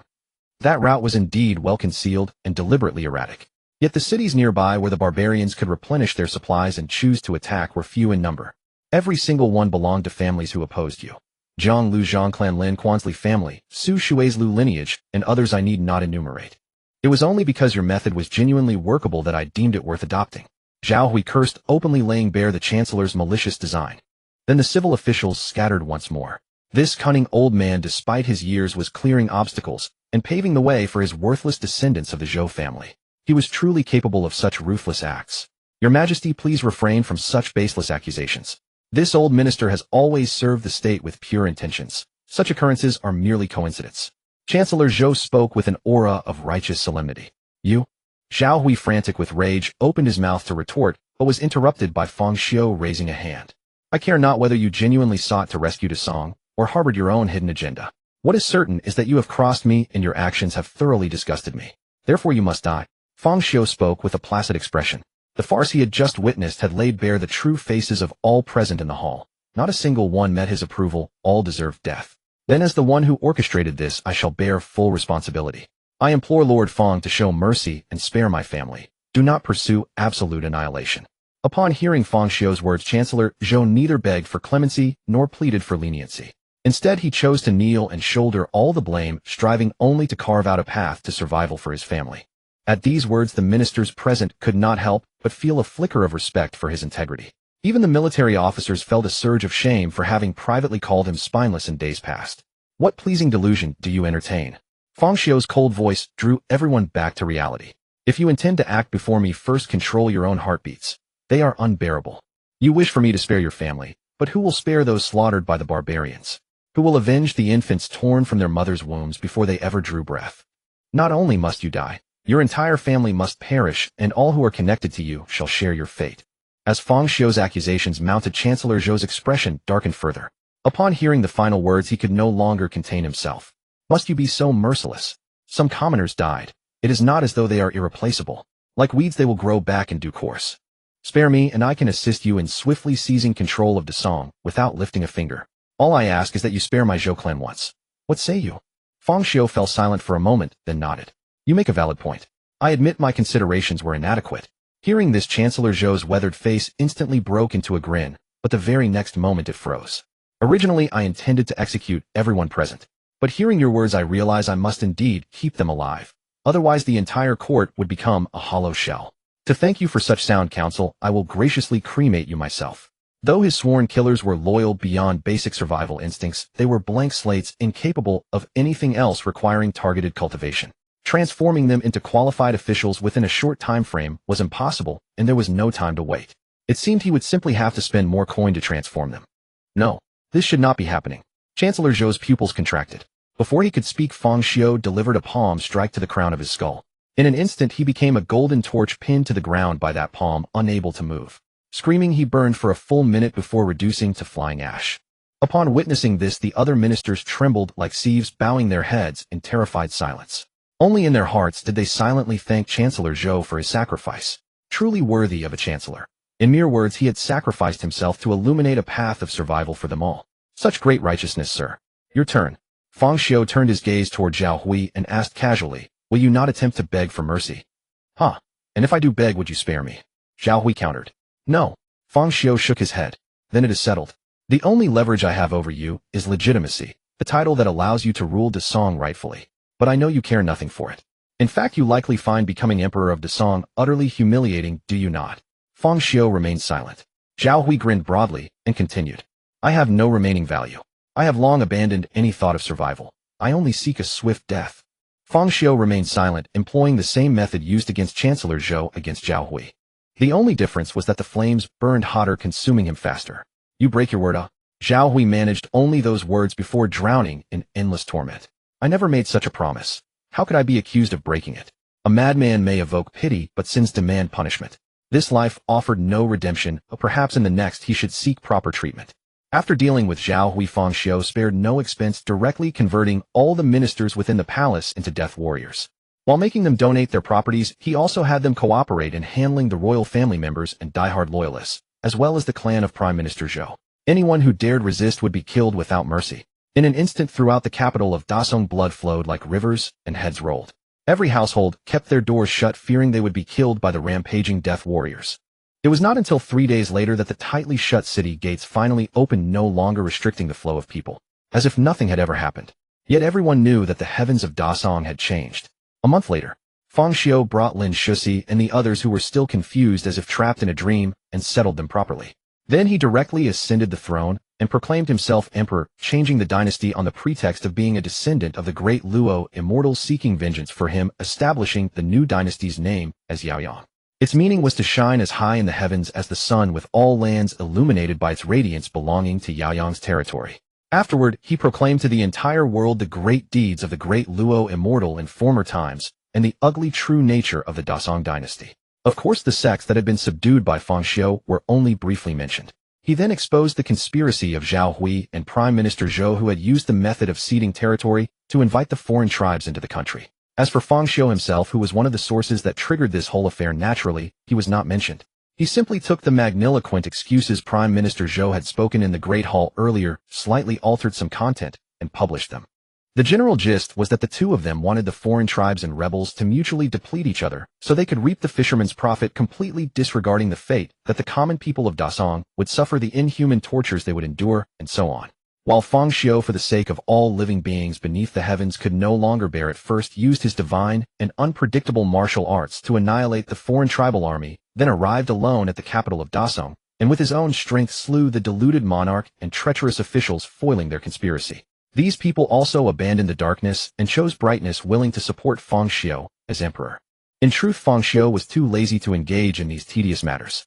The 3 rounds of wealth acquisition through purging the Dasong national treasury and the properties sent by those ministers meant that even producing 100 million death warriors would be a trivial matter for him. He could simply sweep everything away with brute force. But his subordinates insisted that doing so would allow the world to transition more quickly, saving time, while also protecting his reputation from damage. Even though Feng Xiu did not care, since his subordinates meant well, agreeing would not cause any trouble anyway. After all, by implementing both approaches simultaneously while conducting public opinion campaigns, his armies were also dispatched to various regions in batches. Once this information spread, the world was shaken. No one doubted its authenticity, and everyone condemned Zhao Hui and Prime Minister Zhou. This showed just how rotten the Dasong dynasty had become in the hearts of the people, especially after confirming that the foreign tribal army that had ravaged Qingzhou before had indeed been destroyed, leaving behind devastation resembling natural disasters. From the great aristocratic clans at the top to the common peddlers and laborers at the bottom, whether from fear or admiration, everyone praised Feng Xiu without exception. However, at any time there always exists a large group of people who cannot read the situation, taking the pedantic scholars who had been highly revered by the Dasong dynasty as representatives. One after another they stepped onto the stage to criticize Feng Xiu, calling him a rebel. They claimed everything was staged by him, all for the purpose of usurping the throne. Some ordinary citizens who had been bribed or deceived also began to follow suit, pointing fingers at Feng Xiu. Seeing this, those pedantic scholars felt satisfied in their hearts while despising these people at the same time. Feeling the timing was about right, the current grand scholar of the literary sage clan arrived at the capital by carriage to meet Feng Xiu.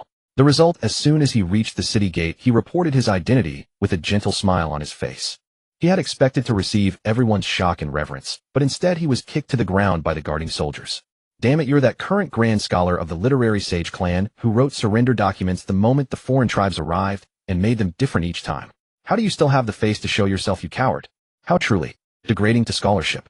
I came today to discuss matters of national importance with your emperor. How dare you treat this old man so rudely? Are you not afraid of punishment? The originally disheveled grand scholar had wanted to curse loudly, but when he saw the soldiers placing their hands menacingly on their sword hilts, his attitude immediately softened. Why bother talking trash with him? His Majesty has already said that these pedantic scholars, when the foreign tribes arrived, acted like dogs, groveling and wagging their tails at them. But when facing him, they still dare to bare their fangs and make trouble. Do they think he is inferior to the foreign tribes, or do they think he is easy to talk to and won't kill? So he long ago gave the order that anyone who encounters such trash, killing them will result in promotion and wealth. Another guarding soldier also kicked him, not finishing his words. Before he could finish, the sound of a blade being drawn echoed. A flash of light passed before their eyes. A deep gash was opened across the neck of the literary sage clan's grand scholar, blood gushing out like a flowing stream. Actually, your nonsense was even more excessive. A familiar voice full of amusement rang in both their ears. Turning around, they saw it was Feng Xiu, who had just returned from accompanying Lin Shusi on an outing. Your Majesty, Empress, Your Majesty, Empress. The two soldiers hastily knelt. The other commoners watching the commotion also immediately knelt down in fear, terrified of being punished for being even a moment late. Especially the residents who had personally experienced the 3 days of sealed city gates, who were even more terrified. Enough, everyone rise. Do whatever you were supposed to be doing. Seeing Lin Shusi feeling somewhat uncomfortable with this scene, Feng Xiu waved his hand and said, casually tossing the drawn blade back into the guarding soldier's sheath. Don't say this emperor is stealing your credit. I deliberately held back my strength and didn't sever this waste's head. From now on, whoever cuts off his head and hangs it on the city gate will still receive the reward I promised. Having said this, Feng Xiu embraced Lin Shusi and amid the exclamations of the crowd transformed into light and flew toward the imperial palace. Flash step golden light. Your Majesty is an immortal descended to earth. The Yaoyang imperial dynasty was established by an immortal. Doesn't that make me a citizen of an immortal as well? From now on, I am your most loyal hound. Compared to those noisy onlookers, the guarding soldiers were much more pragmatic. Originally, because it was their colleagues who discovered the target first, they felt embarrassed to compete. But now that His Majesty had spoken, they would not stand on ceremony with the two of them. Upon returning to the imperial palace, Feng Xiu directly ordered that all major armies attack into the cities. Those who did not obey orders would be executed without mercy.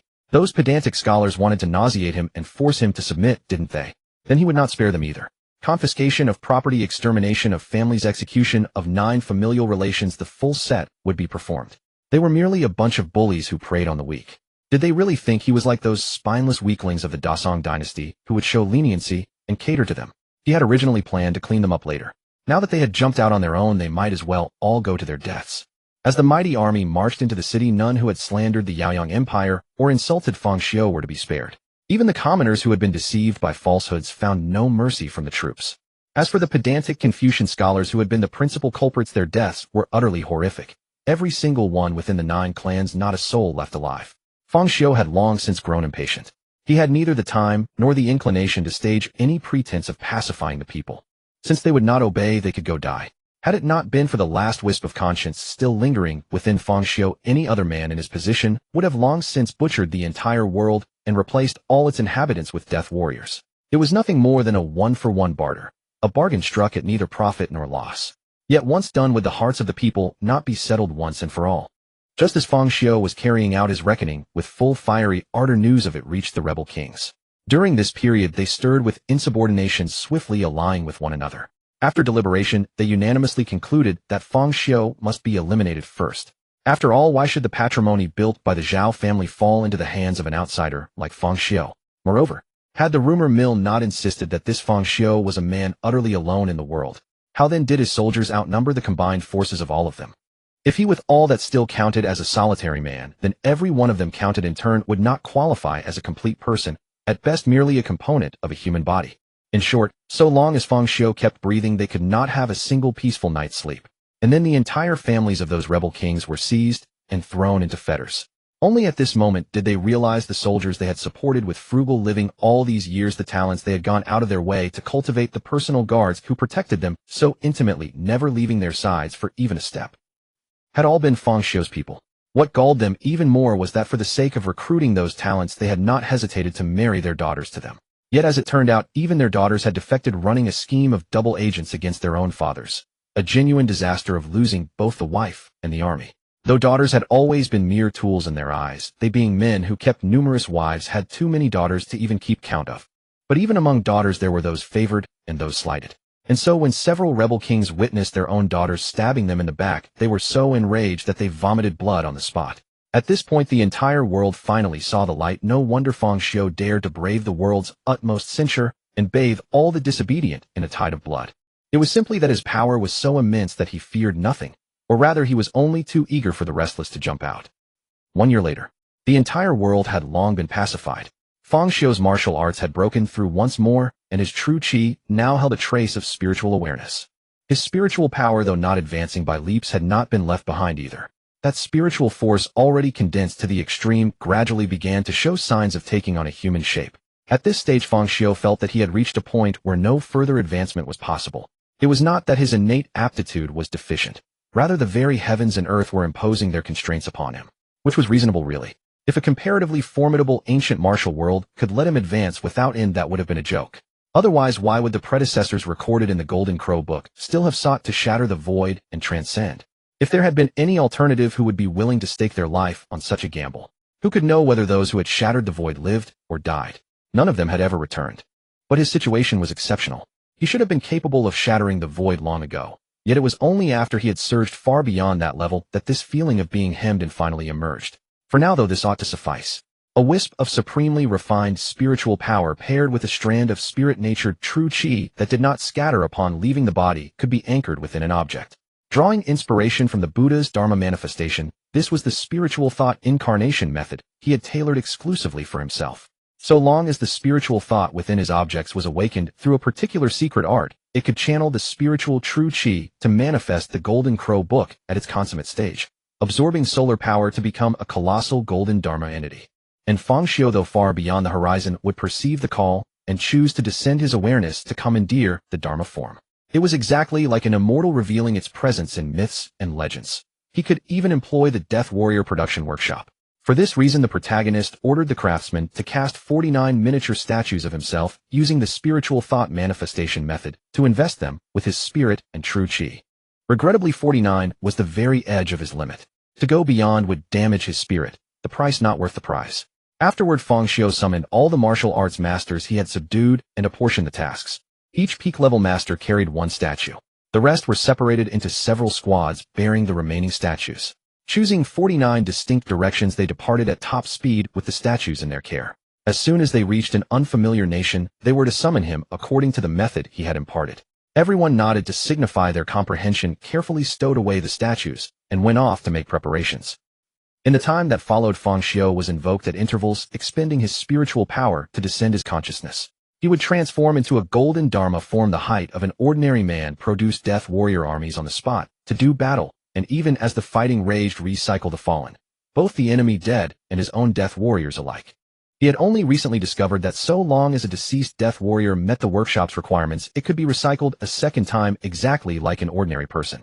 In essence, it meant paying a single price, and provided the remains were preserved to a high degree of integrity, enjoying free replacements for life. This was for all intents an upgraded version of human wave tactics. It could well be said that this discovery was the very reason Feng Xiu altered his strategy. Otherwise, he would have done as in the previous world, descending into wholesale slaughter, obliterating every nation and every human being except those of the Yaoyang Empire. Leaving aside the waste of time, the toll on his mind would have been tremendous. But now that was no longer necessary. Nowadays, only when a truly hard nut appeared would he transform into the golden giant and sweep through enemies in unstoppable slaughter.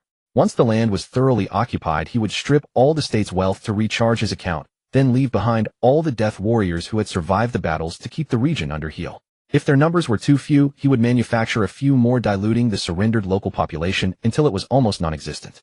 In this way, if 10 men rose in rebellion, 100 or 1,000 would surround them in retaliation.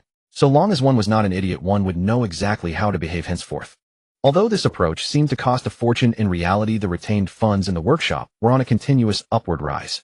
Never underestimate the total wealth of an ancient kingdom. By the standard where one tael of silver was worth one person, the aggregate wealth of a single ancient nation was several times greater than its total population without exception. Coupled with the workshop's recycling and reuse function, the funds spent were even less. Once such a round of remediation measures was complete, the statue bearers once again set out on their own. This method thoroughly settled the problems of distance provisions and troop replenishment. Even should they encounter treacherous conditions, with their superior martial arts, they could surmount the majority of obstacles by themselves. There was no need to summon him every few days, especially once they had traveled far when day and night ran inverted. With 24-hour overtime on call at every moment, let alone whether he could bear it, who could bear it. It ran contrary to his original intention of lazing about. This way was just right. The summons were few, yet the pace of conquering the world was considerably hastened. As long as nothing went awry along the way, with this cycle repeated without end, there was every likelihood of seizing the whole world within the time that remained.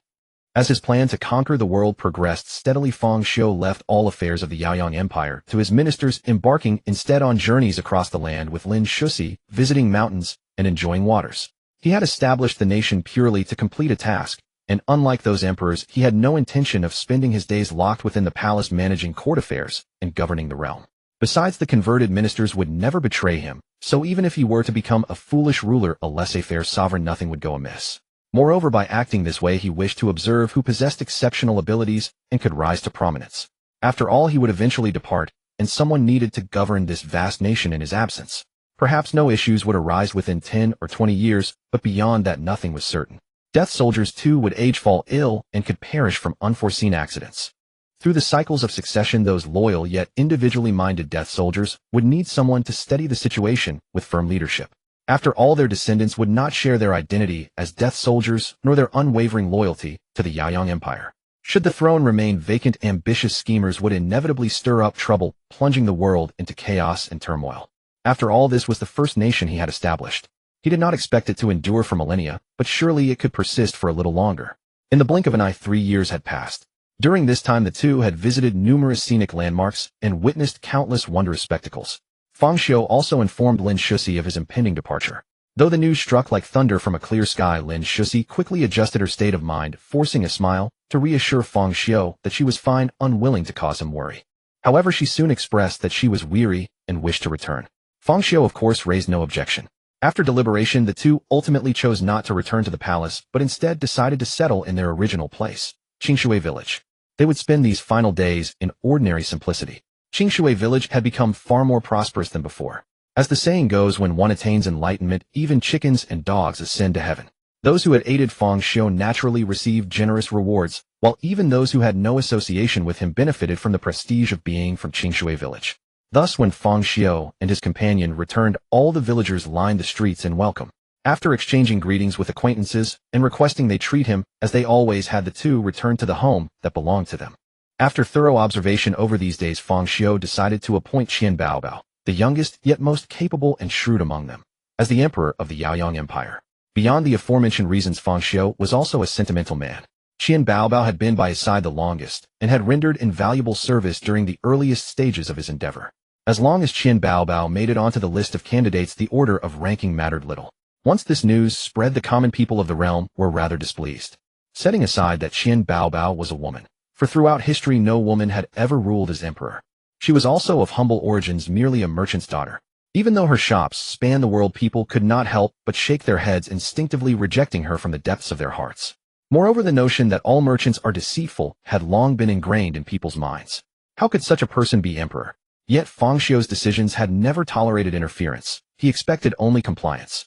Did the world forget who was in charge? Had his absence in recent years made them forget what kind of person he was? There was no democracy here, and one could be punished for one's words. Therefore, after executing a batch of troublemakers, no one dared raise further objections. During this period, Uncle Lin and his wife had also returned, but after learning the full circumstances, they felt no anger, no resentment toward Fang Xiu. They quietly departed without disturbing the two again. Lin Shusi, now in her mid-20s, had grown increasingly youthful in appearance due to her deepening cultivation, becoming more innocent and adorable with each passing day. Yet her face was laden with sorrow enough to rend one's heart. Fang Ji, don't look so troubled. Didn't I tell you? We will meet again someday. Fang Xiu reached out and gently smoothed the furrow between Lin Shusi's brows.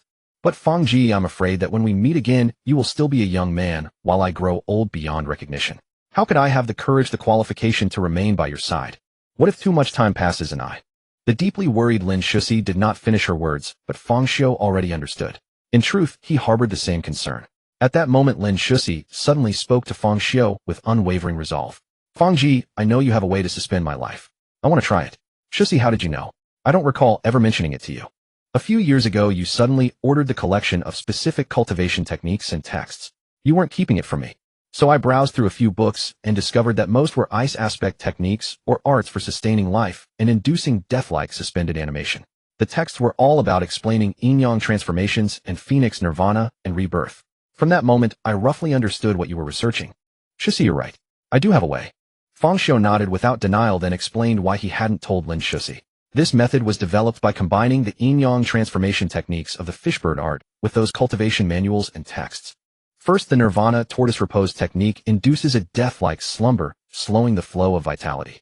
Then the scorching solar energy is transformed into icy lunar energy, instantly freezing the body and minimizing the rate of vitality decay, thereby extending lifespan to its maximum. However, this method is not yet fully refined, which is why I never mentioned it. Because after using it, your consciousness falls into deep slumber while your body continues to deteriorate over time, sustaining irreversible damage. Should too much time pass or an accident occur, you would silently perish within the ice. In truth, this method was merely an insurance policy. If I could traverse through time, whether to use it or not would be inconsequential. But this remained an uncertainty. The previous world had offered no alternative, forcing me to let things be. However, a ninth-tier life form could live for a millennium. This world's realm was too shallow. Cultivating to the highest level would yield less than 200 years. Should one wish to progress further, shattering the void and ascending would be necessary, yet Fang Xiu would never permit such a risk. Who knew to which world one would ascend after shattering the void? What if there was nothing but spatial chaos beyond? Thus Fang Xiu created this cultivation art. Fang Ji, even if it cannot be perfected, use it on me. I do not fear death. I only fear never seeing you again. Moreover, I trust you. As she finished speaking, Lin Shusi gazed at Fang Xiu with tender eyes and gently stroked his face. Fang Xiu did not speak, only clasping Lin Shusi's hand upon his face tightly. The final month had finally arrived. Fang Xiu brought Lin Shusi to a vast plain where all preparations had been completed.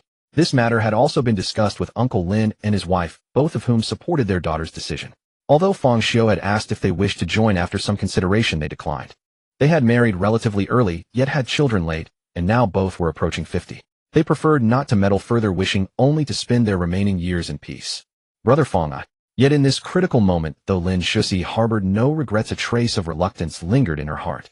Shusi, if you do not wish to proceed, it is not yet too late. I will respect your decision. Fang Xiu grasped Lin Shusi's hand, his gaze sincere as he spoke. I'm fine, Brother Fang. We've come this far, I won't back down now. Lin Shusi's face blossomed into a smile, all hesitation utterly vanished. Don't worry, I promise I'll return quickly. Fang Xiu gently patted the top of her head, a warm smile touching his lips. Then let us begin, Brother Fang. I am ready. Clad in a pristine white gown, Lin Shusi stood before Fang Xiu like a descended fairy, her smile radiant as a blooming flower. Then farewell for now, Shusi. The moment the words left his lips, Lin Shusi's body, already activating the nirvana turtle breathing method, grew soft and limp, collapsing into Fang Xiu's arms. As she was about to slide from his grasp, Fang Xiu gently extended his arm to catch her, then employed the method of yin-yang transformation, converting all his solar energy into lunar energy. A gradually intensifying silver-white radiance emanated from both their bodies until they had entirely transformed into a sphere of light, which then slowly ascended into the sky. As the sphere of light continued to expand and grow ever brighter, upon reaching its zenith, it suddenly burst forth into a pillar of light 100 meters in diameter, piercing the heavens. When the radiance finally dissipated, Feng Xiu had reappeared on the grassland. Before him lay an obsidian blue block of ice, shaped like a moon rabbit, and at its very center rested Lin Shusi. The most critical step is complete. Now comes the protection phase.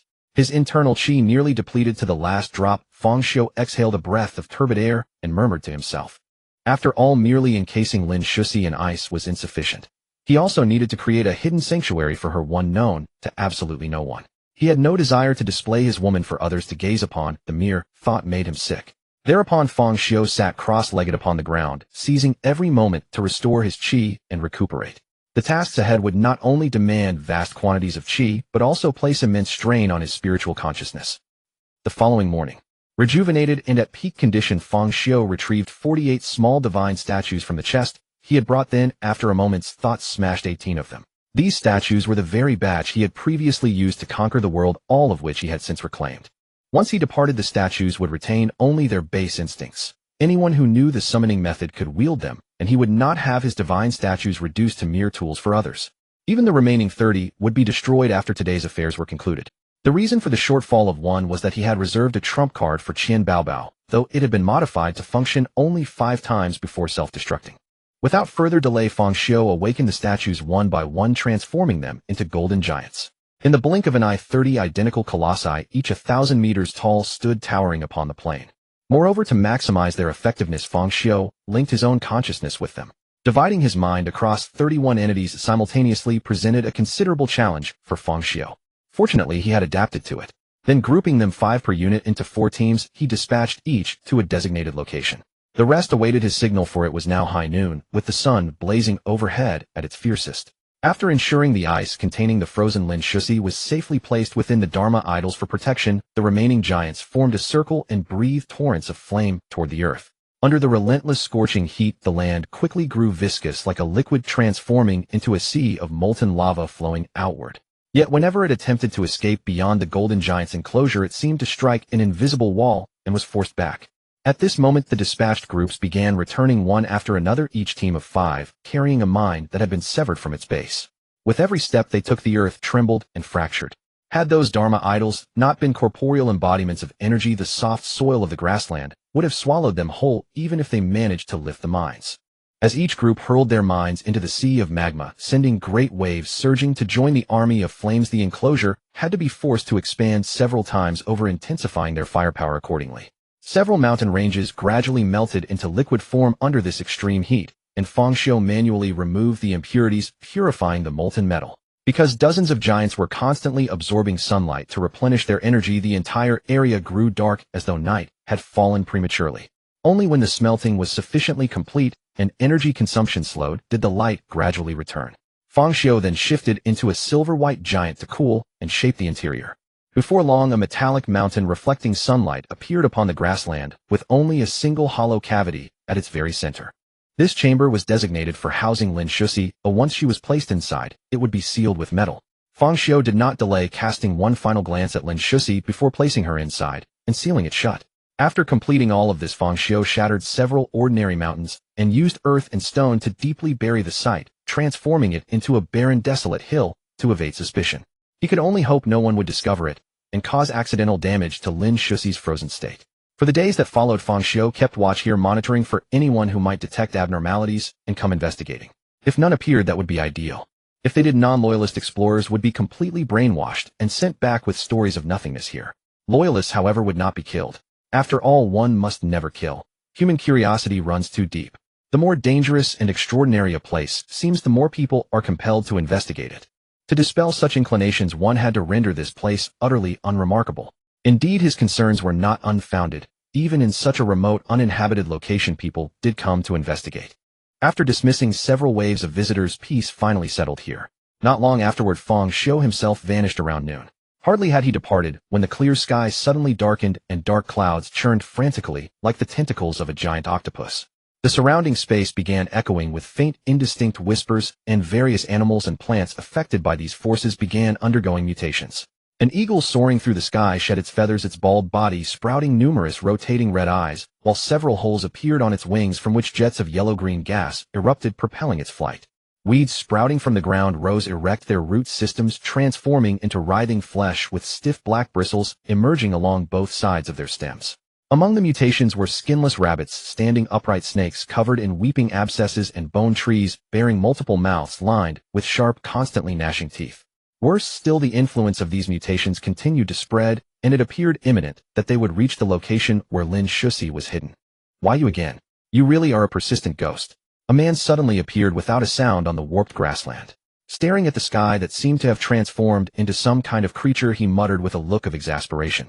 But then, as if sensing something, his expression shifted in realization. Oh no, wait. At this point in time, we ought not to have met yet. So it was this incident that made enemies of us, and because of it you kept targeting me at every turn later on. Doesn't that mean I set a trap for myself? No, that can't be called setting a trap. After all, if I let this evil god's avatar run rampant, Shusi would certainly be in mortal danger. I only did what any Fangxiu would do. How could that be considered self-sabotage? The man muttering to himself was none other than Fangxiu, who had left when the previous game ended. Or rather, the future Fangxiu, who had crossed the timeline and traversed countless worlds to arrive here. When he came back to himself, he looked at the eldritch creature, growing more solid and distinct in the sky. Future Fangxiu said no more.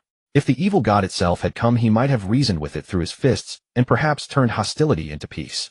But an avatar of the evil god that had taken root in the world like a parasite born without wisdom and driven solely by the desire to destroy could only be eradicated. Open.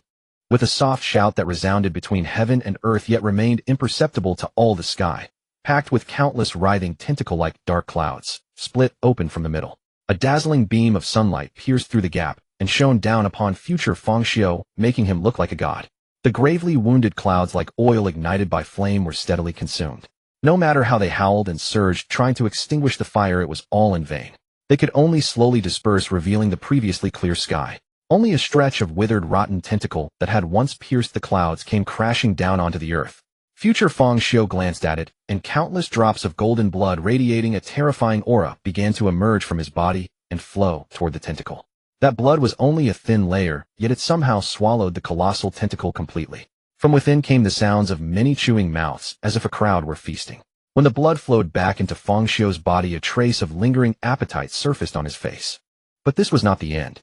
Looking at the world that had been ravaged beyond recognition, future Fangxiu snapped his fingers softly. In an instant, the entire world began rewinding and restoring itself at dizzying speed. Naturally, the avatar of the evil god was excluded from the restoration. Seeing that the rewinding was almost sufficient, Fangxiu snapped his fingers again and halted it. Then with a thought, he reduced the whole mountain protecting Lin Shusi to dust in an instant, leaving only Lin Shusi asleep inside a block of ice. Fangxiu reached out a finger and gently tapped the block of ice that had appeared before him. After a burst of frigid aura, the ice slowly melted instead, revealing Lin Shusi inside, just waking with a bewildered expression. Fang, brother. Of course it's me. Fangxiu nodded, and with a smile he reached out and helped her to her feet. Brother Fang, it really is you. Convinced she was not dreaming, Lin Shusi hugged Fangxiu in delighted surprise. Then, a little puzzled, she asked, how long was I asleep? It feels like I was woken up halfway, still not fully rested. It's a long story. I'll tell you once we get back. And indeed, she hadn't gotten enough sleep. After all, only a short time had passed. His cultivation art affected not only the body, but also the mind.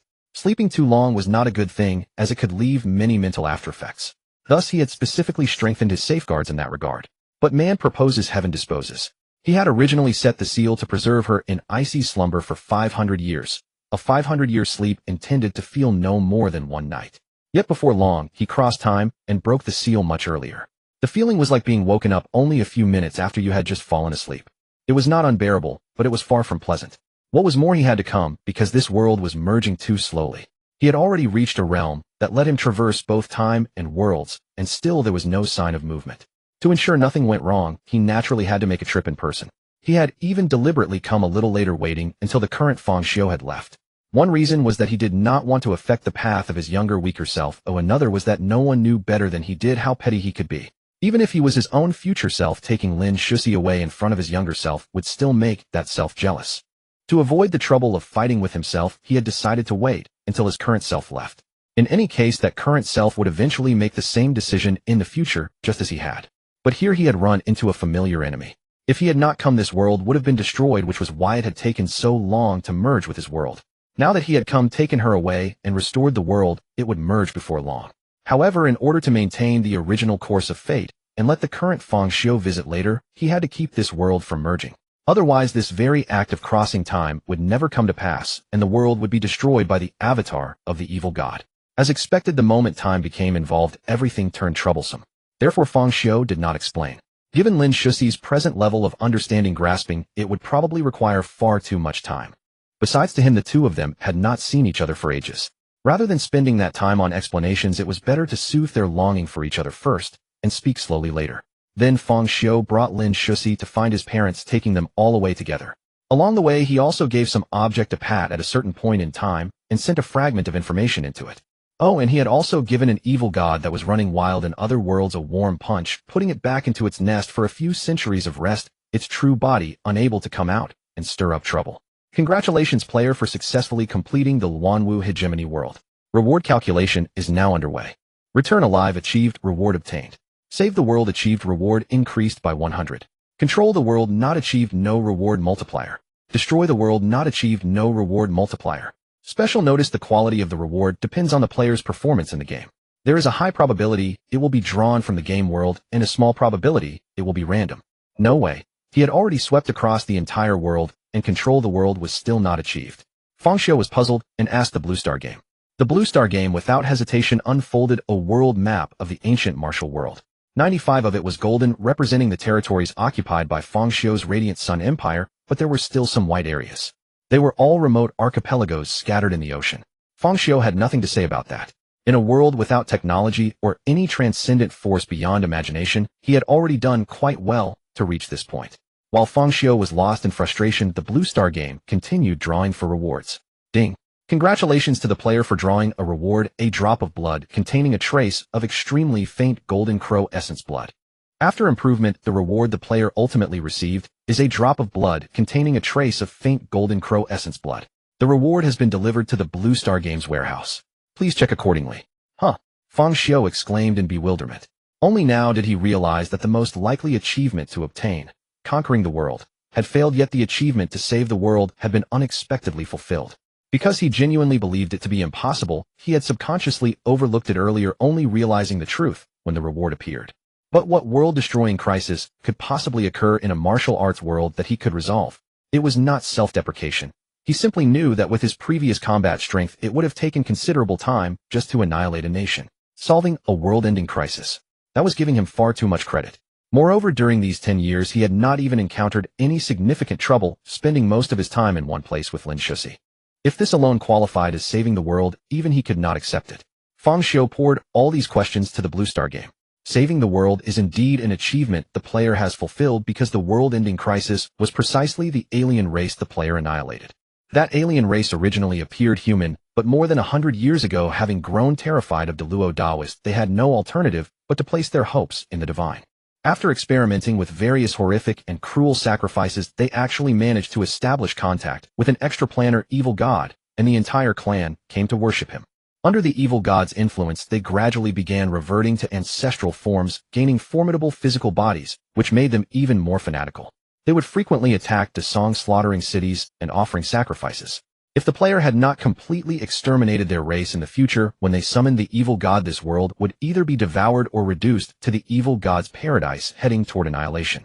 Therefore, please do not doubt yourself, player. You have indeed saved the world. The Blue Star game paused midway through its explanation, but the interruption was so brief that Feng Xiu did not even notice. He could only lament that this ancestor of his Luo Taoist was surely some incarnation of bad luck. Not only was he a descendant over 100 years later dragged into trouble, but the entire world had been endangered. Moreover, prompted by the Blue Star game's explanation, Feng Xiu suddenly recalled that when he first slaughtered the alien army, those beings were indeed murmuring something about a god. But at that time, he paid it no mind. After all, this was ancient times with uncivilized barbarians and man-eating beasts. It was only natural for them to worship deities. Did not people in modern times also believe in gods? When rooting out the alien race to ensure no survivors remained, he personally made a trip to their stronghold and birthplace, raising it over and over again. Massive statues of the deity, chilling ritual sites. After an explosion, nothing remained. However, he never imagined that this god was actually real, and an extraplanar evil god at that. Game, how powerful is that evil god? Won't it come after me? Feng Xiu asked with some worry. What good thing could an evil god possibly be? Grudges and swift revenge were only natural for such beings. With his current state of development, he could barely handle some of the stronger indigenous deities. An extra-planar evil god was completely beyond his reach. Player, please rest assured. That evil god will not pursue us. He does not know the coordinates of our world. Moreover, although that evil god is very powerful, he has cast his net wide. Even worlds of the relatively low caliber like the martial arts world, should they break free from his control, would be entirely unable to attract his attention. Hearing these words, Feng Xiu finally felt relieved, though a lump remained in his chest. To escape disaster only because of weakness, whether to feel relieved or grieved, he truly could not tell. Of course, the exact truth would probably not be known to Feng Xiu for a long time to come. Ding! Player exclusive reward processing is complete. Congratulations to the player for receiving the reward Death Squad Production Workshop Luxury Degraded Version. Staring at the message that appeared in his mind, Feng Xiu felt utterly speechless.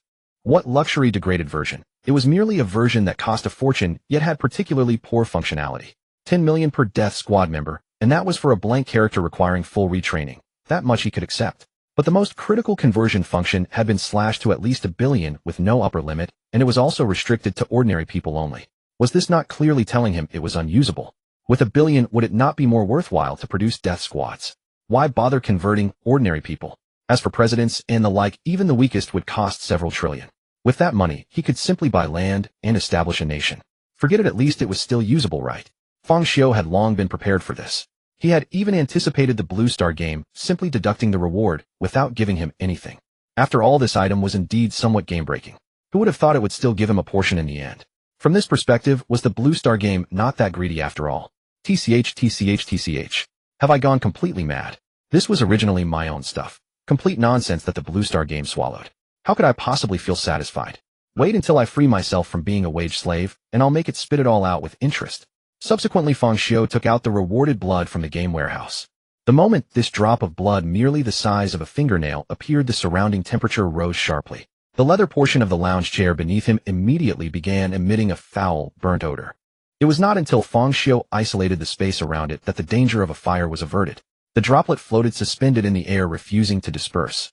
Its entire body was bright crimson, with a wisp of golden thread swimming within. Listening closely, one could hear faint bird chirps echoing. Just then Daniel arrived before Feng Xiu with a phone via the elevator. Upon seeing that droplet of blood, a terror originating from deep within his genes surged forth. This was not merely a disparity in life forms, but the despair of prey facing an apex predator. Fortunately, Feng Xiu noticed something was wrong and stowed it away. Only then did Daniel come back to his senses. Yet in those mere seconds, Daniel's clothes were already soaked through and he could barely stand. Had Feng Xiu not caught him, he would have collapsed. B-Boss, there's a person with the surname Li from the Jiangxing Special Affairs Bureau who asked me to tell you that if there's no issue, he'd like to meet you tomorrow. I told him I didn't know if you were back or not, but he had me go to the place where you last disappeared, and if you had returned, relay his exact words.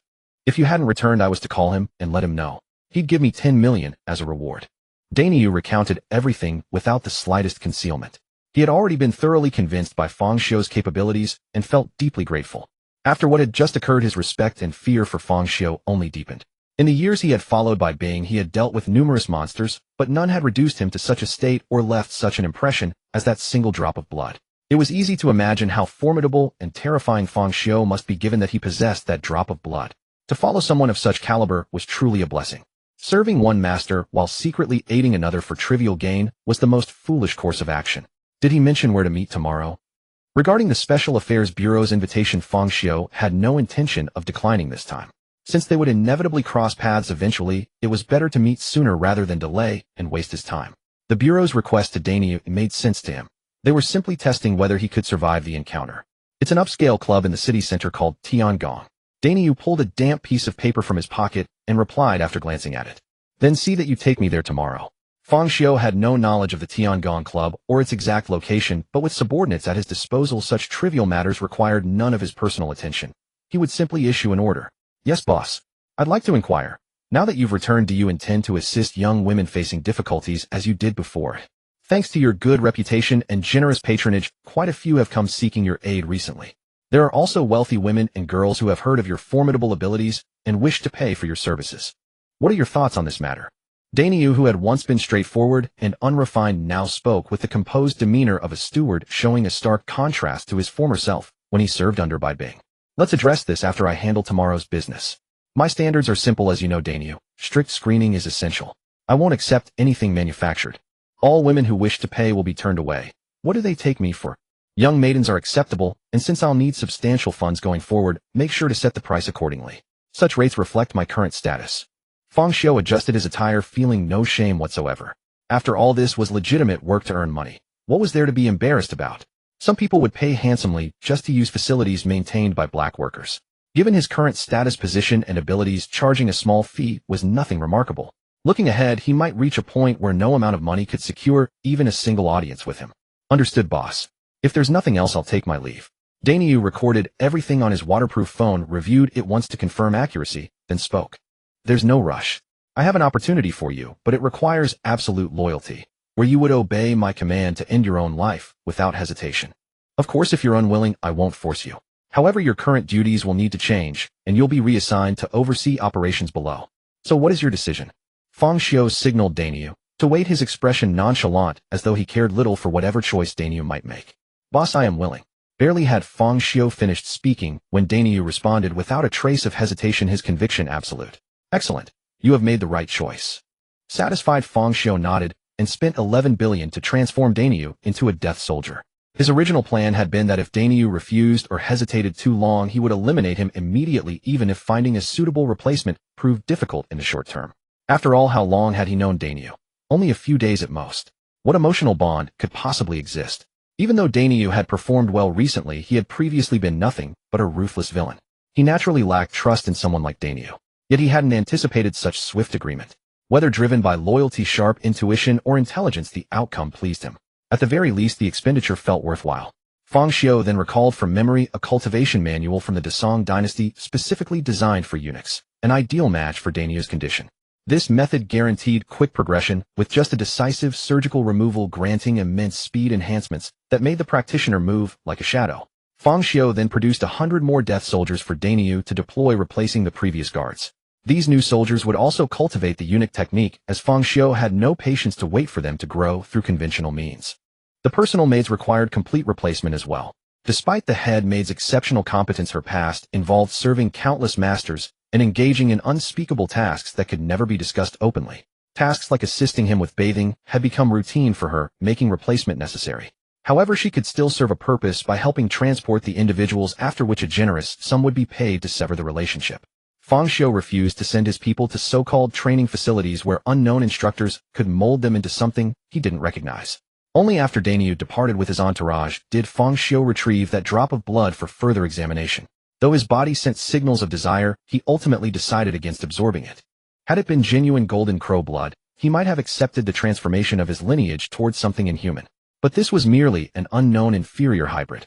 Absorbing it now would only risk corrupting his bloodline, requiring future efforts to expel the contamination, an exchange that offered minimal gain for substantial loss. Instead, Feng Xiu planned to integrate it into his microcosmic world, testing whether he could extract traces of solar laws to accelerate his cultivation. Acting on his thought immediately, Feng Xiu absorbed the drop of blood into his microcosm, where it underwent refinement until the purest essence of the golden crow emerged, taking the form of a magnificent three-legged celestial bird. Upon manifesting, instinct drove it upward through the microcosm, positioning itself as a hovering sun that bathed the realm in light and warmth. The microcosm pulsed with vitality, expanding gradually outward. As an integral component, the sun itself absorbed the world's nurturing energy, growing stronger alongside it.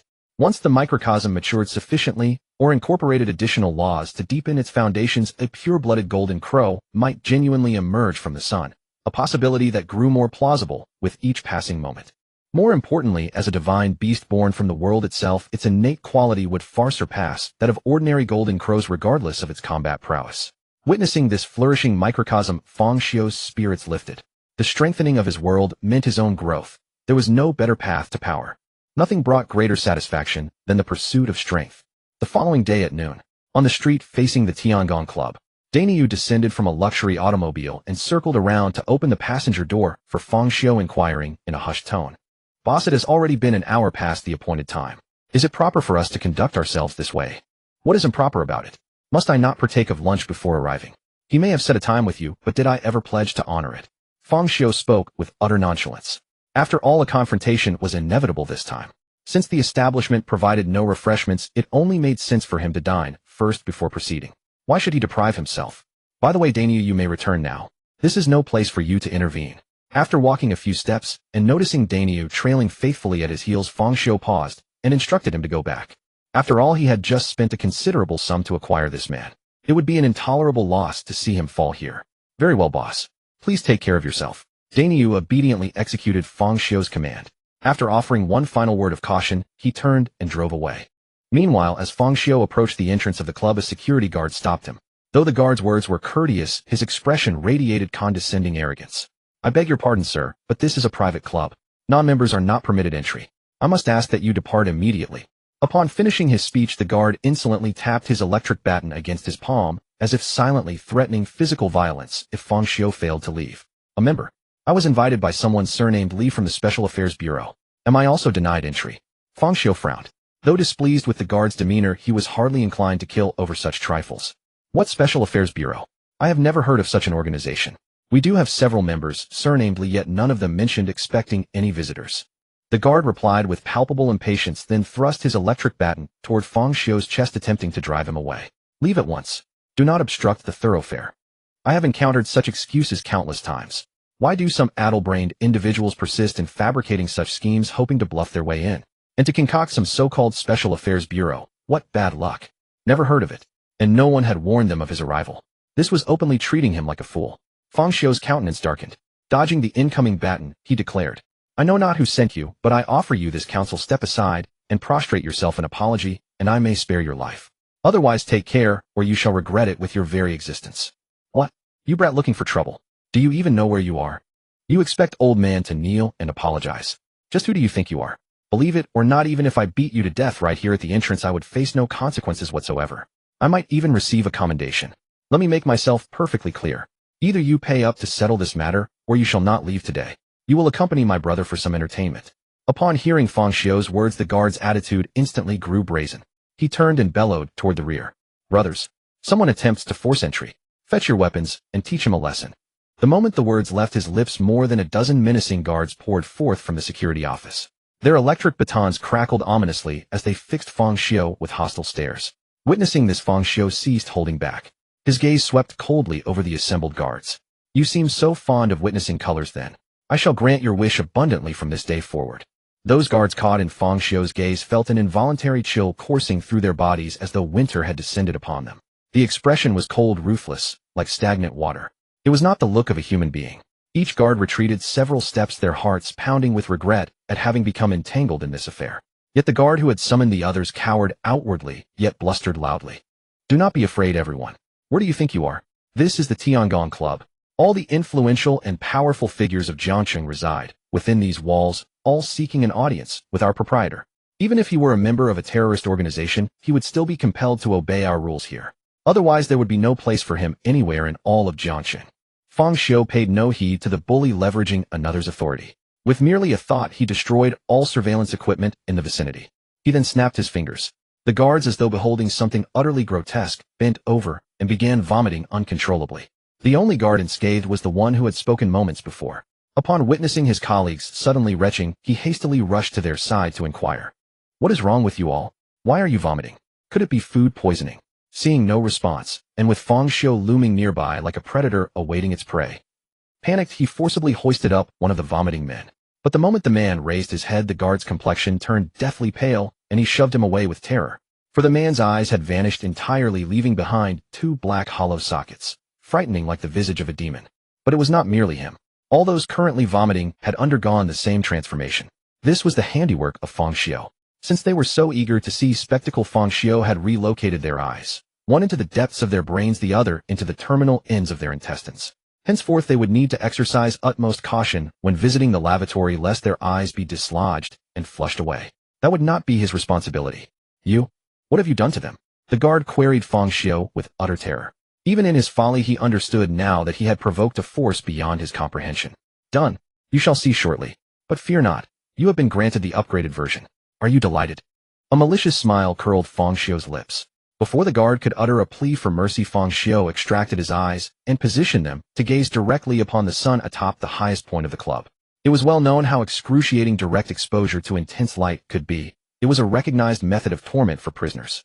The guard writhed in agony, emitting guttural wails, tears streaming endlessly from his empty blackened sockets. Yet the punishment was not yet complete. Fang Xiu retrieved a small speaker from the security office and hurled it toward the guard's head. A ripple of spatial distortion flashed, and the speaker sank into the guard's brain as though plunging into water. Spare me. I beg you spare me. I cannot endure this any longer. The guard collapsed to the ground, clutching his face, rolling endlessly, and crying out pitifully to Fang Xiu for compassion. Unfortunately, Fang Xiu was not a man possessed of mercy. With a gesture, he retrieved the guard's mobile phone from his pocket, connected it to the speaker, and began playing the most deafening music imaginable. Ack! The guard on the ground emitted even more horrific sounds. Veins bulged upon his forehead as his body contorted violently, now arching backward, now slamming his head against the ground with desperate force. Only when he could no longer struggle did he collapse, gasping for breath, his entire body twitching, his features drenched in blood. Finding the spectacle dull, Fang Xiu strode toward the club, casually turning the volume to its maximum. Being a guard without perceptiveness is one matter, but lacking brains entirely is quite another. What precisely did you have to boast about? Zhang Shuo, what in the world are you playing at? Didn't we agree before we came? This matter is now solely in my charge. No one else is allowed to interfere. Li Jun, the official who had invited Fang Xiu for a talk, glared furiously at the official named Zhang across the table, who was savoring red wine with a golden-haired, blue-eyed foreigner, and demanded angrily, "Old Li, why are you in such a hurry? This is just a psychological profile of Fang Xiu. Hasn't our Special Affairs Bureau always had this rule when recruiting?" Zhang Shuo took a sip of his wine and spoke with unruffled composure. "Humph. The rule may exist, but with such a shoddy tactic, are you taking Fang Xiu for a fool? You're only adding unnecessary obstacles to my recruitment for no reason." Li Jun gave a cold snort, deeply dissatisfied with Zhang Shuo's unauthorized move. Before he had even met Fang Xiu, he had tried to intimidate him in advance, even going out of his way to make sure everyone knew the Special Affairs Bureau was behind it. Such an appalling scheme. It was plainly an attempt to trip him up, to make his recruitment fail, leave him to shoulder the blame, and strip him of his say. But since things had already come to this, he could only accept it. In a moment, he would have to go out and meet Fang Xiu. Even if he could cast the blame elsewhere, he would inevitably be affected. Bang! I fully intend for Fang Xiu to know this was us. He kept us waiting for an hour without even a word of notice. Clearly he doesn't take our Special Affairs Bureau seriously. That being the case, there's no need for me to show him any face. Zhang Shuo slammed his wine glass heavily onto the table. He had harbored no goodwill toward Fang Xiu from the very beginning, and secretly wished this recruitment would fail. After all, the squad slaughtered by Fang Xiu had defected to him.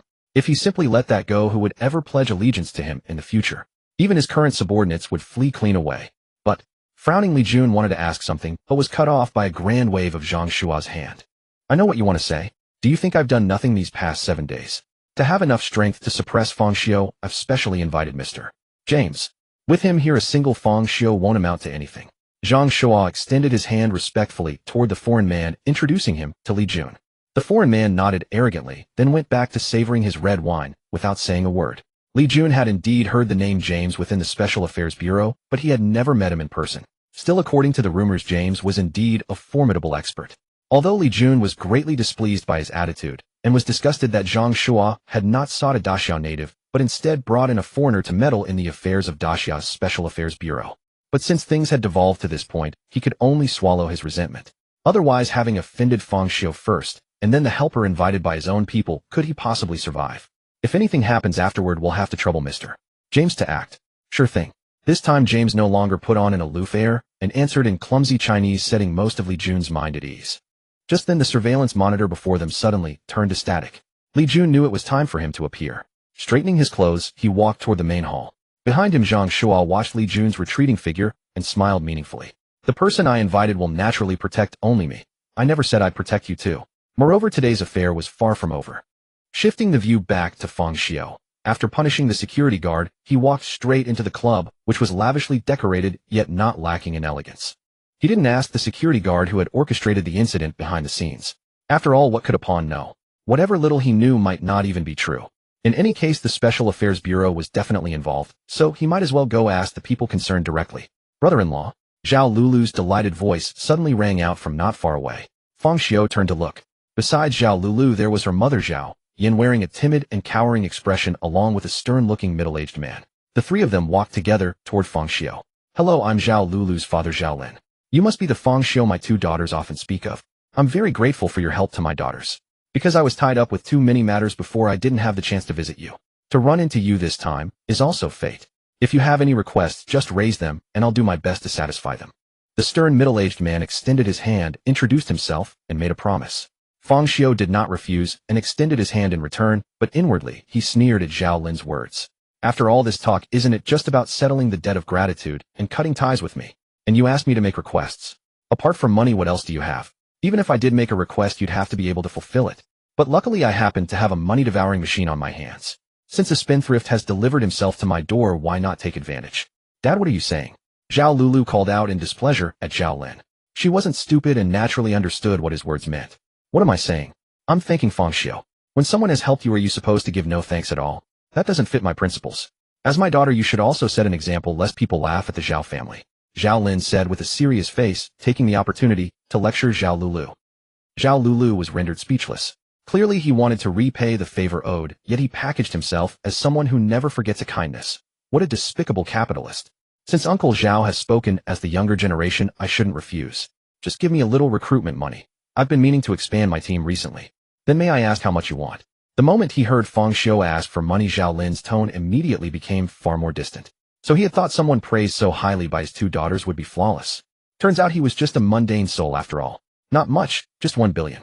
Fang Xiu replied with a grin. For Zhao Lulu's sake, he had even rounded off the money he'd spent transforming Daniel when asking Zhao Lin for compensation. 1 billion. Have you gone mad with greed?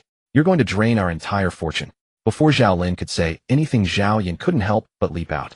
Even the psychological shadow Fang Xiu had cast on her last time was forgotten in the face of money. Brother-in-law, what you're asking is indeed a bit frightening. At least leave something for my sister and me.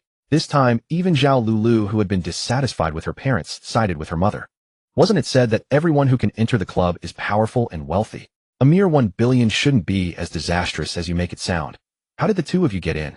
Hearing Zhao Lulu say this, Fang Xiu was instead left scratching his head. Although Jiangxing was not a major city, anyone here who could be called powerful and influential must have a considerable fortune. For people like them, was 1 billion really that much? As soon as Fang Xiu said this, several distinguished-looking people nearby who had noticed the scene nodded and cast puzzled looks at Zhao Lulu and her companions. Since when did this club's bar get so low that people who make a fuss over a mere billion can get in? Brother-in-law, what are you talking about? Isn't this just an ordinary club? Zhao Lulu asked in bewilderment. Zhao Lin and Zhao Yan, the couple beside her, also wore grim expressions, having noticed that the looks others were giving them were somewhat off. You don't know this place? Then why did you come? Fang Xiu raised an eyebrow, and instead of answering, asked in return. Ha ha ha. That would be me. I invited them. It's not every day we run into a wild player. How could I let that chance pass? A domineering voice drifted down from upstairs. Fang Xiu and the others looked up to see a man coming down with two maid-like attendants. Mr. Zhao, Mrs. Zhao, Miss Zhao, welcome to the Tiangong Club. Now please follow us to the back. Our boss would like to see you. The attendant smiled at Zhao Lulu and the other two and made a gesture of invitation. Fang Xiu glanced at the two attendants. Not because they were particularly beautiful, but because their every movement seemed extremely stiff, as if they were marionettes. Yet on closer inspection, they were not corpses, which left him puzzled. Meanwhile, the man who had come down with them was openly ogling Zhao Lulu from head to toe, his eyes gleaming with greed and drool spilling from his mouth. Brother-in-law. Zhao Lulu was so frightened by the sight that she hastily hid behind Fang Xiu. Although she had gone through 2 worlds apart from the first time, when Fang Xiu carried her the second time was, if not entirely fruitless, at least a case of the game ending before she ever left the novice village. As a result, her strength had barely grown at all. Oh right, and you boy? You dared to lay a hand on someone from the Tiangong Club.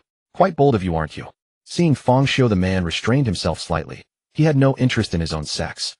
However, the boss said those people had it coming and won't hold you accountable. But I'm here to tell you, once you're in the club, you follow its rules. No striking club members. If you do, you'll bear the consequences. Fang Xiu was noncommittal. The 3 of you, please don't waste any more time here. The boss has limited time to receive guests. Just then the 2 attendants began to urge them on. Brother-in-law. Zhao Lulu called out to Fang Xiu, her face full of reluctance. She had come today only because her father had said a banquet was being held here. Her elder sister had sulked and refused to come, so she was sent instead to expand her social connections. But now it was clearly nothing of the sort, so she had no wish to meet any boss. You must be Mr.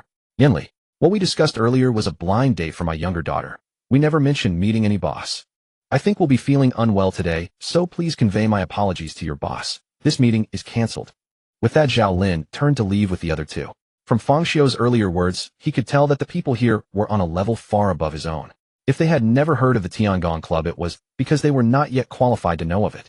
What he sought for his daughter was a partner worthy of entrusting her whole life to. One who beat his own wife was absolutely out of the question. But if the families were not well matched, she would probably end up as no more than a plaything, and that was the last thing he wished to see. No. You probably don't know how much weight the Tiangong Club carries. Let me put it this way, even the mayor of Jiangsheng has to book an appointment half a month in advance to see our boss, and even then it depends on whether he has time. And the blind date was just an excuse. I wanted to invite Zhao Lulu to join our club, but the boss's approval is required. Yin Li blocked their way and explained. This.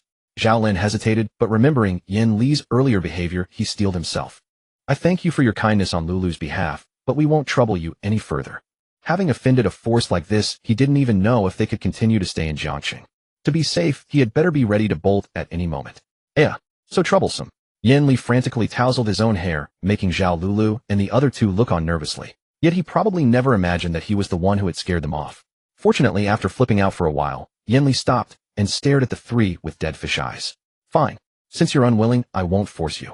But I advise you, even if you don't join, come with me to see the boss. Otherwise, you wouldn't want your whole family found dismembered tomorrow with the case ruled as suicide, would you? Zhao Lulu and the other two exchanged glances at a loss for what to do. This so-called boss was so powerful and so petty. If they went in, wouldn't they be lambs walking into the tiger's den, unable to come back out? If you're worried, he can come along with you. That would be safer. Fang Xiao, who had been on the sidelines watching the drama, was caught off guard by the sudden mention and froze for a moment. What did this have to do with him? He was about to refuse. Brother-in-law, would you really have the heart to let a girl like me go to a place like that? What if I just come with us, okay? Knowing Fang Xiao's temperament, Zhao Lulu immediately clutched his arm and coaxed him, her voice sickeningly sweet. And Mr. Fang Yu. Zhao Lin also swallowed his pride and tried to plead with Fang Xiao, but was completely ignored. Enough. Stop shaking. I'll go with you. Irritated beyond measure, Fang Xiao flicked Zhao Lulu on the forehead. After all, they had been together for 2 years. There was some affection between them. Besides, he was also somewhat curious about the boss behind the scenes. Since the security guard had clearly gotten what he deserved, it should be obvious who had ordered it. Zhao Lulu rubbed her flicked forehead and grinned foolishly, completely oblivious to her old father's face turning green and red by turns. Only Zhao Yin understood. She took her husband's hand. This was exactly how Zhao Cece had infuriated her back then. Folks, if we're done talking, let's hurry. We've already wasted a lot of time, and I'm going to catch even more hell from the boss. Damn it. Yin Li urged them to hurry. The moment he thought of how he had bungled things and kept the boss waiting so long, and that he was sure to be chewed out mercilessly, he could not help shouting. They followed Yin Li into an even more sumptuously appointed hall. Inside, several eccentrically dressed people were each embracing a woman dressed just like the two attendants who had led them in their hands, roaming freely.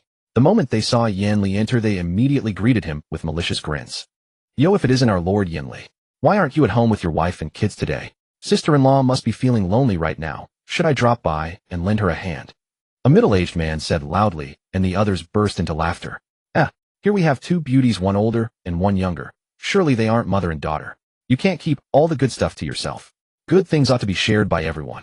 Yin Li was utterly disgusted by the speaker and stared at him with a grave expression. These people are my guests, and the boss specifically asked to see them. You'd better behave yourself. Otherwise, I don't mind making you get your period every day and spend the rest of your life on blood transfusions. Although Yin Li left a terrible first impression judging from his earlier behavior, he was unexpectedly a good man. Fine, I'll just sit still, alright. The middle-aged man, surnamed Han, raised his hands in a gesture of surrender. However, Yin Li showed no sign of letting down his guard. When he first arrived, he had suffered greatly at the hands of the club's veterans. The grudge between the two was firmly sealed from that day forward. The members of this club are all sorts. You've been extremely unlucky. Everyone here today is far from a quiet soul. Some are downright vicious.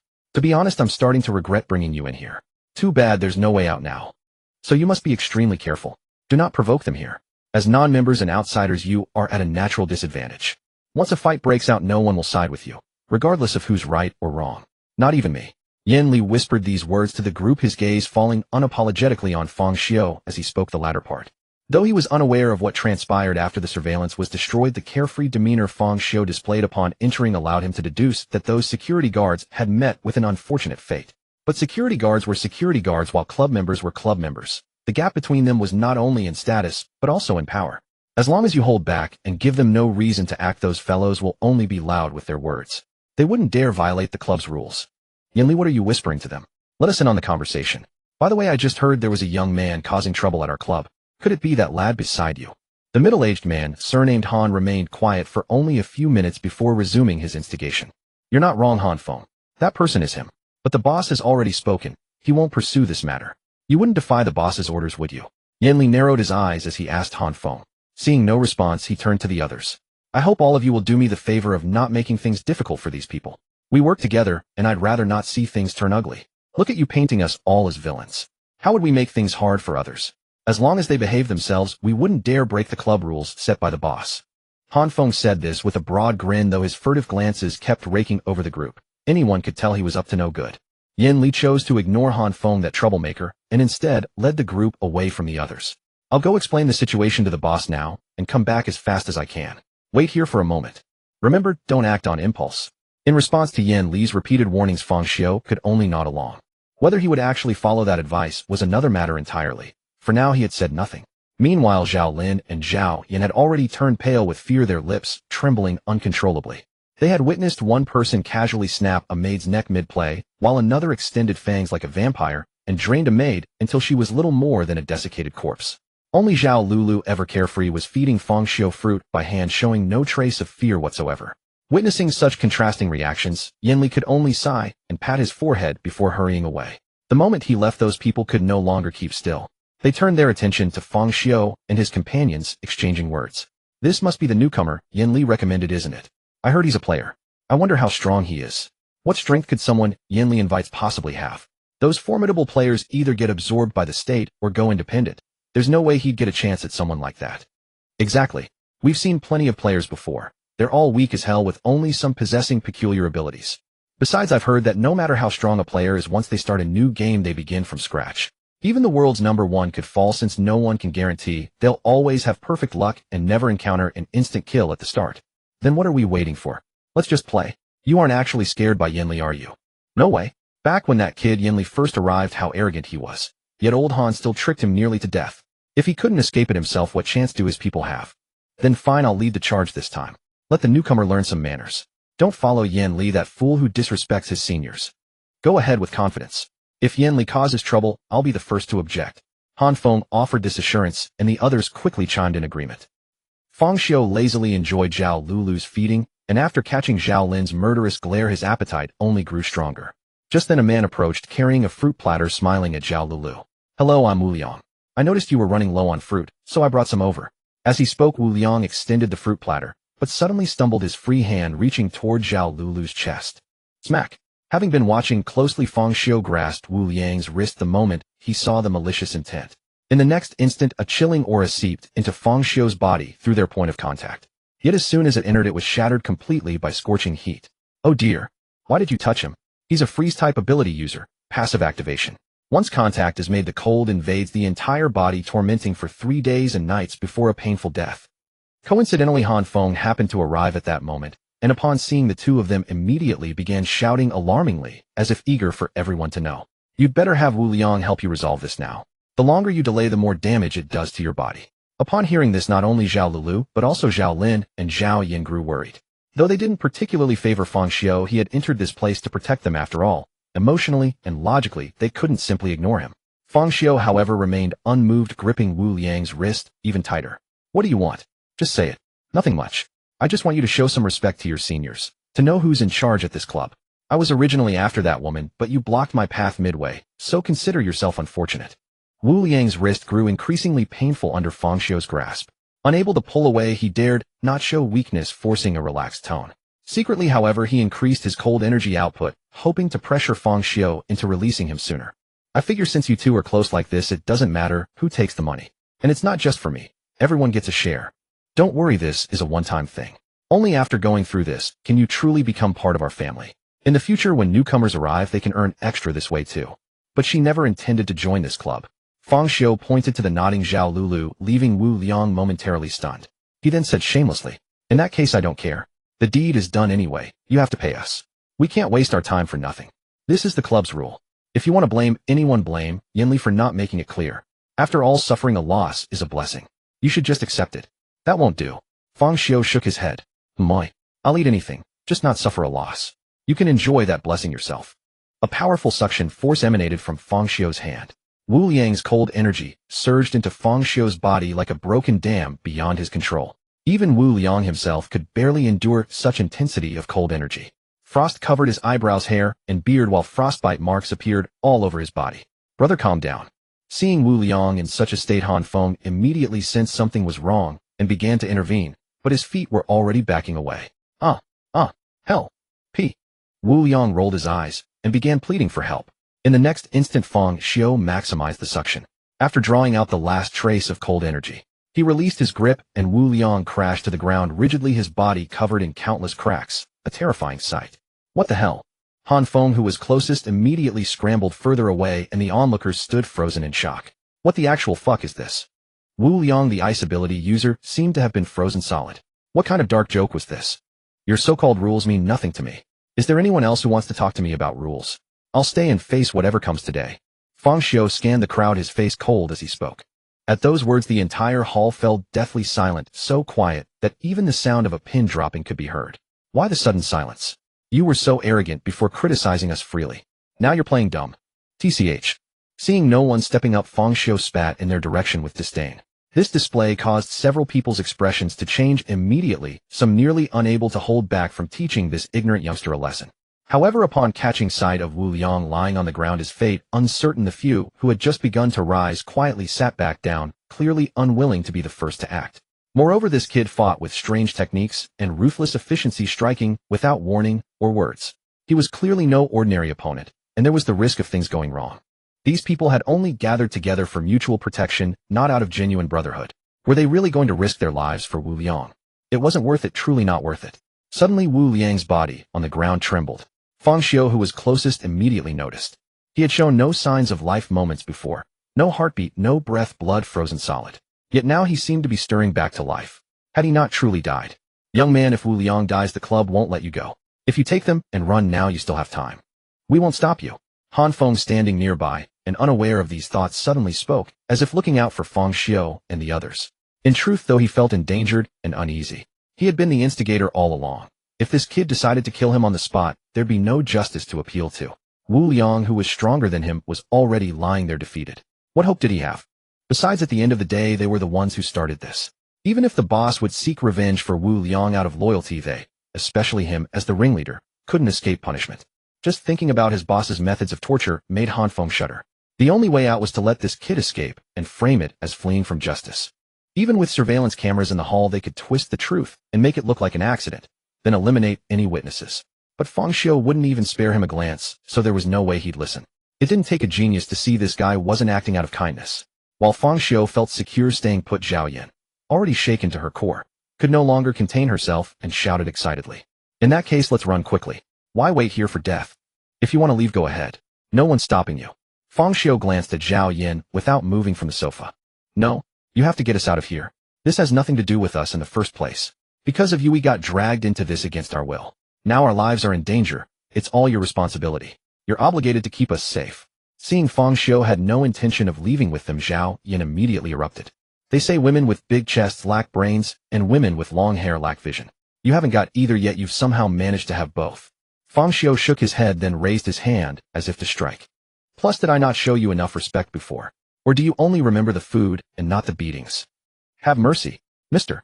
Fang. Seeing the situation deteriorating, Zhao Lin quickly pulled the terrified Zhao Yan behind him, while Zhao Lulu wrapped her arms around Fang Xiu's waist to stop him.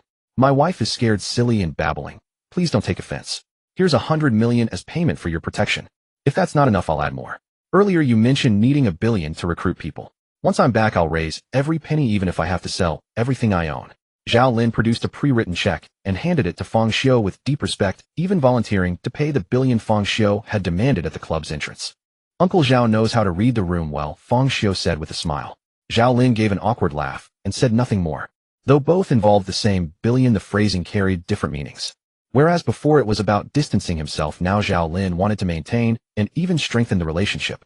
Before Yan Li even appeared, he had vaguely suspected the young man before him was far from the poor boy his daughter and wife had described. Now their entire family's lives were in Fang Xiu's hands. The balance had completely shifted, leaving no room for error. He had to tread carefully. However, there's no need to sell everything you own, Fang Xiu declined. Zhao Lin's heart sank to his stomach, but just as quickly Fang Xiu continued. Keep this money for the 2 sisters. I'd rather not have them gossiping behind my back later. Come on, get up. Stop taking advantage of me. Fang Xiu pushed away Zhao Lulu, who clung to him and wouldn't let go, speaking irritably. Brother-in-law, you're so mean.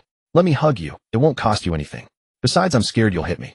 With flushed cheeks, Zhao Lulu stuck out her tongue sheepishly, then said with unexpected boldness. Fang Xiu rolled his eyes, and ignored her, merely reaching out to take the check, and explain. You all have such deep prejudice against me. I'm a good person. Why would I lay hands on an elder? Can't you see I'm still sitting on the couch? I was just scaring Auntie. Hearing this, all three, the two Zhao women and Zhao Lin, turned away, unable to meet his gaze. Especially Zhao Yin, whose psychological trauma Fang Xiu had revived, privately fuming inside. If my face hadn't been swollen for half a month and I hadn't had several teeth replaced, I might actually believe that. Besides, I always respect the elderly and care for the young. Fang Xiu glanced at Wu Liang, who was twitching restlessly on the ground. He grabbed the ashtray from the table and walked over to him. Do you think I can't see you? You just have to move, don't you? Why don't you lie still like a corpse? You're forcing my hand. I'd like to see if you can come back to life after I smash your head open. With that, Fang Xiu brought the ashtray down on Wu Liang's head again and again.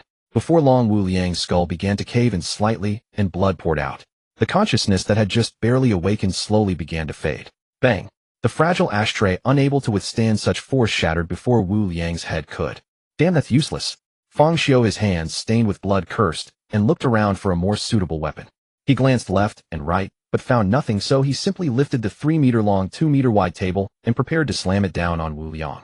Although he could kill a person with a single casual blow, he had been holding in a belly full of anger ever since he arrived today. Now that some reckless fool had come to provoke him, how could he let him die so easily? He had to vent this pent-up fury. Bang! Bang! Bang! Fang Xiu smashed down 3 times in succession. The cracks on Wu Liang's body had never healed, and under the heavy blows they now gaped open and split apart. It was a truly gruesome sight. The others in Wu Liang's group fell silent and drank their wine, while Han Feng, who had just returned, secretly rejoiced. He was lucky he had run fast, otherwise he would not have been the only one getting beaten now. Young people nowadays were one more ruthless than the next, nothing like their era when folk were simple and honest. The world was truly in decline. After lamenting for a moment, Han Feng hurriedly drank the wine the serving girl beside him fed him from her own mouth to calm his nerves. As long as he didn't provoke that kid, there was no way the kid would attack him without reason. Meanwhile, in a room on the top floor of the club, a young man was watching the events on the surveillance monitor, his brow furrowing deeper and deeper. Yin Li, is this the Fang Xiu who killed the club's security guard? Didn't you tell him the club's rule that absolutely no fighting is allowed here? Boss, you're wronging me. You know what kind of person I am. I warned him again and again, but if he wouldn't listen, what could I do? Wearing an innocent expression, Yin Li shifted all the blame onto Fang Xiu. There was no trace left of the man who had once been considerate of others, and even made harsh threats to protect several people. What an insolent brat. Does he think he can look down on everyone just because he has that Li from the Special Affairs Bureau backing him? This is the great Xia, my territory. Who gave him the nerve? He deserves death. The young man's face darkened, his tone dripping with murderous intent. Boss, that might not be wise. At the very least, Fang Xiu is a key person of concern to the Special Affairs Bureau, and I suspect things escalated because Wu Liang and his men provoked him first. Yin Li said hesitantly, a flicker of inner conflict flashing in his eyes. What does that have to do with me? Even if a member of my club makes a mistake, he is mine to punish, not for an outsider to discipline. He knew the club rules, and yet he struck so brutally. Who is he trying to make a show for? Never mind that he's only a person of concern. Even if he were a senior official of the Jiangqing Special Affairs Bureau, he would still have to pay a price for raising hell in my establishment. The young man declared with a domineering air, as if he didn't care in the least about the Jiangqing Special Affairs Bureau. And Yin Li, I know you have conflicts with Han Feng and his lot, but I want you to remember that you are a member of this club. No matter how much friction there is between you, when something happens, you must stand united against outsiders. Never fall into infighting. Otherwise, this club will become polluted and throw everything into chaos. I permit healthy competition, but never malicious conflict. Do you understand? With that, the young man shouted, glaring at Yin Li with icy eyes. I understand, boss. Breaking into a cold sweat, Yin Li hurriedly nodded in response, terrified that any delay would cost him his life. In that case, I should go down and end this farce. It's been too long since I last showed my face. People seem to have forgotten that I am Bone Demon Zhang Ming. After staring at Yin Li for a long moment, the young man rose and spoke in an icy tone. Yin Li, who had been with Zhang Ming, did not go down with him. Instead, he made an excuse and parted ways. Only after Zhang Ming's figure disappeared did Yin Li immediately run into a room downstairs. Inside, a man stood with his back to him, rinsing his mouth with red wine as if it were mouthwash. I've done what you asked. When are you going to release my wife and daughter? Yin Li stared at the man nervously, his knuckles white from clenching his fists. He looked as though he were ready to fight to the death at any moment. Don't worry. I'm after all an upright man. I keep my word and won't go back on it. Perhaps we'll have more chances to cooperate in the future, and maintaining a good reputation is a prerequisite for cooperation. The man turned around and said with a beaming smile, It was none other than Zhang Shua of the Special Affairs Bureau. As soon as he finished speaking, he took out his phone and dialed a number. This protection mission is over. You can release the people. Also have the party involved get on the phone. Do you want to talk to your wife and daughter? Zhang Shua handed the phone to Yanli. Already beside himself with anxiety, Yanli took it without a word and asked loudly, "Hello. Honey, daughter, are you both okay?" "We're fine, dear. They didn't do anything except keep me and our daughter from leaving. But are you yourself all right?" "Daddy, there's nothing fun here at all. I want to go home. I don't want to stay here anymore." A gentle female voice tinged with worry and a childish, displeased voice sounded from the phone, and Yin Li's expression immediately relaxed. "It's okay, everything is over. Honey, take our daughter home in a little while. Don't ask about anything else. I'll be back soon." Yin Li comforted them in a soft voice, telling them to go home and wait for him. "Our deal is over. From now on we had better never see each other again." After hanging up, Yin Li suppressed the murderous intent in his heart and said to Zhang Shua, "If it weren't for my wife and daughter not having returned home yet, and if it weren't for the fact that I'm no match for you, someone like you, I would strangle you even at the cost of my own life." Then Yin Li tossed the phone to Zhang Shua, turned and hurried off toward Feng Xiu. "Yin Li, oh Yin Li, your weakness is so obvious. How could I possibly set you aside before I've wrung every last drop of value from you? If you want to blame someone, blame the fact that you're only a pawn, and pawns have no right to choose." Yin Li left the room and silently whispered sorry to Feng Xiu in his heart. The reason he had invited Zhao Lulu's family was solely because Zhang Shua had kidnapped his own family members and forced him to comply. Even the timing had been meticulously calculated. It had to occur after Zhao Lulu and her family had met Feng Xiu all in order to bring Feng Xiu to the club members' gathering place. However, Zhao Lulu's family's choice had caught him off guard. Upon realizing something was amiss, they refused without hesitation, even when faced with immense temptation. This forced him to improvise. He fabricated a reason suggesting that refusing would invite threats, allowing the plan to proceed smoothly. As for Han Feng and the others, they had also gathered that day due to certain matters. Zhang Shua had undoubtedly orchestrated events over the years, though Yan Li remained unclear on the specifics. The ultimate goal was to exploit these individuals' resentment toward him, causing them to view those he brought along unfavorably, thereby providing legitimate grounds for targeting them. According to Zhang Shua's analysis of Feng Xiu's personality based on current intelligence, when faced with provocation, there was an 8 or 9 in 10 chance he would not endure it and would instead strike directly, thereby angering the boss. This ruthless schemer both terrified Yin Li and intensified his desire to see him eliminated. Meanwhile, Zhang Shua also left the room ready to act against James at any moment. In fact, there was a portion of his reasons he had not revealed to Yin Li. Or rather, he was plotting against 2 people in total, one of whom was Feng Xiu. The other was Li Jun, who often opposed him. Upon learning that Feng Xiu had been taken away by the club bosses, Li Jun inevitably suspected someone was intercepting his opportunity. He would surely rush there with all haste, by which time things at Feng Xiu's location would likely be uncontrollable. At that point, Li Jun would face an impossible choice. If he chose Feng Xiu, he would antagonize the boss with far-reaching connections and incur the displeasure of the Daxiao Special Affairs Bureau headquarters. If he chose the boss, he would fail to recruit Feng Xiu and might even face his resentment or direct aggression. Moreover, he had previously sworn a military pledge accepting full responsibility for any mission failure. If he attempted to mediate and smooth things over, that would work even better. Feng Xiu and Zhang Ming were very similar. Both were independent-minded individuals unwilling to suffer any loss. This maneuver offended both of them simultaneously.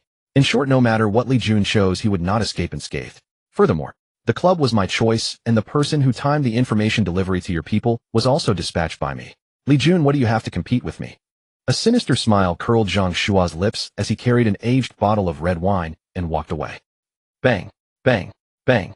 Feng Xiu held the table and continued repeatedly striking Wu Liang's body. Wu Liang, already reduced to a bloody mess, seemed to have somehow grown accustomed to the intensity of Feng Xiu's assaults. He gradually regained consciousness, and just as Feng Xiu raised the table to strike again, he immediately began screaming for mercy. "Brother! No, sir! My lord! My liege! Please stop beating me, and let me say a few words, will you?" If he continued beating him, Wu Liang truly would not have survived. "Oh, you have quite strong vitality. You still have the strength to talk." Feng Xiu ceased his actions and lowered the table. "That is entirely thanks to your mercy, my lord, otherwise I would have died long ago. From now on, command me freely, and I will never refuse." Wu Liang said with a servile, grinning expression, even though his grievous injuries and demonic appearance were entirely Feng Xiu's doing. "Sorry, wrong answer," Feng Xiu said with a smile, and then raised the table again, bringing it down forcefully. Seeing himself about to be struck again, and sensing the murderous intent, Wu Liang in his terror suddenly remembered something and shouted loudly. "I have money.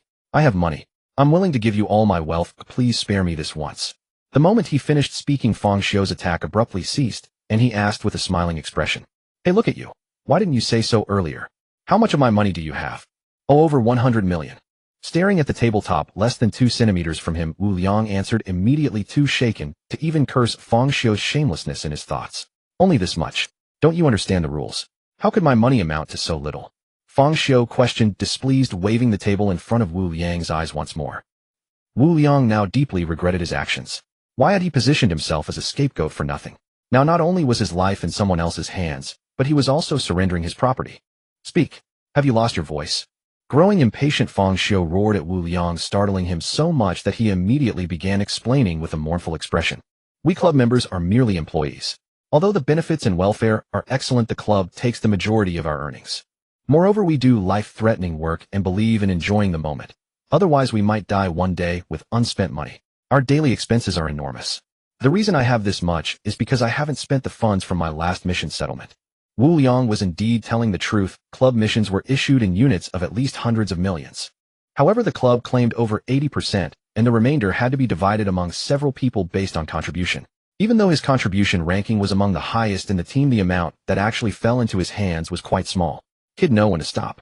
This is ultimately club territory. Being too reckless will not end well. One of the club members who had been attempting to stand up couldn't bear it any longer and spoke with a grim expression. "Are you threatening me?" Fang Xiu asked, his eyes flashing with killing intent.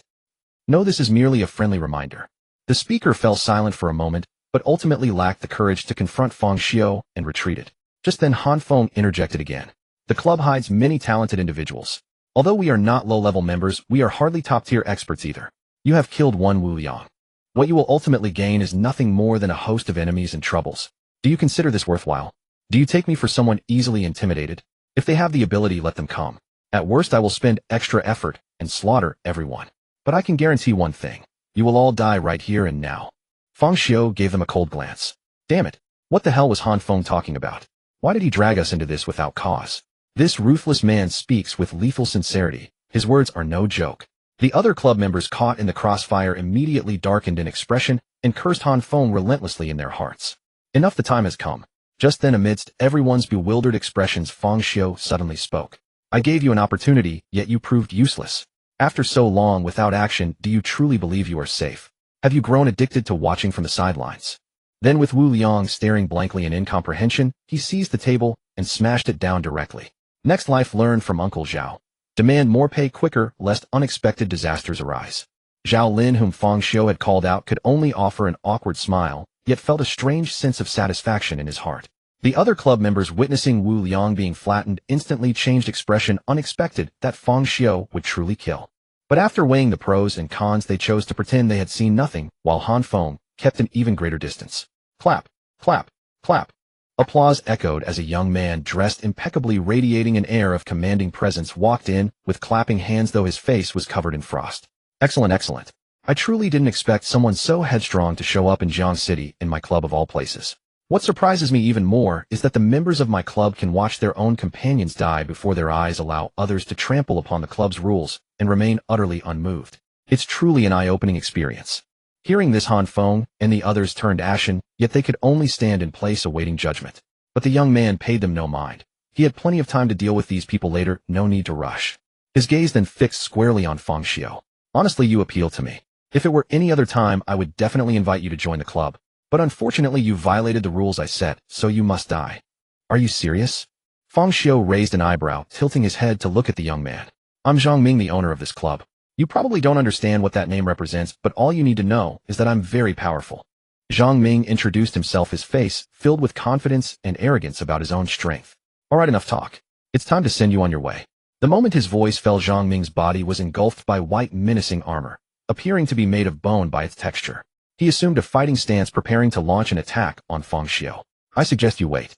Otherwise, you'd be used as a pawn by others, and worse, lose your life for nothing. How unwise would that be?"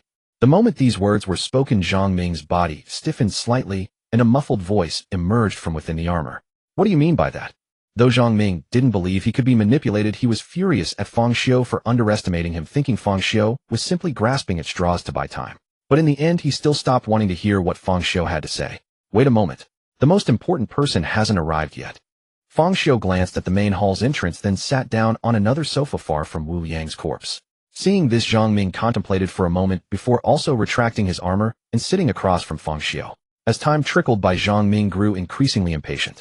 One of his arms transformed into bone armor, and he raised his fingers to shoot at the targets on the wall. Bang, bang, bang.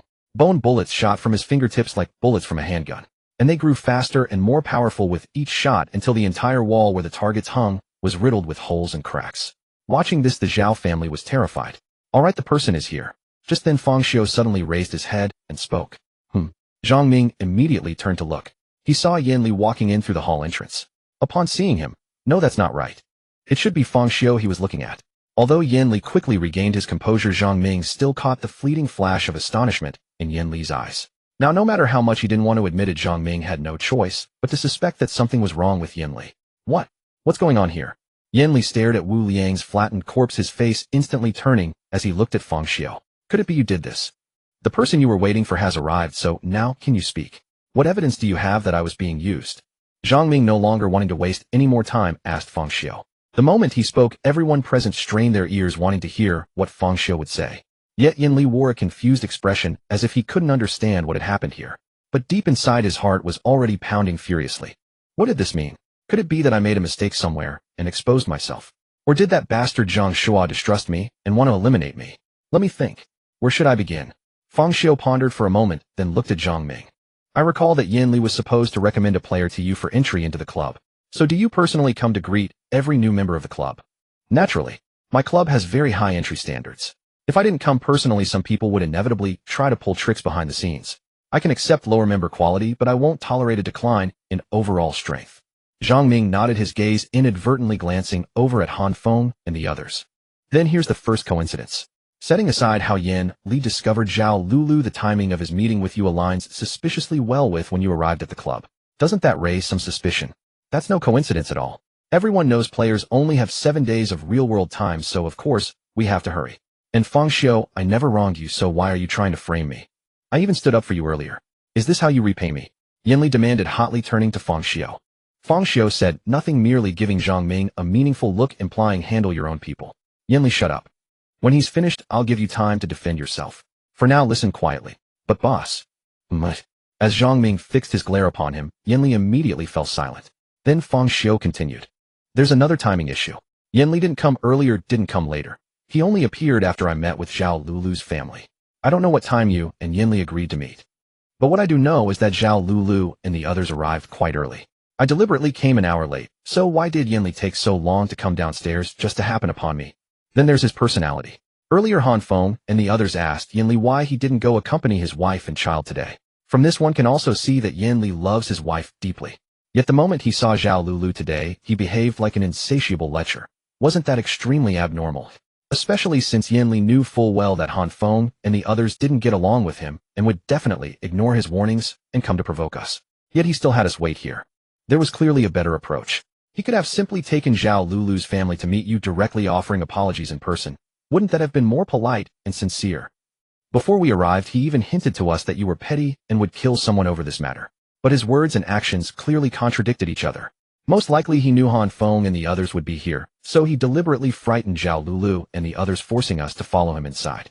Fang Xiu paused, taking a sip of water. Oh, there are a few more points. Enough? Stop talking. I admit everything. At this moment, Yan Li suddenly roared. If I'd known your brain worked this well, I shouldn't have thought I had victory in the bag. I should have just run when I had the chance. What a self-inflicted ruin. At this, Fang Xiu could only shrug. If you had superhuman hearing, you could have deduced it too.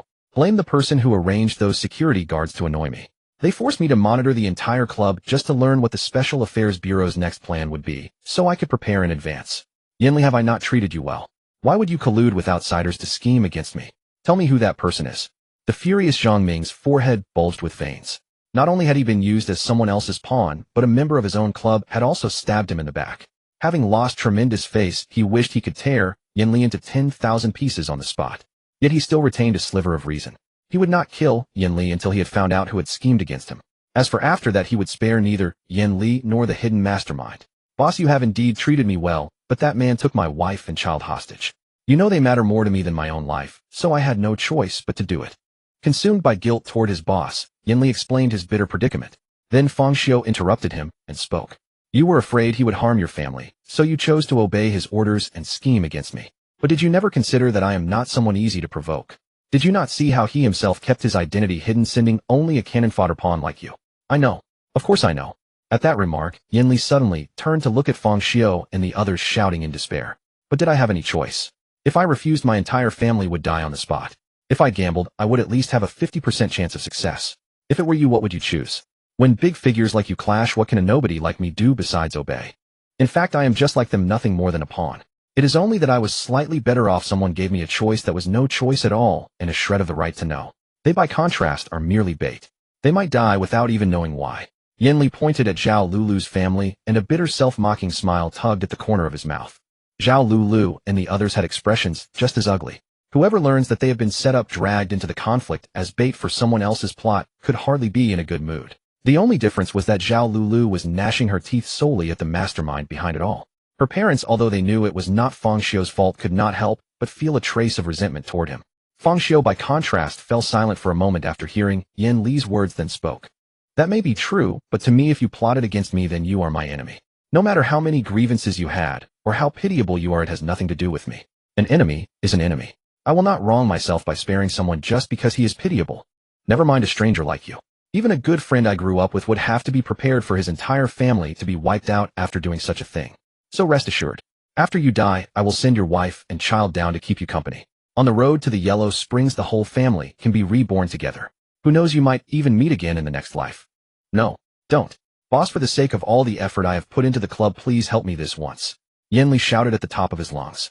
Seeing that Fang Xiu remained expressionless, he immediately knelt on the ground and pleaded with Zhang Ming.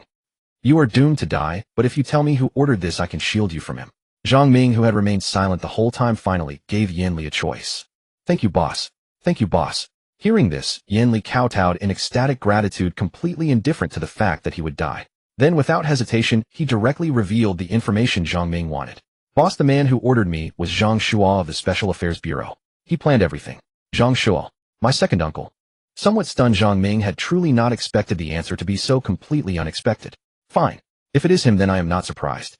Seeing that you were at least honest, I won't let Fang Xiu touch your wife and child. Yanli was just about to express his thanks when Zhang Ming's next words made his eyes bulge and his heart plummet to the bottom. So I will grudgingly do it myself. Before Yanli could open his mouth, Zhang Ming was already unable to hold back and made his move. With a single hand extended, he twisted and squeezed tightly. Yan Li's entire body was compressed into a ball and then burst apart with a loud explosion. Countless fragments of bone and flesh churned together, a sight no less horrifying than Wu Liang's miserable end. After witnessing such a sickening scene up close, once more Zhao Lulu began retching uncontrollably. All right, the matter of Yan Li is settled. Now let's talk about our own matter. Very pleased with his handiwork, Zhang Ming turned expressionlessly to look at Fang Xiu, who appeared entirely indifferent. The atmosphere between them instantly became tense and fraught with the smell of gunpowder. Just as everyone expected the two to start fighting, Fang Xiu suddenly rolled his eyes and asked, "Is this amusing?" "Fine, it really isn't. I am loath to admit it, but I am most likely no match for you." Zhang Ming, who had been ice cold a moment earlier, immediately sat back down after Fang Xiu's question, his languid tone tinged with a hint of reluctance. He had just tested his own ability attempting to control Fang Xiu's bones. Even with all his concentration and full strength, he could not control so much as one finger. From this, he concluded that Fang Xiu's strength was far above his own. But he also cared about face, so naturally he polished his words a little. "Since we were both schemed against, and you even helped me expose the traitor, Yanli, let us consider each other square. I will also drop the matter of you killing Wu Liang." Being a clear-headed man, Zhang Ming brushed aside the grudge between them as if it were nothing. "Moreover, I have a deal to offer you. You already know that Zhang Shuo is my second uncle. Although the relation is about as distant as it could possibly be, he is still one of my relatives. If I moved against him, it would definitely invite criticism and harm my standing in the family, even if he was the one who had wronged me first by plotting against me. Conveniently, he is not only my enemy, but also yours. So what do you say? I help you annihilate Yan Li's entire family, and you help me kill him."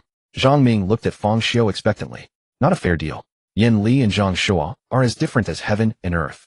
Even when taking advantage of someone, you should not go so far. Besides, from what you say, your family protects its own. Wouldn't I be at a huge disadvantage? Fang Xiu flatly rejected Zhang Ming's shameless proposal. "Oh no, that won't happen.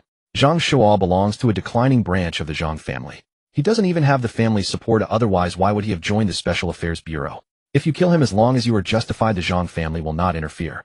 From the day he joined the Special Affairs Bureau, he was struck from the family genealogy. Besides, you would not want Zhang Shua to continue living with you. Seeing Fang Xiu remain unmoved, Zhang Ming could only take a step back. All right, I'll just pay 20 billion yuan final offer. If you'd said so earlier, I would have agreed long ago. Fang Xiu agreed immediately without the slightest hesitation. It wasn't that he loved money, it was simply that aside from money he couldn't think of anything else Zhang Ming might offer. After all, one shouldn't work for nothing. Zhang Shua was also someone he intended to kill, but separate matters should be treated separately. If Zhang Ming hadn't brought it up, Fang Xiu would have killed him anyway. But since Zhang Ming had offered, how could he not collect some service fee? Give me your account number. I'll transfer it now. After all, Wu Liang, the cautionary example, is still lying there. Once the money is received, our deal is sealed. You can't back out, right? Zhang Ming was speechless. If he had known it would be this easy, he wouldn't have wasted so many words. It was only 20 billion. With no patience left, Zhang Ming directly asked Fang Xiu for his bank account number, adding a touch of self-deprecation. Ding! 20 billion yuan has been received to bank account XXXX. Fang Xiu's phone lit up, and the message appeared on the screen. Don't worry. That insignificant Zhang Shua can't even defeat you. In my eyes, squashing him is no different than crushing an ant. How dare this trash try to scheme against me? He is destined to die. With killing intent gleaming in his eyes, Fang Xiu spoke with absolute certainty. But Zhang Ming felt even more exasperated. What did he mean by can't even defeat you? Was he really that weak? By pure capability, let alone in Jiangqing, he could secure a senior position in any major city. It was Fang Xiu who was the monster, not him. By the way, the rest has nothing to do with you too. You should leave this place as soon as possible. After today, no one will disturb you again. Live your lives as usual. Fang Xiu paid no mind to Zhang Ming's expression and urged Zhao Lulu's family to leave quickly. Otherwise, if a fight broke out, he couldn't guarantee their safety from the fallout. Brother-in-law, be careful. Having listened to the entire conversation, Zhao Lulu roughly understood what was about to happen and said with visible concern. She didn't say anything stupid like she wanted to stay behind. Knowing her own strength, well, she had no intention of being one of those delusional heroines without self-awareness. Fragile and useless, all she could do was create trouble. Yet she stubbornly refused to leave, insisting on staying and dragging everyone down. Those who knew them would say their bond was profound. Those who didn't might think they held a grudge against each other and were determined to perish together. Then Zhao Lulu left with her parents. By the way, who ordered that security guard at the club entrance? I'll settle that score while I'm at it. After a moment, Fang Xiu suddenly asked Zhang Ming this question. Since he was going to strike anyway, naturally he would eliminate anyone who had offended him. He harbored narrow grudges and couldn't stand the thought of his enemies remaining alive. Fang Xiu had already finished dealing with the security guard before beginning his surveillance of the club, so Li Jun and Zhang Shua's conversation had long concluded by then. He had no idea who had ordered the security guard. Still my second uncle Zhang Shua. Honestly, what deep hatred do you two hold against each other? Zhang Ming looked at Fang Xiu with an inexplicable expression, unable to understand why his second uncle targeted Fang Xiu, so relentlessly, risking everything to eliminate him. How should I know? I've never even met him. Who knows why he acts like a lunatic, scheming tirelessly to take me down? Fang Xiu himself was puzzled. He searched his memory again and again, but found nothing about Zhang Shua. Let me explain this. A stern, agitated voice came from the entrance of the hall. The two turned to see a middle-aged man with a scar across his face walking in. Mr. Zhang. Li Jun first respectfully greeted Zhang Ming, then turned toward Fang Xiu and introduced himself with a smile. Mr. Fang, allow me to introduce myself. I am Li Jun from the Special Affairs Bureau and the one who invited you here. From this alone, one could see the differing degrees of respect Li Jun showed toward each of them. But Zhang Ming simply ignored him and got up to leave. The Special Affairs Bureau was an external organization come to divide the resources and authority of domestic forces, which naturally earned them no goodwill. Now, because of the Zhang Shua matter, Zhang Ming's dislike for the Special Affairs Bureau only deepened. Li Jun quite unfairly became the target of that misplaced resentment. Fang Xiu, I'll be taking my leave then. Don't forget our deal. I'll handle Yin Li's matter, and I've already resolved that Han Feng for you as well. Consider it a bonus. Fang Xiu merely waved his hand, casually signaling that Zhang Ming was free to go. Zhang Ming shrugged it off, completely unconcerned. He snapped his fingers, and Han Feng, who had been attempting to flee, moved like a puppet following his command. The rest of the group departed together. All that remained in the scene were Li Jun and Fang Xiu. Mr. Fang, I wonder what your relationship with Mr. Zhang is. Witnessing this scene, Li Jun looked at Fang Xiu in disbelief, his tone and word choice becoming noticeably more respectful. Didn't you hear? We have a deal. As for the specifics, that's hardly appropriate to discuss in detail. Let's talk about why Zhang Shua holds such deep hatred toward me instead. Fang Xiu would naturally not reveal to a fellow member of the Special Affairs Bureau that their arrangement involved killing Zhang Shua. Instead, he turned the conversation to what concerned him. Li Jun felt little disappointment at learning nothing new. It had been a casual question on his part. What puzzled him was this Zhang Shua had merely sent a security guard to harass them. Why did both Zhang Ming and Feng Xiu act as though they bore a grave enmity? Perhaps I'm out of touch, Li Jun mused. Are young people today really this vindictive? Actually, the Special Affairs Bureau member you killed last time was the one who had defected to Zhang Shua. Naturally, Zhang Shua would resent you. Is that it? That's all. Feng Xiu paused, asking in surprise. Yes, that's all. Aside from that, haven't you two had any other dealings? Li Jun couldn't understand why Feng Xiu asked such a question, but to his knowledge that was the only connection between them. Though their conversations seemed to miss each other entirely, Li Jun assumed Feng Xiu was only asking about the security guard incident, while Feng Xiu presumed Li Jun, as a Special Affairs Bureau member, would know Zhang Shua's full scheme. Yet through this happy accident, the correct answer was finally reached. Having received Li Jun's definitive confirmation, Feng Xiu could only shake his head at Zhang Shua. He had originally thought he had done something heinous against Zhang Shua, perhaps avenging a murdered father or reclaiming a stolen wife. But the truth turned out to be something he had long since cast to the wind. He didn't know how to describe Zhang Shua anymore. Petty and narrow-minded, or fiercely loyal, devoted to his men.